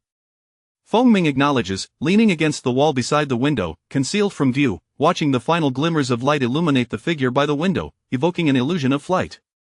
A sudden knock at the door jolts him from his reverie. He approaches the entrance and brings the food into the room, placing the items neither of them particularly enjoy into a separate container. Finally, he ascends to the third floor, reaching a hidden attic where he discreetly lowers the food box. Upon spotting a shadow below, he immediately recognizes the occupant of the cage, one who was often boasted about by the shadow guards, now amusingly ensnared by his master. As the food box is retrieved, Feng Ming returns to their third floor room, washing his hands in the basin. Sensing someone approaching from behind, he takes his time, until he feels a delicate hand pressing against his back, helping him wash. Once they finish and dry their hands, Yun Ruoro assists in removing his mask and guides him to the dining table, kissing his lips. He towers above her, and unless he bends down, she can only reach him while seated. She relishes their kisses, his lips always draw her in, and his presence is utterly irresistible. I eagerly anticipate the nightfall, she murmurs, causing Feng Ming to pause mid-motion, recalling his promise to don a gauzy dress and dance. A wave of discomfort washes over him. In the autumn season, those with muscular builds can appear bare-chested. The stirring rhythm of the drums and accompaniment complements the flowing fabric of the dress, allowing for graceful movements that create perfect arcs, her hair dancing with each motion, exuding a sense of power. The silver mask, intricately designed, enhances her beauty, with her gaze fixated solely on him, embodying allure. Yun Ruoro admires the dancer upon the carpet, recognizing that this individual must have practiced in secret or possesses the martial prowess to move so fluidly. She clutches her heart, overwhelmed by the sight, unable to contain her emotions, especially as the captivating dancer approaches, gradually climbing onto her bed. Feng Ming finds himself pinned beneath her, the dress lifted, yet the encounter does not unfold as he had anticipated. Yun Ruoro retrieves a vial of ointment from beneath the pillow, applying it to his bruised skin, remnants of their earlier skirmish. Had she been kicked, given her weight, she would have surely been sent flying. Yet he caught her effortlessly. His skin, pale from a lack of sunlight, reveals a blend of red and blue bruises, suggesting severe injury, though in reality, the pain is merely a slight discomfort, akin to a bruise that will fade in a couple of days with the application of ointment. Yun Ruoro gently inquires, "My dear husband, does it hurt?" "Not at all," Feng Ming replies calmly, though the gentle touch only heightens his discomfort. Ignoring certain areas, Yun Ruoro expresses her disappointment. "Oh, I thought it was quite painful. I wanted to shower you with affection and kisses. Since it's not painful, I suppose it will suffice." "It does hurt," Feng Ming exclaims urgently, retracting his previous statement, fearing that when he hears no response, he feels her warm breath against his skin, encircling the bruised spots, her soft lips kissing him tenderly, as if soothing a child, igniting a growing desire within him. Their garments cascade away, the two figures intertwining, their gazes filled with an intensity that only amplifies their longing. It feels as though they stand at the pinnacle of passion, suppressing all negative emotions, leaving only ecstasy in their wake. He senses her dominion over him, his soul yearning to be consumed by her until nothing remains. My master. Chapter 50. The host looks down upon you. The following day, in a secluded room on the third floor, a languid voice drifted down to the first floor. "What are you contemplating, beauty?" In the world of martial arts, if one cannot even handle such trivial matters, I, the host, look down upon you. A voice finally responded from across the room, tinged with a faint weariness. It seemed the beauty had not rested well. "Oh dear, have I missed something? How unfortunate!" Yun Ruoro lamented. "Do refrain from your peculiar habits." Ignoring the person separated by a wall, Yun Ruoro continued her monologue. "After all, the beauty will not bear a child for 10 months, only joy remains." Yun Zimu sensed yet another foe had emerged. Did he not know about the infertility drug? Of course not. That was a matter confined to the inner chambers. Though he did not partake, he was well aware and yet chose not to intervene. Childbirth is a painful ordeal. It is conceivable that it could lead to the demise of both mother and child. Your esteemed one cannot nurture a child and would hardly care for you. Giving birth may mar your beauty. Would the host be willing to endure that? Whether I am willing or not is my own choice. The concubine, resembling you, also faced the risk of severe hemorrhage and death during childbirth. You are her child, bearing her likeness. If such is the case in a stable and prosperous household, how much more perilous is it in these chaotic times, where mere survival is a struggle? Why speak so much? One kiss from you, and the chains are undone. Whether to stay or leave is entirely your prerogative. Her elder brother was formidable, knowing that force would not suffice, and thus resorted to soft words, claiming that every utterance was for her own good, while subtly implying that the family was considering her welfare. The concubine was destined to die. Her pregnancy merely delayed the inevitable. She intended to let this person understand what it meant to be impervious to both soft and hard tactics. Feng Ming, standing beside her, was bewildered. What peculiar habits? What kiss? Oh, you were not like this before. A sigh resonated from across the room, exuding an air of feigned weakness. That was then, this is now, a transformation into something grotesque. Feng Ming, realizing that Yun Zimu was experiencing his first setback, felt akin to someone striking an iron wall with a fist. His handsome visage had garnered him preferential treatment, while his intellect had ensured smooth sailing in all endeavors, yet now, confronting such absurdity had rendered all advantages null. One misstep led to entrapment. Those of the martial world are not particular about trifles. A mere kiss would not lead to pregnancy. Yun Ruoro, not willing to let him off easily, found this newfound amusement too delightful to abandon. She believed she had finally encountered something entertaining and was determined to indulge herself. Yun Zimu presumed she was still incensed over her inability to conceive and patiently articulated, "I am the scion of a noble family, not a mere wanderer of the martial world." Feng Ming, observing the languid figure before him, recalled how he had perhaps overstepped the previous night and reached out to massage her shoulders. Leaning back, Yun Ruoro relished the massage, her words dripping with disdain. "Why not learn from the beauty that has become a queen? You remain a homeless scion of a noble family, a pitiful drifter. She is she, and I am I. Recently, I stumbled upon a toothless child." "Guess what?" Yun Zimu, playing along, inquired. "What happened?" "Upon seeing him, I exclaimed, alas, how he resembles the general pursuing me. He even bears a birthmark akin to the beauty's. Truly, the beauty is fortunate. Why do you not learn to relish the blessings of companionship?" "Ah, so the esteemed host desires to partake in the joys of companionship." Yun Ruoro's smile froze, sensing a pause in the hands that kneaded her shoulders, yet she resumed the gentle massage as if nothing had happened. How utterly conceited! She had previously stated that she only admired the handsome and beautiful, not him. Had he forgotten? The voice from across the room made their exchange clear. This remark jolted both of them back to reality. Yun Ruoro attempted to retort, but she could not reach, as Feng Ming had tightened his embrace, leaving her unable to break free. The other party seemed aware of their presence and continued to press on. "Do you remember your socially compatible fiancé? It appears your engagement has yet to be annulled. Oh, and he has also plundered your treasure, seemingly quite thoroughly. Will you not go and demand it back? That scoundrel, devoid of shame, disregards the dignity of a noble scion and refuses to annul the engagement. He does not dare approach you. He must be waiting for you to seek him out. Given his profound feelings, how could one bear to hurt his heart?" Each word seemed to awaken Feng Ming's memories, prompting him to recollect certain matters. That engagement had been imposed by the Yun family. Yun Ruoro had no choice in the matter. When the time came to dissolve the betrothal, the other party had staunchly refused, and subsequently, with the Yun family's downfall, the Lin family had taken precautions, detaining him. For years, if she had wished to seek him out, she could have done so. Moreover, she had made it clear that it was only her prerogative to pursue him. Should he dare approach, her blade could easily pierce his heart. It was difficult to articulate, as she could silence him without issue. Indeed, one should not meddle recklessly in the affairs of others. How many people had covertly coveted her spouse? Feng Ming loosened his embrace, attempting to rise, yet the arm around his waist held him captive. He could break free if he wished, but he was reluctant to do so. Yun Ruoro relaxed her grip slightly but maintained her hold around his waist, addressing him, "My dear husband, pass it to me." A large conch shell was placed before her, and she spoke with an air of indifference, devoid of emotion. "Yun Zimu, you have made my husband jealous. How shall I punish you?" Addressing him by his full name, the other party fell silent. Yun Ruoro continued, "Recently, I acquired a new medication. Do you wish to be happy? Happy?" Yun Zimu, recognizing the moment, promptly admitted fault.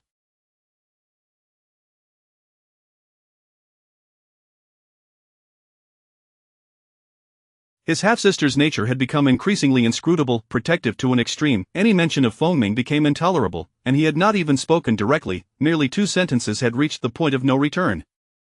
Yun Ruoro released her hold. Waiting for him to rise, she clasped his hand, intertwining their fingers. "Let us go, my husband. For the next few days, we shall deliver pickled vegetables and steamed buns to them daily." "Very well." Feng Ming acquiesced, allowing himself to be led away, his gaze lingering on their entwined fingers. Yun Ruoro prepared to retrieve the stuck key, initially intending to let them escape through their own devices. Killing was not an option, and keeping them confined for a few more days would suffice. Chapter 51:3 Cups of exquisite wine. On the second floor of Yunmian Pavilion, Yun Ruoro descended the stairs alone. A figure lingered in the distance, observing her every movement. It was the awakened moonlight. Although she had successfully evaded death, the Yun family had yet to escape the manhunt, and revealing her identity would still result in capture. She had to wait until the bounty was lifted so that she and Fengming could dispense with the masks, voices, identities, and fluctuating tones.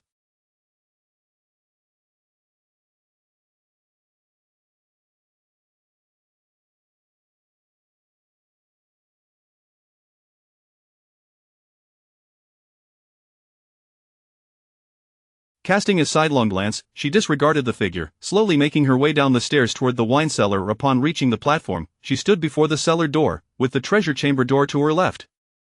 Extracting the key that had been lodged within, she noticed a shadow at the entrance, seemingly unwilling to give up. A smile graced her lips as she used a wine strainer to block the keyhole perfectly. The walls of the wine cellar were adorned with numerous patterns and decorated with various strainers, with fabric strips hanging everywhere, obscuring the door seams and creating a sense of confusion.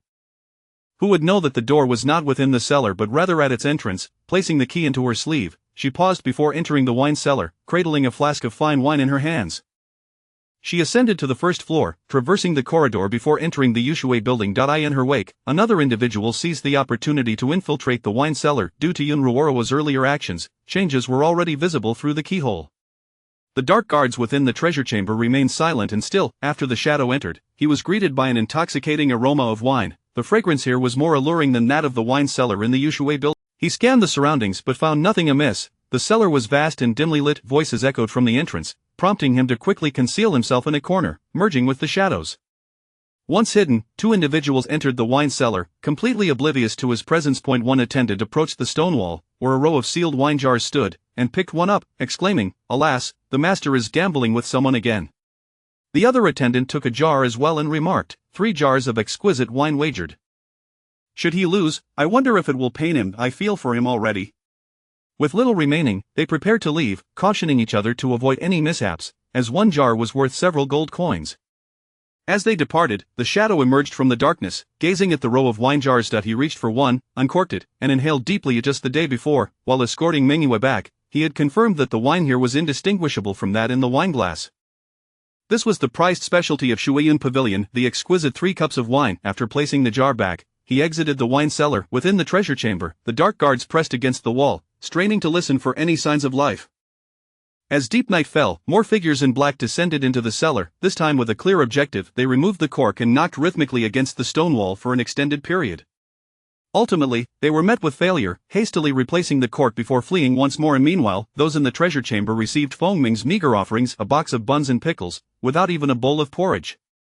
Fengming presented the empty food box, suspending it with a hook while avoiding contact to prevent any potential tampering, wary that they might use it as leverage against him. As he sent the box away, he gazed at the opposite side, where the lantern's glow illuminated his face, rendering his ghostly mask fearsome, while his mind churned with thoughts of jealousy. Fengming pursed his lips, recognizing his own indulgence, yet it mattered little. His master was still fond of him, but he could scarcely recall his former self, the puppet-like figure in his memories, who... It was his master who had ignited his heartbeat repeatedly, infusing color into his black and white world, transforming it into a dreamlike reality. He feared his master's departure and the complexities of human emotions. Fengming turned to descend the stairs, heading directly outside Shuiyun Pavilion, where rows of low buildings thrived with life. He stepped into the most bustling entrance. This was an indoor martial arts arena, available for free use by patrons of Shuiyun Pavilion, with no penalties for damage incurred. A figure clad in a ghost mask stood atop the stage, awaiting challengers. Soon, someone leaped onto the platform, cupping their fists in greeting, remaining silent as they assumed an attacking stance, ready to unleash their strength in an instant. With a powerful thrust of his arm, Fengming's sleeve billowed gracefully, his entire being emanating tremendous force. The two became entangled in a fierce struggle, adhering to the rule of striking without hitting the face. At Disobey building, Chi-Chi, with her short legs, approached the high platform and spoke before the curtain. "Master, the pavilion master has gone to the arena and has already challenged many. Should we intervene? Has he been harmed?" "No, the pavilion master is formidable, they cannot defeat him." "Then let him be. If he wishes to play, let him play, just remind him when it's time to eat," Yun Ruoro replied with a dismissive wave. "Understood, master." Emotions could flare, and a release was all that was needed. After all, she had nurtured him from a mere wooden puppet into something more. No matter his demeanor, as long as he loved her, it was the best dowry he could offer. Moreover, his emotions stemmed from her, and because of her indulgence, he had developed a somewhat twisted disposition. Even the emperor's favored consort could be arrogant, he remained unique, and that was enough. After years of indulgence, it was no easy task to cultivate a little temperament, and it was naive to think it could be easily suppressed. After Chi-Chi acknowledged her instructions, she descended from the platform, weaving through the lively crowd. Guests made way for her as she passed. Chi-Chi observed a group of individuals gathered around a table, intrigued. Before moving on, this group was slowly savoring the wine, simultaneously exclaiming. A few had already succumbed to inebriation, swaying unsteadily. A robust attendant stood at a distance, distractedly watching them. Seeing that they were merely drunk and causing no disturbance, he allowed them to be. The potency of the exquisite wine was well known here. Everyone was eager to test whether 3 cups would leave them sprawled for hours. Throughout the corridor and the arena, numerous attendants roamed, enthusiastically serving the guests. They hailed from nearby villages, many being orphans, both male and female, and received not only monthly wages but also bonuses. Yun Ruoro cared little for wealth. Those who served her were treated exceptionally well. Everyone enjoyed a generous employer who imposed few demands, provided they worked diligently. With clear distinctions between day and night shifts, they could rest when fatigued but could not afford to be lazy or engage in dishonest practices. Those who worked hard could expect to see their monthly wages increase. The highest earners received optimistic rewards solely from tips. Pleasing the guests was paramount, and generous patrons meant even greater rewards. Each attendant was responsible for a designated area, ensuring that no customer poaching occurred. Most patrons of Shuiyun Pavilion lived on the edge of survival, all of whom were not short of coin. At that moment, the silk curtain at the top was blown open by the wind, allowing 4 figures to enter. Gradually approaching the high platform, Qingfeng stepped forward, hands empty, and spoke. "Master, may I propose a wager with you?" Some continued their actions, momentarily distracted by his words, while others assumed a look of anticipation. From behind the curtain, a cool voice emerged, outlining the rules and stakes of the wager. Chapter 52, Ranking of Weapons in a simple contest of chance using dice. The wager was the folding fan in my hand. Qingfeng held the fan, adorned with a landscape painting and poetry, complete with a seal. The onlookers scrutinized it closely, confirming its authenticity, yet their gazes were fixed on the 4 individuals as if they were spectators at a performance. Indeed, an ancient artifact pales in comparison to the worth of ancient texts. As anticipated, a voice from above resonated. "The fan at your waist captivates my attention even more." The crowd turned to glance at Qingfeng, who possessed an iron fan, distinct from the delicate folding fan. The iron fan's top resembled a willow leaf blade, incredibly sharp with numerous folded edges. However, Qingfeng was reluctant and calmly introduced, "Owner, this folding fan is worth a fortune." The voice from behind the curtain remained unfazed, devoid of any emotional response. The possessions of the departed should rest in their tombs as offerings, lacking any further significance. Its value lies solely in its meaning. Should someone be willing to pay a fortune for it, then it possesses value. If not, it is merely an ordinary object. In the autumn of this place, its worth is less than that of a flickering candle. Clearly, no one present was inclined to purchase it. In the martial world, weapons are paramount. Only a few appreciate the ostentation of a mere fan, and Qingfeng was among them. This revelation made it evident to the crowd that the owner held no interest in the wager, showing no intention to engage in the game. At that moment, Qingfeng lifted the folding fan and unveiled it under the collective gaze of the spectators. They then clearly discerned that even though the fan was intricately hollowed, it was not light, and it was, in fact, a life-threatening weapon, capable of both attack and defense. Among the knowledgeable, one immediately recognized the weapon and exclaimed, "It ranks among the 18 great weapons. The owner possesses an exquisite eye." This prompted a chorus of inquiries. "Is it genuine? I thought it was a replica." "It seems authentic." "The owner never suffers losses." "Has the owner lost more often than won?" "Indeed, victories are far more common." No wonder the genuine artifact was disregarded in favor of this item, and even possessing one, regardless of its rank at 18th, is still among the most formidable weapons in the realm. Upon closer inspection, did the 4 not carry the crescent moon scimitar, the abyssal rainbow sword, the soul alarm blade, and the flowing light fan? They appeared quite youthful, heirs to a legacy, true dragons and phoenixes among men. Some offered compliments, while others regarded them with contemplation. In an instant, the 4 became the center of attention, scrutinized from all angles. Yet, they remained indifferent, for in the former Chu kingdom, no one was unaware of the authenticity they bore. However, due to the vastness of the territory, this location was rather remote, and many others carried similar weapons, making differentiation impossible. Only when wielded would the true distinctions emerge. Those harboring nefarious intentions ought to ponder carefully. Thus, did they assume that the individuals above desired it and hastily concluded its authenticity? Qingfeng's hand moves. The flowing light fan was not a tool for just anyone to wield. He had no intention of using it as a wager. He merely wished to inquire, "What can the owner offer as a stake to wager against my fan?" A Qingyun sword, came the response, which sent shockwaves through the crowd. Someone confirmed, owner, is it the Qingyun sword, ranked 8th and mysteriously vanished? Indeed.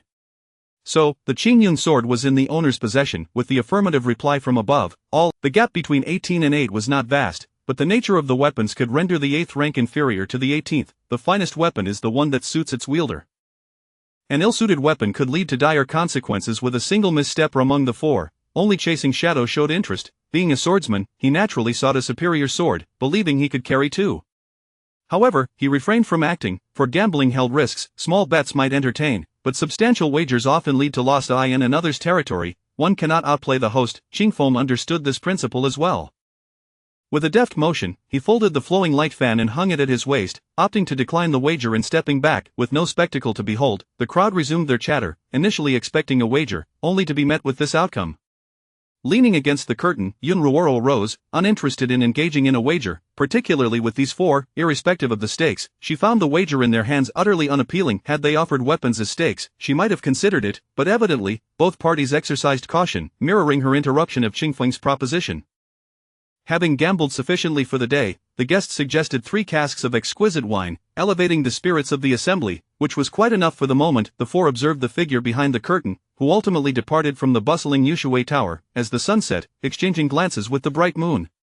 The moon comprehended the unspoken cue and took an alternate path, circumventing the corridor before leaping down to Yun Ruoro's side, this time avoiding the railing. If in her role as the 6th Miss she exuded grace and elegance, and as the fiery twin beauty she embodied a captivating charm, now Yun Ruoro moved with a light and graceful gait, exuding an aura of detachment, a unique beauty all her own. Moreover, her voice varied with each utterance. Though Mingyue felt no particular attraction to the former two personas, he found himself profoundly intrigued by her present demeanor. It was a mere illusion, perfectly aligning with his preferences. In the martial world, many pairs exist, often couples or lovers resembling one another, yet Yun Ruoro's distinct personality set her apart. The contrast between day and night, strength and grace, and the uniqueness of the night itself created an exquisite harmony. This perfection left Mingyue fascinated, igniting a desire to draw closer, to savor the allure of this enchanting beauty, curious how such a powerful man could be so willingly ensnared at her feet. Noticing the beauty's unbroken stride, he strolled alongside her and spoke. It seems the owner is in a hurry. What business does the esteemed one have? Yun Ruoro maintained her gaze forward, her tone calm and measured, her steps unaltered, exhibiting no signs of urgency, unaware of Mingyue's intentions. The other party concealed their emotions well, leading her to believe he was merely observant, harboring suspicions about her identity, hence her composed demeanor. Were it not for the formidable forces backing them and their status as the hope of their generation, she would not have intervened when Fengming sought to eliminate them. It was far too troublesome. To linger for a few days before departing was infinitely preferable to an endless pursuit. Among the guests at Shuiyun Inn, some had cultivated friendships with them, acquaintances of friends, and friends of friends. They were simply surrounded by connections, which itself is a form of strength, a reliance in navigating the martial world. With so many watchful eyes, it was impossible to eliminate them all. She was no merciless killer, far too fierce for her beloved husband. The owner may address me as Mingyue. I merely wish to inquire about a few matters. The other party was not easily dissuaded and followed her closely. Yun Ruoro halted her steps, turning to face him directly, stating, "Information certainly holds value, however, not all information possesses equal worth. That is only natural." What, then, does the esteemed one wish to know? Mingyue surveyed the bustling corridor, where guests lingered nearby, observing the dance of swords between men and women, appearing somewhat hesitant to ask.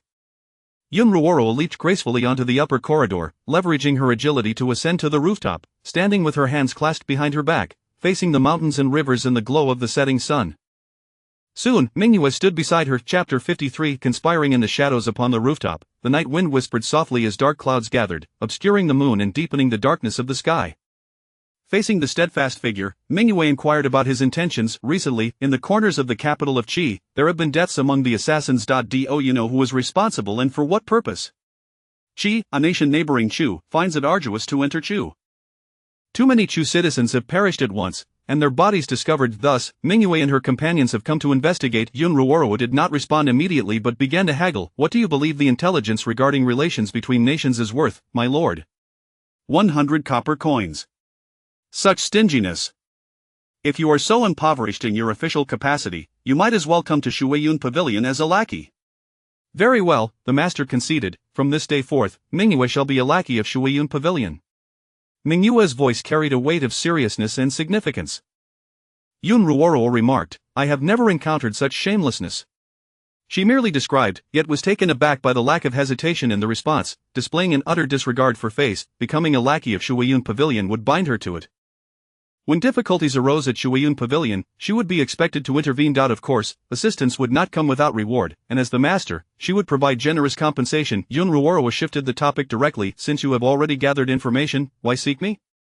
Mingyue, unaware of one crucial detail, questioned. Where did the master suddenly acquire such a vast amount of gold? Mingyue did not follow. She gazed down at the height, knowing she could not descend with such lightness. Though the other party rarely intervened, no one dared to underestimate her. Yun Ruoro turned back and slowly walked into Yunmian Pavilion, equally looking down upon those who pretended to be affluent despite their lack of funds.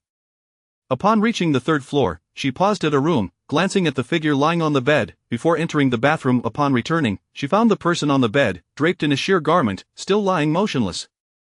As she entered, he fixed his gaze upon her. Approaching him, she sat on the edge of the bed, gently caressing his face, and asked softly, What troubles you, my husband?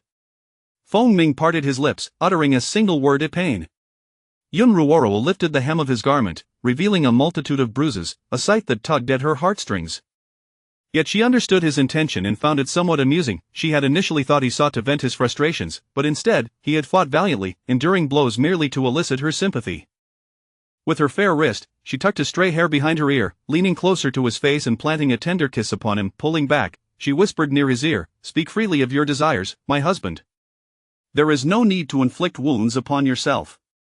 With that, she nestled against the sensitive spot on his neck, leaving a mark. The next day, Feng Ming stood beside the mirror, gently pulling open his garments to examine the large bruise alongside countless smaller ones, all quite deep. They had not faded alongside the larger bruise, and the marks upon his chest were equally pronounced, filling him with joy. This was the first time his master had left such traces upon him, more satisfying than mere scratches. Content: he carried steamed buns and pickled vegetables as he ventured forth once again. Upon returning to the room, he found Yun Ruoro inside. Seeing him arrive, she asked, Has the beauty acquiesced? Feng Ming pressed his lips together, refraining from asking. Feng Ming returned to the collection room, standing before the trumpet. After a moment's contemplation, he tapped the trumpet and, upon confirming a response, slowly spoke, Have you made your decision? Silence fell on the other end before a voice replied, Feng Ming, subordinate Xing Shi. Feng Ming felt displeasure, already knowing the answer and unwilling to hear more, rising to depart. The name Feng Ming was not theirs to utter. It was a title bestowed upon him by his master, a name given with significance. He recalled the day he knelt before her, her delicate finger resting upon his forehead, a moment of unprecedented solemnity. By my will, I grant you a name. From this day forth, you shall be called Feng Ming. Though he had imitated the narrative from tales, in that moment of naming, something seemed to flicker in his eyes. As he reflected on this, he abruptly halted his thoughts, severing his contemplation. Back in the room, he knelt once more, gazing at the garments before him, resting his head upon his master's lap, softly calling, My lady. Yun Ruoro placed her hand atop his head and inquired, What say you? Is he willing? He is not. Did he speak anything to you? I did not hear. Feng Ming's words bore a tone of righteous indignation, prompting Yun Ruoro to chuckle. She caressed his chin, urging him to lift his head, leaning down to kiss his lips. Your lips, my husband, are truly enchanting. Feng Ming, following her lead, rose. His master's crimson lips invoked a longing within him, a desire to touch them at every moment. If the small courtyard represented the liberation of his shackles, then the red garments stained with blood symbolized his learning to take initiative. He was now discovering how to voice his desires. My husband, it has been long since we practiced swordplay. Shall we train? Very well. Feng Ming embraced her, twirling the sword in his hand, reminiscent of their previous practices in the courtyard, now just the two of them. His heart brimmed with joy, yet he yearned for the days of her red attire. He understood he had changed. It had been a long time since he had punished himself, and an even longer time since he had felt transgressions. He even craved to stand beside his master, desiring power, to be like true spouses, unencumbered by pretense or concealment. Yun Ruoro, unaware of Feng Ming's thoughts, would have said, My little treasure, calling you master is a playful indulgence, yet in your heart, you still call him master, unable to rise above your servitude. The training ground was theirs alone, a sanctuary for their practice, with guards nearby ensuring they were not disturbed. Days passed, yet Mingyue and her companions remained. One day, a bird alighted nearby, and chasing shadows raised his hand, allowing the bird to perch as he retrieved the message attached, confirming its contents before relaying. Before he could speak, another bird arrived, bearing news that shifted the gravity of their circumstances. She was sending a princess for marriage, they were to escort her, yet it seemed someone was scheming to instigate a national conflict. The stableman watched them fade into the distance, remarking within earshot, "If they are well fed and cared for, when might the horses throw a tantrum?" That is hard to say. After enjoying the finest fare, they may become irritable. After all, even a person can become disgruntled when accustomed to delicacies. The pavilion master is truly a master of killing without a trace. "I suspect it may be a ploy to create discord between man and horse," replied another, as noted in the strategy tomes. Chapter 54. The beauty's compromise. The allure of power is undeniable, yet individuals often hesitate to step beyond their comfort zones, fearing that a single misstep may irrevocably alter their existence, leaving them unable to return. As the four departed, Feng Ming's desire for power dissipated, and he found himself in constant attendance to Yun Ruoro, akin to the most devoted of guardians. In that moment, he contemplated expelling those within the treasure chamber, yearning for an intimate companionship. He understood that should he voice his wishes, his master would acquiesce, even if it meant unleashing a tiger back into the wild. However, the desires of his master were not met with compliance, and he was reluctant to grant them their freedom. Yun Ruoro observed the lively scene below and turned her head to see a companion toying with a small vial, which appeared somewhat familiar. After a moment's contemplation, an unsettling sense of danger washed over her. Having once consumed its contents, she had narrowly escaped being bedridden. What purpose could her husband have for this? To threaten them, perhaps, to procure what his wife desired. What was it? Clarity dawned upon Yun Ruoro, and she seized a nearby pen, inscribing the words aphrodisiac upon the vial before affixing it to the surface, smiling as she said, "Husband, go and intimidate them. If they refuse to comply, administer the potion and inform them that their pursuers have departed." "Very well," Feng Ming replied, and with that, he moved amidst the bustling ambience. Concealed behind a veil invisible to others, he supported himself against a couch, cradling the back of his head with one hand before forcefully kissing her, preventing any chance of escape. After the kiss, he leaned closer, half reclining against Yun Ruoro's bosom, his ears flushed, resembling a well-behaved yet clingy pup. Yun Ruoro embraced him, her fingertips weaving through his hair. Within the treasure chamber, Feng Ming once again carried steamed buns and pickles, entering the chamber and addressing the occupants through the window. "They have departed." The individuals below gazed up at him, aware that he had more to say but remained silent. "This is your final opportunity," Feng Ming declared, producing the vial and ensuring they could clearly see the two inscribed characters. A flurry of flying blades whizzed past. He tilted his head to evade the surprise attack, the blades embedding themselves into the roof, displacing from their original positions. A figure emerged halfway from the food delivery exit, initially believing they could escape upon. Feng Ming, unhurried yet deliberate, stepped onto a mechanism, ensnaring the intruder, circling behind to render them unconscious. He remained motionless for a considerable time. Once the individuals below relinquished their attempts, he released the mechanism, allowing the captive to fall, then activated it once more in their presence, causing the opening to constrict, leaving no one capable of passing through. Holding the vial, he tapped it against the edge of the diminutive opening. The sound of porcelain reverberated ominously, threatening to shatter, casting a pall over the expressions of those below, who now faced the grim prospect of subsisting solely on steamed buns and pickles. Feng Ming lowered his gaze upon them, his expression inscrutable. The treasure chamber indeed possessed two exits. They were aware yet mistaken, clearly failing to identify the true escape route, believing the food delivery point to be the exit. The next moment, the surroundings shifted from brightness to darkness, a blade flashed, and with a crack, the porcelain shattered, releasing a potent aroma. The individuals below swiftly sealed the door, retreating to other levels.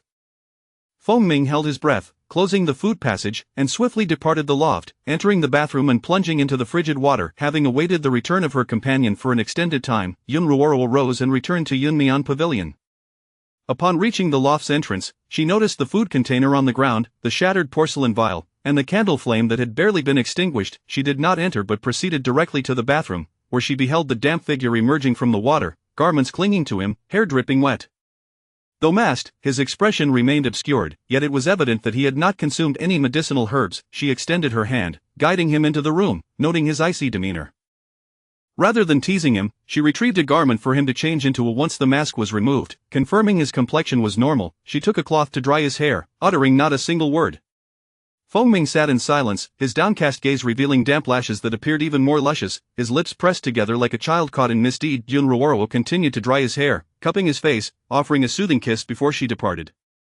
Feng Ming's fingers twitched momentarily before he clenched his fist. He had indeed erred, nearly succumbing to his own concoction. He felt unwell, for while his master did not punish him, she was undeniably angered.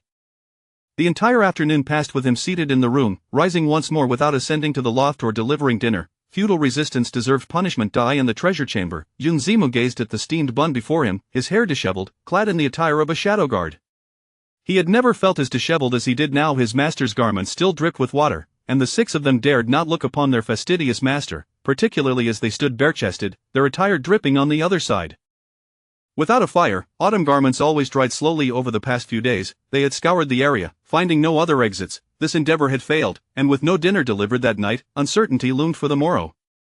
On the following day, no food was delivered once more, and the scent of medicine from above had dissipated. Yunzimu consumed the cold buns he had stored. Despite his noble status, he was experiencing for the first time what it felt like to be under someone else's control. On the third day, still no food arrived, and after a day without sustenance, he began to truly comprehend the pangs of hunger. That night, Feng Ming lay sprawled upon the bed, garb splayed about, hair in disarray, his limbs bound at the corners. Sharp fingertips akin to those of a demonic hand grazed his skin, the pain and chill eliciting involuntary shivers. The claws were exceedingly sharp. With a mere increase in pressure, they would pierce the flesh. Clenching the bindings on his arms, his breath quickened, his complexion flushed, his voice hoarse as he called out to the impeccably dressed figure, pleading. He sought his master's mercy. The mask obscured her expression, and her downcast gaze rendered her emotions inscrutable. She wielded dominion over his desires yet remained impervious to his plight. He called out once more, laden with longing. My lady, I am in distress. Observing her lack of response, he implored again. Ruoruo, the piercing sensations abruptly ceased. Feng Ming turned to find that what he desired was absent, only to watch as the figure departed the room, followed by the sound of the door opening and closing. He lay there in anticipation, having not seen her return for an extended period. His robust arms began to strain against the bindings, which felt increasingly inescapable. He was acutely aware of what lay at the other end of his restraints, exerting every ounce of strength as though battling the very essence of Yun Neon Pavilion itself. Meanwhile, Yun Ruoruo approached the treasure chamber to confirm his presence across the way before speaking. This is your final opportunity. Her words carried an icy tone. Her utterance bore a weight distinct from Feng Ming's. After a prolonged silence, the figure opposite eventually replied, seemingly resigned to surrender. Very well. Yun Zimu's face lost all embellishment, revealing his stunning countenance, the trials he faced rendering him a vision of exquisite despair. Upon hearing the affirmation, Yun Ruoruo ascended the loft and peered down from the window, saying, in light of our familiarity, let us share a kiss. Please commence your performance. Suddenly changing her mind, she directed Yun Zimu to gaze at the ceiling. The darkness obscured her presence, instilling a sense of being scrutinized as if by an unseen, colossal beast, sending shivers down his spine. He had never realized that his half-sister possessed such an imposing aura.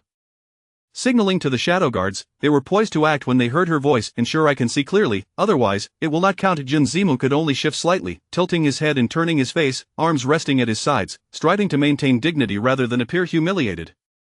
The shadow guards approached hesitantly, their touches featherlight upon their master's exquisite visage. Only one lingered a moment longer, brushing against his face, unnoticed by all. Chapter 55 A fate as a blade. Yun Ruoruo, intrigued, quickly concealed her emotions as she exited the attic and returned to the collection room.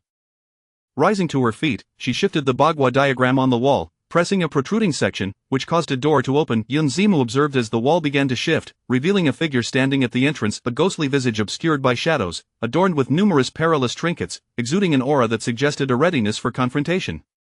Noticing their reluctance to strike, she stepped forward with an air of nonchalance, gesturing for them to proceed. Seemingly unperturbed by their sevenfold presence, Yun Zimu harbored no intentions of engaging in conflict. Her only desire was to depart swiftly. As she exited the door, she overheard their disdainful remarks about her. Such a beauty toys with power in her palm, yet her elder brother is still courting danger. TSK, how embarrassing it is that even a sister cannot compare. Remember to return my gold, otherwise, I shall come to reclaim it myself, and my methods will not be gentle. Yun Zimu gazed outward, not glancing back as she listened to their footsteps fade away, her demeanor shifting as she faced the encroaching darkness. In that secluded blackness, Yun Ruoruo stood above, watching until they vanished from sight. The door swung open and then shut once more. With her back turned to the room, Yun Ruoruo felt a pair of arms encircle her from behind, accompanied by warm breaths brushing against her cheek. The tall figure, clad in loosely draped garments, turned her around, greedily pressing his lips against hers, enveloping her in a tight embrace as if to merge their beings. His arm lifted, revealing a severed rope still hanging from it, his cloak slipping away, as one hand clasped her tightly while the other untied her bindings, driven by an insatiable desire. Yun Ruoruo narrowed her eyes, her arm fell, a vial of potion landing in her palm. As she reclined on the bed, she uncorked it, waving it teasingly before the man hovering above her.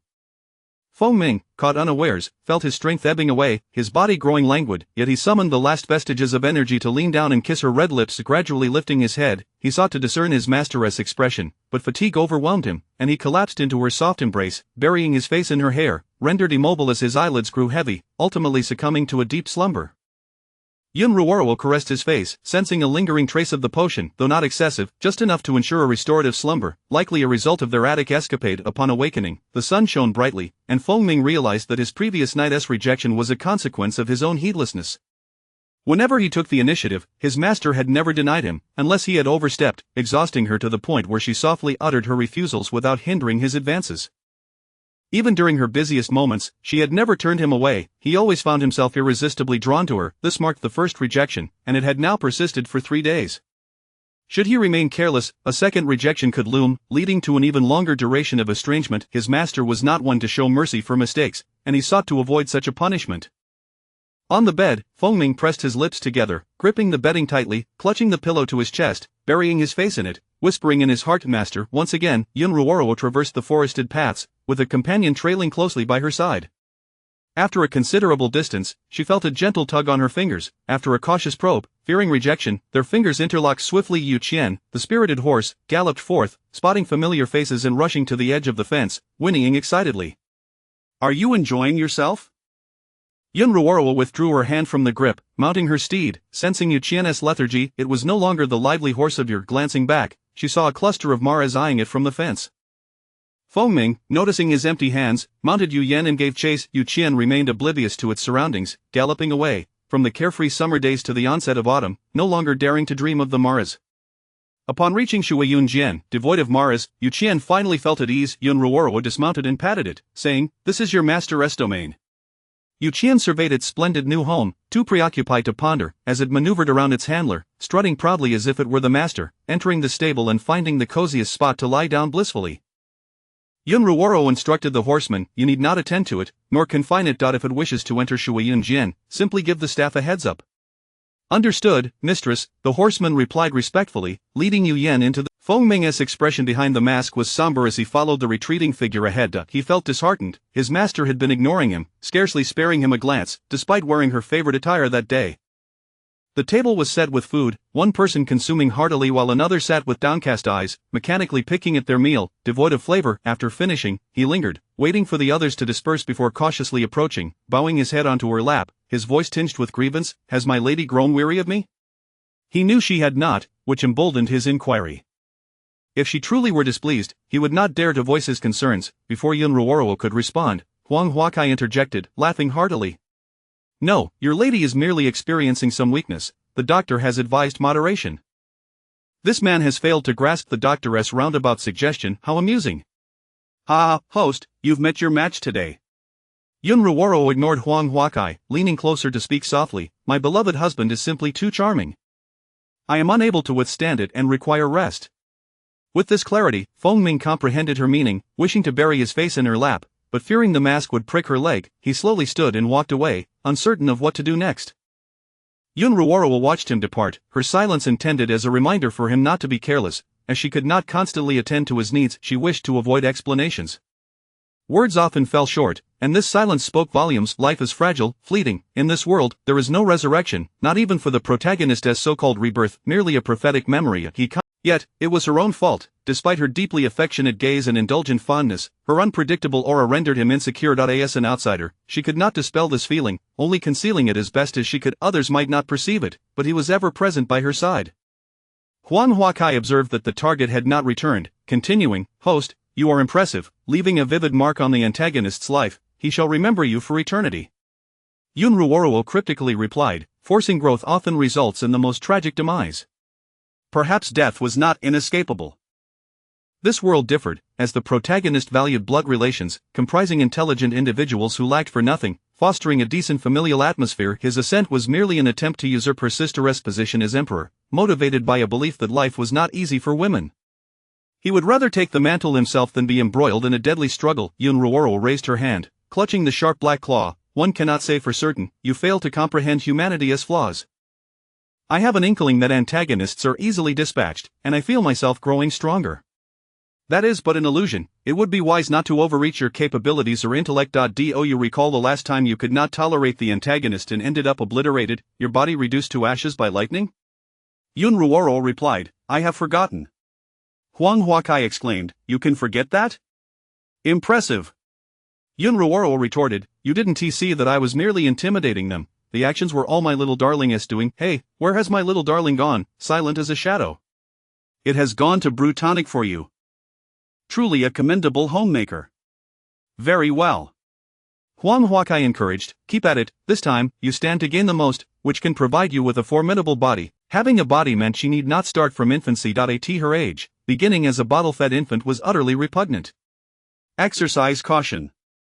Understood, I merely wish to experiment lightly, to gauge the extent of influence, facilitating future endeavors. Yes, as long as you are calculated.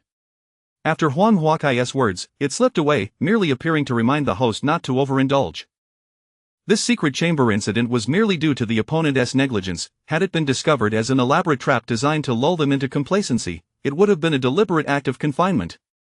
It appeared to be a mindless obsession, provoking enmity, yet in truth, it aimed to undermine the antagonist, hastening his descent into darkness. While early intervention was manageable, diverging too far from fate's path would lead to exposure and subsequent punishment by lightning. Particularly with the close interactions between the master and the shadow guards, certain emotions could be triggered, creating a chain reaction. This was a challenge to the sharp edge of fate's blade. Chapter 56 of the wealthy in their frolic. On this rare day of splendid weather, with the sky a brilliant blue, the sounds of commotion from outside grew increasingly closer in the afternoon. Yun Ruoro, upon hearing the noise, straightened her posture, pulled the cord to draw back the gauzy curtains, and turned her gaze in the direction of the sound. What came into view was a horse striding through the doorway, as if surveying its domain. Surely, it was no ordinary steed. It was a creature of wealth. The horse walked with a feline grace, twisting and turning in an ostentatious manner, drawing gasps of astonishment from onlookers and causing a flurry of activity as people made way for it. The cacophony of voices and shouts intermingled in the air. Wait, how did this horse get in here? Hey, don't let the horse inside. What on earth is going on? This is the master's horse. Oh, the master. As the crowd turned to look, they noticed the figure above remained unmoved, giving no commands. Turning back, they saw the grand black horse approaching a table where others were rolling dice. The players, oblivious to its presence, felt something brush against their shoulders. Upon turning, they were startled to find a dark equine face mere inches away, sending shivers down their spines. Seeing such timidity, the horse, named Yuqian, turned away disdainfully, its expressive features full of life. Those startled by its sudden appearance soon realized. Wait a moment, did that horse just cast a sidelong glance at me and make a face? Is it mocking me? A nearby observer, having witnessed the whole scene, couldn't help but exclaim, you did not miss see. It's my first encounter with such a horse. Truly, it is remarkably rare. No wonder it belonged to the master. It was indeed extraordinary. Yun Ruoro allowed Yuqian to create chaos, for its presence always brought amusement. If it had been a person, it would have been mere mischief, but as it was a horse, it seemed peculiarly unique, drawing ever more attention. Perhaps it was merely intelligent, of average build, and the forces of fate paid it no heed, treating it as a commonplace entity, for it had not reached the heights of extraordinary wisdom. Yuqian had become a notable feature, affectionately dubbed the silly horse or the foolish steed, raised in a rather carefree manner. The tumult persisted throughout the afternoon, and the crowd grew accustomed to Yuqian's antics, with even the more mundane figures of the realm following it about, captivated by its various expressions and displaying remarkable tolerance.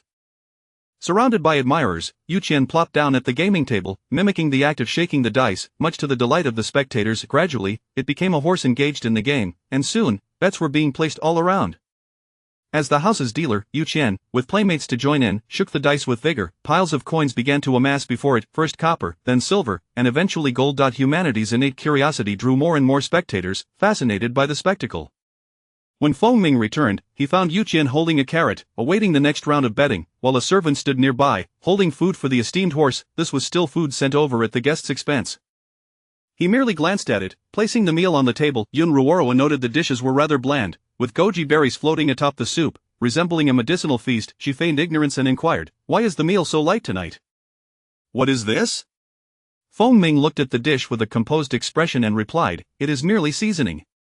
Yun Ruoro's eyes widened slightly. In her lifetime, she had never before heard Feng Ming speak such nonsense. Isn't this ginseng? Indeed, it is ginseng, Feng Ming affirmed, nodding slightly at the ginseng chicken soup. And what of the steamed fish and blanched greens? Where is the spice?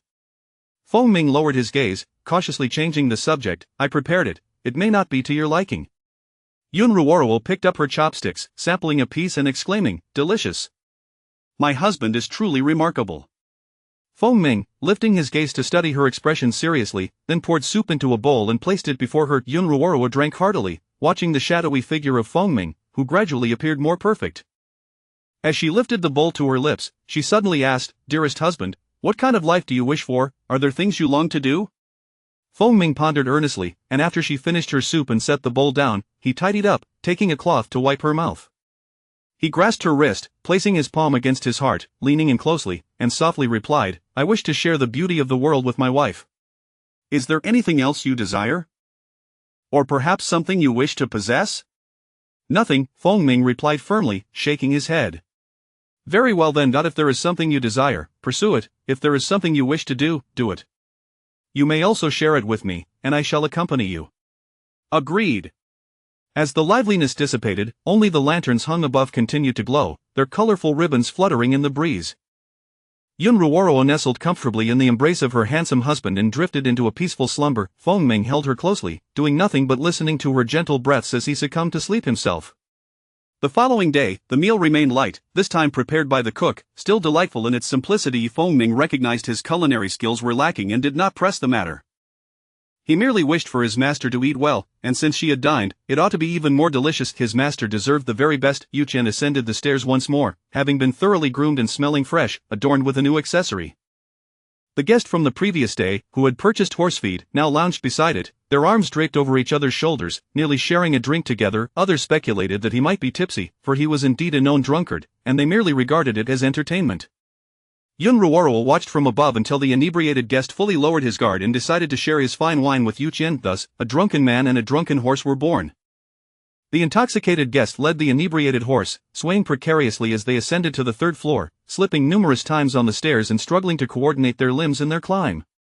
Ultimately, they reached the third-floor observatory, where the two, a man and a horse, engaged in interspecies conversation. The drunken guest's speech grew slurred, while Yu Chen occasionally neighed, as if in response. Some began to sketch the bizarre yet harmonious scene, while others recited poetry half mountain, half water, half obscured. A man and a horse, both mere guests of this mundane world, how foolishly they indulge, lost in the painting. I come to drink amidst the clouds and water, a bond formed between man and steed. Together we appreciate the beauty, express only what lies in our hearts. Do not blame my friend for his lack of understanding. Another chimed in, ha ha ha. Well said.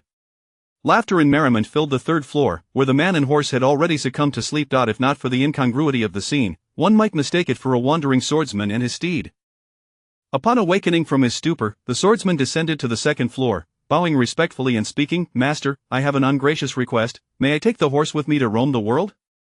To where? Southward all the way. Drawing nearer, the swordsman discerned through the gauzy curtains. The master lay with eyes closed upon the couch, while a figure, broad and sturdy, sat beside him, blocking much of the master's form. A pair of distinctly knuckled hands were gently massaging the master's lower back with just the right amount of pressure. From beneath the mask, the master replied, If it wishes to go, then take it along for the journey. When it desires to return, simply bring it back. Receiving this answer, the swordsman bowed once more and departed, his movements clean and decisive. After he left, the figure on the couch did not cast a glance towards him. Chapter 57 Tea Talks. The wealthy individual departed alongside the swordsman, leaving behind valuable items as a form of collateral. In this world, a horse can roam freely, embarking on spontaneous journeys at a moment's notice. Autumn grows increasingly distant, and a biting cold wind is felt, yet, Yun Ruoro smiles. What brings you joy, my lady? Feng Ming inquired, noticing her distracted gaze as he lowered his eyes to ask. The wealthy do not travel far.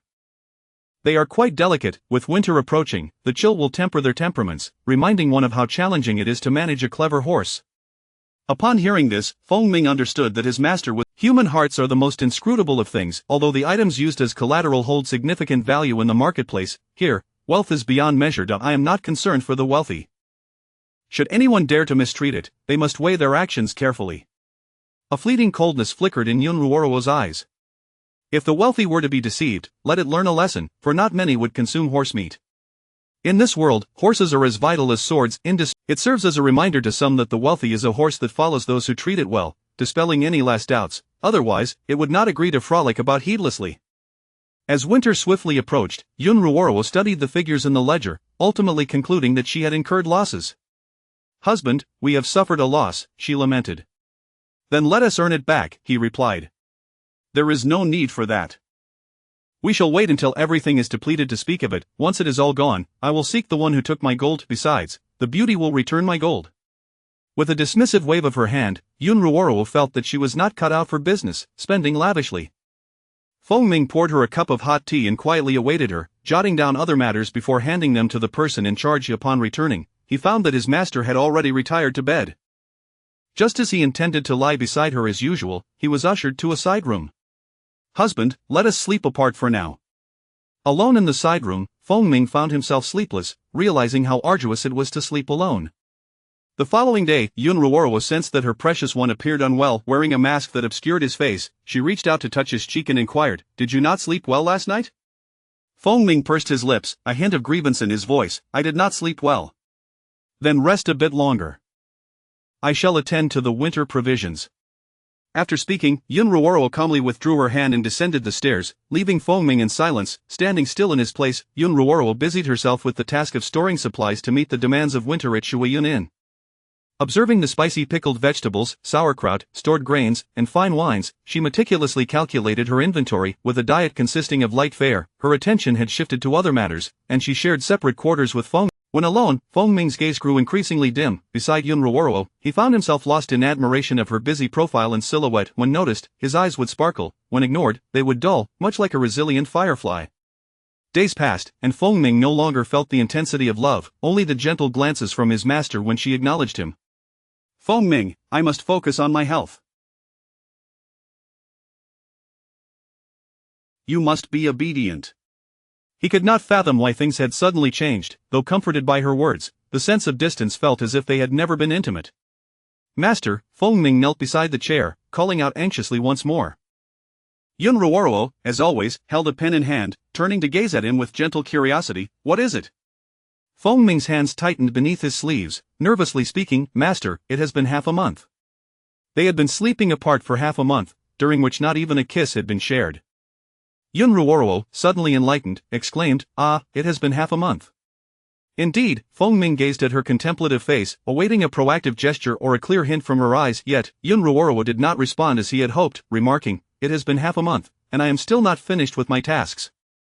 I must press on." With that, she turned away and resumed her work. Fengming lowered his gaze in silence, his heart as still as a deep pond, kneeling quietly for an hour. Once Yun Ruoro completed her tasks and turned around, she noticed him still there and asked, "Aren't you going to rest?" At her words, Fengming looked up to meet her indifferent gaze, perhaps shadowed by the candlelight, his eyes deep with unspoken longing. He cautiously called out, "Master." Yun Ruoro raised her hand to stroke his head, seemingly oblivious to his yearning, saying, "You enjoy kneeling so much, when you tire of it, go back to sleep." "I am sleepy and will rest now." Once again, Fengming's head bowed in defeat. As Yun Ruoro stood and prepared to leave, she felt her garment tugged, prompting her to glance back. Upon lowering her gaze, she saw a bony hand clutching her sleeve, the figure still kneeling, eyes downcast, long and thick eyelashes obscuring his expression. She turned and bent down to meet his gaze, continuing to inquire gently, "What is it?" Receiving no response, the hand gripping her clothing tightened, and her chin was gently. Noticing his hesitation and taking initiative despite her silent encouragement, she released her grip and straightened up, tugging at her cloak. Fengming watched as the heavy cloak slipped from her grasp and enveloped him instead. The hint of desire remained unexpressed, only hearing her whisper, "Good night." This good night still lacked a kiss. Yun Ruoro nestled into the warmth of her blankets, sighing, "Ah, how comforting this bed is." Soon, she drifted into a peaceful slumber. Meanwhile, the one on the floor, wrapped in the cloak, stood up and approached the bedside, gazing at her for a long while before placing the cloak aside and leaving the room, his legs numb. Huan Huakai, perplexed, asked, "Host, what are you doing?" Yun Ruoro, eyes closed and breathing evenly, feigned sleep and responded to the system, "Toying with my man, it's quite obvious, can't you see? I am not afraid of being played out." "That won't happen. The more we play, the more interesting it becomes. He enjoys being toyed with, and the results will come soon." Huan Huakai, puzzled, inquired, "What results?" "Huan Huakai, you ought to get some sleep. Farewell." As the night passed, it seemed as if nothing had changed. Yun Ruoro continued to delegate tasks, ensuring that Shuiyun remained orderly. In the cold night, she turned to the kneeling figure and asked, "Where is my warm stove?" Feng Ming clenched his hands nervously, replying calmly, "It is broken." "Then tomorrow, we shall send someone to buy more, for tonight, we shall manage. It will warm up after a while." As she began to undress, preparing to sleep in the cold covers, she heard his voice behind her. "Master." Yun Ruoro halted her actions, turning to ask, "Is there something else?" Lying down, the blankets quickly warm up. How enviable, unlike my cold self. With a hint of envy, Yun Ruoro concluded her tea talk, unfastening her cloak and without hesitation, slipped beneath the covers. Wrapping herself into a cozy bundle, she urged, "Feng Ming, you should return to sleep, it is growing colder." Feng Ming thought to himself, if someone scheming comes to naught. Chapter 58. A woman fears a man's affection. On the following day, Yun Ruoro dispatched someone to procure a heating stove. The attendant left promptly but returned empty-handed. "Madam, due to the severe cold, all the heating stoves in the city have been sold out," he reported. Yun Ruoro, wrapped tightly in a thick cloak, cradled a steaming teacup and gently blew on it before responding, "Ah, I see. You may go about your business." "Yes, madam," the attendant replied, casting a glance at the immovable figure of the master before departing. As he approached a warm corner, he was met with a flurry of curious gazes from children of all sizes. "Brother Lantian, how is it? Did the master suspect anything?" Chi-Chi inquired. Lantian, with a smile, affectionately ruffled Chi-Chi's hair and assured her, "Not at all." Chi-Chi, still curious, asked, "Did the master and madam have a quarrel? It's quite normal for couples to argue. They will soon reconcile." She pondered aloud, if the master loves the madam so much, why would he ruin all her heating stoves? Her small face was filled with confusion. "The master is merely providing himself an escape route," Lantian explained, yet Chi-Chi remained puzzled, as did the other children, who grasped the situation only partially. Lantian addressed the group, "You are all still young, you will understand when you grow up." They nodded in unison, trusting their elder brother's words above all, save for the master. Nearby, older attendants listened, casting glances upward. It was common knowledge that the master and madam were now sleeping in separate quarters. Though the master's expression was neutral, his mood was palpably off, and many guests had experienced the master's formidable temperament when he was displeased, and as a result, no one dared to cause trouble within the establishment. On a frigid night devoid of heating, Yun Ruoro was unconcerned. She could simply wear more clothing to keep warm, even as she disrobed. "Master," Feng Ming spoke up. Yun Ruoro, pulling back the covers without turning, replied, I'm here." Gathering all his courage, Feng Ming said, "Allow me to warm your bed." Yun Ruoro assumed a thoughtful demeanor before declining, "No need. You should return and rest. I shall warm up soon enough, a little chill won't lead to illness." Feeling that his refusal was too polite, Feng Ming fell silent, his gaze downcast. After several days of self-recommendation met with rejection, he was filled with a palpable tension, as if he were a simmering pot ready to boil over. The esteemed guests continued to suffer. Fortunate that no weapons were drawn, otherwise, the results would have been far more dire. The crowd murmured, "Goodness, the atmosphere is so tense." Outside, delicate snowflakes danced through the air, laying a thin blanket of snow upon the ground. When the sun emerged, the snow melted into the earth. In winter, both humans and animals tended to exhibit a languid demeanor. The air in Shuayunan was infused with the aromas of fine wine and roasted meat. Today, the master unveiled exquisite wines for a drinking contest. After 3 cups, whoever could compose a poem for the winter evening at Shuayunan while inebriated would win a succulent whole roasted lamb and 3 days of complimentary lodging at Union Pavilion. The atmosphere in Shuayunan grew lively once more, filled with jovial laughter and cheers. One challenger after another stepped up, downing 3 cups and eagerly awaiting the signal to begin their poetic endeavors. Many, overcome by drink, nearly fell asleep on the spot, while others babbled incoherently, making it difficult for bystanders to decipher their words. Those who frequently indulged had built up a tolerance and managed to stave off immediate intoxication. Yun Ruoro observed the scene, raising her glass to gently clink it with that of a companion. This was her second drink, and she savored it slowly. The warm wine slid down her throat, and with her beloved by her side, she found a sense of tranquility amidst the bustling festivities. This was the life she cherished most. Feng Ming stood nearby, watching the relaxed and comfortable figures around him, feeling a sense of ease wash over him as well that he raised his hand, allowing the strong liquor to cascade down his throat, and after just 1 cup, he switched to another drink, sipping it casually. Gradually, the effects of intoxication spread like a contagion, reddening the faces of many. Feng Ming, too, succumbed to the allure of drink, rising with steady steps to leave the gathering. Yun Ruoro tilted her head slightly, continuing to watch the final victor beneath the starlit sky, illuminated by flickering lanterns. It was yet another beautiful figure, and although the reward was modest, the experience was what mattered. Most patrons arrived in groups, eager to forge new friendships, and the whole roasted lamb was soon devoured. As the evening drew to a close, the inebriated revelers filled the halls of Ushui Tower with raucous laughter, and once they had succumbed to sleep, Yunmian Pavilion enjoyed a brief moment of tranquility. In the misty confines of the bathhouse, Yun Ruoro was soaked in the warm water, the effects of the alcohol rendering her somewhat hazy. She awaited the water to cool before emerging. Steam enveloped her, and the room felt warm. She had placed several braziers and opened the window, yet it remained cozy. Seated at her desk, she picked up a book with keen interest when she heard footsteps approaching. On this cold winter day, a figure clad in a gauzy garment and a delicate silver mask approached, their gaze intense and cheeks flushed, whether from shyness or the effects of drink remained unclear. Melodic strains wafted from below, accompanied by graceful yet powerful dancing, the danceress' eyes fixed upon the seated figure. As the performance concluded, Yun Ruoro set her book aside, applauding. "That was splendid." Feng Ming moved closer, kneeling on one knee. In the next moment, the seated figure rose, a gust of wind carrying a warm cloak around her shoulders. "It's cold, don't wear that, or you might catch a chill," Yun Ruoro remarked, her heart stirred by the handsome figure before her. Though she felt a twinge of warmth, she recognized the need for further rest. Feng Ming lifted his gaze, about to speak, but her warm fingertips pressed against his lips, silencing him. A soft whisper floated to his ear. "Return to your room," the doctor advised moderation.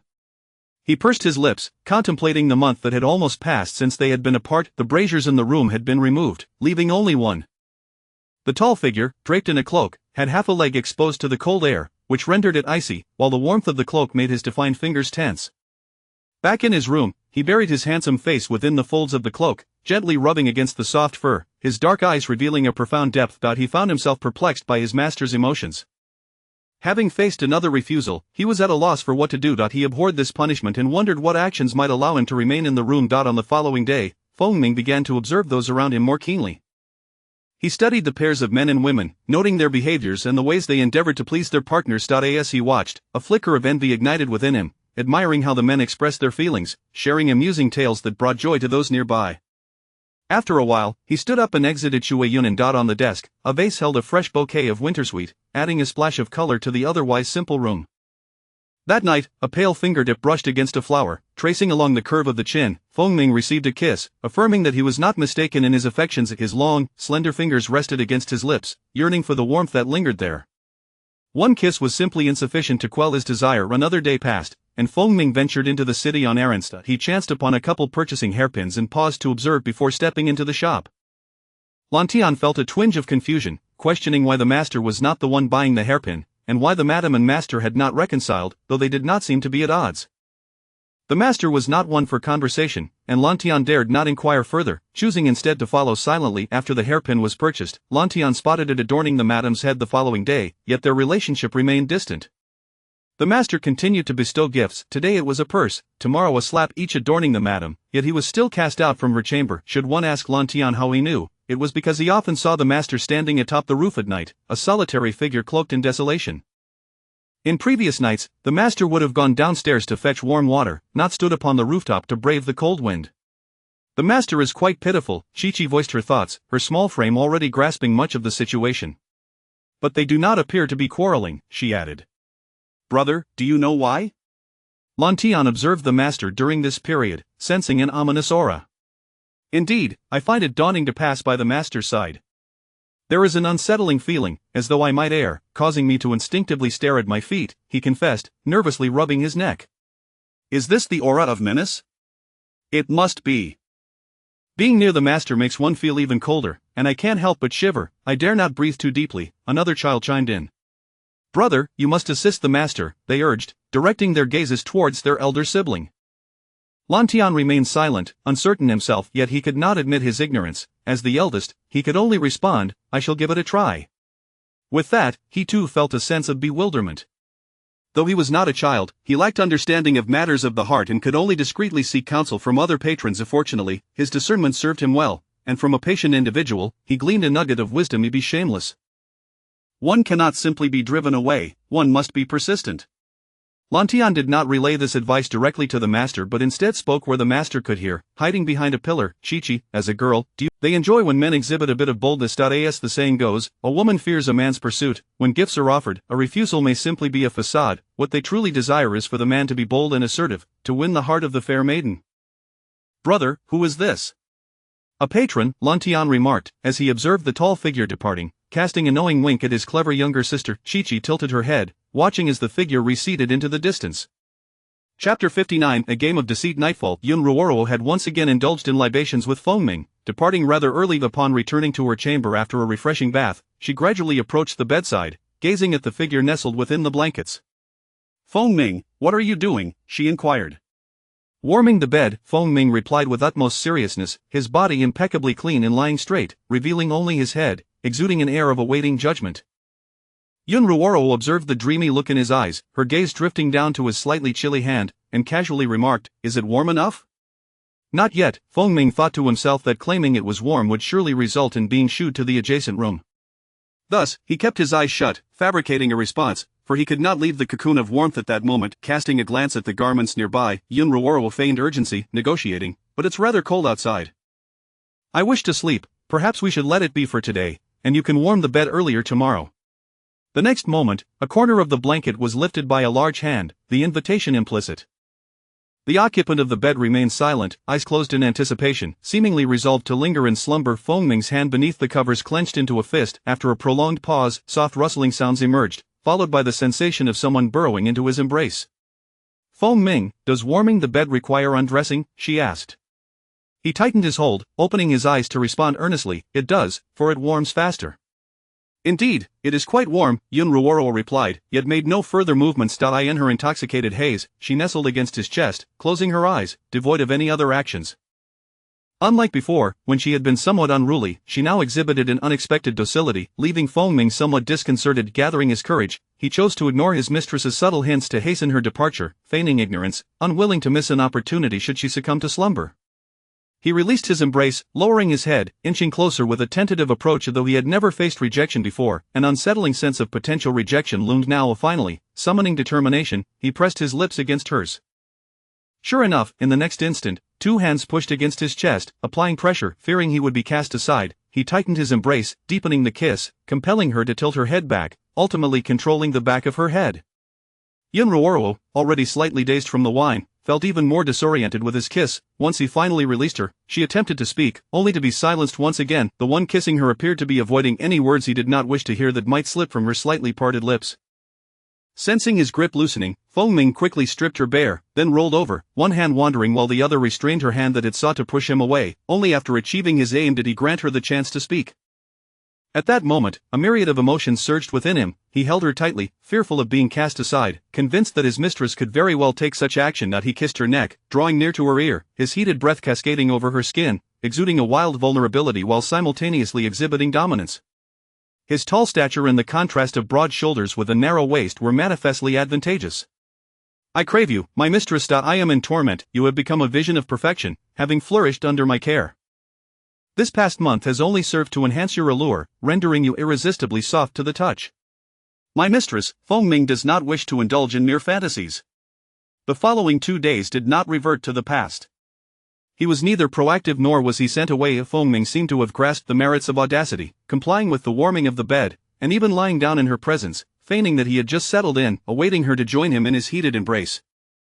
As a pivotal element of their play, Yun Ruoro found herself successfully entertained, relishing in the delightful offerings presented to her. Her little darling had learned to initiate their encounters, honing his skills in steering their shared journey, learning to firmly usher her into his embrace. Sometimes, being compelled could indeed infuse a sense of intrigue, adding a layer of enjoyment to their interactions. After a month of wandering, the outside world began to stir with unrest.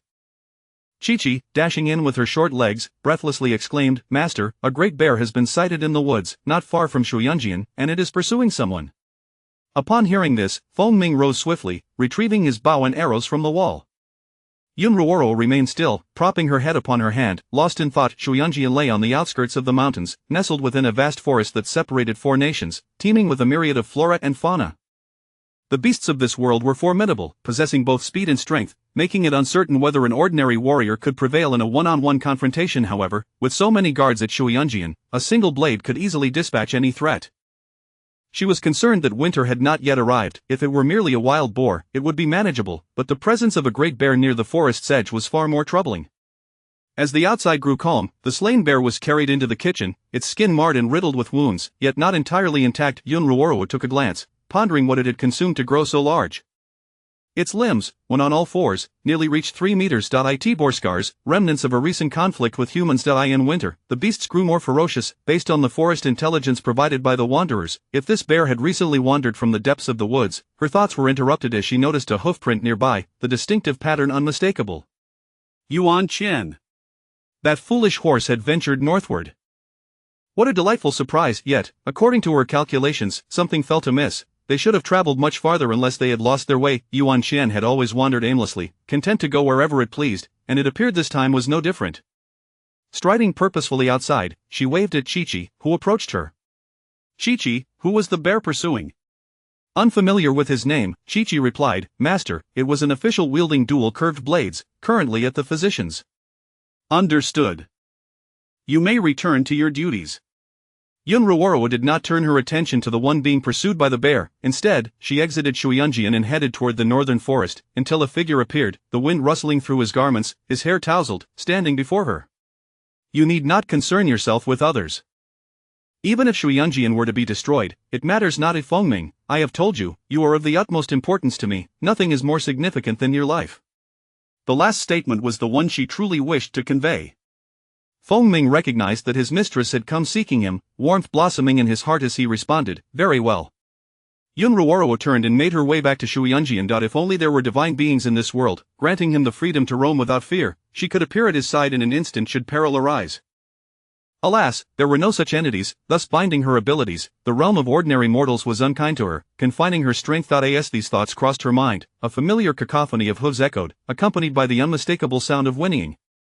The two turned, witnessing Yuan Qian stumbling and rolling, carrying two individuals, pursued by a massive crimsonite wolf, seemingly driven mad. Upon spotting the familiar figure, Yuan Qian quickened its pace. Fengming reacted instantly, drawing his bow and releasing an arrow. The speeding projectile struck the wolf squarely in the mouth, delivering a fatal blow. The wolf fell lifeless, yet Yuan Qian did not halt. As it passed its master, it neighed in greeting, racing toward Shuyanjian. At that moment, the inhabitants of Shuyanjian, alerted by the commotion, came to investigate. Yun Ruoro, confident there were no other beasts lurking, commanded the attendants, drag the wolf back. We must inspect its stomach contents. Yes, master. She had a hunch regarding its diet. After all, wild beasts do not consume anything that is unpalatable or detrimental to their well-being. Clearly, someone had deceived them into devouring something foul. In Shuyanjian, Yuan Qian entered the infirmary with its two passengers. At that time, the physician had just seen off a patient, only to be greeted by two bloodied individuals. Yuan Qian, once they dismounted, slipped away to the bathing area, washing away the grime and blood, emerging unscathed. Having cleansed itself, it strolled into the stable, approaching Yu Yan, and with a languid whinny, settled into a comfortable nest, soon drifting into slumber. The peculiar nature of its sleep suggested it might even be dreaming, its legs kicking as if galloping through the air. Not long after, it awoke, sated, and made its way back into Shuyanjian. Within the Yushui building, the revelry had ceased, music and dance were abandoned, as all eyes turned to the horse performing on the second floor, a true exemplar of entertainment.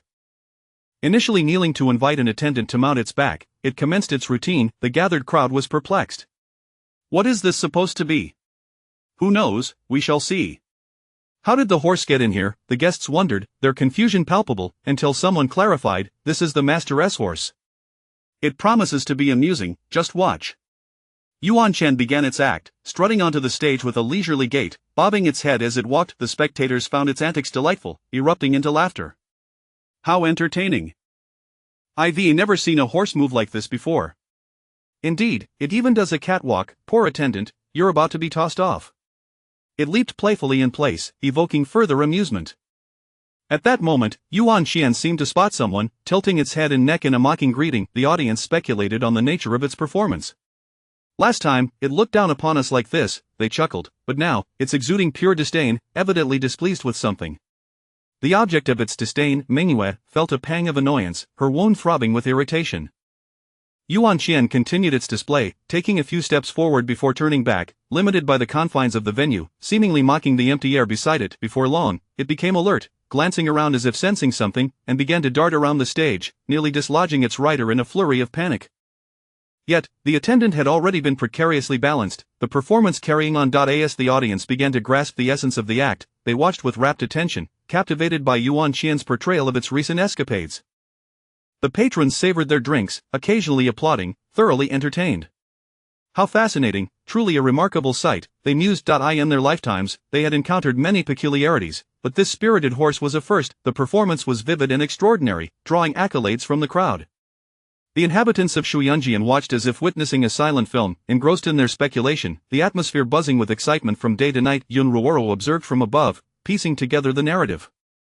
Yuan Xian had been meandering with the swordsman, only to encounter familiar faces, subsequently realizing it had strayed off course, trailing behind an unwelcome acquaintance. Then came danger, during which it showcased its prowess, skillfully evading attacks, ultimately rescuing its riders and pausing safely several times along the way, before racing back to safety.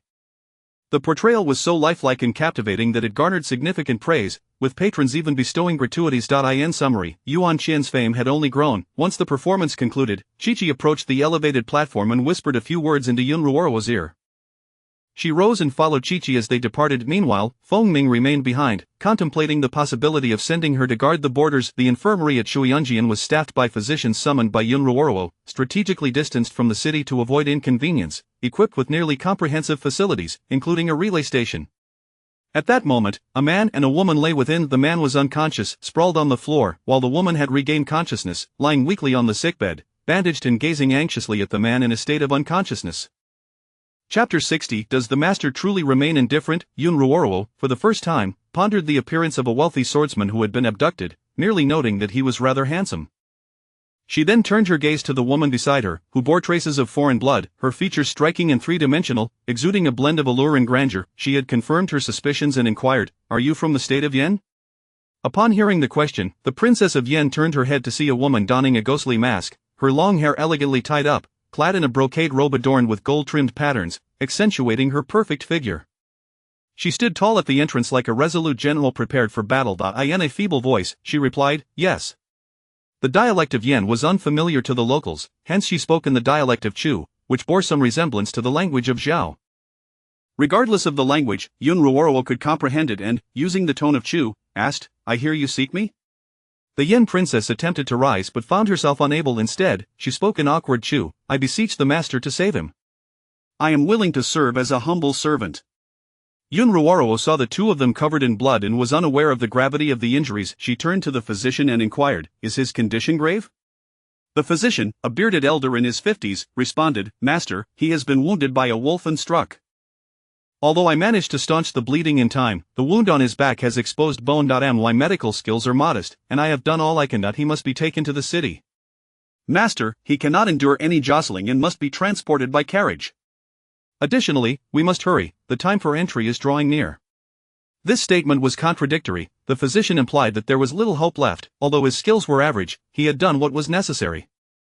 The border city gates were heavily guarded, and entry was prohibited during the night. Even if they were permitted entry, the great medical halls could offer no assistance, other doctors would be powerless to help, and they could only wait to see if he could endure. As a healer, he felt that going might offer a glimmer of hope, a chance at life rather than merely awaiting death. Unless one were a highly skilled imperial physician or a divine healer, he, as a mere physician, had done all he could. "Very well, let me have a look." Yun Ruoro discerned his meaning and approached the sickbed. Without delay, she asked about the wounds again and instructed Chi-Chi to have the man moved to a private room before taking up scissors to cut through the gauze. As the bandages slowly unraveled, 3 wounds were revealed, 1 deep and 2 shallow, blood oozing forth, though it was evident that the wound medicine had quickly halted the bleeding, signifying that the physician had utilized the best available remedies. The Yin princess remained unaware of the situation outside, while the physician observed but did not intervene. He then became an assistant, and at this moment, Feng Ming was summoned to witness the art of sewing up a living being. Yun Ruoro, holding a silver hairpin, extracted a long needle from within and threaded it with fish intestines brought by Chi-Chi, bending the needle for sterilization. Although the patient was faint, barely clinging to life, she administered some anesthetic before disinfecting the area and began stitching without a moment's hesitation, applying medicine and rewrapping the wounds, treating a dying horse as if it were alive. Once she had completed the task and washed her hands clean, she turned to the physician and said, "If he dies, bury him in the back mountain to nourish the flowers. If he lives, let him pay the consultation fee." The physician, observing the master and the lord depart, wore an expression that was hard to describe. However, he recalled the deftness with which she sewed, a skill not easily possessed by ordinary individuals. At that moment, he felt a pang of regret, akin to a needle piercing through him. What material was that needle made of, so sharp and desirable to possess? Feng Ming followed closely behind, matching her every step, his gaze intense. Upon returning to her chamber, Yun Ruorowo bathed and then opened a ledger. A figure approached from behind the chair, lifting a hand to gently massage her right arm, seemingly aware of her trembling hands from stitching. The free hand casually flipped through the ledger, and as night deepened, the warm stove had been brought back, yet he showed no intention of leaving the bed. Yun Ruorowo called out, "Fengming." "At your service, master," Fengming replied, his voice laced with caution, fearful that the seated figure might utter heartless words to dismiss him. He cradled his pale hand against his face, gazing at her with a hint of yearning. As long as he refrained from taking the initiative, the master would not allow him to stay overnight. Would he sleep in the adjoining room tonight, or beneath the warm blankets? Yun Ruorowo playfully traced her fingertip along his lips, teasing him as she leaned closer, softly presenting him with a choice. Her gentle laughter lured Fengming's heart, and rising from his position on his knees, he felt as if granted permission, no longer kneeling but making a decision through his actions. With a swift motion, he shed his clothing, quickly slipping into the warmth of the bed, seeking to share his body heat with the blankets, as if afraid of reconsideration.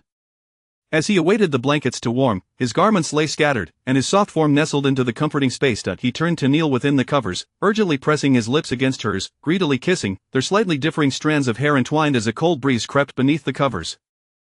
Yet, Fengming felt an increasing warmth, his breath becoming fervent and tremulous. Winter had arrived, and he did not wish to endure the frigid adjoining room, desiring instead the warmth of the bed every night. Thus, he restrained himself, fearing the hardships of a vegetarian diet. Those days were truly unbearable. The master had shown no inclination towards him, the fondness in her gaze had dimmed considerably, and she offered no gestures of affection. Yet, he longed for the master's subtle hints, yearning for her tenderness as in times past, when her invitations were unmistakable. Why did the ruler of Zhao indulge in the allure of beauty, neglecting court affairs, ultimately leading to the downfall of his nation and his own imprisonment?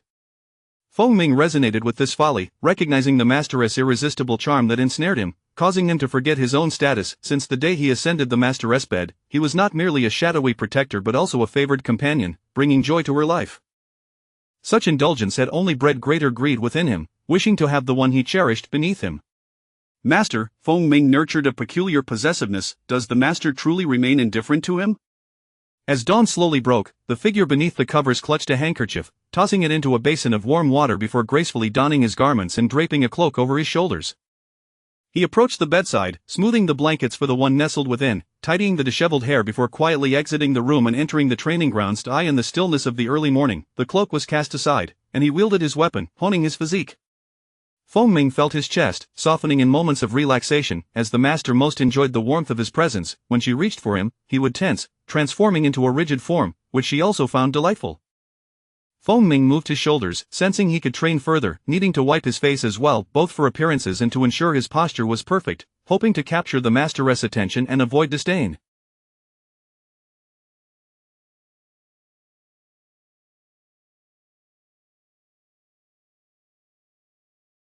The last month spent in separate quarters had been devoid of intimacy, with scarce kisses and no dances to entice her, leaving him acutely aware of the difficulty of solitary nights, his resolve wavering as desire accumulated, seeking every possible means.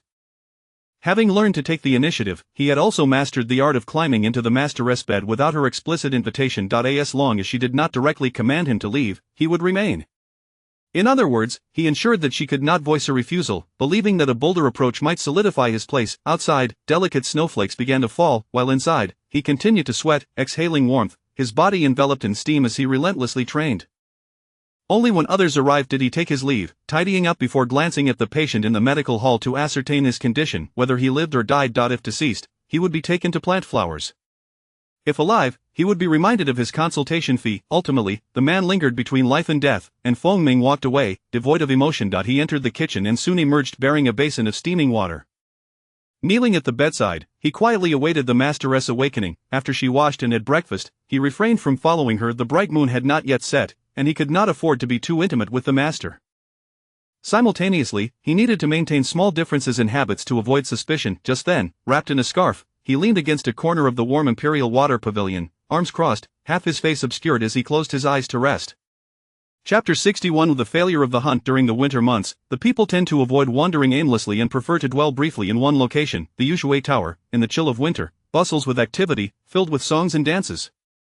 Those of affluence reside in the Yunmian pavilion, indulging in copious amounts of wine and sumptuous feasts. Meanwhile, the less fortunate find solace in the warmth of the Ushui Tower, subsisting on simple porridge and pickled vegetables, or they might venture into the wilderness to hunt, unbothered as long as they maintain cleanliness and refrain from causing trouble, free to come and go as they please.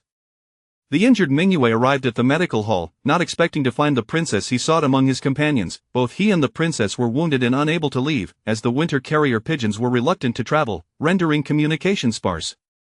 He realized he must personally escort her to the relay station. Upon returning to the Ushui Tower, he sat at a small table, savoring his meal while observing the figures above through the open silk curtains, which obscured much of their forms. The warmth of the hearth enveloped him. Beside him, a small figure cheerfully poured tea, chattering away in a language he could not discern. With a discerning gaze, Mingyue felt an intensified curiosity as he observed the method of dressing wounds in the medical hall.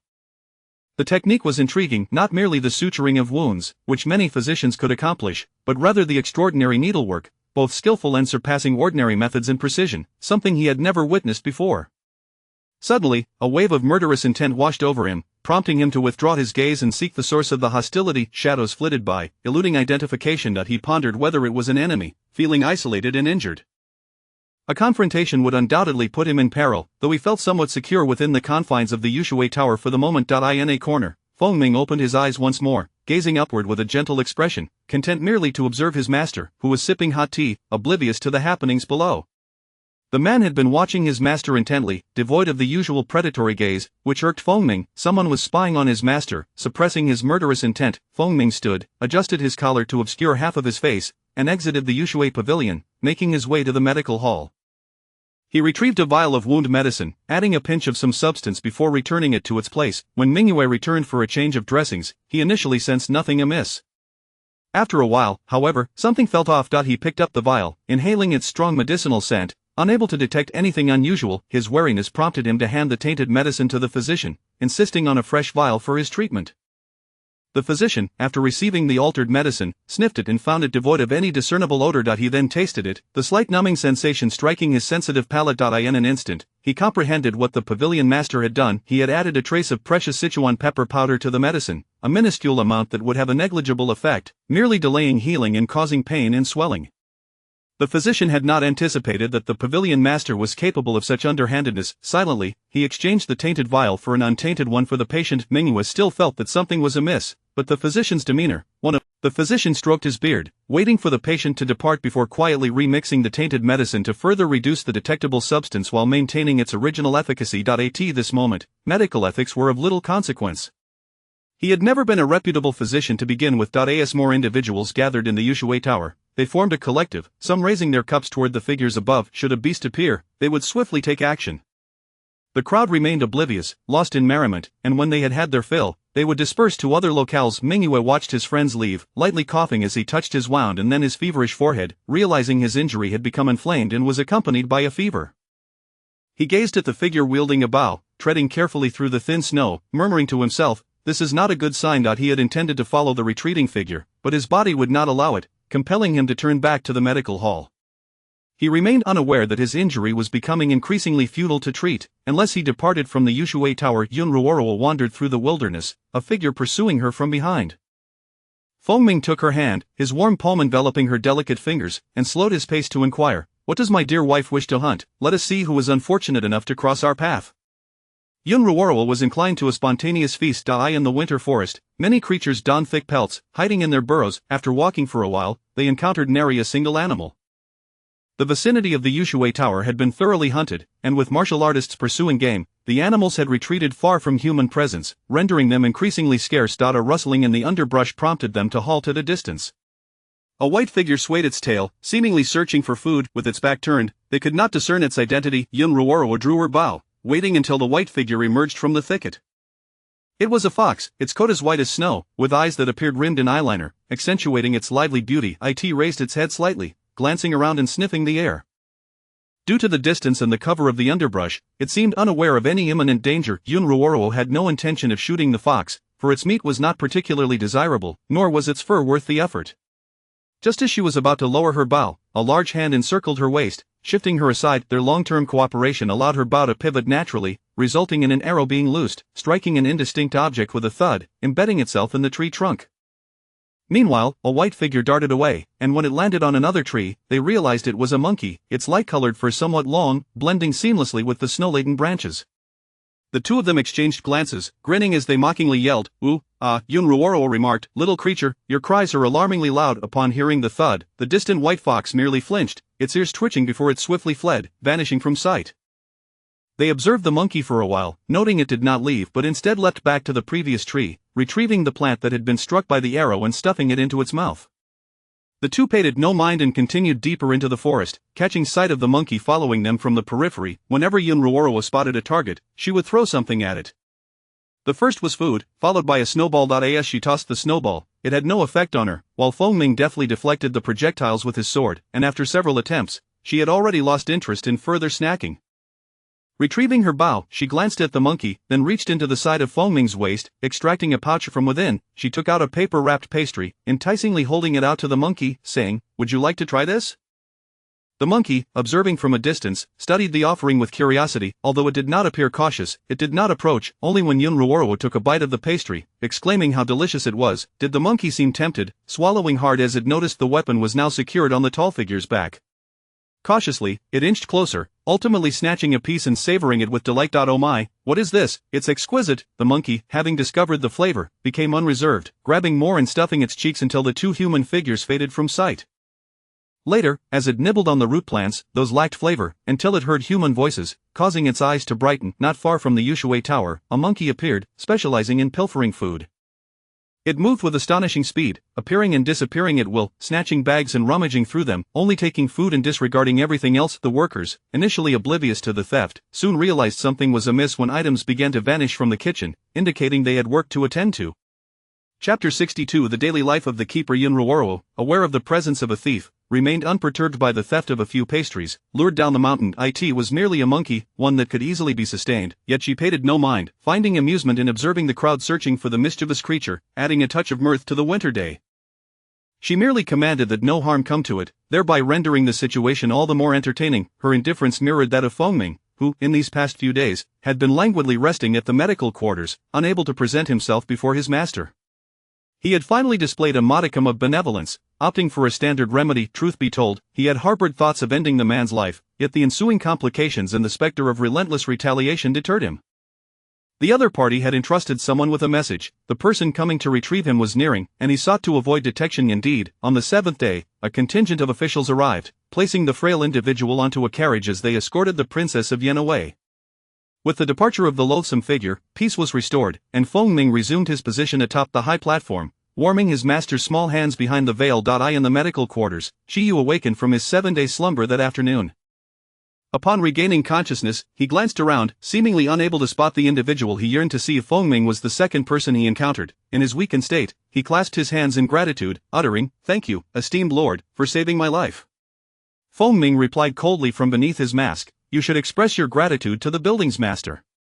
Shiyu managed a faint smile, transforming from a cold hero into a delicate scholar, nodding in agreement. "Indeed, I must thank him.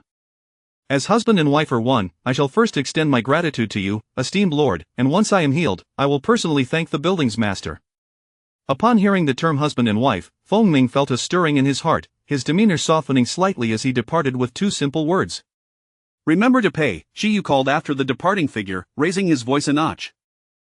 Not receiving a reply, he understood that his words had been heard as he watched the person completely vanish from view. He then turned his attention back to the physician tending to his bandages. "Doctor, may I inquire about the whereabouts of the young lady who was with me that day?" The doctor responded, "Today, upon seeing you awaken, she accompanied several dignitaries as they departed with the carriage. She has been caring for you these past few days, but you can no longer pursue her."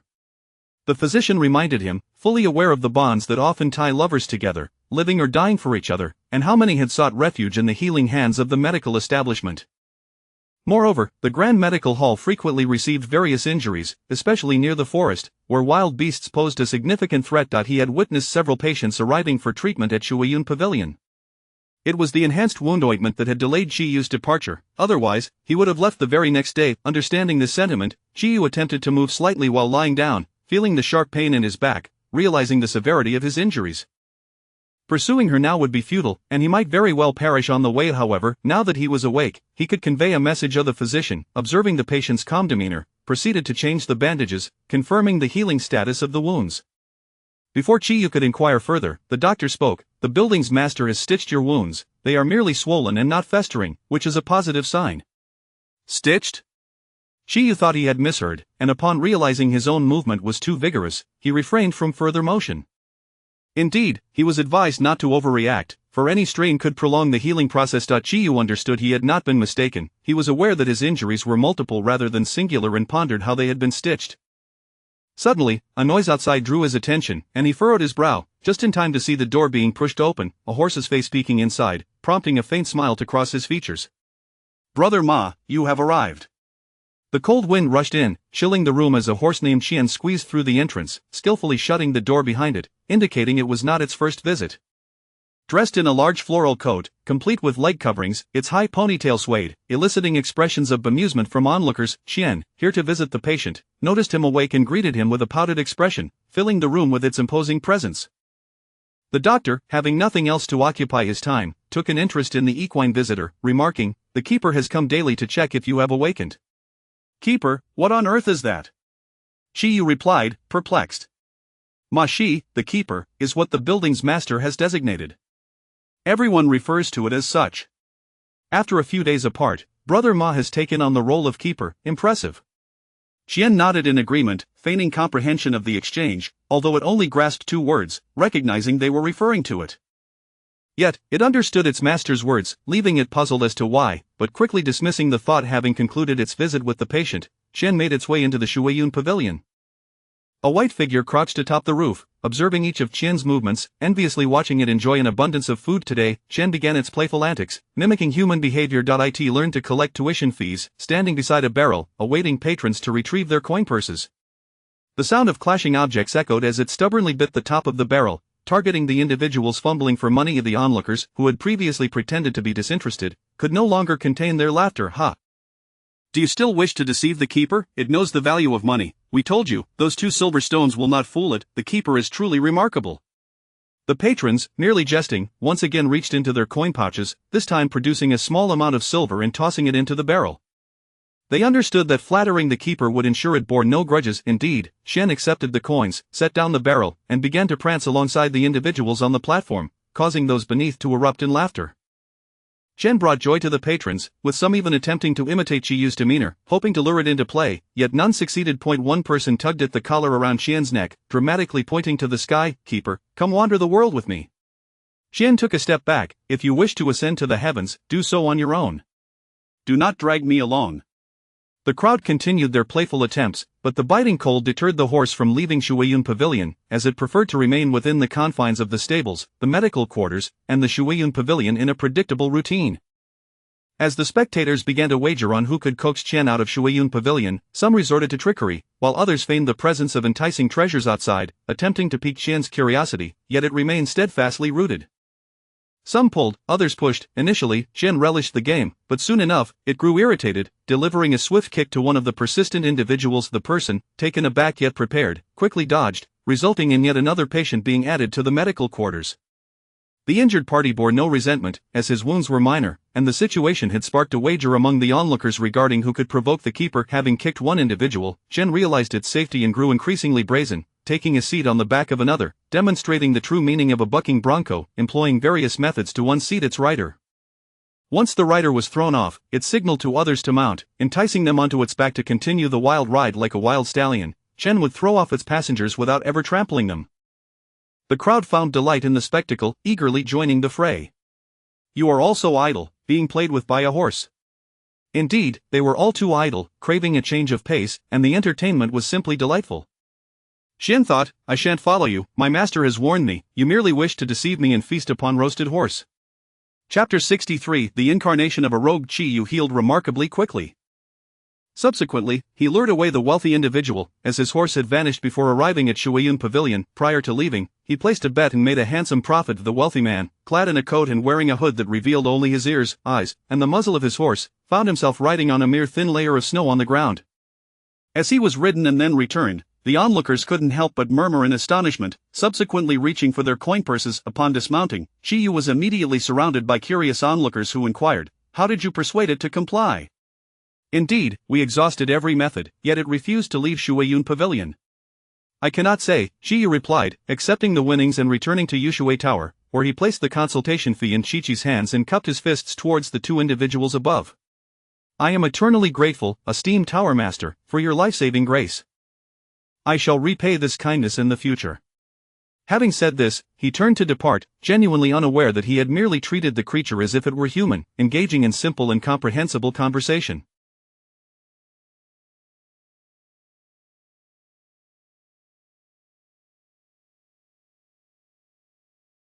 Yun Ruoro stood quietly atop the high tower, watching a man and his horse depart until they were no longer visible. In the ensuing days, the absence of any irritating presence allowed Fengming to remain by Yun Ruoro's side, assisting her in brewing tea. The wispy white steam rose gently as he cast a sidelong glance, yet received no response. Huang Huatsai's voice chimed in. What is the purpose of changing the princess meant for marriage? Yun Ruoro extended her hand. The cold weather had rendered her skin as pale as congealed fat, her fingertips tinged with pink as she delicately lifted a cup of tea. In her heart, she replied to the system of the distinction between a princess running off with an outsider and one eloping with a member of the royal family is immense. Moreover, considering the royal family of Qi, it presents a remarkable opportunity for collaboration amidst the tripartite power struggle. Even if the tensions among the three nations are postponed, what significance does that hold? A minor shift can alter the fates of countless individuals, unnoticed, for the world's consciousness does not question a horse and simply overlooks it. Huang Huakai elucidated, what I mean is, what significance does your action hold? In her attempts to win over the female lead, she was safely cultivating goodwill from a distance. Intelligent individuals often overthink. When I engage in peculiar actions, those around me, whether man or horse, will speculate. Although she may not deduce the truth, their imaginations will run wild, perfectly aligning with the two who would find an opportunity for collaboration. The matriarch truly has a remarkable capacity for childbirth, having delivered twins the first time and a pair of sisters the second. The intelligent are the most easily deceived, as they pride themselves on their cleverness, believing they have gained favor without incurring any loss. It seems you, the host, possess a sharp mind. What use is it to raise a horse in vain? Huang Huakai expressed satisfaction with the host, recognizing that altering the plot in this manner would not raise suspicion. Binding with me is your fortune. Be grateful, host, were it not for my binding, you would have long been reduced to ashes and sent to the countryside as fertilizer. Well then, I truly thank you. No need for thanks. As the tea warmed her heart and stomach, Yun Ruoro engaged in silent dialogue with the system, maintaining an impassive demeanor while observing the lively scene below. In chaotic times, there are no impoverished souls among the wanderers, for this world is indeed tumultuous. Those with formidable abilities can live freely as long as they remain undetected while robbing the rich to aid the poor. Just like the master thief who plundered Xingshan Ruoshui, as long as they cannot be caught, they remain invulnerable. She had no desire to waste her energy on him, the goods were already scarce. What remained were mere trinkets, allowing her to probe certain individuals. She believed he would reappear. There is no truly safe place in this world. The more perilous the location, the more intriguing it becomes. Within the mingling crowds of Shuiyun Pavilion, only the wealthy and leisurely would venture here, seeking a taste of international travel. She was acutely aware of how many foreigners were present. Even if they did not speak, adopting the guise of a reclusive master would not escape her keen perception. Furthermore, she possessed a system that endowed her with numerous abilities, applicable only in worlds of extraordinary nature. One such ability allowed her to view identity information akin to NPC names hovering above their heads. In this ordinary world, if she wished to uncover something, she needed to inquire with Huang Huakai. Their identities were laid bare before the system. However, in this world of leisure, she had to rely on her own conjecture to comprehend, for an unknown life is far more engaging. As she set down her teacup, a chill brushed against her hand. Fengming drew her attention back, feeling the warmth of her fingers against the coldness of his palm. The intensity of her gaze upon him shifted from fiery to gentle, yet when directed at others, it stirred within him a sense of unease and urgency, regardless of gender.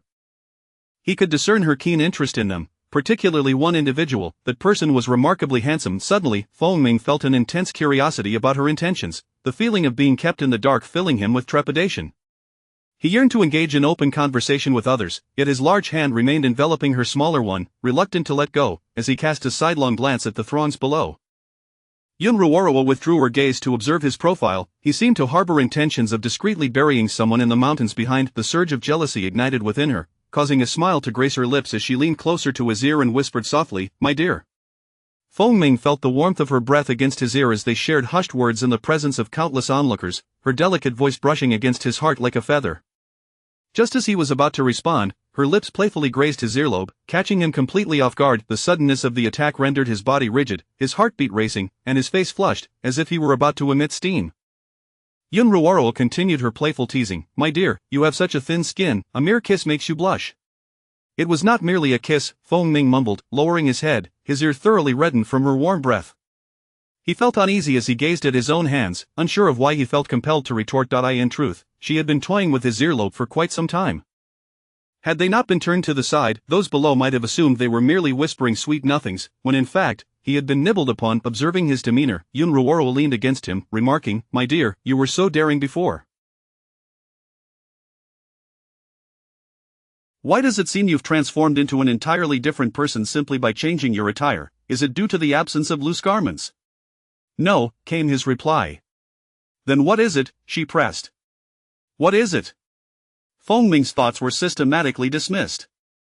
It was not due to the lack of exaggerated or peculiar makeup to disguise himself. It was because the master had become more reserved. Previously, she had always taken the initiative, her carefree demeanor had led him along. The heavy cloak billowed as it enveloped her. Yun Ruoro's expression resembled that of someone about to join a clandestine society, yet her hand, hidden beneath the plush fabric, brushed against his firm chest. Feng Ming had already retracted his thoughts, his entire being stiffening as he glanced at the individuals nearby. Her earnest expression incited in him attention as if they were engaged in some illicit act. Especially when her belt loosened, her slightly chilly hand, accompanied by a gust of cool air, grazed his clothing and brushed against his heated chest, causing him to shudder. "This is not appropriate," he exclaimed, watching as the sheer curtain was gently drawn, slowly obscuring the view of those below. Despite it being broad daylight, Feng Ming was already so flustered that his words became incoherent. Yun Ruoro maintained her expression, her face close to his, earnestly studying the features that composed him, her hand resting on his chest without any extraneous movement, innocently inquiring, "I merely longed for the warmth of my dear's chest." "What are you thinking?" Feng Ming recognized that his master would not act recklessly, merely teasing him, and he felt relief wash over him, suppressing any inappropriate thoughts. However, when he looked at her, her warm breath, coupled with her serious expression and calm gaze, seemed devoid of ulterior motives. Yet, the fingertips of her other hand rested precisely upon his rapidly beating pulse, a realization dawning upon him that her intentions were far from innocent. It became clear to him that expressions and gazes do not always convey a person's true meaning. He had been overly reliant on interpreting actions through the lens of her eyes. Emotions are not always outwardly expressed, and since her childhood, she had seldom revealed her feelings. Her small hand, seemingly unsatisfied with the lack of response, gently squeezed, drawing him back to reality. Feng Ming sensed her hand moving downward, recalling their current surroundings, and in a moment of panic, he raised his hand to restrain the mischief below his chest. Just then, a voice called from beyond. The master of friendship and wealth. Feng Ming's entire focus was absorbed by the person beside him. He remained oblivious to anyone approaching until he heard a voice, jolting him into awareness as he caught sight of a figure behind the gauzy curtain. As he drew closer, he could discern the individuals outside, just as they could see inside. Delicate fingers glided across his skin, and fearing discovery, he dared not move. His throat felt parched, and his heart raced nervously. Yun Ruoro delighted in teasing her little darling. Observing his cheeks flush crimson as her fingertips traced playful circles, she mischievously inquired, "What is it?" Chi was never one to heed warnings against looking.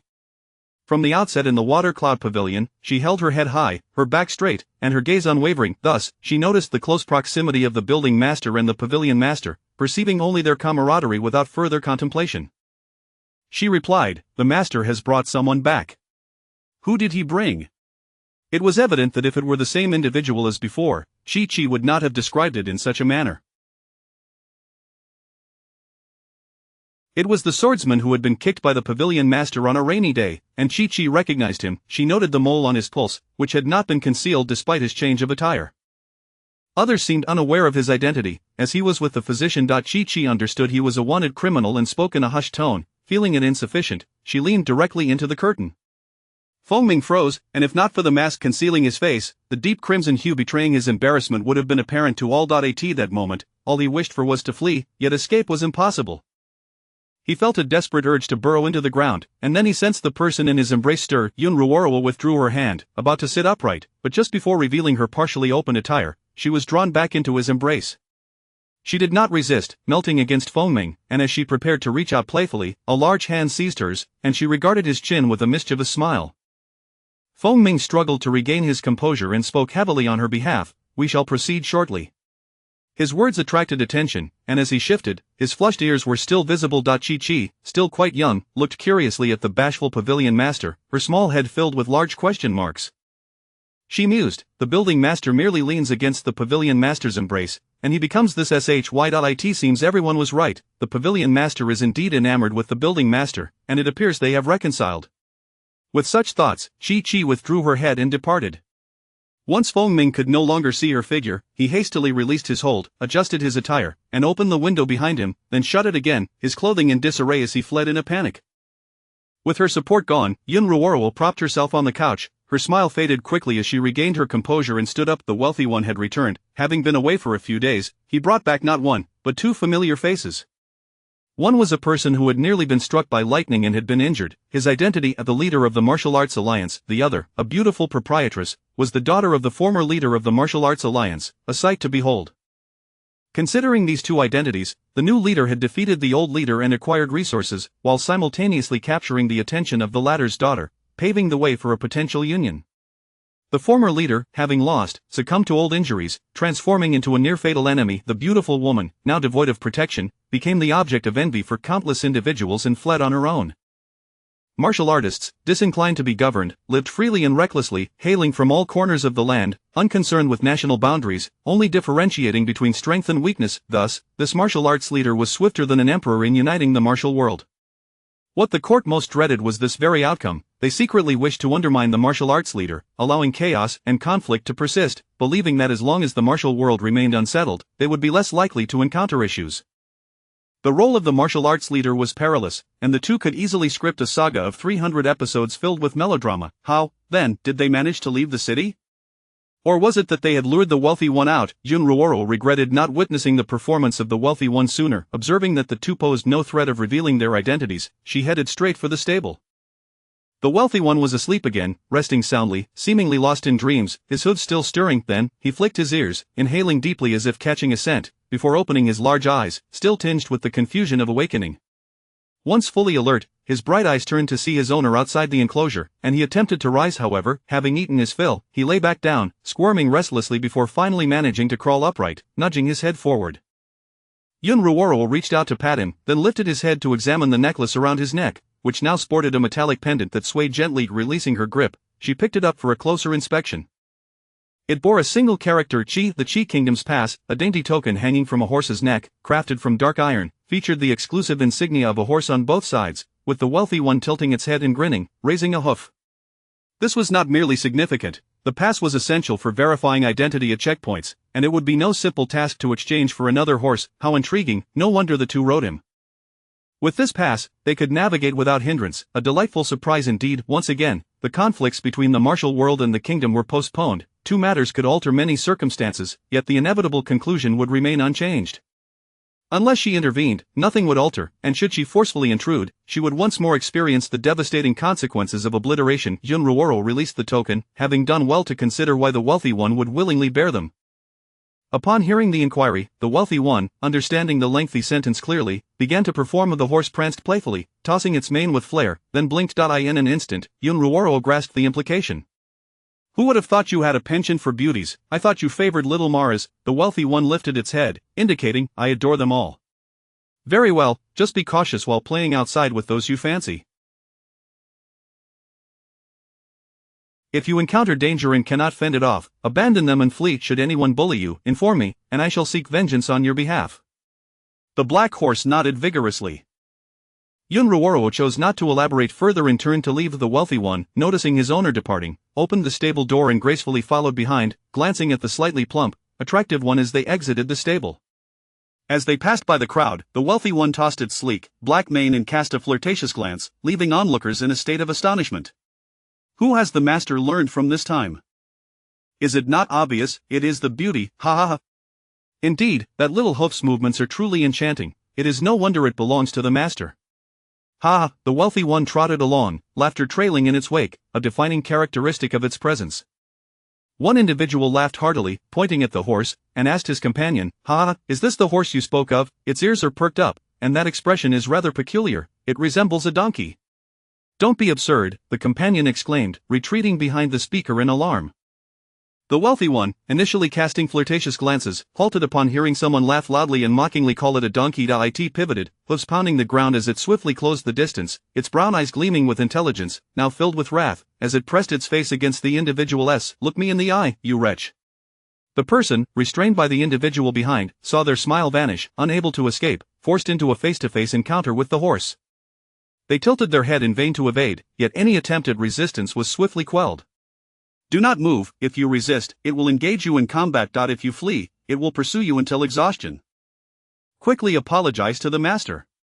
Do not even think about it, you are no match for the master in a bare-handed fight, and the building master treasures the master dearly. If you dare wield a blade, you will end up as fertilizer in the back mountains. Do not say I did not warn you. Quickly, admit your fault. The individual pressed against the horse's face, realizing they could not overpower a horse, fell silent before finally speaking. Master, I was wrong. As it neared the door, it turned back to blink its large eyes, long lashes fluttering before its form vanished at the threshold. The newcomers remarked, it is indeed as entertaining as rumored. The crowd responded, truly a magnanimous master, holding no grudges. Strange horses were not uncommon, and many intelligent ones existed, but a horse so playfully imitative was a rarity for many. Meanwhile, the monkey had already transitioned to a life of leisure on the rooftop, relying on human offerings, mimicking the black horse. It blinked at the humans, eagerly accepting the peanuts presented to it. It was becoming increasingly enthusiastic in its mimicry. Chapter 65 of the Melee with Wealth in Tow, the horse with a flowing mane leisurely patrolled the corridor, attracting countless gazes. Every onlooker received a flirtatious glance in return. As it trotted along, people willingly parted to clear a path until a statuesque beauty with long legs passed by. Suddenly, it halted, turned its head, and took a deep sniff. In an instant, it leapt, pivoting a full 180 degrees. The beauty, having caught sight of the horse's movement from the corner of her eye, did not hesitate to spring into action, leaping several times to ascend above the corridor. The sound of hooves echoed behind her, causing her to turn back in alarm, no longer daring to linger. Gasps of disbelief erupted from the crowd. They had never witnessed a horse scaling rooftops before.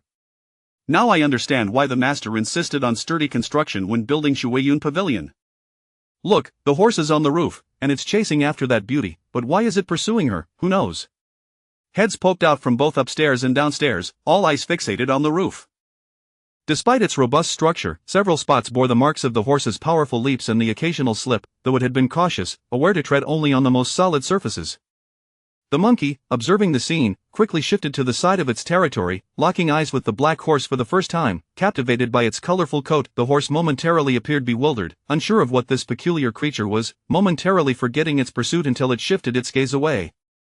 As those being pursued attempted to flee, the horse let out a series of whinnies. The master has arrived. With the horse's neighing echoing through the air, a voice called out, drawing everyone's attention to a figure that emerged. A flash of sharp sword-light cut through the air, and the newcomer showed no mercy, striking with a blade that barely missed the fleeing beauty. Just as the beauty tried to escape, she found her path obstructed by both a man and a horse. Feng Ming stood firm, sword in hand, having only tested the waters with a gentle strike. He remained unsure of his opponent's identity, but the fact that they were being pursued by the horse and had dared to call out indicated their untrustworthiness. The fleeing beauty, realizing she could not escape and knowing she was no match, cast a fleeting glance and darted into Shuiyun Pavilion. With doe-like eyes, she hid behind a group of martial artists, adopting a pitiful demeanor as she pleaded, Master, why do you bully this weak woman? Feng Ming replied, I have come to Shuiyun Pavilion merely for amusement and have not breached any rules. What is the reason for this chase, and why the drawn sword? The beauty glanced nervously at those around her, feigning fear. Of Feng Ming approached, sword raised, do not come closer. The beauty, delicate and seemingly fragile, cowered in the corner. Meanwhile, the horse remained on the roof, its eyes still fixated on the strange creature below, unaware of the ongoing dialogue. Even if it were to comprehend, it could not articulate its understanding. The atmosphere grew increasingly tense, as onlookers began to intervene, seeking to mediate the escalating situation. Master, could there be a misunderstanding? Feng Ming paused, glancing at the horse that had just landed gracefully. As he did, the crowd's attention shifted towards it. The horse, having just touched down, raised its head high, exuding an air of superiority. As it noticed the collective gaze upon it, it tilted its head in confusion, realizing the people before it now regarded it not with intrigue, but with skepticism and caution, as if ready to engage in battle at any moment. Sensing the hostility, the horse swiftly retreated behind Feng Ming, poking its head out timidly, refraining from any provocative gestures. It watched the hands of the crowd, gripping their weapons, ready to strike at the slightest provocation. The horse suddenly recognized the precariousness of the situation, plunging the scene into an eerie silence. The long-legged beauty gazed at the unfolding tableau, her face obscured by her hands, her voice quavering as she lamented, "I have only just entered Shuiyun Pavilion, holding no enmity with the master. If my presence is unwelcome, I shall take my leave." With that, she feigned being startled, her eyes glistening with tears as she floated towards the exit. Having been observed, it was evident to many that she had just arrived at Shuiyun Pavilion, with no time to engage in any other activities. In the next moment, before anyone could react, a sword was drawn in position before the beauty, blocking her escape once more. This act served as a spark igniting the collective ire of the crowd, which had long been simmering. The air thickened with tension, and the sound of weapons being drawn filled the atmosphere. After all, they were not skilled in hand-to-hand combat, their expertise lay in wielding various weapons. Recognizing the turmoil, the horse swiftly made its retreat, wide-eyed as it observed the chaos erupting around it. Just then, someone instigated further conflict, and the melee intensified, spiraling into disarray. Blood mingled with the waters of the fish pond, sending the fish into a frenzy as they darted about. At Yushui Pavilion, a cacophony of unfamiliar faces filled the space to its brim. Chi-Chi, breathless, pointed towards the commotion outside. "Master, a fight has broken out." Yun Ruoro set down her teacup, stepping out from the lively interior to witness the chaos unfolding before her. Feng Ming stood at the center, attempting to quell the brawl, which had spiraled from a mere scuffle into an all-out melee, leaving many injured. As flowers and greenery suffered collateral damage, Yun Ruoro frowned and called out, "Husband, return." Upon hearing her voice, Feng Ming swiftly extricated himself from the fray. Yun Ruoro turned to Lan Tian, instructing, "Fetch that swordsman from the medical hall and inform him of what has transpired." "Understood, master," Lan Tian responded, dashing towards the medical hall. Feng Ming positioned himself beside Yun Ruoro, ensuring she was unharmed before turning his gaze back to the tumultuous scene below. Her presence had drawn more people out of Yushui Pavilion, and upon witnessing their comrades injured, they retaliated, transforming the skirmish into utter chaos. The horse, still hiding behind a pillar, cautiously peeked at the unfolding battle, realizing it was trapped and unable to exit. Spotting its master, it quickly scampered over and nestled behind her, feeling a sense of safety wash over it. Nudging against its master, it signaled for attention. Yun Ruoro followed its gaze to the entrance, where a woman was peeking around the corner, quickly averting her eyes when caught. Feng Ming leaned in, succinctly summarizing the situation. The horse pursued her, leading to an ambush that ignited this melee. The horse's ears perked up, and once its master finished speaking, it stealthily retreated further away. Just then, a group of people surged past the woman, shouting to halt the fighting. However, the brawlers, fueled by the adrenaline of their injuries, paid no heed. The leader of the group raised a hand, rallying his comrades to swiftly restore order. Those at the entrance reached for their sleeves, eyes fixed on the imposing figure before them. Sensing the commotion behind, they turned, raising their arms to block the impending threat. Meanwhile, the horse stealthily emerged from the back entrance, delivering a swift kick. With the horse's powerful hind legs wrapped in its colorful coat, the metallic sound of the kick rang out. Those caught off guard were sent sprawling, flipping in midair, their perfect disguises marred, blood trickling from their lips as they clutched their chests. As metallic bracers glinted from their sleeves, they recognized the impending threat and wasted no time in fleeing from Shuiyun Pavilion. Their hasty retreat rendered them unreachable, the horse opting not to pursue, understanding the dangers that loomed outside. After all, those who had just arrived did not follow. The horse thought to itself, "If you won't chase, neither will I. Safety first, a horse's life is paramount." Chapter 66. The expulsion. With a forceful kick from the wealthy, the man sustained grave injuries. As Feng Ming turned back, he sheathed his sword. The once purely black hilt and scabbard were now adorned with several intricate patterns, appearing markedly different from before, especially since he carried two swords on his back. The wealthy individual followed him through the door. At this moment, a person stepped forward before Yun Ruoro, placing a chest upon the table. The leader clasped his fists in a gesture of respect, then turned and departed, brushing past Feng Ming with a nod, which was likely directed at the wealthy figure behind him. Without a backward glance, he led the injured away, leaving chaos in their wake. The medical hall became lively once the attendants had departed and the crowd dispersed. They began to busily clear the wreckage. Yun Ruoro opened the wooden chest, revealing an array of gold and jewels, accompanied by a token and a promise, an offering of apology and a reward for saving a life. Closing the lid, she felt little interest in the jewelry and rose from her seat. At this juncture, due to the wealthy presence, the connections between the black and white factions in Shuiyun Pavilion ensured that the people of the Jianghu would show deference. Master Ma, a professional in making connections, was driven away in the next moment. Feng Ming lifted the chest and followed, but soon halted, turning to say, "Return to the stable." Noticing the absence of danger around him, the wealthy man snorted and turned away. The cook, too timid to pursue, allowed the man to escape. As the horse approached the entrance, it glanced back at the two retreating figures, then cast one last look at the strange object, memorizing its scent. Exiting the gates of Yushui Tower, it made its way along the houses within the high walls, eventually arriving at the entrance of Shuiyun Pavilion. Upon entering the stable, it cast a glance at Yu Yan, opened the stable door, and lay down in the soft bedding, relishing the life of a horse. Today was the day for hoof repairs. Descending from the third floor, Feng Ming set down the chest. Exiting the treasure room, noticing the bloodstains on his clothing, he proceeded directly to the bathroom. Emerging moments later, his hair was damp, no longer dripping, and the ends were tied up. The sudden warmth from above met the cold air, instantly turning chilly. He returned indoors and settled by the hearth, where the glowing coals created a warm atmosphere, gradually evaporating the moisture from his head, producing wisps of smoke. Yun Ruoro stood by the window, observing the bustling medical hall, contemplating when this troublesome group would finally depart. As long as the leader remained, tranquility would be elusive at Shuiyun Pavilion.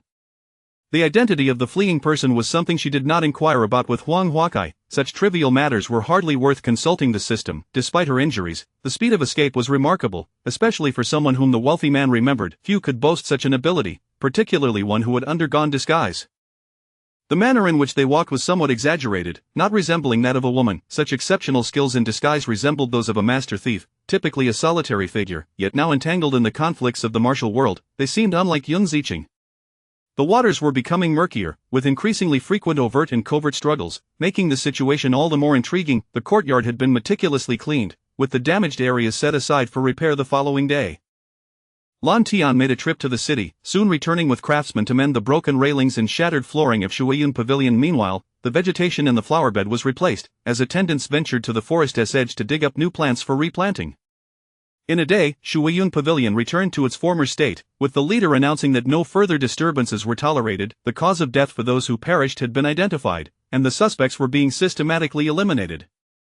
Days later, a group departed, embarking on the Seoul main road, intending to traverse the forest to reach another territory. As the weather warmed and life began to flourish anew, Shuiyun Pavilion entered its off-peak season, coinciding with the adventurer season in the Jianghu. People tended not to linger here, as it lay far from the main thoroughfare, yet countless individuals were willing to take a detour. Shuiyun Pavilion resembled an inn where guests rested for a night before continuing their journey. However, the beautiful woman did not depart. Accompanying her was a brazen individual who, upon regaining his identity, posed no threat. Even if Mingyue and the others arrived, they would only dare to issue a bounty on his alias.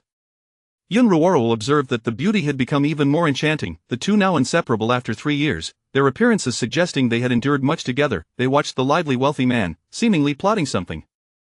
A horse capable of carrying people in hiding was indeed worthy of attention. Although the wealthy man's horse was not a top-tier steed, it held a name on the rankings, akin to that of renowned weapons, albeit at the bottom of the list.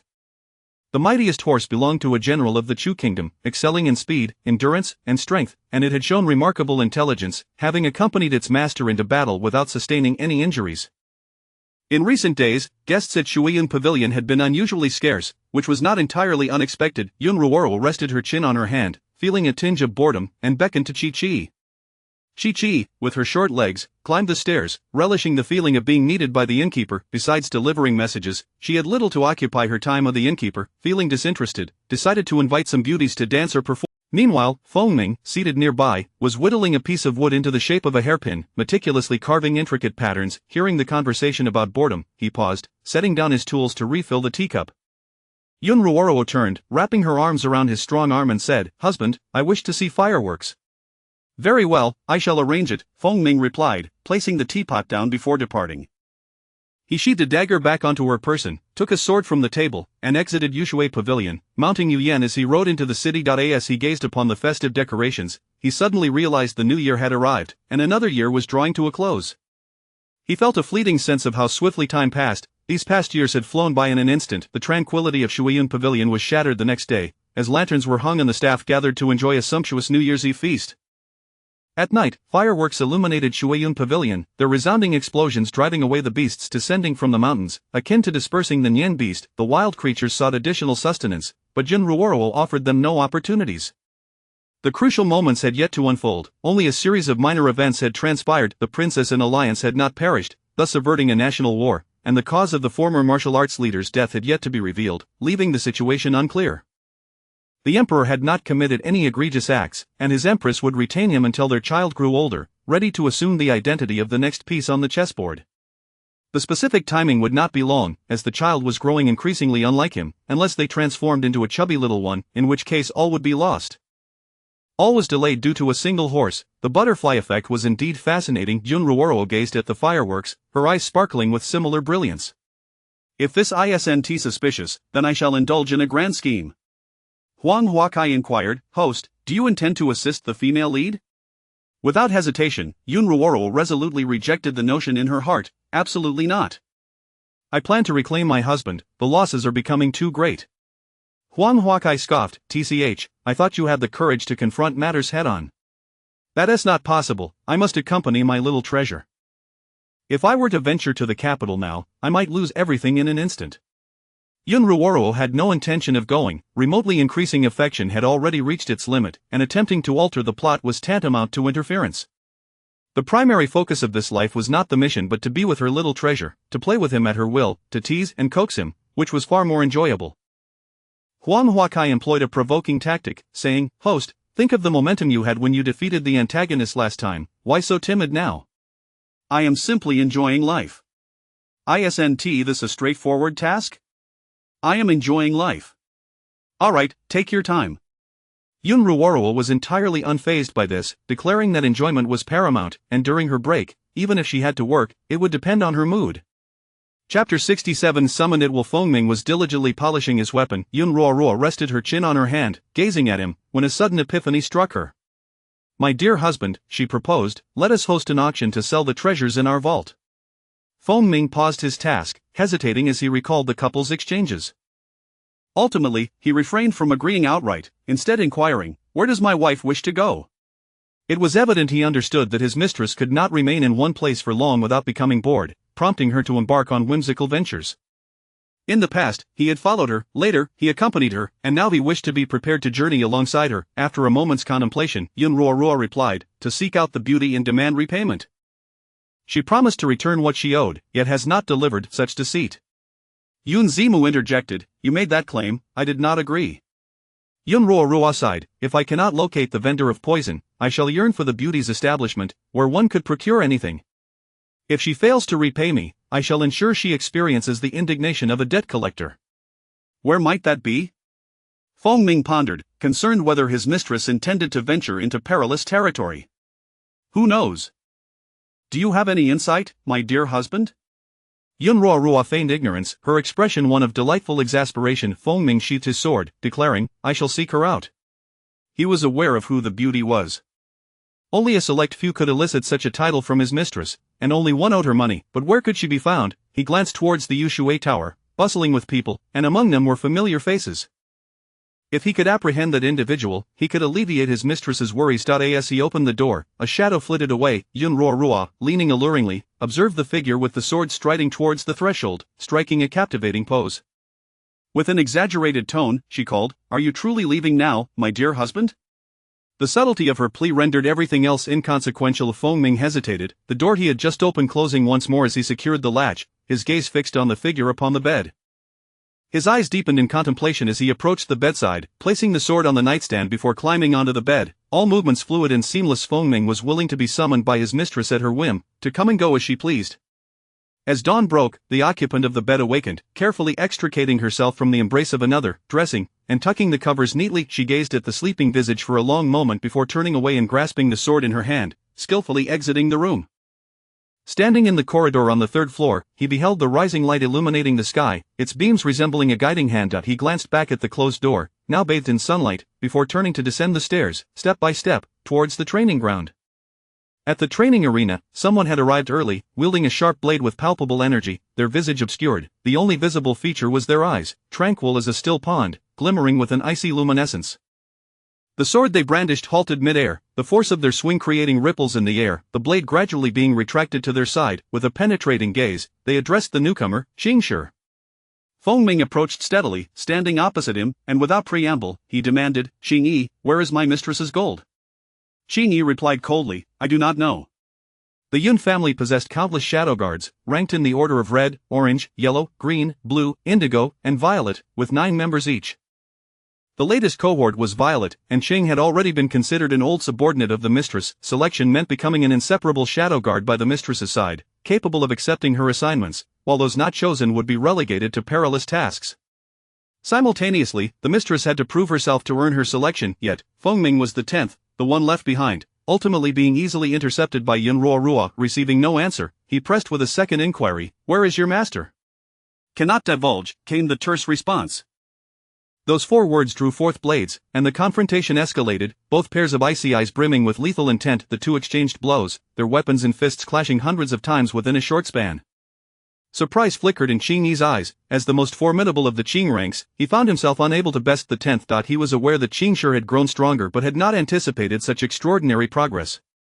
What he did not foresee was the opponent's sudden aggression. Recognizing him at a glance, all plans would shift accordingly unless executed preemptively. Both men preferred to engage in combat rather than conversation.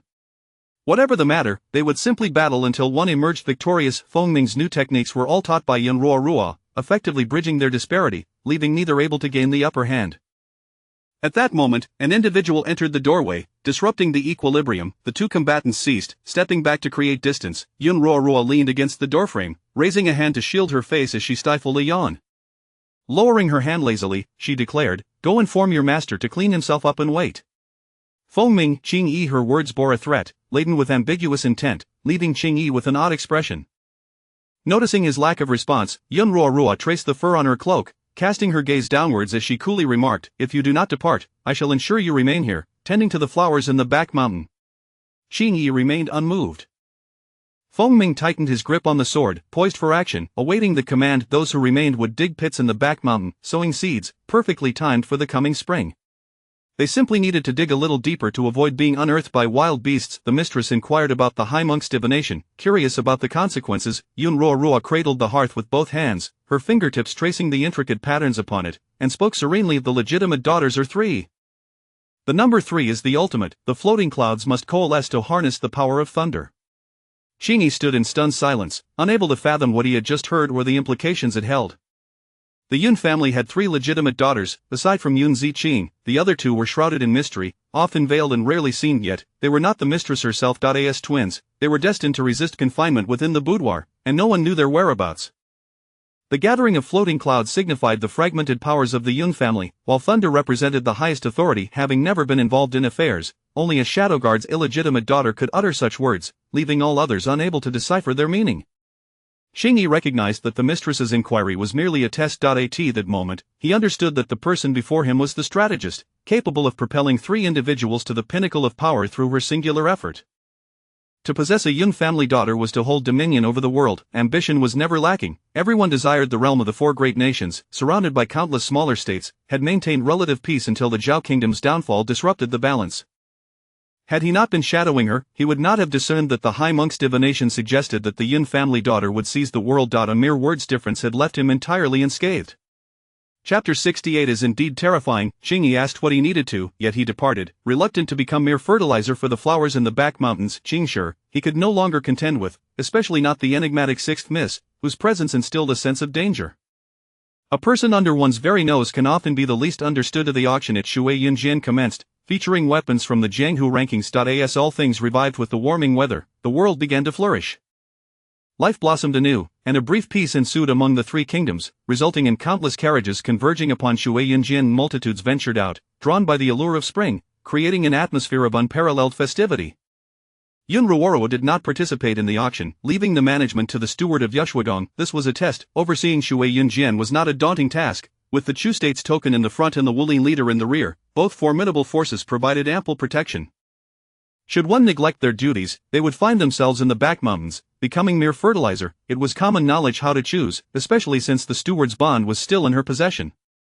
The hired hands included former little beggars, tasked with guiding guests and entertaining them. As the auction began, Yun Ruorua was absent from Shui Yunjian. Before she set off to collect debts, she needed to eliminate surrounding dangers, leaving behind a scent in the trees to deter any wild beasts from causing trouble. With a graceful leap, she moved swiftly, her flowing garments billowing as her sword glided through the air, resembling a celestial being. Yet, she posed no threat to the beasts. Ultimately, her sword did not slice through their necks but was instead kicked away. The beast struggled to rise, retreating with a low growl before decisively fleeing. Fengming stood nearby, his gaze unwavering as he quietly observed. Had it not been for his masteress' desire to take action, he would have been the one to intervene, for his masteress' agility was remarkable.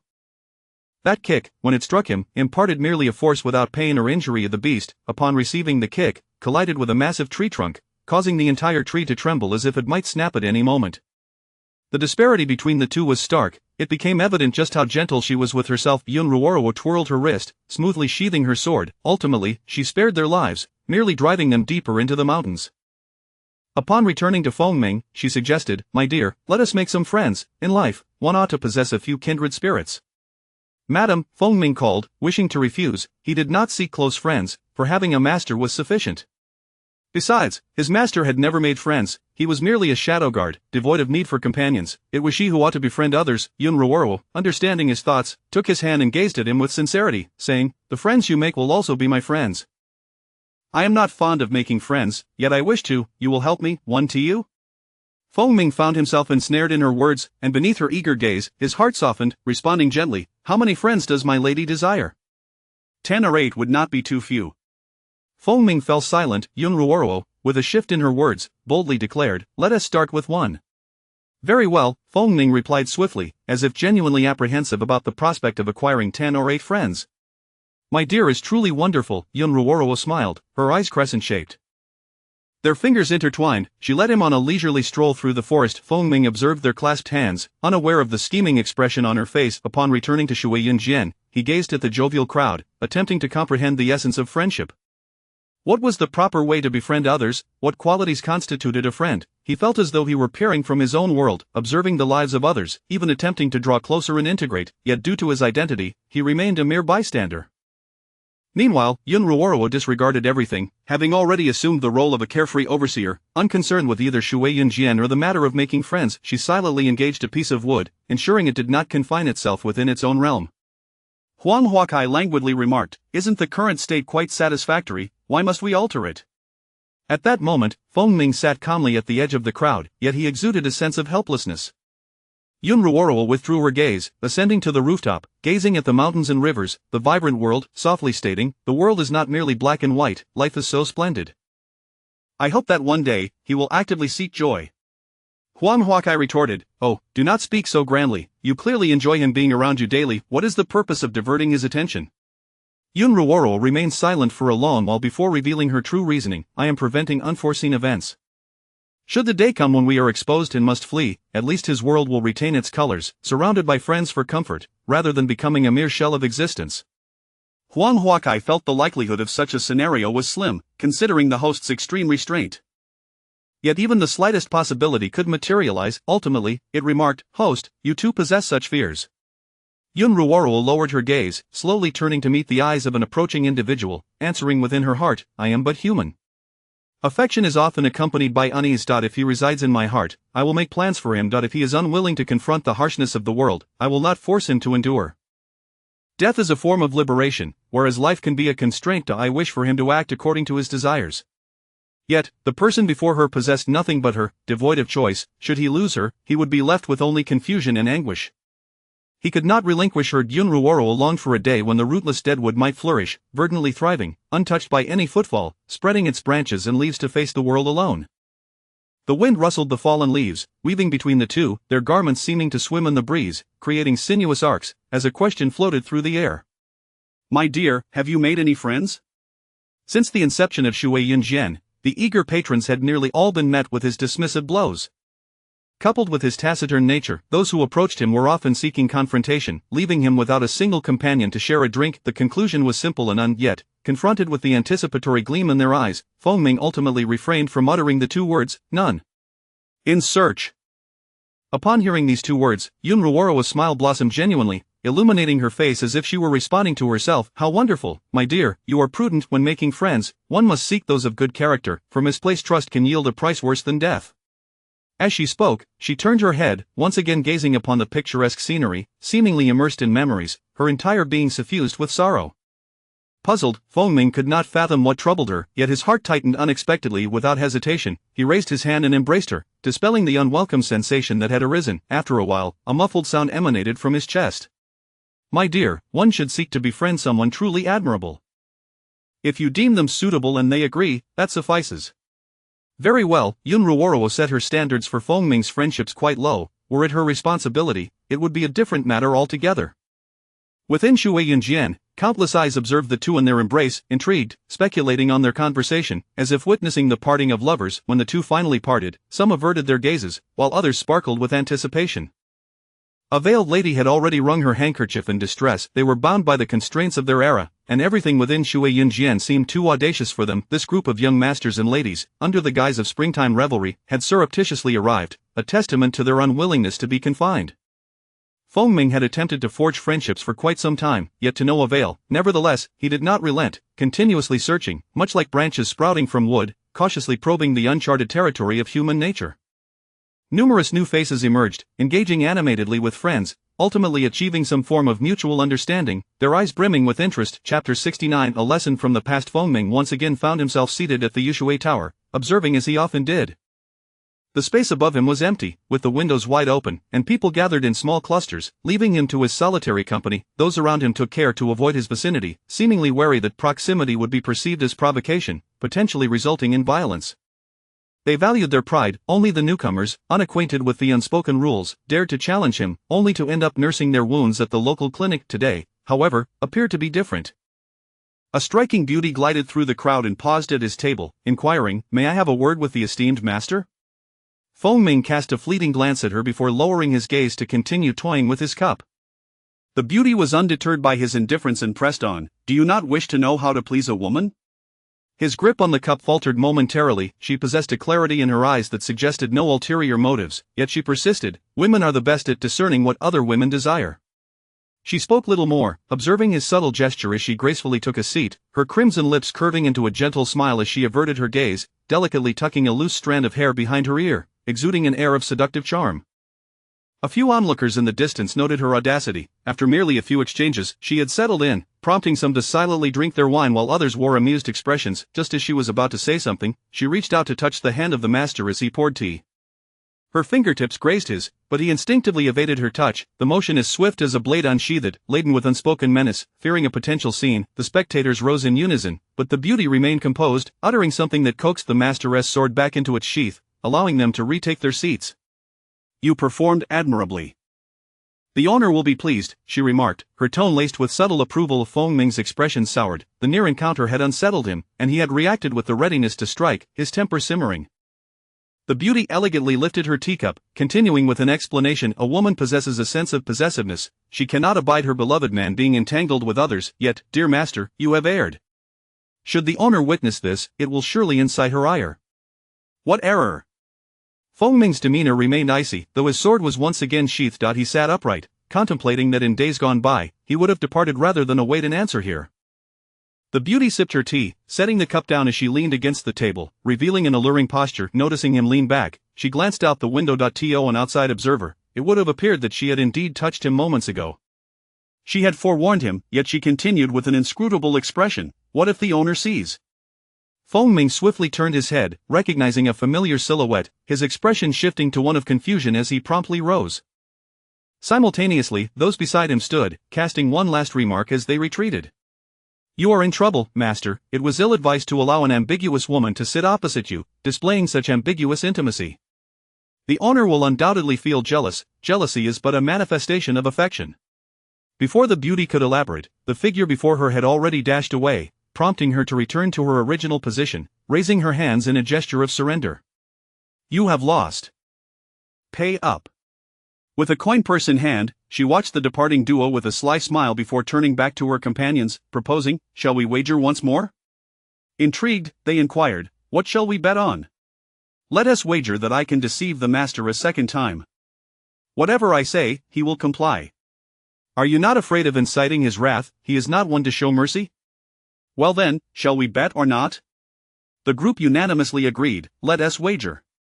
Feng hastily made his way to the third floor of Yunmian Pavilion, only to be met with a closed door. Staring at the door just within reach, he raised his hand hesitantly, too apprehensive to knock, softly calling, "Wife." He heard no response from within, only the sound of footsteps retreating further away, leaving him in a state of utter disarray, unsure of what to do next. On this day, Feng experienced a profound lesson in friendship, realizing that beautiful women could be deceptive, and that the words of women could be as misleading as the devil's whispers.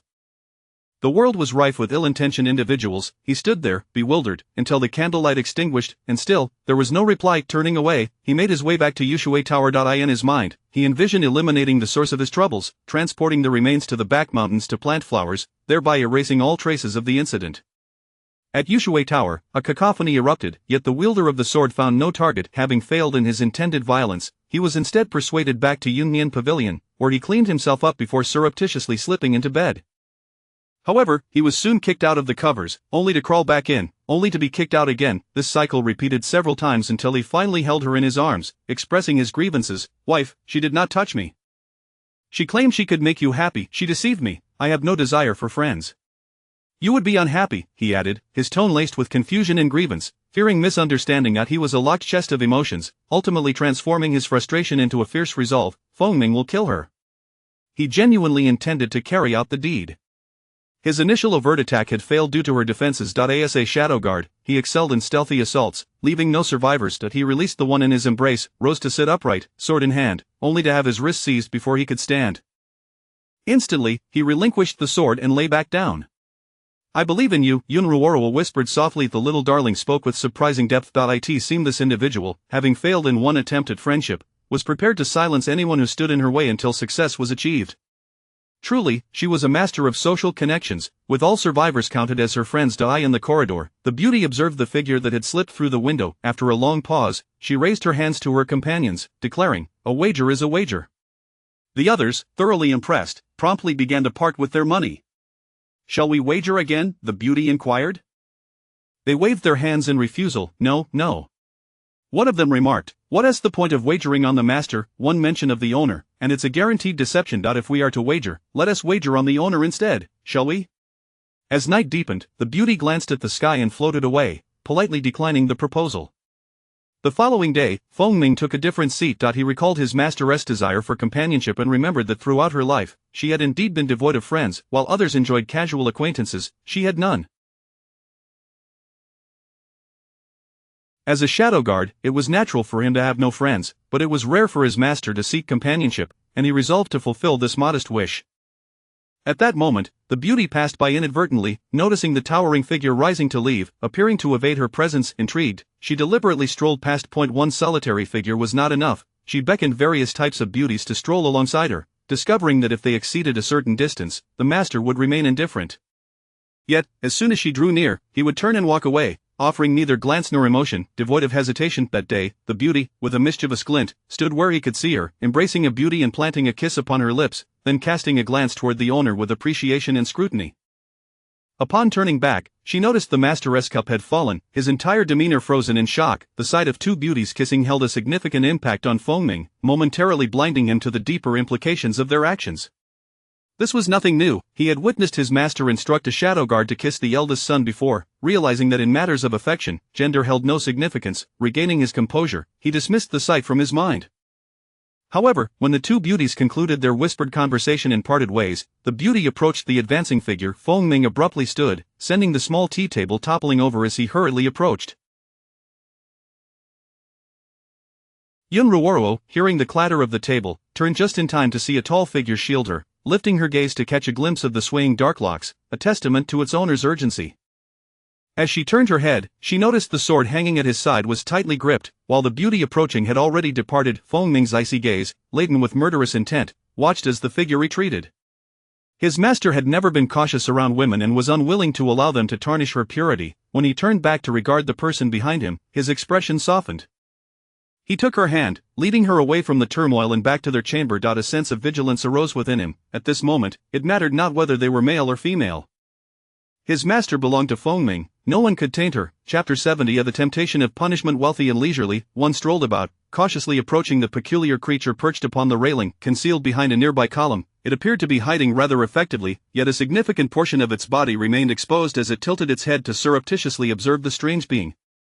Witnessing the creature deftly gnawing at a peanut shell, its nimble fingers skillfully peeling the nut, it glanced back at its own hooves, lifting one to move it slightly. The monkey, emboldened and accustomed to its surroundings, cast a sidelong glance at the horse adorned with a garish floral coat, which was undeniably eye-catching. Sensing no intent of aggression from the horse, it resumed stuffing its mouth. Since arriving here, it had become apparent that enduring the winter was quite manageable. the monkey had gained a noticeable amount of weight in just a short time. Nearby patrons observed with keen interest, discreetly shielding their faces while engaging in hushed conversations with friends. In a mere day, the horse and the monkey had formed a bond, with Wealthy carrying the monkey indoors.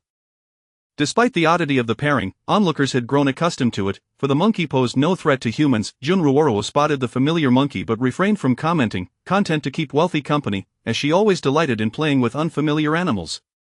Yet, Fengming had ceased to make new acquaintances, remaining inseparable from her, as if guarding against some unseen threat. Occasionally, he would draw her close, or lean in near, as if to assert his claim. On this day, several carriages halted at the entrance of Shuyanjian, where Fengming exchanged glances with the leader before leading a group to the back door. One by one, boxes were placed in Yunnian Pavilion, until only 2 individuals remained, exchanging no words as they delivered the boxes to the treasure chamber. After completing the task, the empty carriages departed, yet he lingered. Junruoro strolled leisurely into the treasure chamber, gazing at the open boxes, their gleaming gold a stark reminder of her unprofitable ventures, now compounded by further losses. She truly was not cut out for business. While others might profit from such a grand establishment as Shuyanjian, her inclination to offer the best and reward her staff had led to her misfortunes. Indeed, no one is flawless. She did not doubt that Junzima would return the borrowed items, albeit with some delay, seemingly having made an effort to repay his debts. However, with the onset of their escape, she found herself the wealthiest member of the Yun family, unmatched by anyone else. Who could blame them for not understanding the significance of money as she did? Most held silver notes, which bore serial numbers and intricate designs, and a substantial amount would undoubtedly raise suspicions. Thus, should they attempt to evade capture, they would be scrutinized. While she remained above suspicion, surviving a leap from the cliff and becoming an entirely different person within days was utterly implausible. That infamous ravine was a place from which no one returned. Struck by a poisoned arrow, countless eyes had witnessed the act. Junruoro turned to face the newcomer, whose visage seemed familiar. Leaning against Fengming, she found herself encircled by his arm. Noting his indifferent gaze, with a playful smile, she inquired, "What is your name?" "Lani," he replied, awaiting her response while his gaze fell upon the arm encircling her waist. "Oh, Lani," Junruoro mused, her tone melodious as she appraised him from head to toe. This man had once been favored by her master, and he was the last to receive such affection. Perhaps her prolonged gaze was too intense, as the arm around her waist tightened. A sense of urgency surged within Fengming, who lowered his head, leaning closer to her ear in Lani's presence, murmuring, "Master," with a tone laced with discontent, his icy glare directed at Lani, as if to express his irritation at the latter's alluring appearance.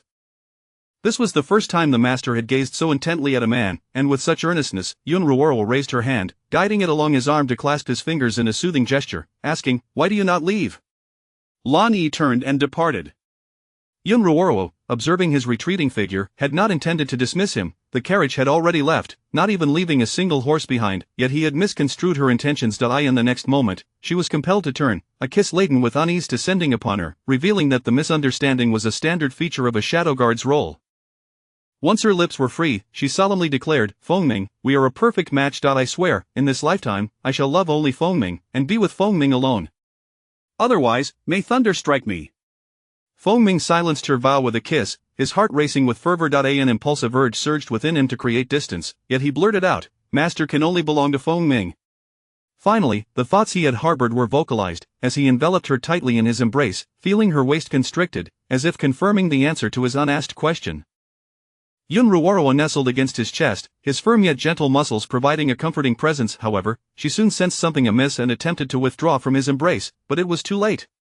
She found herself cornered, his imposing stature exerting a palpable pressure. Fengming drew near, wrapping his arm around her slender waist, whispering in her ear, "Master." Junruoro swallowed hard, the overwhelming "No one shall disturb us here." Fengming recalled those who had been confined within these walls, their faces morphing into that of his master. The thought exhilarated him, causing his heart to race even faster. Yet, he hesitated. He did not wish to upset her, for he yearned for her happiness. As the third-floor room opened, their garments lay in disarray, and the one being embraced bore a wrinkled dress that revealed her fair legs. As Junruoro sat in the chair, the fabric crumpled beneath her, cascading to the ground. Her cheeks flushed crimson, and she could not discern whether it was from the earlier punishment or sheer embarrassment. Fengming paid no mind to the fallen fabric, kneeling beside her, encircling her waist, burying his face in her bosom, and uttering, "Master, do not look at other men." Fengming would become angered. Anger would lead to punishing the master. Looking at women was also forbidden. He contemplated mentioning that gazing at women was permissible, but suddenly recalled that women were not entirely safe either. They could harbor affections for other women. He lifted his gaze, cradling her small hand to his cheek, realizing at that moment that his mask had vanished without a trace. Master may only look at Feng Ming. Gazing upon her flushed face, glistening eyes, and rosy lips, her attire, loosened from sitting, revealed her delicate shoulders. Simply watching her felt like an irresistible temptation. He found himself utterly defenseless against her allure, unable to withstand even the slightest provocation, his self-control crumbling. Master, Feng Ming leaned in, his fingers, well-defined, clasping her slender ankle, savoring the silky texture of her skin. As the weather grew warmer, her smooth calves bore no chill, his fingertips climbing higher. Yun Ruoro found herself rendered speechless, unsure of how to respond. She was taken aback by his sudden change in demeanor, as if he had been set ablaze. She had only sought friendship, yet the emotional turbulence was overwhelming, intensifying his possessiveness and assertiveness. People come in various forms. After encountering the complexities of the world, one either loses themselves or remains steadfast. In an instant, Yun Ruoro fell into deep contemplation, only to be jolted back to reality. Her red lips were kissed with a lightness akin to a dragonfly's touch, and as she beheld the handsome face that leaned in to kiss her, his actions and words seemed to please her. She appeared to relish it. Master, may Feng Ming push the boundaries further? Chapter 71. The Requirements of Friendship. Yun Ruoro lowered her head as the sun set outside, casting the room into darkness without the flicker of candlelight. When Feng Ming ascended the stairs carrying a food box, the room was illuminated by candlelight, and someone sat at the table, seemingly famished. He arranged the dishes and took his seat. Yun Ruoro propped her head on her hand and said in a delicate tone, Feng Ming, feed me. Instead of immediately complying, Feng Ming first embraced her before beginning to feed her. It had been a long time since she had displayed such affection. Save for the time she was ill, he would indulge her every whim. No matter her condition, he adored her. On this particular day, when Feng Ming went out to socialize, he had not seen his mistress for quite some time. Upon locating her, he noticed another person seated closely beside her, whispering something into her ear. Though both were women, and the scene should have appeared normal, the moment one of them raised her head and smiled provocatively at him, the atmosphere shifted. Shui remarked, I merely offered a polite smile, thank you. Yun Ruoro heard hurried footsteps, and in the next instant, she was enveloped in an embrace, pulled to her feet, while Feng Ming's long sword was aimed at the seated figure, ready to draw blood with the slightest provocation. The beauty before him showed no fear of the sharp blade. Instead, she elegantly pinched the edge of the sword with 2 fingers, tilting her head to avoid its tip, and leaned gracefully against the back of her chair, saying, Master, I was merely taking her pulse. There was no need for such hostility. Upon hearing taking a pulse, Feng Ming sheathed his sword and released the person in his arms, his concern evident as he scrutinized her. She appeared rosy and radiant, devoid of any signs of illness, yet he still lifted her and placed her in a chair, resting her wrist on the table, addressing the beauty, proceed.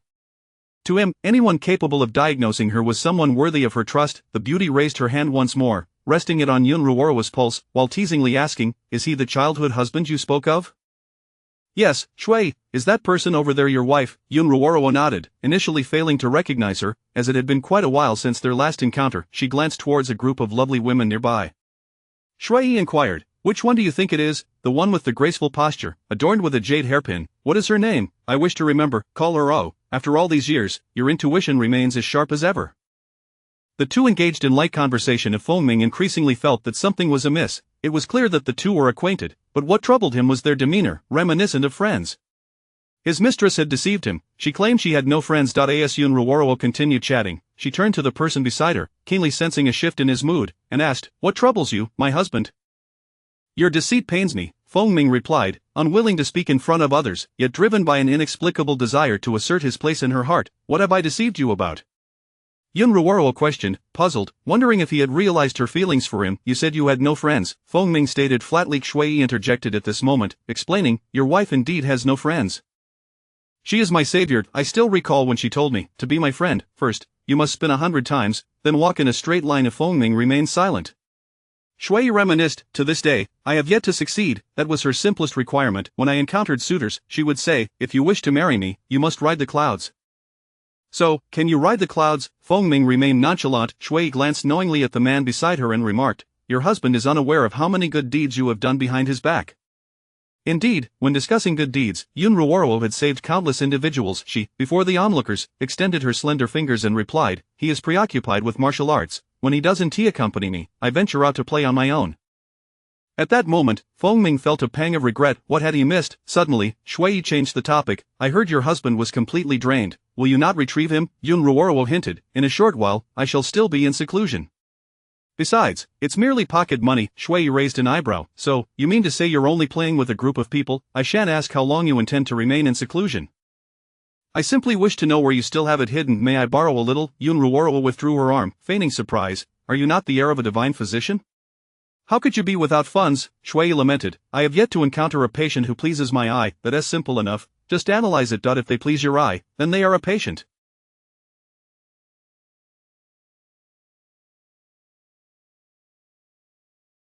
First, identify who catches your eye, then at night, bag him up and incapacitate him, and he becomes the patient you find pleasing. Yun Ruoro sincerely proposed. Create what you lack, she added. A splendid suggestion, truly worthy of you, Shui responded, her expression earnest and evidently accepting the idea. Fengming remained silent. After exchanging a few more words, Shui took her leave. Yun Ruoro watched as Fengming strode away, his long legs carrying him further, his back suggesting a palpable irritation. He was angry. She leisurely followed, this time trailing behind him in silence, like a shadow, for an entire afternoon. Fengming maintained his usual impassive demeanor, not posing any inquiries, waiting for her to initiate conversation and divulge everything she had concealed from him. She had kept secrets, causing him distress. He merely wished for her to soothe him. My husband. The voice from behind halted his steps, his gaze cast downward without turning back. My husband, you've walked for an entire afternoon. Are you not weary? Finally, Fengming turned, and they circled the water cloud pavilion repeatedly. Upon turning, he was met with a myriad of gazes, first from Yun Ruoro, then from a wealthy individual tilting their head, followed by a monkey, and then a curious group of guests. Fengming had heard the voices behind him earlier but was unprepared for the current situation. Witnessing it now left him feeling unwell. The wealthy individual lost interest and departed, the monkey waved its arms and wobbled away, and as they left, others followed suit. With everyone scattering, the smallest among them, Xiaoqi, remained oblivious, looking around in confusion before finally slipping away. Thus, the grand promenade came to an abrupt end. Yun Ruoro approached, guiding the disheveled person to sit at the dining table. After they finished their meal, when someone intended to retreat to the side room, she directly encircled his waist from behind and said, I wish to bathe shortly. Very well, Fengming replied softly. Yun Ruoro invited, come with me. Is that so? Fengming was momentarily taken aback, his expression shifting. He thought he might be hallucinating, his flushed ears betrayed him, confirming he had heard correctly. It was not merely a request for a back scrub, but rather an invitation to share a bath together. Yun Ruoro audaciously sent out a request for a couple's bath, and although he pressed the accept button, he hesitated to release her. My husband, I will tell you anything you wish to know, however, there is so much that I am too lazy to elaborate on. Would you prefer to hear it or see it for yourself? See, Fengming affirmed, recalling his deepest desire to share the world with his mistress. Yun Ruoro smiled. As they approached the bathing area, Fengming prepared to remove his clothing as he had done previously, unwilling to forfeit this opportunity. Once they entered the steaming bath, with the mist enveloping them, his figure became obscured. As he rinsed in the corner, his long legs slipped into the water. Though the water was crystal clear, it felt as if he were hidden from view. The warmth of the bath caused his skin to redden, and the moisture enhanced its silkiness, rendering it as delicate as the skin of a lover. His Adam's apple bobbed as if stimulated, and the pounding of his heart sent ripples across the water's surface. The beauty in the water was undeniably alluring and provocatively enticing, a delightful sensation that transported Fengming back to a time of unrestrained passion. Last night, he had felt somewhat fatigued. Perhaps it was the exertion in the water or the lack of oxygen, or perhaps the very water itself had drained his strength. When he awoke, the day had fully dawned, and he found himself alone, realizing something was amiss.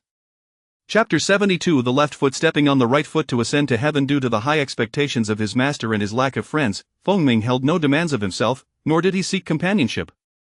Thus, in his pursuit of friendship, he was unguarded with Shui. Considering her own preoccupations and her presence beside his master, however, he was initially reluctant to cater to her numerous requests. If your wife requires care, and you choose not to provide it, then so be it. This remark prompted Fengming to silently venture into the mountains, yet, he felt a flicker of joy, for his master had been concerned about his solitary journey into the forest. Remaining close by, Shui remarked, Why have you followed again? Yun Ruoro replied, The forest is perilous. I cannot trust my husband to venture alone. Shui cast a knowing glance at the tall figure, aware of their relationship, a young lady and a shadow guard, neither engaged nor merely a favored companion. Indulge him, and he may become spoiled, she mused. Yun Ruoro, with a bashful demeanor, retorted, I prefer him a little wicked. Shui responded, As expected of you, your words are quite astonishing. Their conversation, entirely unreserved and unabashedly affectionate towards Fengming, left the ladies present blushing fiercely. Yet, for those accustomed to the Jianghu, such expressions of love were commonplace. After all, one never knew when fate would strike. Thus, openly declaring affection for one's husband seemed entirely natural, whether it be in an exuberant or reserved manner. It was not a lack of discretion, but rather that Feng Ming remained steadfastly by their side, his expression inscrutable, occasionally lowering his gaze or gazing at the drifting clouds above. He stood close to the chair, someone resting a hand on its armrest, feeling the fabric beneath his fingertips. Shui Yi had not sought him out, but rather passed through, spending a few days in the water cloud pavilion before departing. Before leaving, she handed Feng Ming a porcelain vial filled with freshly made pills, tailored to treat specific ailments. Knowing her aversion to bitter medicines, she reminded him to ensure she took them on schedule. Feng Ming solemnly accepted the vial, hesitating to express his gratitude as she turned to leave. "Thank you," he finally uttered. Shui glanced back, surprised by his change. Most shadow guards would remain silent upon receiving gifts, and his willingness to express thanks was indeed a rarity. Moreover, there were many actions and words that reflected his evolution, and upon reflection, she understood who had instigated this transformation. Truly, he was the man she had chosen. His eyes, once devoid of color, now shone with emotion, devoid of disdain for her, yet betraying a hint of possessiveness.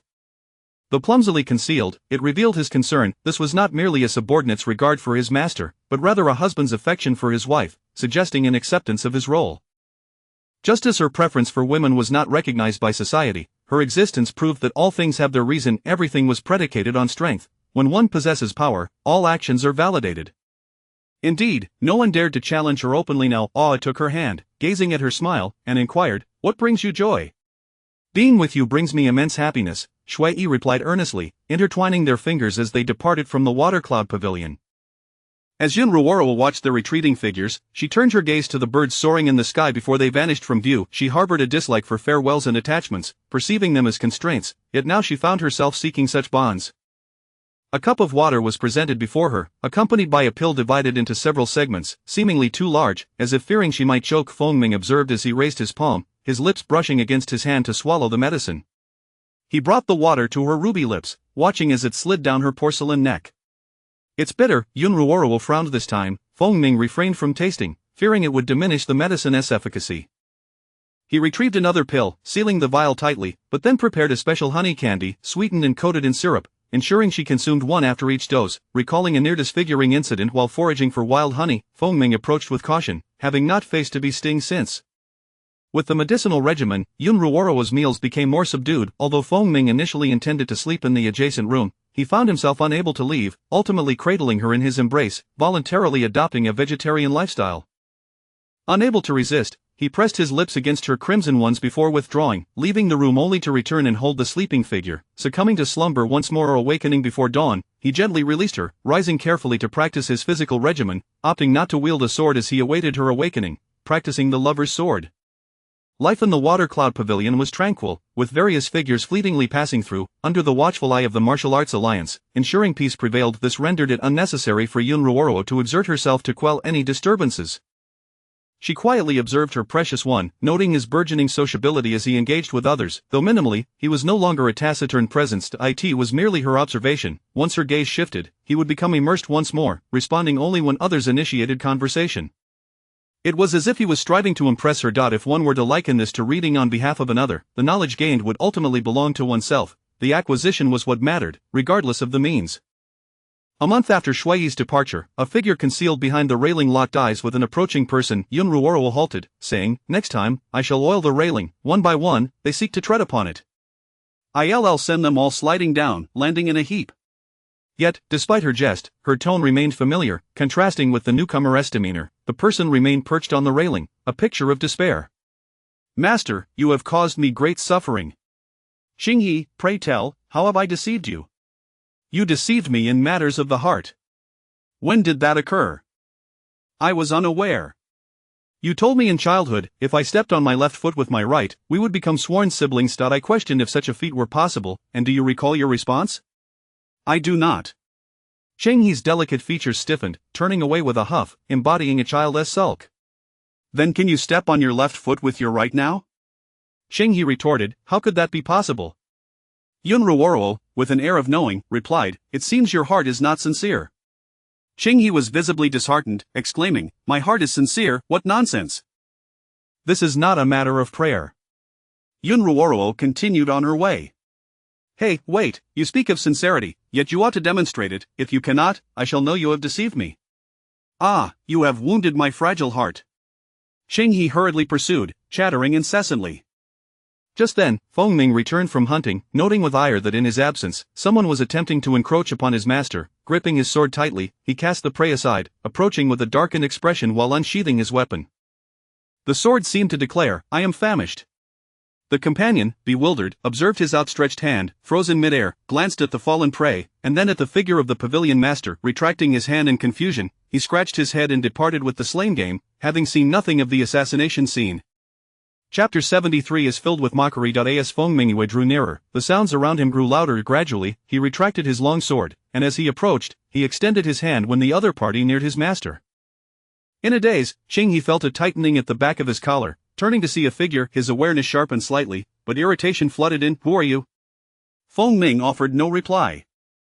Ignoring the other's struggles, he tossed the person back to the opposite side and then sat beside his master, wrapping an arm around her waist, a silent assertion of his identity. Xing He glanced back and forth between the two, his intoxication clouding his thoughts. After a while, his mind finally began to function, and he pointed at them. "You two, you've said nothing coherent for ages." He then lifted a cup of wine, gulping it down in an effort to calm his nerves, only to choke violently, coughing until the world around him blurred. He raised a hand for help. "Cough, cough, I'm dying, cough, cough, please pat my back." Finally, a hand offered assistance, and as he regained his composure, he looked at the kind stranger and said, "Good brother, do you wish to take my life? Your earlier pat nearly shattered my lungs." Feng Ming withdrew his hand nonchalantly and resumed his seat, commenting, "So fragile." Yun Ruoro chimed in, "Bravo, applause for the mockery." She laughed, her gaze colliding with his low-hanging brows and eyes, their glances locking. Xing He observed the two, noting his gaze drifting elsewhere, then heard movement beside him and turned out. A small girl was pouring him wine, which he lifted to drink. This time he sipped slowly, but the taste seemed off, prompting him to glance at the little girl. Chi-Chi, receiving a cue from the master, flashed a harmless smile at Xing He. As he savored the flavor, he ultimately slumped forward. Eventually, Feng Ming hoisted him up with one arm and tossed him into the Yunmian pavilion. Upon returning to the third floor, dressed in loose garments with droplets of moisture clinging to him, he entered the room. Jun Ruoro was engrossed in calligraphy, and upon looking up, she was greeted by a breathtaking sight. A handsome man bent over grinding ink, his collar open, revealing a hint of well-defined chest muscles. His belt appeared loosely fastened, seemingly ready to fall with a mere touch, an enticing sight indeed. She averted her gaze, noticing ink stains on her paper from the ink brush's tip. Silently, she set down her brush, reached for a fresh sheet, and began to copy the entire page she had just torn off, tucking it neatly within the stack. Feng Ming observed her impassive demeanor, gently placing down the ink stick and approaching her chair. Just as she finished the last character, he seized her wrist, snatching away the brush and setting it aside, placing her hand over her heart. Feeling the rhythm of his heartbeat through her palm, she anticipated he would utter something to convey his feelings at that moment. Instead, her hand was pulled into his clothing. It seemed her thoughts had been overly innocent. Feng Ming, sensing her hand's stillness, found her lowered head obscured her expression, a fact that displeased him. He called out to draw her attention. "Master!"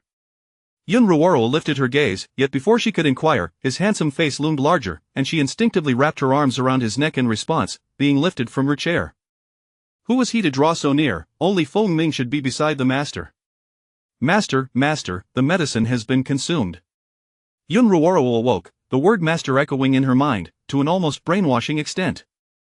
When she rose to descend the stairs, she happened upon Feng Ming returning. Having sat all day without seeing Xing He, she glanced at her companion, whose expression remained unchanged. It felt unusually quiet today. The monkey was present, but the wealthy one was absent. Confirming her suspicions, she asked, "Husband, where has the wealthy one gone?" "He left with the people from yesterday." "Oh." Yun Ruoro accepted this explanation, though a sense of unease lingered. Meanwhile, Xing He awoke to find himself on horseback. The horse, sensing his consciousness, shifted from a walk to a gallop, jostling him so violently that he had no time to call for help. He watched helplessly as he moved further away from Shuiyan Manor, the onlookers commenting on his predicament, yet none intervened. The relentless pace of the horse caused him to feel a sharp pain in his chest. Bound and unable to move freely, he dared to nudge with his knee, commanding, "Whoa, stop." To his surprise, the black horse turned its head, rolling its eyes at him while continuing its sprint. In that instant, recognition dawned upon him, and he shouted, "Wealthy one, let me down." The horse pouted, "Dream on." Xing He understood but soon felt the horse come to a halt. As it stopped, The horse circled him twice, tugging at the knot binding him, and then nudged him to mount again. As Ching he gazed at the retreating scenery, discarding each danger he left behind, he couldn't help but ask, where to? Days later, he would find out. The horse led him to the frontier, but what shocked him was not the horse's actions, but rather that it unceremoniously dropped him to the ground, tossed his belongings at him, and then galloped away without a backward glance. Though he did intend to reach the Qi kingdom, this was not the way he had envisioned, nor was it the right time. What had transpired. Left bewildered, Qingyi stared in confusion, unaware of who had placed him upon the horse. In the bustling streets, his figure was obscured. Meanwhile, the wealthy horse returned to Shuiyun Manor, where Feng Ming retrieved the token hanging from its neck. Thus, when Yun Ruoro arrived, she noticed nothing amiss, believing Qingyi had departed, albeit in a rather peculiar manner. As she walked not far from the crowd, she overheard the guests chatting. I woke early, before dawn, and saw the pavilion master. He secretly bound someone, winding the ropes tighter and tighter, whispered sweet nothings to his master, and then sent the person away. What happened?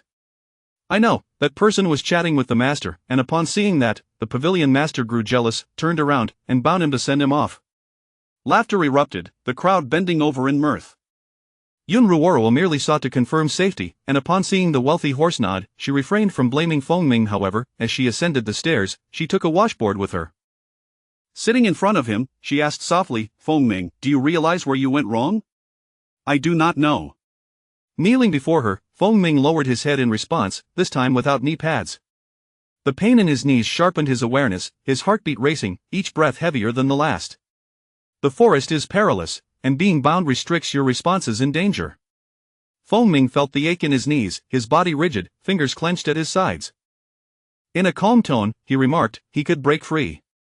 Yun Ruoro observed his sturdy shoulders, delicately dismantling her thoughts for him. Do you remember when you said he was fragile? You were correct. He truly is delicate, Feng Ming. Few possess your strength to easily break the bonds. He is not your enemy. Seeing him fall silent, she prepared to rise, but in the next moment, he clutched her leg, lifting his downcast head. His eyes glistened with unshed tears, breaths coming in rapid succession. It was not discomfort that plagued him, he appeared more like a pitiful creature being bullied. His voice rose an octave. Master, is this a punishment for Feng Ming? Chapter 74. Punishment or reward? Yun Ruoro gazed down at the person embracing her, a look in her eyes that sent shivers through Feng Ming, albeit just for an instant. It was akin to beholding a towering mountain, beneath which he felt utterly submissive, much like a fervent zealot, enveloped in profound silence. Confronted by this formidable peak, something within him clamored with excitement, yet, facing the back, he yearned to grip the sharp blade tightly, ready to obliterate all, even if it meant slaying a deity. Feng Ming pressed his forehead against his knees, his voice trembling as he inquired once more, Master, is Feng Ming being punished? It was indeed a punishment, not directed at anyone in particular, but a mere desire to ascertain whether it truly constituted a punishment. To err is to deserve retribution. Kneel properly. Feng Ming swiftly released his hold and straightened his posture. Upon witnessing his renewed submission, Yun Ruoro felt a sense of obedience emanating from him. His hands hung by his sides, his gaze lowered, and his lashes quivered, as if a certain lightness enveloped him. It appeared less a punishment and more a reward. He truly seemed well suited to accompany her in this enigmatic world. She had grown accustomed to pain in her struggle for survival, disregarding suffering. He reveled in agony, as one who has lived amidst mountains of corpses and seas of blood, perhaps as a testament to his own existence. Some things are indeed deeply rooted, yet still insufficient. Yun Ruoro lifted her hand, gently caressing the top of Feng Ming's head. The juxtaposition of pain and the tenderness upon his crown evoked a contradictory sensation, causing the kneeling figure to clench his fists, long lashes trembling, obscuring the emotions brewing in his eyes. Recently, significant events had transpired in the state of Chu. The emperor passed away in his sleep, and his only offspring ascended to the throne, under the regency of the state sorcerer, with a generaless council and the empress dowager managing affairs from behind a curtain. Simultaneously, an amnesty was declared throughout the land, lifting the bounty on the Yun family, as they had skillfully shed their former identities and re-emerged at court under a different guise. For some members of the Yun family, the imperial examinations proved remarkably easy. The good news was that Yun Ruoro no longer needed to conceal herself. Wearing a mask had become quite uncomfortable, but now it was unnecessary.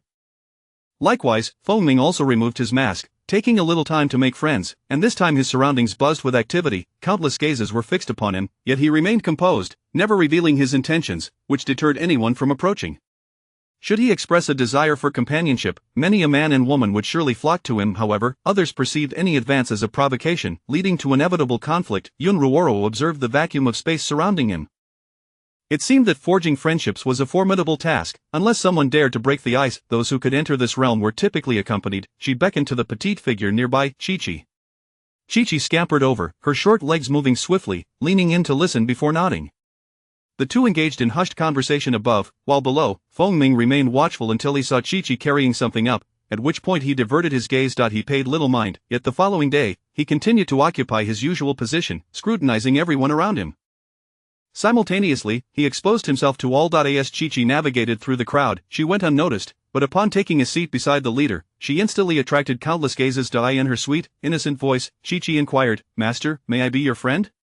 Feng Ming turned to Chi-Chi, momentarily taken aback by the question. Chi-Chi did not await a response but continued, "I heard you wish to make a friend. Choose me, for I am the most obedient here." Feng Ming adjusted his posture and demeanor, scrutinizing her seriously. With only one spot available, he pondered carefully before gently shaking his head in refusal. "You are not formidable enough." "What kind of formidable?" she asked. "Can I eat?" Feng Ming replied earnestly, "It must be done to perfection." Chi-Chi displayed a regretful expression, nodding before departing. Feng Ming aspired for an extraordinary strength. Even in eating, he desired the most capable. Unbeknownst to him, the gravity of the situation was escalating. One day, news spread across Shuiyun Manor, "The master seeks friends, with the requirement of being formidable." From that point onward, some began to approach him directly. "Master, how do you find me? My chess skills are commendable." After playing a game with him, Feng Ming promptly eliminated him. "Master, I excel in dance," another proclaimed. The individual danced, yet Feng Ming refrained from joining, bluntly rejecting the offer. His dance was solely for his master's eyes. Yun Ruoro observed the absence of the previously vacant space around Feng Ming, which had transformed into a formal interview setting, with the master acting as a meticulous interviewer, rejecting all candidates. However, the interviewer remained unfazed, maintaining a stable demeanor, carefully selecting and engaging in a few matches. Chi-Chi stood nearby, pouring tea, before describing the scene to Yun Ruoro. Yun Ruoro watched as Feng Ming became the center of attention. When he met her gaze, he acknowledged her watchfulness, then lowered his head, either in refusal or in the process of rejection. Words of denial were poised on his lips. None succeeded in their attempts, leading to the conclusion, the master has set the bar too high. Conversely, some with shared interests managed to forge new friendships. The grand social event lasted only 3 days. On the 4th day, Feng Ming sat elevated, attending to Yun Ruoro's nails with exasperating slowness, as if reluctant to continue, having been overwhelmed by the previous day's fervor. "Are you not going to make friends?" she inquired. "No." Yun Ruoro smiled. "Very well, you have learned to decisively refuse." In just 3 days, countless individuals had approached him for amusement, with Feng Ming's mind consumed by the phrase, "Master, may I be your friend?" This phrase echoed incessantly in his mind, causing his scalp to prickle, and he desperately tried to dispel it. "Absolutely not. No way, not a chance." He preferred to avoid such associations, likening it to teaching someone to turn 100 circles while walking in a straight line. At least his master seemed to enjoy their idle chatter, yet he recalled how, over time, her words had dwindled. Contemplating this, a sense of unease washed over him, causing his hand, which had been grooming her nails, to pause, gently placing down one finger to elevate another. Her delicate fingers, slightly pink at the tips, appeared healthy, yet still inadequate, for more medicine and dietary prescriptions had arrived. His master had fallen ill, and he was utterly unaware. Those quacks were of no use. "Is there anything you wish to do, my lady?" Yun Ruoro, still admiring her long lashes, pondering how many there were, heard his inquiry, and a spark ignited in her eyes. Upon his gaze meeting hers, she feigned a dim expression, sighing as she replied, "Oh, I don't know what I want to do." "It's all right, my lady, take your time to think," Feng Ming hastily reassured her, regretting having posed such a question. He had intended to bring her joy, yet had inadvertently caused her distress. Yun Ruoro dispelled her confusion and tossed the question back to him, "Husband, help me ponder. What should I do?"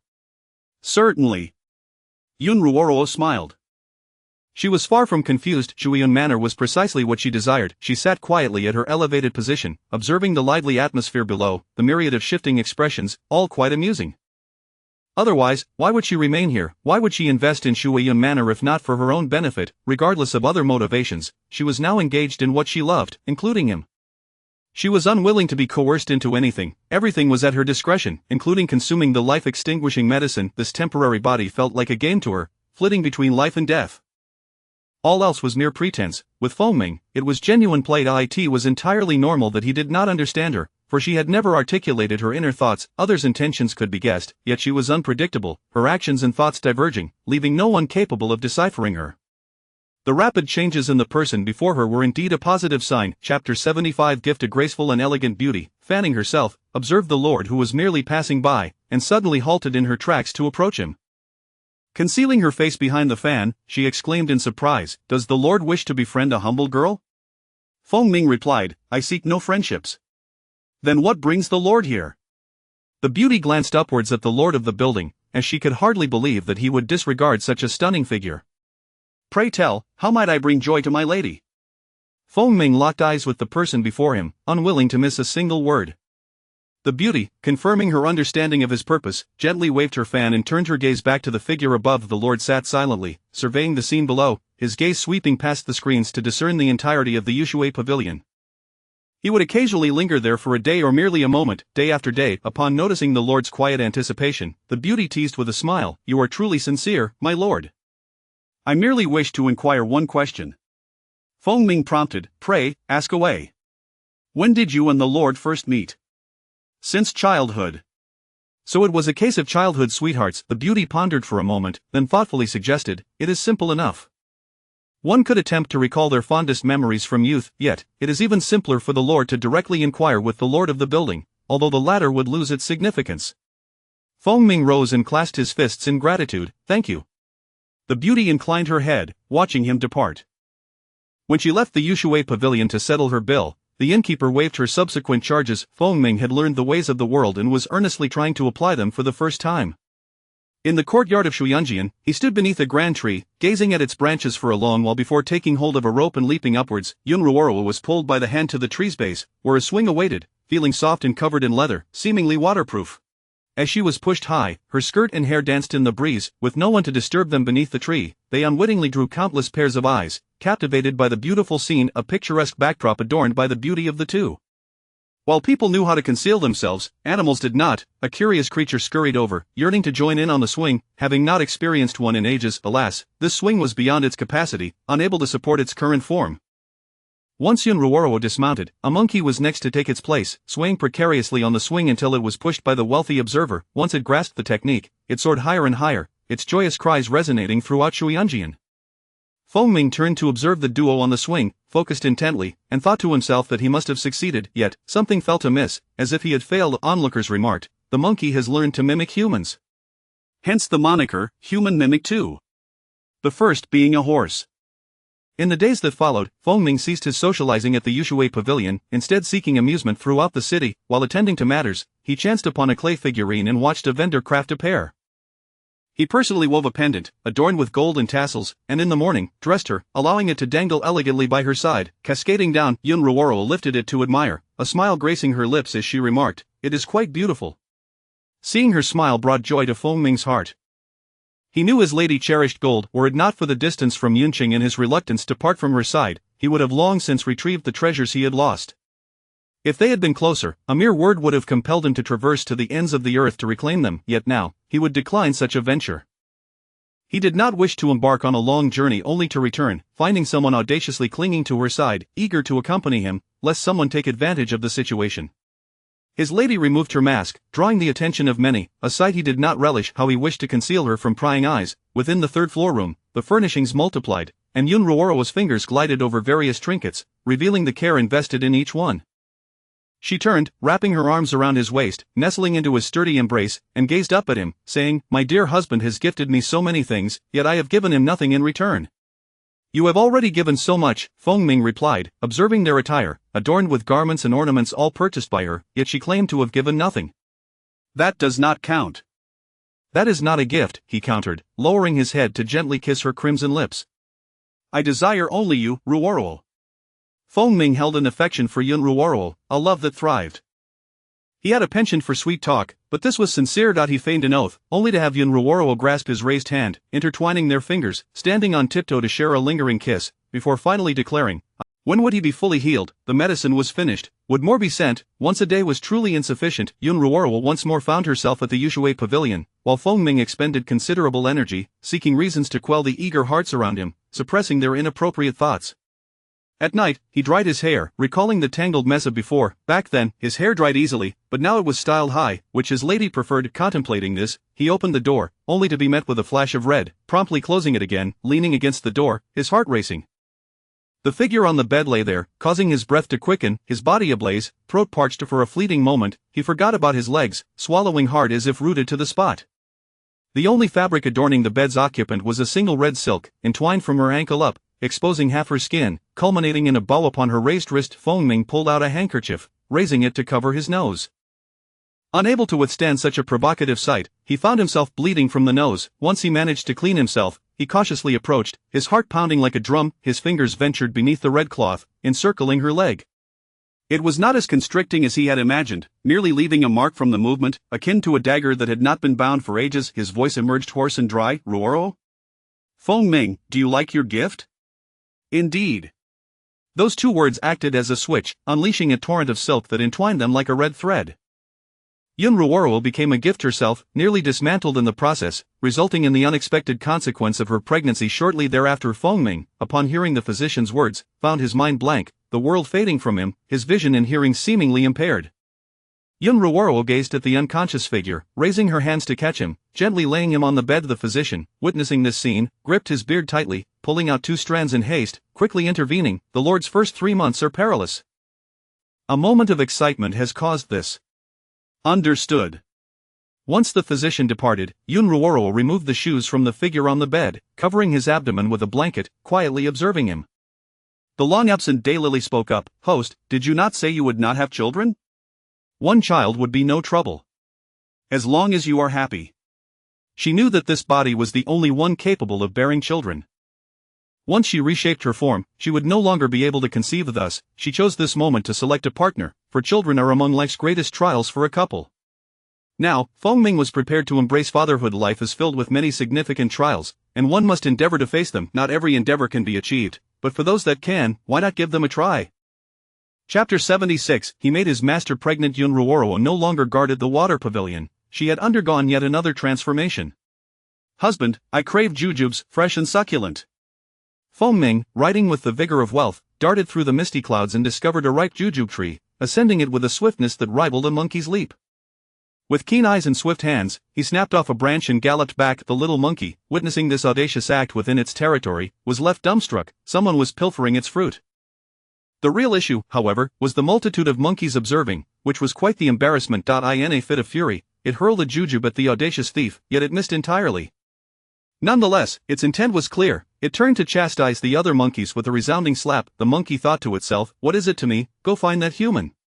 Onlookers beheld the pavilion master, brimming with fervor, meticulously cleansing the branch and jujubes before presenting them to the owner, offering the glistening fruits. To the surprise of all, the owner consumed but 2 before losing interest, while the master wore an uncommon smile, albeit a touch foolish and peculiar, as though unable to contain their expression.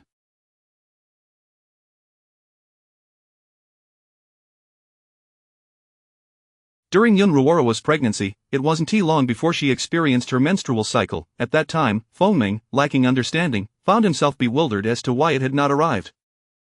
Observing her devoid of pain, he assumed it was due to medication that had restored her health, only to later realize that her lack of menstruation was a consequence of her pregnancy, which spared her the accompanying discomfort. All else remained normal, save for her peculiar cravings. She yearned for everything yet consumed only the slightest morsels. Feng Ming considered this trivial, yet as he watched her belly swell day by day, anxiety began to consume him. The phrase, "he made his master pregnant," echoed endlessly in his mind, leaving him in a state of bewilderment for months. Still grappling with disbelief, during those times of idleness, he would stare vacantly at her burgeoning belly, day after day, witnessing its transformation from a flat abdomen to an increasingly prominent form. Despite his foolish demeanor, his reflexes were remarkably sharp. A mere mosquito could be cleaved in 2 by his sword in an instant. Even when wealth approached out of curiosity, he exuded a fierce, murderous aura, permitting no creature to encroach within a meter of his vicinity. Particularly as her belly expanded, even dogs, losing all reason, would turn tail and flee at the sight of him. Yun Ruoro neither hindered nor instructed him, he would learn on his own. She simply needed to leisurely enjoy her meals and maintain a tranquil disposition. Suddenly, she gasped, turning towards the sound of his swiftly drawn sword, and, disregarding his startled reaction, called out, "Husband, the baby kicked me." "Feel." Feng Ming knelt, casually discarding his sword, and placed his hand on her abdomen, feeling the movement within, his eyes widening in realization. Yun Ruoro gestured towards her belly, saying, "Bring your face closer and try." He gingerly cradled her abdomen, pressing his cheek against it, feeling the sensations beneath. From that day forth, he would daily rest his large hand upon her belly, noting the increasingly pronounced curves. "Husband, we must read to the child." After months of tension, the once loquacious Feng Ming had become taciturn. He retrieved the 4 books and 5 classics, seated himself on a small stool beside her belly, and began to read, his gaze never straying from her, ensuring he did not miss even a fleeting expression of discomfort. Yun Ruoro was pleased. Even before birth, their child was already ahead in the race of life. "Child, what shall we name you?" Yun Xingxing. Yun Tiantian. Feng Ming flipped through the pages, randomly selecting characters to form several names. "But I wish for him to inherit your surname." Without a moment's contemplation, Feng Ming responded, "Feng Xingxing, Feng Tiantian," merely altering the surname without a second thought. Yun Ruoro chuckled, admonishing him, "You must be serious in naming, this is your child, do not choose so carelessly." "My child," of Feng Ming stuttered, falling into a daze, as if he had not truly regained consciousness since fainting. Until the day of delivery, as he beheld her in pain, his heart raced, feeling less composed than the calm Chi nearby. Yun Ruoro's labor was relatively smooth. As they awaited the moment, the onlookers outside resembled wooden stakes, their gazes unfocused. Watching the basin being carried out, he recalled the eldest son's words. Had it not been for the master's stern command to remain still, he would have rushed into the room. When the door finally opened, he stepped inside, cradling the child in his arms, ignoring the metallic scent of blood in the room. Stiffly, he raised his hand to the bedside, disregarding all else. His focus was solely on the pallid figure before him. It was as if his mind were filled with visions of blood-soaked corpses. Yun Ruoro, weak yet resolute, opened her eyes, her gaze piercing through the haze of his despair, rebuking, "What are you staring at?" In an instant, his spirit returned, emotions flooding his eyes as he cautiously placed the child aside, marveling at its fragility, no larger than 2 palms combined. Previously, when dealing with nuisances, he wielded his sword to intimidate others without a second thought. Now, he dared not even breathe. Kneeling at the bedside, he grasped her somewhat cold hand, pressing his face against it, his voice hoarse as he called, "Ruoro." Those 2 words carried 1,000 unspoken sentiments, laden with concern. Yun Ruoro, still in good spirits, inquired, "What shall we name the child?" "Feng Muyun." "Not bad, you may leave now, I wish to sleep." Feng Ming was ushered out, momentarily at a loss for where to go. Eventually, he settled outside, clutching a teacup, his gaze void of focus. Time truly passed swiftly, from the moment his master conceived their child to the moment she bore it. Though 4 seasons had elapsed, it felt as if the following day, the Water Cloud Pavilion buzzed with activity, countless carriages and horses arriving. One by one, items were sent to the 3rd floor of Yun Mian Pavilion. Feng Ming stood there, recalling the familiar scene, listening to the chorus of congratulations. Halfway through receiving gifts, he took his leave. The people of Water Cloud Pavilion understood it was mealtime. After the meal, he would re-emerge, observing his expressionless visage, tinged with a hint of displeasure. Yun Ruoro mused that if others saw him, they might assume he was unhappy. However, she knew his mind was a whirlwind, his face devoid of emotional control. "Now that you are a father, cease this foolishness." Those words only served to render him even more bewildered. Feng Ming repeated the phrase in his mind, moving like a wooden puppet, oblivious to his surroundings. Stepping outside, unconsciously placing a hand upon his chest, feeling as though his heart might burst forth. With each heartbeat, he sensed a transformation in Water Cloud Pavilion, now imbued with warmth. That night, sleep eluded him. Quietly rising from the bed, he noticed a candle flickering in the dim room. Kneeling by the bed, he gazed at her face, which was beginning to regain its color. Lost in thought, after a while, he stood, legs numb, limping towards the crib, peering down, marveling at the child's diminutive size. He bent down, extending his hand to gently touch the tiny nose, confirming the child's life. His familiarity with the gesture indicated this was not his first time checking for breath.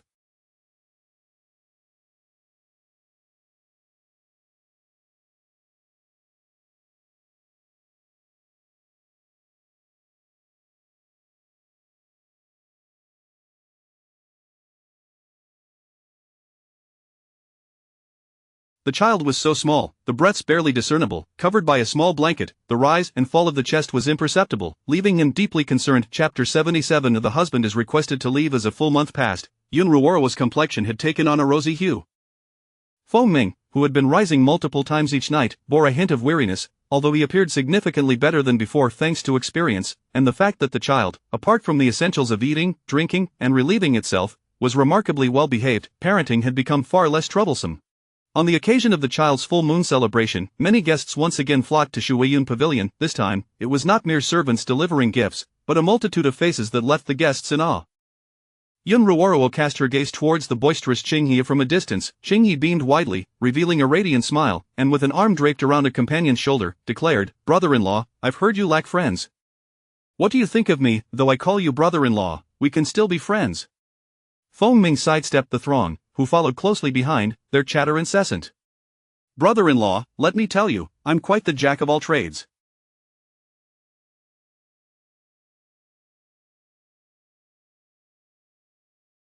If you become my friend, I can tell you anything you wish to know, just think it over." Ignoring him, Feng Ming quickened his pace, taking the child in one hand and standing quietly beside Yun Ruoruo. Upon seeing her, Qinghe fell silent, scrutinizing her from head to toe. Just as he was about to speak, he was interrupted by another person.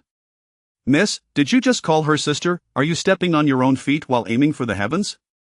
Qinghe turned to face the beautiful Shui beside him, retorting, "You speak as if you could spin 100 circles in a straight line." Shui smiled playfully, "I might be quick, but I believe you could match my pace, wouldn't you?" Stung by her words, Qinghe pointed at her, sputtering, you, and yet you make no sense." At that moment, a voice erupted with unabashed laughter. Qinghe turned to rebuke, "Feng Shuang, don't laugh, can you walk on water?" "I may not walk on water," Feng Shuang replied, lightly fanning herself, "but I can float on it effortlessly." Her ethereal beauty was accentuated by a white jade hairpin, presenting an image of elegance. However, her words contrasted sharply with her appearance. This elicited another round of laughter from Qinghe, who doubled over, clutching his stomach, unable to straighten up. Clearly, his repeated failures had left him in hysterics. Yun Ruoruo, uninterested in their banter, led Feng Ming to a higher vantage point. "Come, my husband, lift the child above your head." Feng Ming, momentarily taken aback, complied and raised the child, acknowledging the onlookers with a bow. Yet, something felt amiss, and he sensed an oddity in the atmosphere even after he lowered the child. Yun Ruoruo addressed the crowd below, "You have all seen enough, it is time for each of you to return home." Qinghe protested, "I've only just arrived and you want me to leave already?" With a sweeping glance, Yun Ruoruo replied, "I allow you to linger a moment longer. You should be grateful." Imitating her previous tone, Qinghe feigned gratitude, "Thank you very much." As the child's full moon celebration concluded, the guests offered little more than their silent admiration for the family of three before departing as if they had never been present. Before leaving, Feng Shuang exchanged a few whispers with Qinghe, then elegantly waved her fan as she exited. Qinghe approached Yun Ruoruo, ensuring Feng Ming had taken the child to change its diaper before speaking in a conspiratorial tone, "It's dangerous to expose his face so openly." Yun Ruoruo shot him a glance, "Speak plainly." With a more serious demeanor, Qinghe replied, "You are aware of Feng Shuang's identity in the state of Yen, correct?" Seeing her nod, he continued, "Your husband possesses such exceptional looks that he must be of royal blood from Yen. The exiled third prince, with the current heirs of Yen rendered incapacitated, would undoubtedly be sought after if discovered." "Understood, and now leave," Yun Ruoruo urged, eager to expel the intruders who had disrupted her tranquil life. The heirs of Yen were indeed in a state of disarray. Those who remained were hardly worthy of the throne, otherwise they would not be so desperate to send a princess to marry into another state. As Qinghe departed, he glanced back at the harmonious scene of the family of three, seemingly unbreakable. Yet, he knew that external forces could indeed intervene. If this were truly an accident, some matters could prove too late to rectify.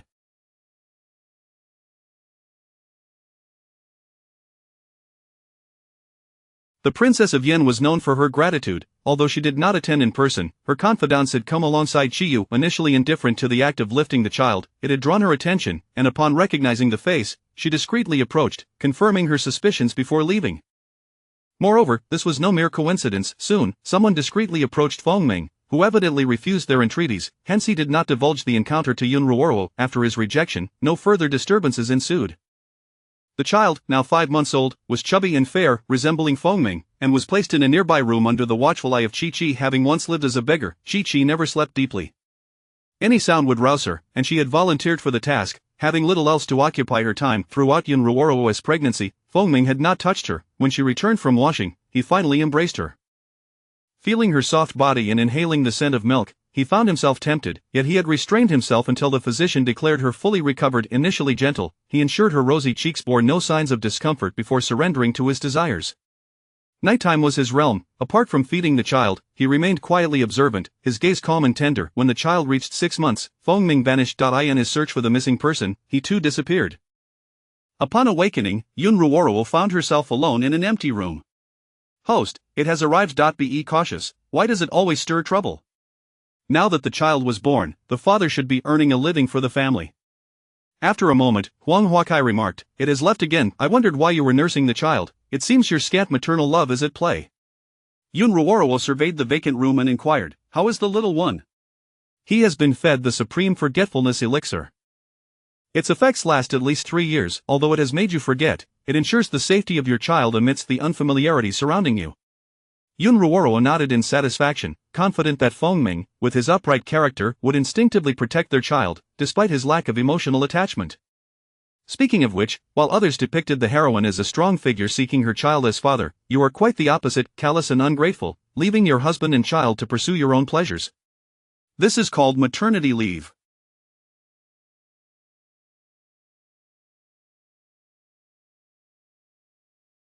Caring for a child can be exhausting. Besides, I plan to take some time before embarking on my arduous journey to find my husband. How deeply devoted I am moved by my own sentiments. Yun Ruoro touched her face, noticing she had gained some weight, and contemplated whether achieving such an exalted existence would stabilize her mindset. Aside from nursing, what else have you accomplished? The father wishes to nurse, yet alas, lacks that capability. Curious about the most significant matters, she asked, so, has the value of sincerity changed? Huang Huakai gazed at the gray calculation chart. It has been locked. A reconnection is required to unlock it. Confirming the successful transfer, Yun Ruoro reclined, indulging in a well-deserved slumber until the urgent sound of knocking echoed from outside. Master, it is dire. The Lord and young Lord have gone missing. The strong always act unilaterally, wielding control over others lives in effortlessly altering their destinies. This is Yun Ruoro's flaw. Yet, her partner willingly submits to her control, creating a perfect complement. Chapter 78. The throne of emperors. The children and the official had vanished for a month. Yun Ruoro, having endured myriad tribulations, was, after all, after resolving the troubles that arose from her appearance, she resumed her quest to find the 2 little treasures. Though she spoke of a holiday, it was merely a facade, as her heart was still burdened with unease.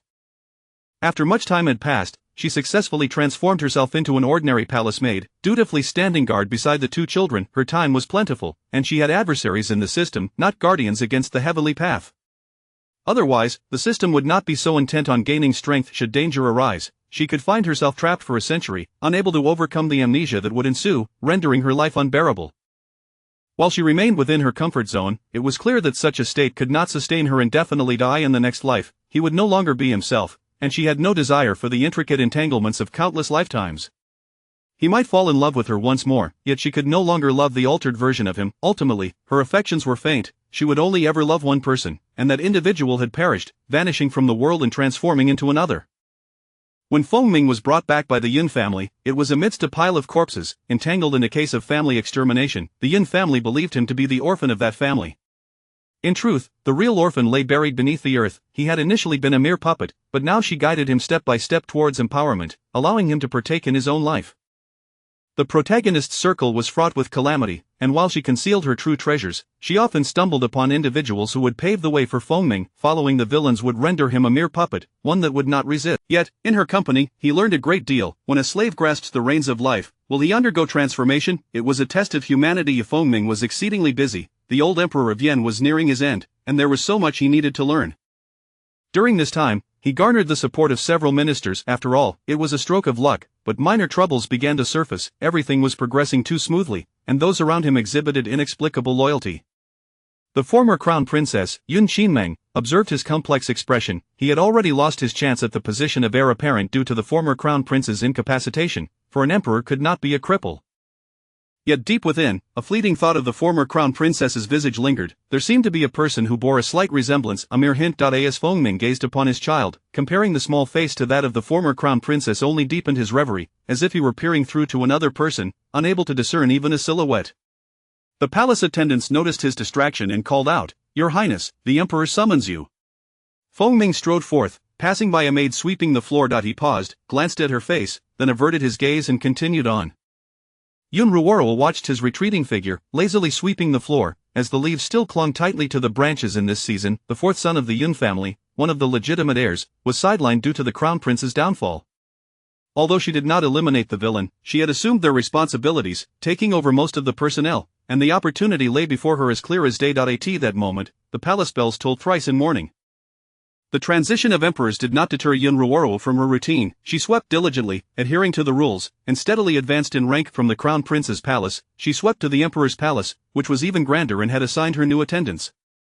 Life was mundane, watching her children draw lots, witnessing them rise to their feet. When her monthly cycle arrived, the pain was still present, yet she continued sweeping, her expression calm and indifferent. With no one to care for her, no love to be found, she did not need to feign weakness. Her heart was resolute, and her face bore no trace of suffering. Meanwhile, Feng Ming's mind was preoccupied with matters of significance, sensing that today was an extraordinary day, yet he could not unravel the threads of thought, which left him agitated. As he reviewed memorials, his writing became more forceful, the cold intent naturally radiating, causing the attendants nearby to hold their breath in trepidation. When he finally set down his brush, he glanced at the children. Though he could have commanded an attendant to bring the children to him, for reasons unknown, he felt compelled to approach them himself. The palace attendants were on edge as he walked through, but one figure, after greeting him, continued to sweep earnestly, as if engaged in an important task. Feng Ming halted again, this time making his way over, looking down at the person with their head bowed, and after a moment of distraction, said, "Lift your head." It was an ordinary yet delicate face, one that would not stand out in a crowd. Disappointment washed over him again as he turned to leave, yet his mood seemed to lighten somewhat due to the interruption. The attendants around him were quick to read his expression and soon issued commands. Yun Ruoro was promoted once more, transitioning from a floor-sweeping maid to one who served tea. Serving tea was simpler. She boiled water in the tea room, prepared the tea, bowed, and withdrew, repeating the motions. No one dared to cause trouble in the presence of the new emperor, for his ruthlessness instilled a fear that silenced private discussions. His beauty elicited both admiration and dread. Yun Ruoro quietly remained by his side, refraining from any excessive actions, shielding him from hidden dangers, with no intention of manifesting a romantic entanglement with the emperor.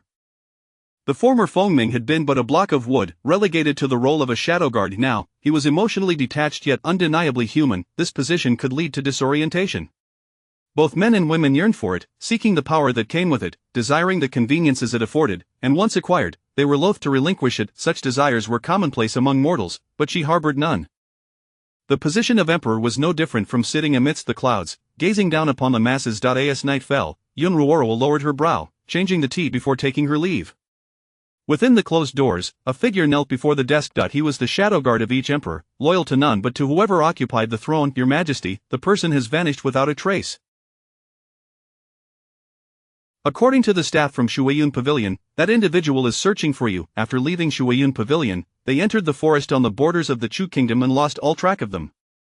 A jolt ran through Feng Ming. He could not fathom the reason behind it. Clad in a dark robe adorned with golden dragon patterns, he exuded an air of immense authority as he regarded the shadow guard, signaling him to continue. It was said that this individual had complex connections, acquainted with several prominent figures, including the wealthiest man in Yen, Feng Shuang, known in the martial world as the omniscient Qinghe, and also had ties to the renowned healer Gu Shui, as well as the leader of the martial alliance. Among them were several more mysterious figures. As for this individual, their identity remained elusive. Some referred to her as Ruoro, yet no conversation had taken place, and no one knew her true identity.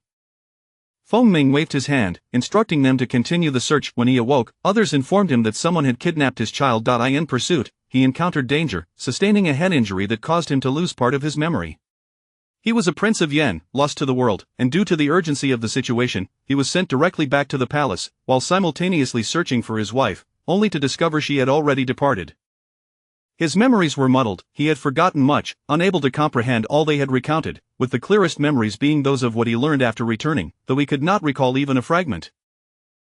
He thought he must have loved his wife dearly. His first thought was whether she would be angry upon realizing he had forgotten her. A gentle figure entered the room, interrupting his reverie.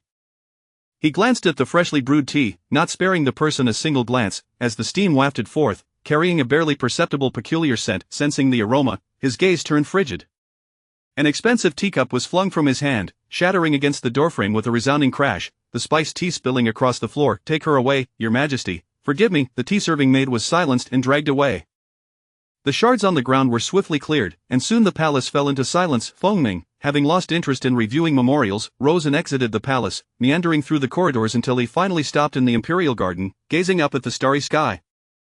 In a moment of distraction, he lowered his head, observing the Imperial Garden illuminated by his presence, with fingers deftly tracing the hilt of his sword. An instinct told him that someone else was present here.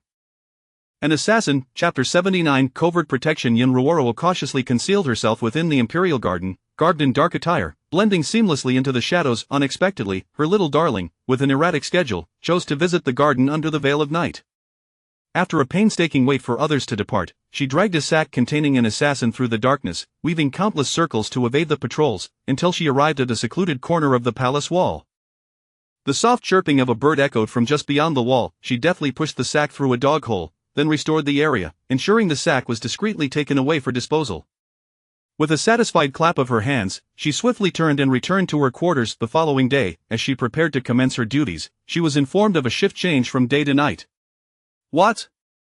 Why has the chief steward decided to alter the shifts?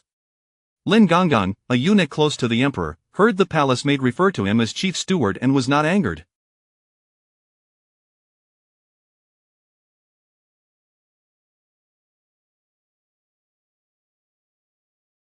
Rather, he felt a surge of joy. He preferred not to be addressed as Gonggang, and the maid before him had shown her appreciation by presenting him with numerous gifts, likely her entire savings. Little Yun, this is His Majesty's decree. Remember not to act out of line, and refrain from asking unnecessary questions. Understood, Chief Steward. Yun Ruoro replied obediently, her voice as plain as her countenance, appearing as if she had only just comprehended the situation. Lin Gonggang departed with a sense of satisfaction. As a person well acquainted with the affairs of the tea room, Yun Ruoro soon learned that the person who had delivered tea the previous night had entered but a short while before being dragged away, never to return. She recalled with confusion that it shouldn't have been that person delivering tea last night. However, with her night shift now confirmed, she had no time to erase the evidence. The palace was undergoing a significant transformation, with new blood yet to settle in, leaving many vulnerabilities that needed addressing promptly. Those within the palace shared similar thoughts. Once orders were given, they watched the tea-bearer enter, serve, and then withdraw. Feeling inexplicably relieved, the decisiveness of the situation struck him as slightly odd, prompting him to involuntarily touch his own face before retracting his hand, returning his focus to his work. Days passed, and when Feng Ming looked up again, the tea on his desk still emitted steam, clearly having been replaced not long ago. He remained unguarded, failing to notice the entrance of another. This was highly irregular indeed. He finally recognized the anomaly. While he was cautious of everyone, he had let his guard down around a tea-serving maid. If she intended to assassinate him, he would have no time to react, even from a distance of a mere table's width. As Yun Ruoro replaced the tea, she discreetly observed the serious profile of her little darling. Truly captivating, she momentarily forgot her role as a dark guard, instead exuding the aura of an elevated figure, adding to her allure. Just as she was about to leave, she was called back, slowly turning as if slightly dazed, respectfully awaiting further instructions. What is your name? Replying to Your Majesty, I am Little Yun, she stated calmly, awaiting his response. Feng Ming noted her sincere demeanor and unfamiliar voice, dismissing her with a wave, you may go. He had forgotten that his consort could not only alter her appearance but also change her voice. Yun Ruoro departed with the cold tea, confirming that she was not needed to serve again for the time being. She stealthily approached to check on her son, who was thriving under care.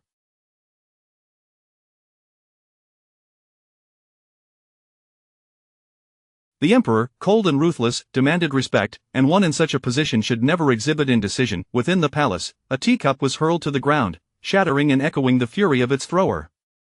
A group of palace maids outside trembled in fear, kneeling in submission, while Lin Gonggang was the quickest to prostrate himself, calling out, Your Majesty, please temper your anger.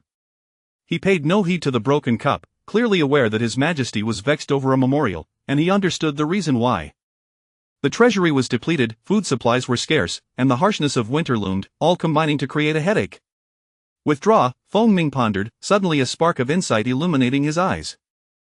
Lin Gonggang exchanged glances with the palace maids, quickly leading them away with the shattered cup in hand, fully aware that the emperor was not calling for them. Soon, a figure emerged from the palace, vanishing into the night, and before long, he would receive requests for loans of money and grain under someone's name.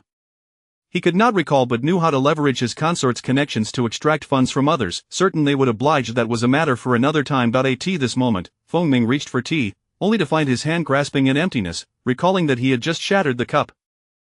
Yet, Little Yun, the tea-bearer, did not promptly present the tea as expected. Upon returning, Yun Ruoro felt a hand capture her wrist. Lin Gonggang urged, Where have you been? Hurry and serve tea to His Majesty.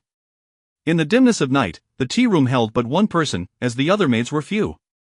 Too many individuals in the silent night would create an unsettling noise. Yun Ruoro quietly served the tea, and just as she was about to depart, a single phrase halted her steps. Lin Gonggang bowed his head and exited the palace. Yun Ruoro remained still. Her little darling, even in his amnesia, seemed reluctant to let her wander, wanting her to stay by his side. How endearing. Feng Ming finally lifted his gaze from his duties. Having perused documents for an extensive time, his sturdy arms felt no fatigue, as if there were even more strenuous tasks awaiting him. Turning, he was met by a calm countenance devoid of any trepidation, prompting a question to escape his lips. Do you harbor discontent towards me? Your Majesty, forgive me, I am afflicted with facial paralysis, a result of last year's frigid temperatures. Yun Ruoro maintained. She could mention her disguise but could not claim her features were in disarray. Thus, at this moment, she requested to be referred to as having facial paralysis. Facial paralysis? Feng Ming queried, what is that? Yun Ruoro hesitated before responding, her expression contemplative for a fleeting moment, then respectfully explained, yes, Your Majesty, it is a condition wherein one cannot express any emotion on their face. I was meant to leave the palace, but lacking a home, I continued my role as a mere watermaid. Feng Ming grasped the situation. It was not that the individual before him was indifferent to his appearance. Had it not been for her affliction, she would have been like all the others, yet, he sensed a difference, for it was her eyes that caused him to keep her close. The calmness reflected in her gaze soothed his restless emotions. He pondered that perhaps it was the purity and tranquility within those eyes that suggested an absence of worldly suffering, a feeling that everything was merely a part of life, simply put, innocent. Yun Ruoro noted his scrutiny. She understood that her little darling had begun to harbor suspicions, though not yet to the point of questioning her identity. She feigned ignorance, intent on observing his journey as he evolved into his true self. She had promised to accompany him in pursuing his desires. Subsequently, she received a promotion. As the most perceptive of individuals, Lin Gonggang ensured that she was assigned to serve closely, with tea being delivered directly to her hands, and eventually, even meals passed through her care. Lin Gonggang marveled at her ability to read Feng Ming's preferences, and as time progressed, she became adept at discerning His Majesty's likes and dislikes. Ever since His Majesty had been meticulously attended to, his emotions had stabilized significantly.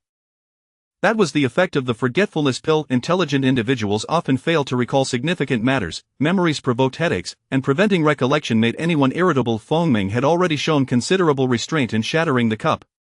If he were to lose control, it would result in violence, blood staining the palace. Moreover, being a natural dark guard, taking lives was as effortless as quenching thirst, regarding life itself as inconsequential as grass and wood. Chapter 80. The debt of a husband must be repaid by his wife in a remarkably short span of time. Due to the emperor's favor, Yun Ruoro experienced a meteoric rise, ascending 3 ranks to become a favored individual by the emperor's side. When she brought little Mu Yun to the palace, she could seamlessly take over his care. In her arms, he would always gaze with his round, bright eyes at the person holding him. At just 1 year old, he had already begun to walk steadily, and though he had yet to learn the rules of propriety, he would crawl towards his father with his short, unsteady legs, undeterred by the stern expression on his father's face. Once settled, he would babble in a sweet, childish voice, calling out of Father Huang. It was then that he felt a large hand resting on his head. Feng Ming, tenderly stroking the little one's head, unconsciously glanced at the person beside him, seeking to gauge their reaction. Yun Ruoro, noticing no change in the other's demeanor, perceived it as an ordinary scene of paternal affection. As long as she maintained her facade, no one could uncover her true identity, rendering her past untraceable. All her actions were transformed, a talent of hers, unless something were to be discovered. As little Mu Yun grew more stable in his movements, she had already become known as Aunt Yun. Owing to her night shifts, she often had to step away to handle various matters, conveniently justifying her absences by claiming she needed to visit the restroom far from the palace. Initially, this ruse worked well, but she could not treat the restroom as a home. There were always loose ends that she had to tie up, and her unwavering loyalty kept her vigilant to every small detail. One day, during a rare break, she took the opportunity to explore the streets of Yin country, a reward for her efforts over the past 2 years, where everything was neatly organized. However, the presence of someone following her made her tasks rather difficult. The seed of suspicion had not yet sprouted, but it lingered. As he questioned her intentions, she boldly entered the most opulent tavern in Yinjing, ordering dishes she relished, though they were not the same as those she had previously enjoyed. If she were to order more than 3 of her former favorites, Feng Ming would inevitably begin to doubt her identity. Thus, she had to ensure that her actions were impeccable. Seated in a private booth, she was taken aback when an unexpected visitor arrived. The visitor was none other than Yun Qinmeng, the 3rd legitimate daughter of the Yun family and the former crown princess.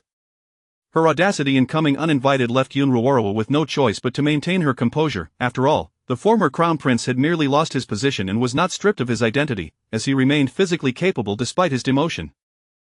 Princess Jinan, Yun Ruoro rose, placing a hand over her heart, stepping forward with her left foot, bending her knee in a respectful bow. In Yen country, it was customary not to kneel except in cases of begging for mercy or for those guilty of serious crimes.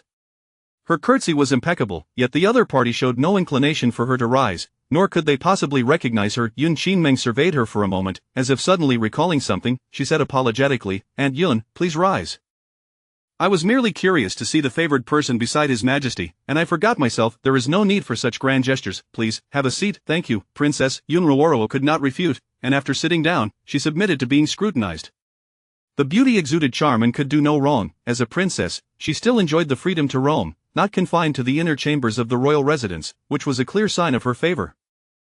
In this tumultuous era, many men were reluctant to have their wives in the limelight, even among those of power who kept multiple concubines. Elopements had become a commonplace occurrence, yet, those countless young women were merely tools, commodities without the right to choose, bound by a veneer of familial affection that constrained and restrained their adherence to societal norms. Women who broke free from these constraints were unwilling to be mere concubines. They would rather shine like brilliant fireworks. The two women exchanged no words, waiting for the other to leave, with Yun Ruoro dutifully seeing her off. Just then, the dishes arrived, and she began to savor her meal when the wall of the booth opened slightly, allowing another figure to slip in. Feng Shuang adjusted his attire and exaggeratedly complimented, "Long time no see. You remain as beautiful as ever." Yun Ruoro continued to eat, her ordinary face maintaining an expressionless demeanor, casting him a fleeting glance and retorting, "Wealthy individuals simply love to speak nonsense. Oh, how could I, a benefactor, be considered wealthy? My benefactor is the one sitting on a mountain of gold, while I am but a drop in the ocean." Yun Ruoro indeed possessed a mountain of gold. Otherwise, where would she acquire such pure gold for her treasures? Feng Shuang was unaware of the exact location of that gold mountain. "Speak plainly," she replied unceremoniously. "The debt of a husband must be repaid by his wife. It seems you have borrowed excessively, creating quite the predicament. You've profited from the gold I provided you, yet you forget your benefactor, and now you wish to collect debts? Such ingratitude, that is merely the wage you owe me for my help. It is my rightful due. You are not a partner in this venture. While I cannot repay my life debt, I can offer myself, yet I cannot allow you to spend my money." Feng Shuang wore an expression that suggested he could toy with her, but not touch her finances. He regarded her calm countenance and listened to her monotone voice, finding something unsettling about it, almost as if she were a puppet. Unable to suppress his curiosity, he asked, "What is with this odd demeanor? Did he truly believe you?" "Not the same," she replied. "What is different? I harbor no feelings for you. I cannot be bothered to act, which is why it appears strange." "Do you desire money or my life?" Yun Ruoro turned her neck slowly to face him, emanating an aura of terror. At that moment, the sun was obscured by clouds, casting a shadow over the secluded booth. The eerie atmosphere startled Feng Shuang, prompting him to decisively declare, "My life." In an instant, the strange tension dissipated, and he wiped the cold sweat from his brow, still trembling as he recalled, "You are still as frightening as before. I remember when we were children, you would scare me to death with your wild hair and ghost mask at night. Items borrowed will be settled later. You will need to retrieve them yourself," Yun Ruoro stated before leaving through the door. Feng Shuang remained seated in the corner, hidden unless someone peered through the open door. Once the booth door closed, he rose and returned to the upper floor, watching the ordinary figure depart, noticing the shadow following her not far behind. He recognized Yun Qinmeng's entrance, realizing that someone had begun to scheme against her. While she wore a mask of loyalty, even without explanations, no one would suspect her. Whoever held power would trust her. Feng Shuang found it peculiar to describe a person as strange, for when she donned a ghostly guise, she resembled a true specter. Others merely wore ghostly masks, but she embodied the spirit itself. Anyone with a guilty conscience would be terrified beyond reason. Upon returning to the palace, all of Yun Ruoro's actions that day were reported, yet, she remained unaware of Feng Shuang's appearance. After all, it was his territory, and such things could not be easily discovered if one wished to conduct business. The following day, Yun Ruoro resumed her duties as usual. Within the palace, it was rare for her to lack documents to review, as she sat in her chair, polishing her long sword.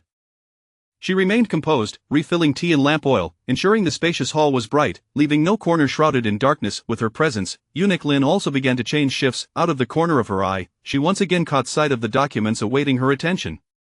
Chapter 81. The cause for concern. Since Feng Ming ascended to power, assassination attempts have dwindled, and the palace has grown increasingly formidable. His frequent brushes with death stemmed from the fact that those around him were predominantly dedicated to safeguarding Xiaomuyan. Unbeknownst to him, his wife was covertly protecting him, allowing him to manage state affairs with a stable disposition. As the attempts on his life diminished and the nation grew more secure, the natural consequence was the establishment of a consort. The imperial harem lay vacant. Although there were previous petitions, they had been suppressed, one reason being Xiao Muyan's presence, which rendered the court officials unable to exploit the lack of heirs. After all, it is far better to have one exceptional child than countless mediocre ones. Having one is indeed more persuasive than none at all. At this moment, Fengming remained oblivious, yet the air of authority surrounding him intensified, his demeanor and gaze exuding an undeniable majesty, rendering his decisions unassailable. However, as an emperor, he found himself with few allies, thus he busily sought capable individuals. Currently, his only reliable resources were the imperial secret guards. He dispatched them in search of competent personnel, yet still received no news. Little did he realize that the person he sought was right beneath his nose. Yet, on this particular night, a change was afoot. On the second evening, Yun Ruoro sensed this transformation. Fengming began to exhibit subconscious movements, a manifestation of his memories loosening. This behavior became even more pronounced during the palace banquet, which buzzed with an unprecedented liveliness. Of the emperor, adorned in intricate regalia, leaned slightly in a languid manner, as countless attendees twirled in their flowing garments, fixated on his visage, unable to tear their eyes away. With the absence of the Empress Dowager and other consorts, Yun Ruoro had full authority over the banquet's arrangements. Reveling in the sight of beautiful dancers was a delightful experience for her, indifferent to whether others appreciated them. She simply relished what she loved. Although the event was ostensibly organized for others, it was ultimately tailored to her own taste. Seated in a small corner, she concealed herself behind the crowd, rendering her nearly invisible to those above. Despite her ordinary skills in music, chess, calligraphy, and painting, she possessed a unique ability to appreciate beauty, recognizing that true appreciation often emerges when one is only partially aware. As she enjoyed the performance, a young eunuch approached her, prompting her to withdraw her gaze and rise. At that moment, she spotted a figure aloft, savoring wine from a goblet, while esteemed officials offered toasts and introduced their companions, both men and women, all vying for power. As she drew nearer, she noticed him indulging in wine alone, exuding a carefree spirit reminiscent of his time in Red, indifferent to the glances from those below. Yet, whenever his icy gaze swept across the assembly, nearly all the courtiers and their families lowered their heads, some concealing their emotions, others blushing in embarrassment.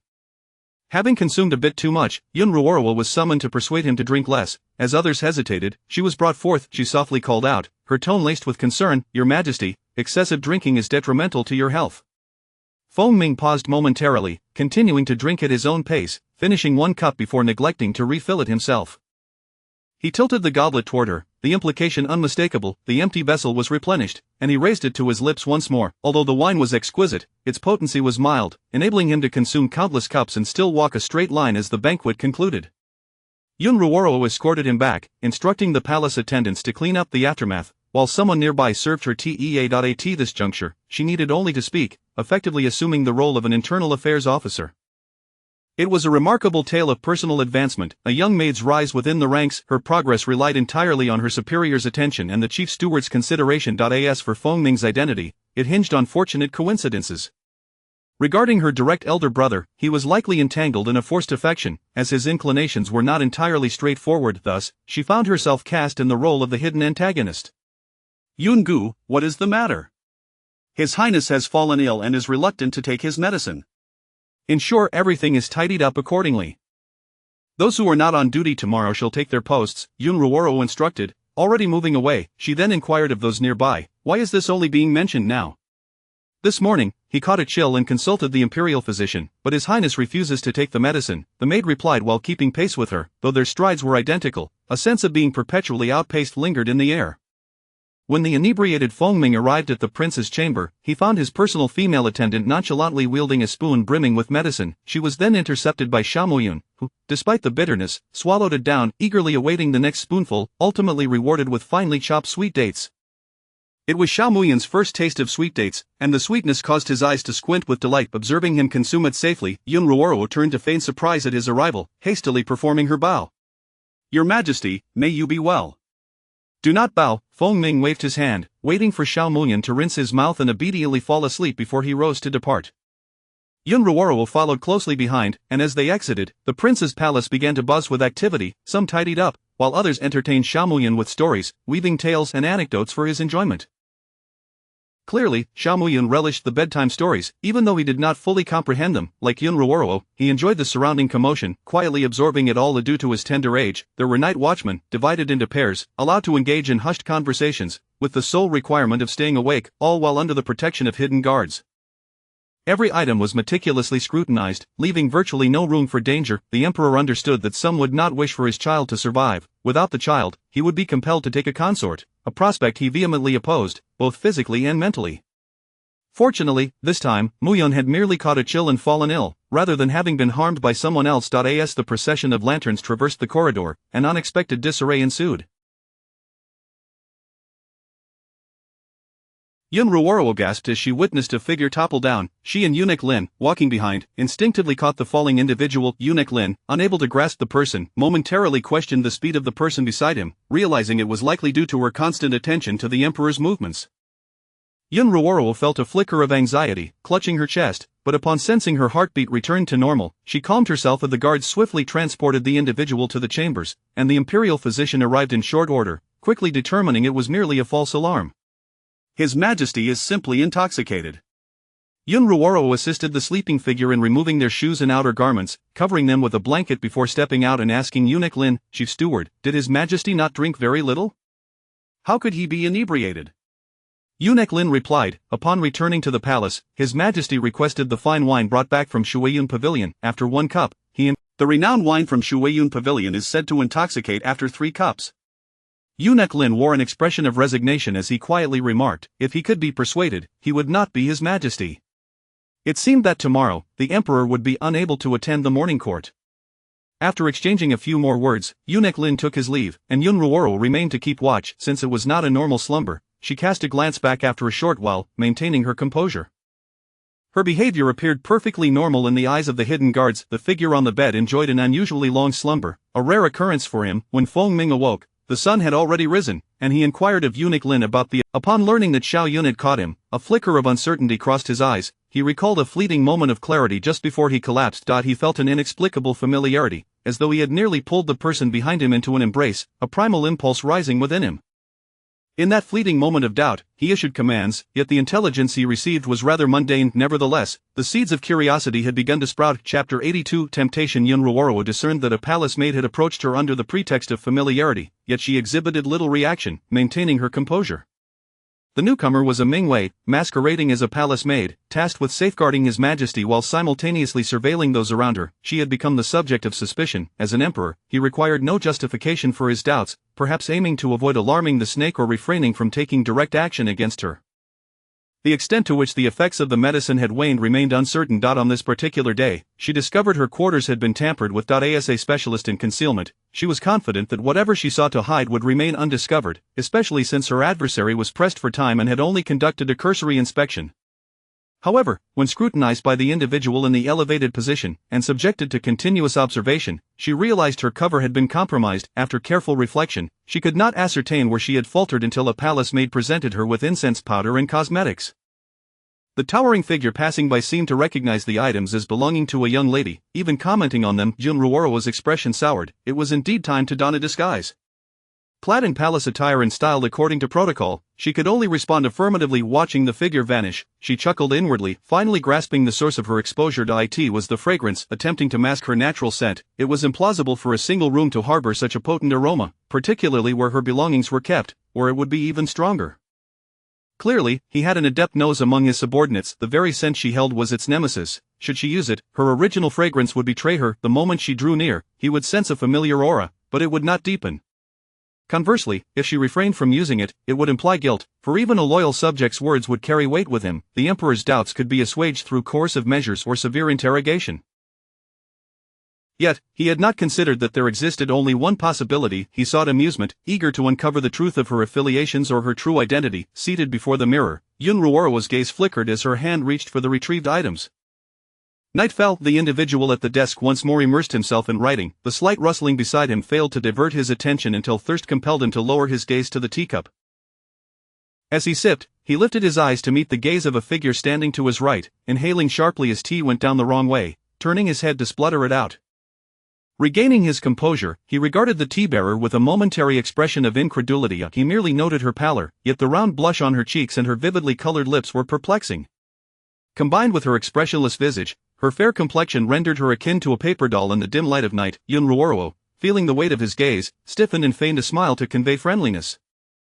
This only added to the strangeness. He diplomatically remarked, "Xiao Yun was more pleasing to the eye before." "Your Majesty speaks truly," she replied with an unruffled demeanor, leaving Feng Ming at a loss for words, a sigh bubbling within him. The mere blush and lip color could hardly serve their purpose. Once Yun Ruoro resumed her usual appearance, it was not long before her scented balm and soap were replaced. Although their shapes and fragrances remained unchanged, she had marked them with a subtle hue, imperceptible to anyone but her. Little did they know, she had anticipated the soap's tampering, quietly retrieving her spare from beneath the floorboards, casually mashing it to appear used, thereby circumventing the scrutiny. After all, suspicion alone could be dismissed if there was nothing to warrant it. Yun Ruoro remained occupied, attending to the daily routines of her precious little one, engaging in playful banter and adapting to each situation as it arose. Feng Ming found himself questioning life yet relishing the exploration. He placed trust in his subordinate's judgments. Xiao Yun had been by his side for so long that had she harbored intentions to assassinate him, opportunities abounded, yet she had refrained from any such actions or conveyed messages, prompting him to wonder why the original Xiao Yun had been replaced, her identity concealed in his proximity. Investigators had uncovered certain inconsistencies, confirming that the Xiao Yun at his side was not the genuine article. Although the whereabouts of the real Xiao Yun remained a mystery, the sudden onset of her expressionless demeanor became increasingly peculiar. He yearned to unveil the countenance concealed beneath the disguise. An elusive sensation nagged at him, yet he could not grasp its essence. As if shrouded in a veil, no matter how hard he strived, clarity eluded him. When the teacup was presented, Feng Ming observed the hand that delivered it, delicate fingers, slightly roughened, resembling those that had wielded a broom, yet more akin to one that grasped a sword. He withdrew his gaze, focusing on the day's memorials, filled with trifles interspersed with matters of state. These were his people, and increasingly so. He diligently reviewed each item. His knowledge was limited, thus after reviewing, he sought counsel from the Grand Tutor. He claimed it was for guidance, yet it was, in truth, a learning endeavor, and he absorbed knowledge rapidly, much like a sponge. Yun Ruoro remained by his side, refraining from interjecting regardless of his studies, more taciturn than the previous Feng Ming. Except when prompted, she offered no words, passively accepting. Even when presented with dishes she once detested, she consumed them with unwavering composure. In truth, she was doing all she could to remain undetected, and it was commendable that she could recall even a fraction without being discovered. The heavens observed their pawns. As long as she dared to let her little one remember her, this world would not accommodate her. She and Feng Ming were akin to Bai Suzhen and Su Xian, forcibly separated and eternally apart. Meanwhile, the lost in thought Feng Ming sensed a disturbance at his feet and glanced down. Little Muyan gazed up at him, offering his favorite food, his eyes brimming with admiration, his speech still unclear as he called out, "Father Huang." Feng Ming experienced a moment of clarity, refraining from accepting the offering, instead ruffling the child's hair and inquiring, "Does Muyan like Aunt Yun?" Little Muyan tilted his head and replied, "Muyan likes her." In truth, he was still too young to comprehend the notion of affection. He merely echoed what he had heard. "Does Muyan like Xiaomian?"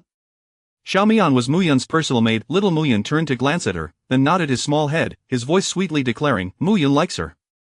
He simply felt that this was the correct response, for young ones are innately inclined to please the powerful figures around them. However, the hesitance in his reply plunged Feng Ming into contemplation as he patted his son's head. Upon returning to the inner palace, he summoned wine from the water cloud pavilion.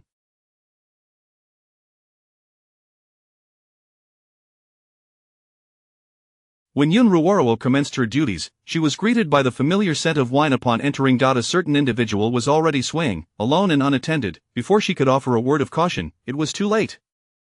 The inebriated individual appeared to rise, intending to return to bed, yet as he stood, he began to sway. She quickly reacted, grasping his arm to steady him, and before she could call for assistance, she instructed the seated individual, "Xiao Yun, I wish to bathe." "Yes, Your Majesty." Once he was settled, she swiftly exited to issue commands, proceeding to the bathing pool, her gaze level as she prepared to assist the inebriated man in undressing, respectfully awaiting his entry into the water. Hearing the sound of splashing, she noted that he was not overly intoxicated, merely slightly tipsy. Just as she contemplated helping him wash his back, she noticed he was not leaning against the edge of the pool but had instead closed his eyes and submerged himself in the center. "Someone," she called out urgently, but there was no response from outside. Left with no choice, she plunged into the water to retrieve him, pulling him up just as he began to choke on the water, leaving no time to register her discomfort at the situation. Before she could extract him from the pool, he grasped her firmly in his strong arms. The drunken man murmured, "Ruoro." Yun Ruoro initially believed he had regained his memories, locking eyes with him only to find clarity in his gaze, devoid of affection or inebriation, merely fixated on her face, an expression of astonishment flashing briefly, accompanied by a probing tone that bore certainty. Clearly, he had not remembered, he merely recognized her appearance. Lowering her gaze to the water's surface, she noticed unfamiliar floating objects, indicating that the pool had been infused with additives. Initially oblivious to it, she realized this was not warm water but rather makeup remover, and with her entire body immersed, her disguise had been compromised. "You are remarkable." Yun Ruoro broke free, sensing that if she lingered any longer, temptation would lead to an unavoidable incident. The man behind her leaned against the edge of the pool, watching her retreating figure through the rising steam. Fearful of discovery. Having consumed a cup, he found himself weakened and unable to prevent her departure. More critically, he could not pursue her, merely embracing the soft form before him, igniting his desires. As she emerged from the pool, seeking a way out, he was momentarily led to believe she had fled.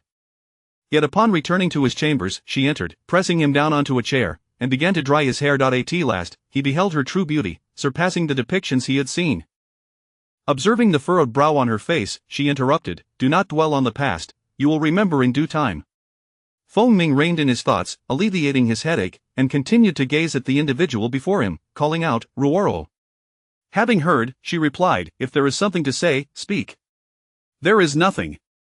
Feng Ming found himself at a loss for words, for he could not recall, and the absence of 1,000 sentiments left him feeling despondent as he glanced downward, only to notice the transformation in her attire.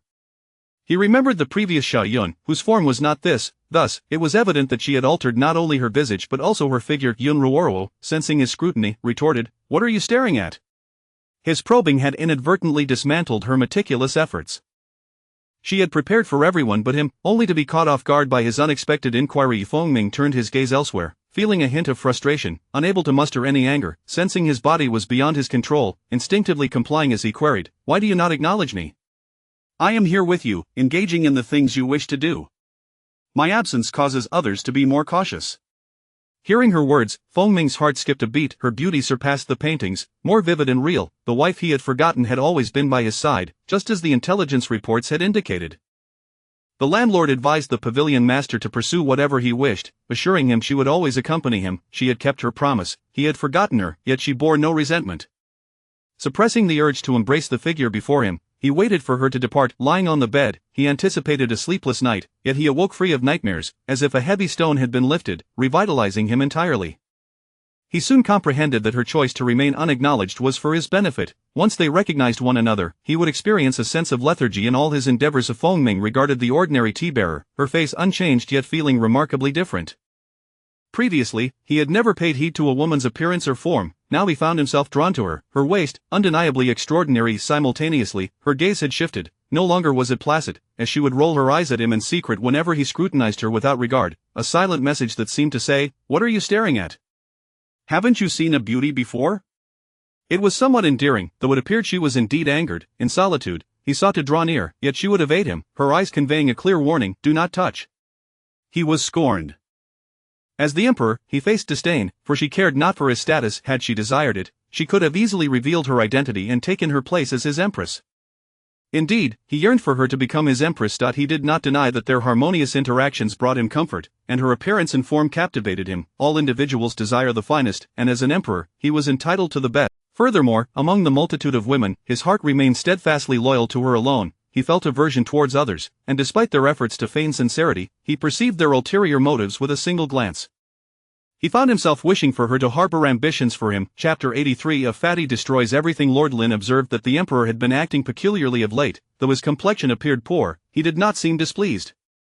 When two beautiful ladies arrived at the palace, he presumed the emperor had finally come to his senses and intended to include them in his harem. However, the ladies promptly took his pulse, and his heart sank with two words, "Oh no." Listening to their conversation, he lowered his head, standing respectfully to the side.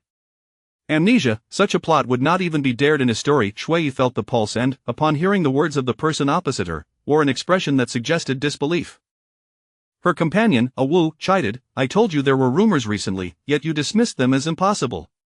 Shui responded in astonishment, "Who would have known? I assumed they were merely indulging in some whimsical tale of a forgetful handsome." Feng Ming studied the cloth on his wrist, casting a doubtful glance at the pair. Could they truly diagnose a person merely by conversing while taking their pulse? "Where is your lady?" Shui Yi inquired, turning to the taciturn individual. Lord Lin was about to reprimand her for her boldness, but Feng Ming waved him away, recognizing that this was the second person unafraid of him, her friend. Perhaps it was due to her affiliation with the Divine Physician Valley that she did not fear the Emperor. At that moment, Yun Ruoro, who was on the night shift, slept soundly. Shui Yi wore an expression that conveyed understanding. Feng Ming grasped the unspoken implications of her words and chose not to elaborate. Yet, the other party denied his implications with incredulity, exclaiming, "You are actually feeling unsatisfied." Given the circumstances, it seemed to be an instance of the supreme forgetting potion, which, lacking an antidote, would dissolve on its own. Shui Yi scrutinized him for a long while, simultaneously taking his pulse and explaining, while tilting her head and discreetly covering her lips to whisper to a Wu, "It must be that he has not exercised diligently, has gained weight, and is being scorned for it." A Wu nodded in agreement. Feng Ming interjected, "I heard that." Shui Yi retorted, "It would be abnormal if you had not." Once the two had left with the prescription, Feng Ming pondered his appearance in the bath. Since ascending to the throne, the demands of state affairs had left him no time for martial training. Consequently, his physique had grown less defined compared to his earlier self. He had indeed become somewhat portly. Thus, he found himself preoccupied with the beauty of the mysterious lady, who, in turn, seemed to disdain his increased girth. Ironically, he had been fed into this state by her own hand. In that moment, Feng Ming felt a flicker of grievance arise within him. All that had been served to him was to his taste, and he had simply overindulged. As night fell, he found it difficult to fathom the situation and glanced towards the seated figure within the palace. They were alone. She cast aside her pretense, indulging comfortably in his sweetmeats and sipping his tea. Yun Ruoro sensed his gaze and looked over. Finding him in a state of hesitation, she inquired, "What is it you wish to say? Do you harbor disdain for me?" Feng Ming articulated slowly, carefully avoiding the word fat. Yun Ruoro raised her cup, firmly denying, "Not at all." "Then why do you not acknowledge me?" she suddenly asked, bewildered. Feng Ming, not questioning her sincerity, repeated, "Do you disdain me?" Yun Ruoro nodded emphatically and replied with gravity, "Yes." Feng Ming was momentarily taken aback, gazing at her, who disregarded hierarchy, and asked in a tone of inquiry, "Do you not? So, you would repay my kindness with murder?" "Do you have any evidence?" she asked nonchalantly. "None, believe it or not. Come and strike if you wish." She had no need for proof, nor did she covet anything from him. Feng Ming's gaze shifted to the delicate curve of her neck, her slender fingers tracing along it, presenting a demeanor that dared him to act. He averted his gaze, fearing that if he continued to look, he might succumb to the desire to bite into her exposed neck. Thus, from the very beginning, he had no inclination to act against her. As Lord Lin speculated about her possible martial prowess, the fragrant scent she masked and her altered appearance combined to reveal her identity. She was the missing lady of his heart. Yet, he could not be certain. If she were not, then she was an adversary, and numerous failed tests of her intentions had led him to this direct inquiry. He had never considered capturing her, nor did he possess such a mindset, so he maintained the status quo while searching for those from the Divine Physician Valley. Using her identity, he could easily summon them. Others might not have the same fortune. A complex expression crossed Feng Ming's face as he observed the person beside him placing a small stove nearby to warm the teapot, a silent suggestion for him to serve himself. He turned to a corner where the shadow guards could not see, patted the pillow, covered himself with a small blanket, and promptly fell asleep, bidding him good night beforehand. Feng Ming had never encountered someone so audacious, utterly unafraid, yet he did not voice any objections. Once he had concluded his tasks, he stood before her, gazing at her face for an extended period, and chose to reside in the study for the night. The following day, she continued as usual, assisting him in dressing and sending him off to court. Having slept peacefully the previous night, Feng Ming felt in good spirits, but the ministers advised him to select an empress. He was indeed inclined to choose, but considering the lady in the palace, he felt disinclined, especially since she seemed to scorn his weight. Despite the passage of time, there had been no advances on her part. He had heard that she had once been infatuated with him, yet now she did not even spare him a glance. Their affections had waned, and with children now born, he found himself falling in love with her anew. Reflecting on this, he could not help but observe his own bony fingers, casually dismissing the ministers before rising to head to the training grounds. Due to his amnesia, he had forgotten the techniques, thus, he could only wield his weapon as he pleased, yet he grew increasingly adept at reviewing memorials. That afternoon, Yun Ruoro was pulled into a game of chess, which she ultimately lost. Feng Ming let her win, employing unexpected strategies, as if presenting her with two options, yet she managed to create a third. "Little Yun, you are quite the poor player. What kind of moves are these?" He continued to call her Little Yun. Yun Ruoro maintained her respectful demeanor in public, for the others were too distant to hear, and she retorted without courtesy, "Your prowess is not as impressive as you think." She did not intentionally lose. Within the game, she often transcended conventional strategies, ignoring the rules, using the chess pieces to showcase her true self. To onlookers, it merely appeared as chaotic play. Oh, what would qualify as impressive? To defeat oneself, you, your majesty, are not that formidable either, Yun Ruoro implied, setting down her piece and respectfully taking her leave. Only by conquering oneself could one transcend personal limitations. Fengming did not grasp her meaning. He merely understood that she had abandoned him to attend to the children. Setting down his own piece, he followed her. Lord Lin found the situation perplexing but dared not voice his thoughts. The emperor had not expressed any ire towards him, which was fortunate, given the matter of the forgetting potion, of which he, as a confidant of the late emperor, was well aware. Upon arriving at the princess' palace, Fengming observed his son being playfully tossed into the air by his mother, and he stood at a distance, listening to the joyous laughter of the child. This was a moment of pure delight for little Mu Yun, as no one else dared to play with him in such a manner. The small child likely understood that he held affection for his Aunt Yun. Fengming quietly watched, not wishing to intrude, and after a brief moment, he turned and left, for he had many matters to attend to. Upon encountering an urgent document, his thoughts grew complicated. The state of Chu had undergone a regime change, with a woman ascending to the throne as the first female emperor in history. This foretold significant upheaval in the world. After all, those who secured the daughter of the Yun family would seize the realm, and there were prophecies known only to the national sage of Chu. Indeed, it could be said that the sage's predictions had shaped the current circumstances, with events unfolding in accordance with the prophecies, which posed a threat to the emperors of other nations. Chapter 84. Observing from a reclined position on a night when the world lay shrouded in darkness, Fengming deliberately unfolded an urgent report and placed it beside his teacup. Yet, a certain individual merely cast a fleeting glance at it, poured himself tea, and resumed his reading of the script beside him, displaying no sign of acknowledgement whatsoever. Thus, he took the initiative to speak. "What is your perspective on the Empress of the State of Chu?" Yun Ruoro, without lifting her gaze, responded from behind the book. "Standing, sitting, or lying down, it all amounts to the same." She then added reassuringly, "Rest assured, I shall protect you." Fengming felt he ought not to inquire further, much like how his status as emperor seemed inconsequential.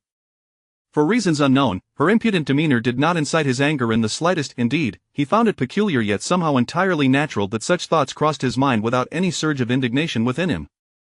He spoke slowly. "To possess the daughter of the Yun family is to command the world." Yun Ruoro still did not raise her head, casually biting into a pastry, her words muffled as she replied, "Yes, I am indeed the daughter of the Yun family." "Do you desire the world?" A sense of familiarity washed over Fengming as he followed his instincts, rising to sit beside her, leaning in closer, and brushing his fingertips against the crumbs at the corner of her mouth. Observing that she did not flinch away, he cheerfully inquired, "Do you wish for me to conquer the world?" She replied nonchalantly, "You may do as you please, I primarily seek companionship." Fengming's lips curled into a subtle smile, his gaze fixated on her unremarkable visage, particularly her rosy lips, which he had never before perceived as so alluring. It dawned on him that previously, he had not recognized her as the wife he sought, treating her as he would any other woman, averting his gaze and offering little attention. Now that he understood she was his spouse, his eyes lingered upon her, each glance evoking a unique sensation within him. At last, Yun Ruoro lifted her head, seemingly reluctant to withdraw her hand. She slightly parted her lips and playfully bit down on his long finger, applying a gentle pressure before releasing it to inspect her handiwork. Fengming retracted his hand into a fist and turned away to sit back down.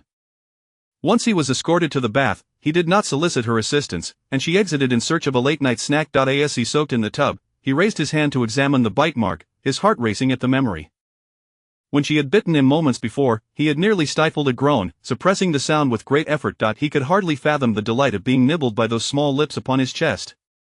The tremors coursing through his body made it evident that merely contemplating it rendered him nearly uncontrollable. Suddenly, a fleeting image of her youthful face flashed in his mind, accompanied by a sweet utterance, "Fengming, we are a perfect match." That voice seemed to echo from long ago, still carrying a hint of innocence, and he felt his previously calm heart begin to race uncontrollably. This felt like an auspicious sign, prompting him to recall a fragment of the past, just a sliver, while the rest remained elusive. Had he truly been like this before, merely yearning for a bite? Instinctively, he wished to please her, to capture her attention, to satisfy her desires, infused with a hint of humility, yet he felt no shame in this. Despite his imperial stature, which dictated against such subservience, his body acted on its own volition, yearning to draw nearer to her. Just as now, his well-defined fingers grazed his chest, feeling slightly more robust than before, he aspired to train further, to impress her when she next entered the bath. Emerging from the steaming water, his long legs stepped onto the shore, the mist rendering his tall figure merely a pale silhouette. That night, in his dreams, he finally beheld her face. She gazed down at him with deep affection, enveloping him in her warmth, rendering him utterly lost. Upon awakening, Feng was consumed by a singular thought. Once he had a child, would love dissipate, he commenced an intense regimen of training, eventually feeling a sense of satisfaction, prompting him to request her assistance in changing attire and scrubbing his back. As he shed his garments, he heard a series of gasps, her gaze lingering on his chest, yet no further comments followed. Clearly, it was insufficient. Feng Ming's desires remained unquenched, and even in his efforts to promote her to empress, she exhibited a He found this deeply unsatisfactory, and in a foul mood during court, he coldly addressed the group advocating for the promotion of an empress. If you care so much about my affairs, why not take the position yourselves? Being an emperor, he found himself inundated with trivial petitions, all mere drivel, leaving him no time to train. His beloved spouse seemed to have forsaken him. The dream of his cherished wife, so ardently loved, had vanished in an instant. Where could he go to lament? Casting a silent glance at the kneeling ministers below, he swept out of the court in a huff. Yet as he walked, clarity began to dawn upon him. His wife loved him, her affections merely manifested in her actions. In an instant, his spirits lifted once more. Eunuch Lin, perplexed, observed the emperor's fluctuating moods, leaving him equally bewildered, unable to decipher the turmoil within the imperial heart at that moment. Following that remark, the ministers fell silent, none daring to broach the subject of the empress's establishment, for a careless word could easily be construed as treason. Moreover, there lingered the concern that the emperor harbored an inclination to relinquish his throne. Previously, they had fretted over the emperor's potential replacement of old ministers. The matter of the female emperor had stirred unrest across all factions, and the prospect of women holding positions of power sent shockwaves through society, akin to ants in a boiling pot. They spoke openly against the notion of women serving in governance, yet deep down, they understood that in the face of self-interest, gender bore no significance. However, resources were scarce, and now they were being divided among even more claimants. The ability of women to govern represented a profound shift, inciting trepidation among those who stood to lose. In such turbulent times, a few remained composed, while others echoed the age-old adage of the martial world: there are always greater talents beyond one's own. Every individual possesses inherent gifts, bestowed by the heavens, regardless of gender. As for Feng Ming, the nonchalance of those around him began to infect him, yet he could not attain indifference toward wealth, status, or beauty. His wife, whose essence had graced his dreams, appeared dissatisfied with him, despite him being handsome in his own right. He pondered that should she ever exhibit even the slightest desire to depart, he would confine her. This thought simmered restlessly within him, akin to a predator waiting for the opportune moment to pounce. Yet, that opportunity never presented itself. The state of Chu began to take action, or rather, it was no longer merely the state of Chu. The empress had proclaimed herself emperor and renamed the state Yun, an unmistakable provocation, fueled by an ambition to unify the world. Especially as the once allied nations of Yan and Qi found themselves at odds, the forces of Yun far surpassed their own, while Qi was embroiled in a struggle for power, seemingly unwilling to forfeit this opportunity. Indeed, it was not long before war erupted. The heavily armored cavalry of Yun surged forth, seemingly bolstered by internal support, breaking through the palace of Qi, leading to a classic case of the clam and the heron benefiting from their struggle.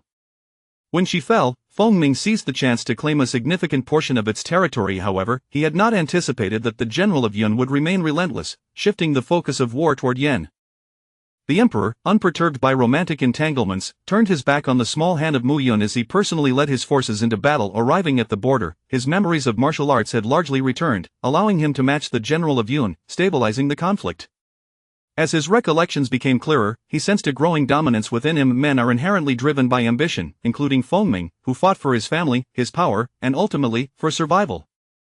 Only the common folk remained indifferent as to who ascended the throne, unwilling to endure the ravages of war. Yet the world does not always yield to one's desires. At this moment, Yun Ruoro was but a lowly soldier. Not far from Feng Ming, she wielded a hefty sword that served as both shield and weapon, fiercely repelling enemies and even preventing her comrades from drawing too near. Simultaneously, she shielded him from ambushes, allowing him to engage in a thrilling exchange with the opposing general. Her mind was a blank slate, careful not to attract the attention of the heavenly forces observing her. The amnesiac Feng Ming bore the marks of celestial intervention, determined to thwart the empress's swift acquisition of power. In the absence of Feng Ming, another emperor would inevitably arise, one who might not possess the same compassion and who would regard the lives of his subjects with indifference.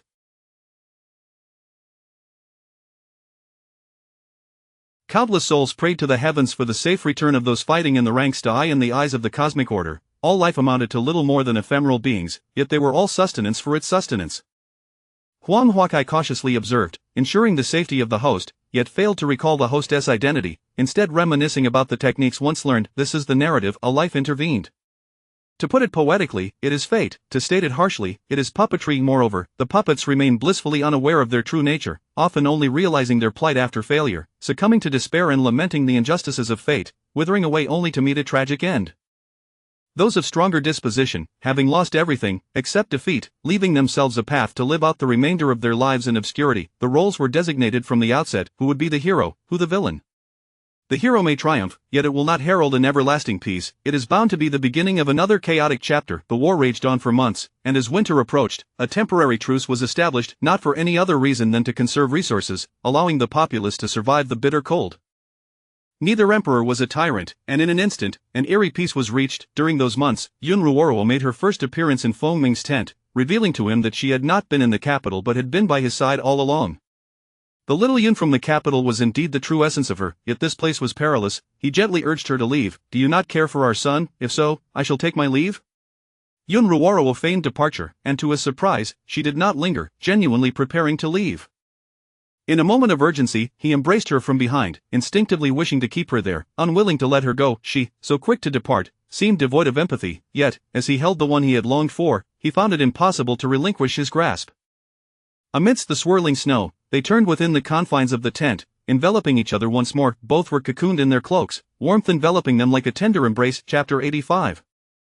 Apprehension. Feng Ming, yearning to reclaim his memories, sought the touch of his beloved wife, the woman he revered, his one and only, yet, her formidable presence struck at the very core of his being. She did not interfere in his battles, rather, she safeguarded him. She not only understood him but also held him in high regard. He cherished the exhilarating sensation of shedding blood and risking his life, rather than languishing in a position of power, which brought with it an unbearable solitude and tedium. An irresistible impulse surged within him, and he could not resist as he cradled her alluring face, asking, "Are you aware of the consequences of pursuing me?" Yun Ruoro blinked, gazing into his eyes, and queried, "What are they?" Yet, Feng Ming offered no answer, his gaze dimmed with a hint of guilt as he lamented, "I cannot recall your efforts, nor can I remember." Yun Ruoro observed him, playfully tossing back a lock of hair, drawing his attention back to her as she coyly remarked, "If you cannot remember, does that mean you will not fall in love with me anew?" She then caressed her own face and wrapped her arms around his neck, alluringly pressing closer. "Am I not special enough, so beautiful, with such a splendid figure, that I cannot captivate you? Do you underestimate me? You, a man, are destined to be mine, never to escape. Am I truly so lacking in confidence?" Every facet of her was etched into his soul rather than merely his heart.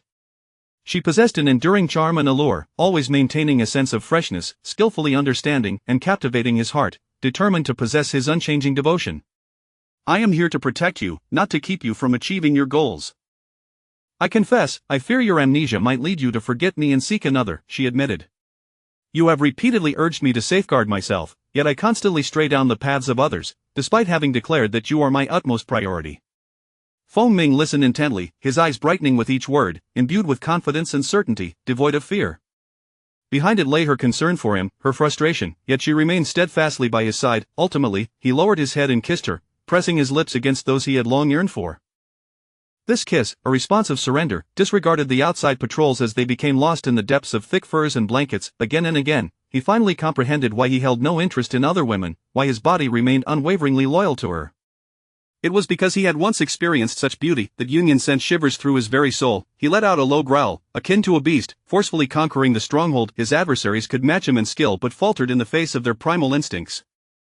Ultimately, he claimed the high ground, enveloping the one who slept in his embrace as they drifted into dreams together. He had found the person he wished to protect, and thus, defeat was not an option. Their children awaited their safe return. He contemplated sending her back but ultimately abandoned that notion, for she appeared formidable, resolved to stay. Even if he sent her away, she would surely return. In the game of kings and pawns, the defeated perished, and he had no intention of dying. He desired to live, for life itself was the greatest leverage. Who held his leverage? In the warmth of spring, Gulingi gazed at the person across from him, sensing the fervor of battle and the intent to kill. This was no war, it was a duel between two. The emperor, merciful, would match generals against one another, and only upon one side's defeat would the soldiers clash, with the victor claiming dominion without harming the populace. Yet, war could never be tranquil. After all, soldiers were not so sacred, they were flesh and blood, with malevolent thoughts, they relished warfare, and in unseen corners, they indulged their desires. This time, undisturbed, Yun Ruoro quietly observed the two combatants. Amidst the desolation, a sea of heads loomed, yet only the clash of blades resonated, both sides tense in their scrutiny. In a flash of lightning, amidst swirling sands, two towering warriors bore the hopes of a unified world, their eyes, however, betraying a twisted thirst for blood, hands trembling with excitement veiled by fear. In this morbid era, all were afflicted. As Fengming emerged victorious, countless soldiers erupted in joy and cheers, their eyes ablaze with martial fervor, surging forth like fish against the current, defying the odds to seize a territory. Yun Ruoro stood amidst the clouds, far removed from the main thoroughfare, where this place had transformed into an orphanage, still operating in an orderly fashion. A figure approached her, and she sighed, "I seem to always engage in unprofitable ventures."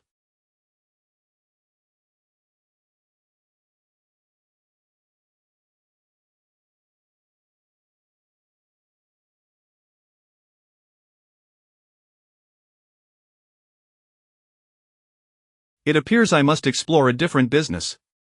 A voice, imbued with mature charm, responded gently, "Invest in me, and you shall never incur losses." That may not be so certain. This remark incited urgency in the person beside her, who stepped forward, grasping her rounded shoulders, locking eyes with hers. "Who else do you wish to change?" In this line of business, I engage only once. Finding a man is the same, it must yield profit, not loss. Should I suffer a loss, I will simply switch. Before she could finish, she found herself hoisted onto someone's shoulder. As she struggled, she exclaimed, "Put me down. My husband has truly lost affection. Once he would embrace me, now he merely carries me." The villain, Chi-Chi, covered her eyes, parting her fingers to feign ignorance, her ears perked to catch every word. Thanks to the Lord's words, the sect leader quickened his pace. As she watched the Lord being carried toward Yunyan Pavilion, she heard the leaderess voice before the door closed, "I will make you aware of how much I love you." Then came the sound of the door shutting, leaving behind an echo of silence.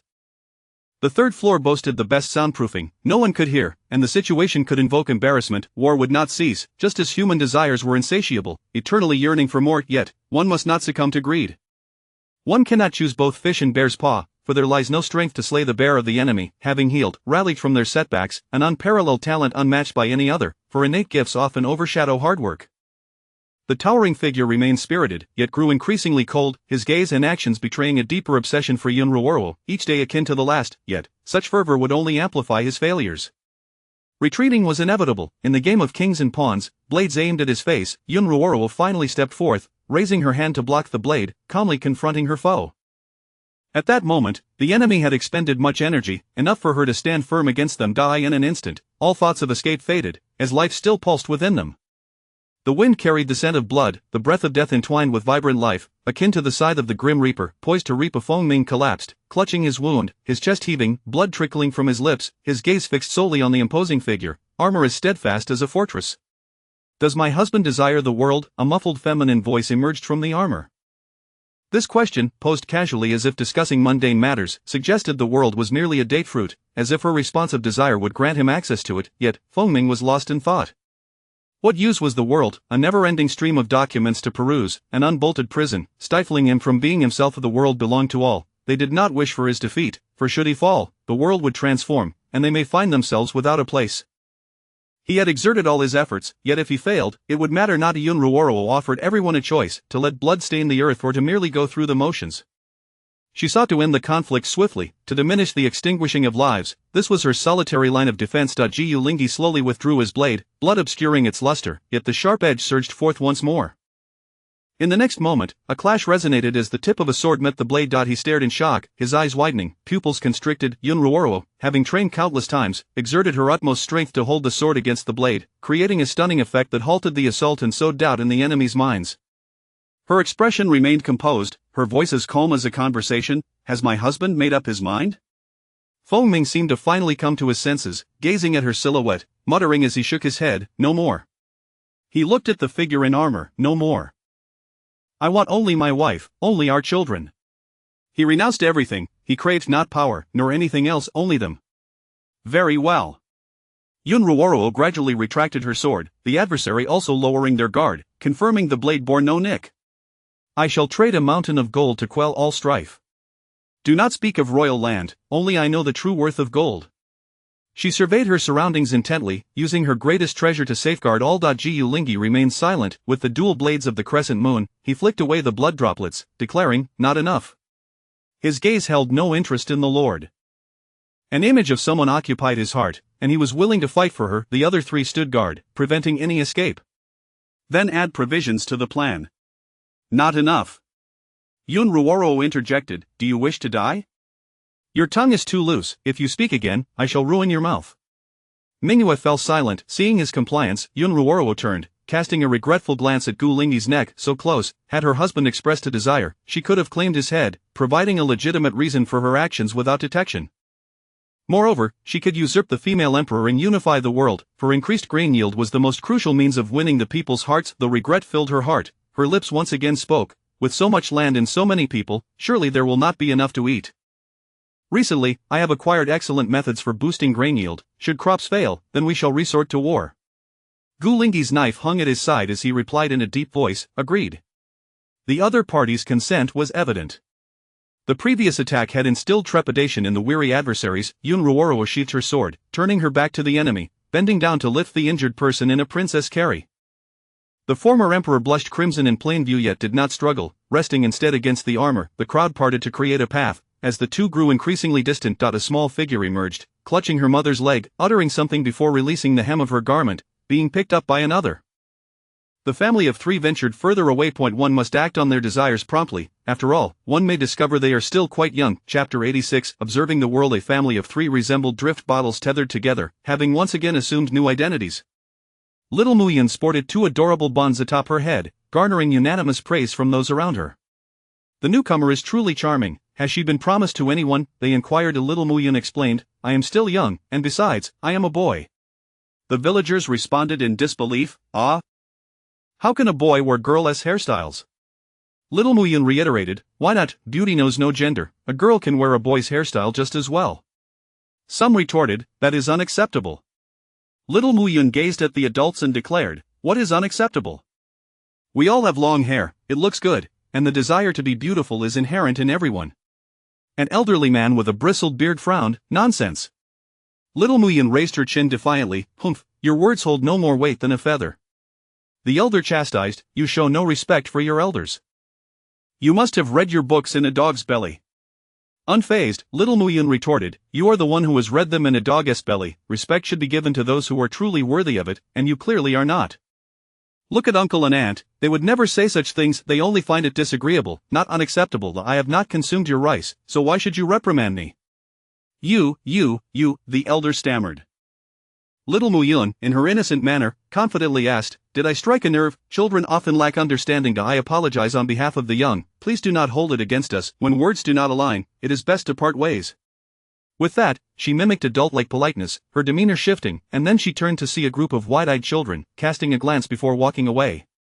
As the crowd dispersing around the new family faded, the children sought out a solitary figure standing atop a small hill, resembling a lone shadow against the cold river. One child approached in admiration, exclaiming, "You were incredible just now. You left the village chief speechless." "Indeed, it is the first time someone dared to speak to the chief in such a manner," echoed another. A chorus of children nodded in agreement, their eyes filled with reverence for their new companion. Little Muyan stood tall and proud, declaring, "If you all recognize me as your leader, I shall treat you to delightful feasts." Before they could protest, she produced a handful of candies. "Call me leader, and I shall bestow upon you sweets." One child, unable to contain himself, gulped eagerly and exclaimed, "Leader!" Instantly, he received a candy.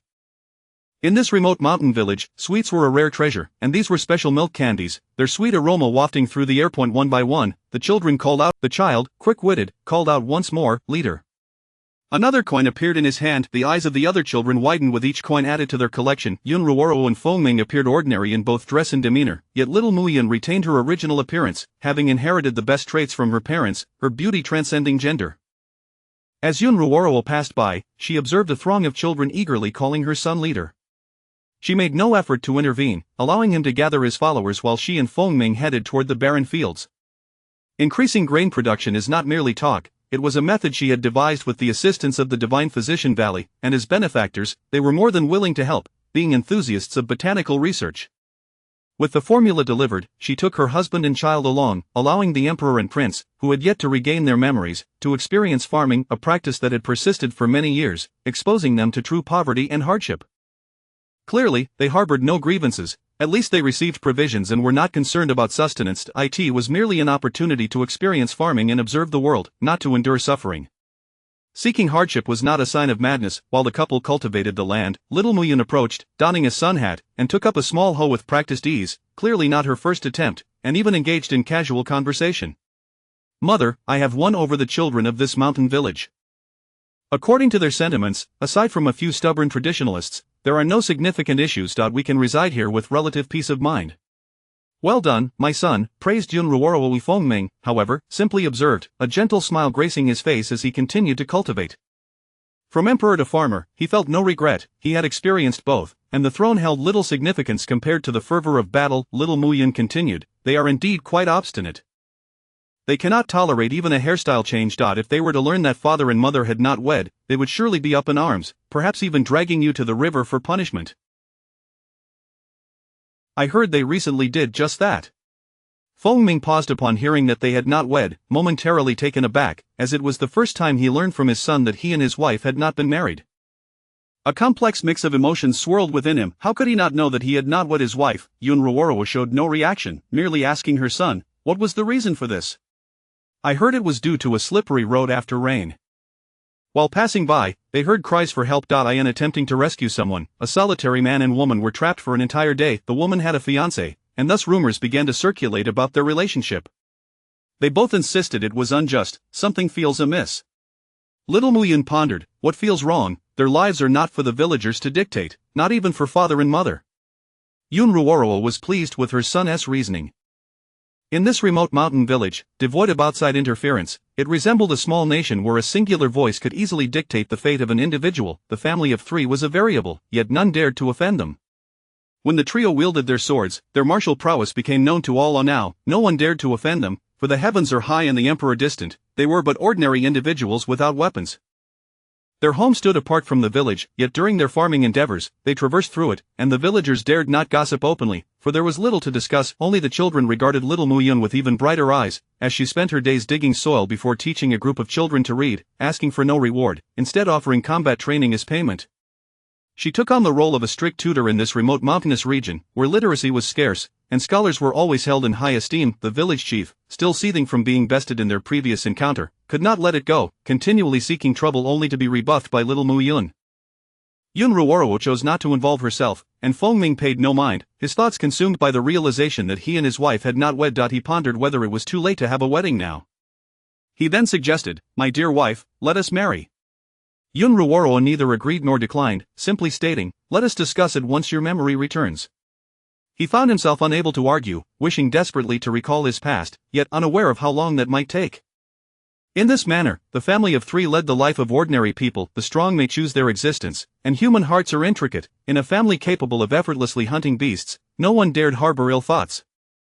Not everyone possesses the agility to leap across rooftops, nor is everyone endowed with boundless strength. Fate has never been just. Before nature, everything appears insignificant, and calamity strikes without warning. In the face of the vast natural world, the small village is but a leaf in a great wave. This year, earthquakes occurred with alarming frequency, as if the world were on the brink of disintegration, each tremor accompanied by the suffering of the people. Chapter 87. A perilous encounter accompanied by the cracking of the earth and the heaving of the ground. Great trees appeared as though they would be uprooted, and in an instant, the mountain village was reduced to ruins. Fortunately, it was the afternoon, and most were preoccupied with their toil in the fields, leaving only the livestock trapped beneath the collapsed structures. This was not the epicenter of the tremors. As the earth settled, a figure swiftly emerged from the thicket, racing along the path to the mountain summit. Moments prior, when the tremors commenced, Fengming had been foraging for wild fruits at the other end, witnessing with his own eyes the ground fracture, the small dwelling consumed, and then fold back into itself, leaving chaos in its wake, including the individuals within. In that fleeting moment, Fengming was rendered helpless, calling out loudly in a desperate attempt to elicit a response. His voice intertwined with the memories clinging to the precipice, and in an instant, recollection surged forth, engulfing him in darkness. He knelt upon the ground, striving to maintain his composure, fighting against the encroaching unconsciousness. Though his eyes remained open, they were shrouded in obscurity, his form swaying as his hands instinctively clawed at the soil. The pain in his fingertips offered a modicum of clarity amidst the overwhelming gloom.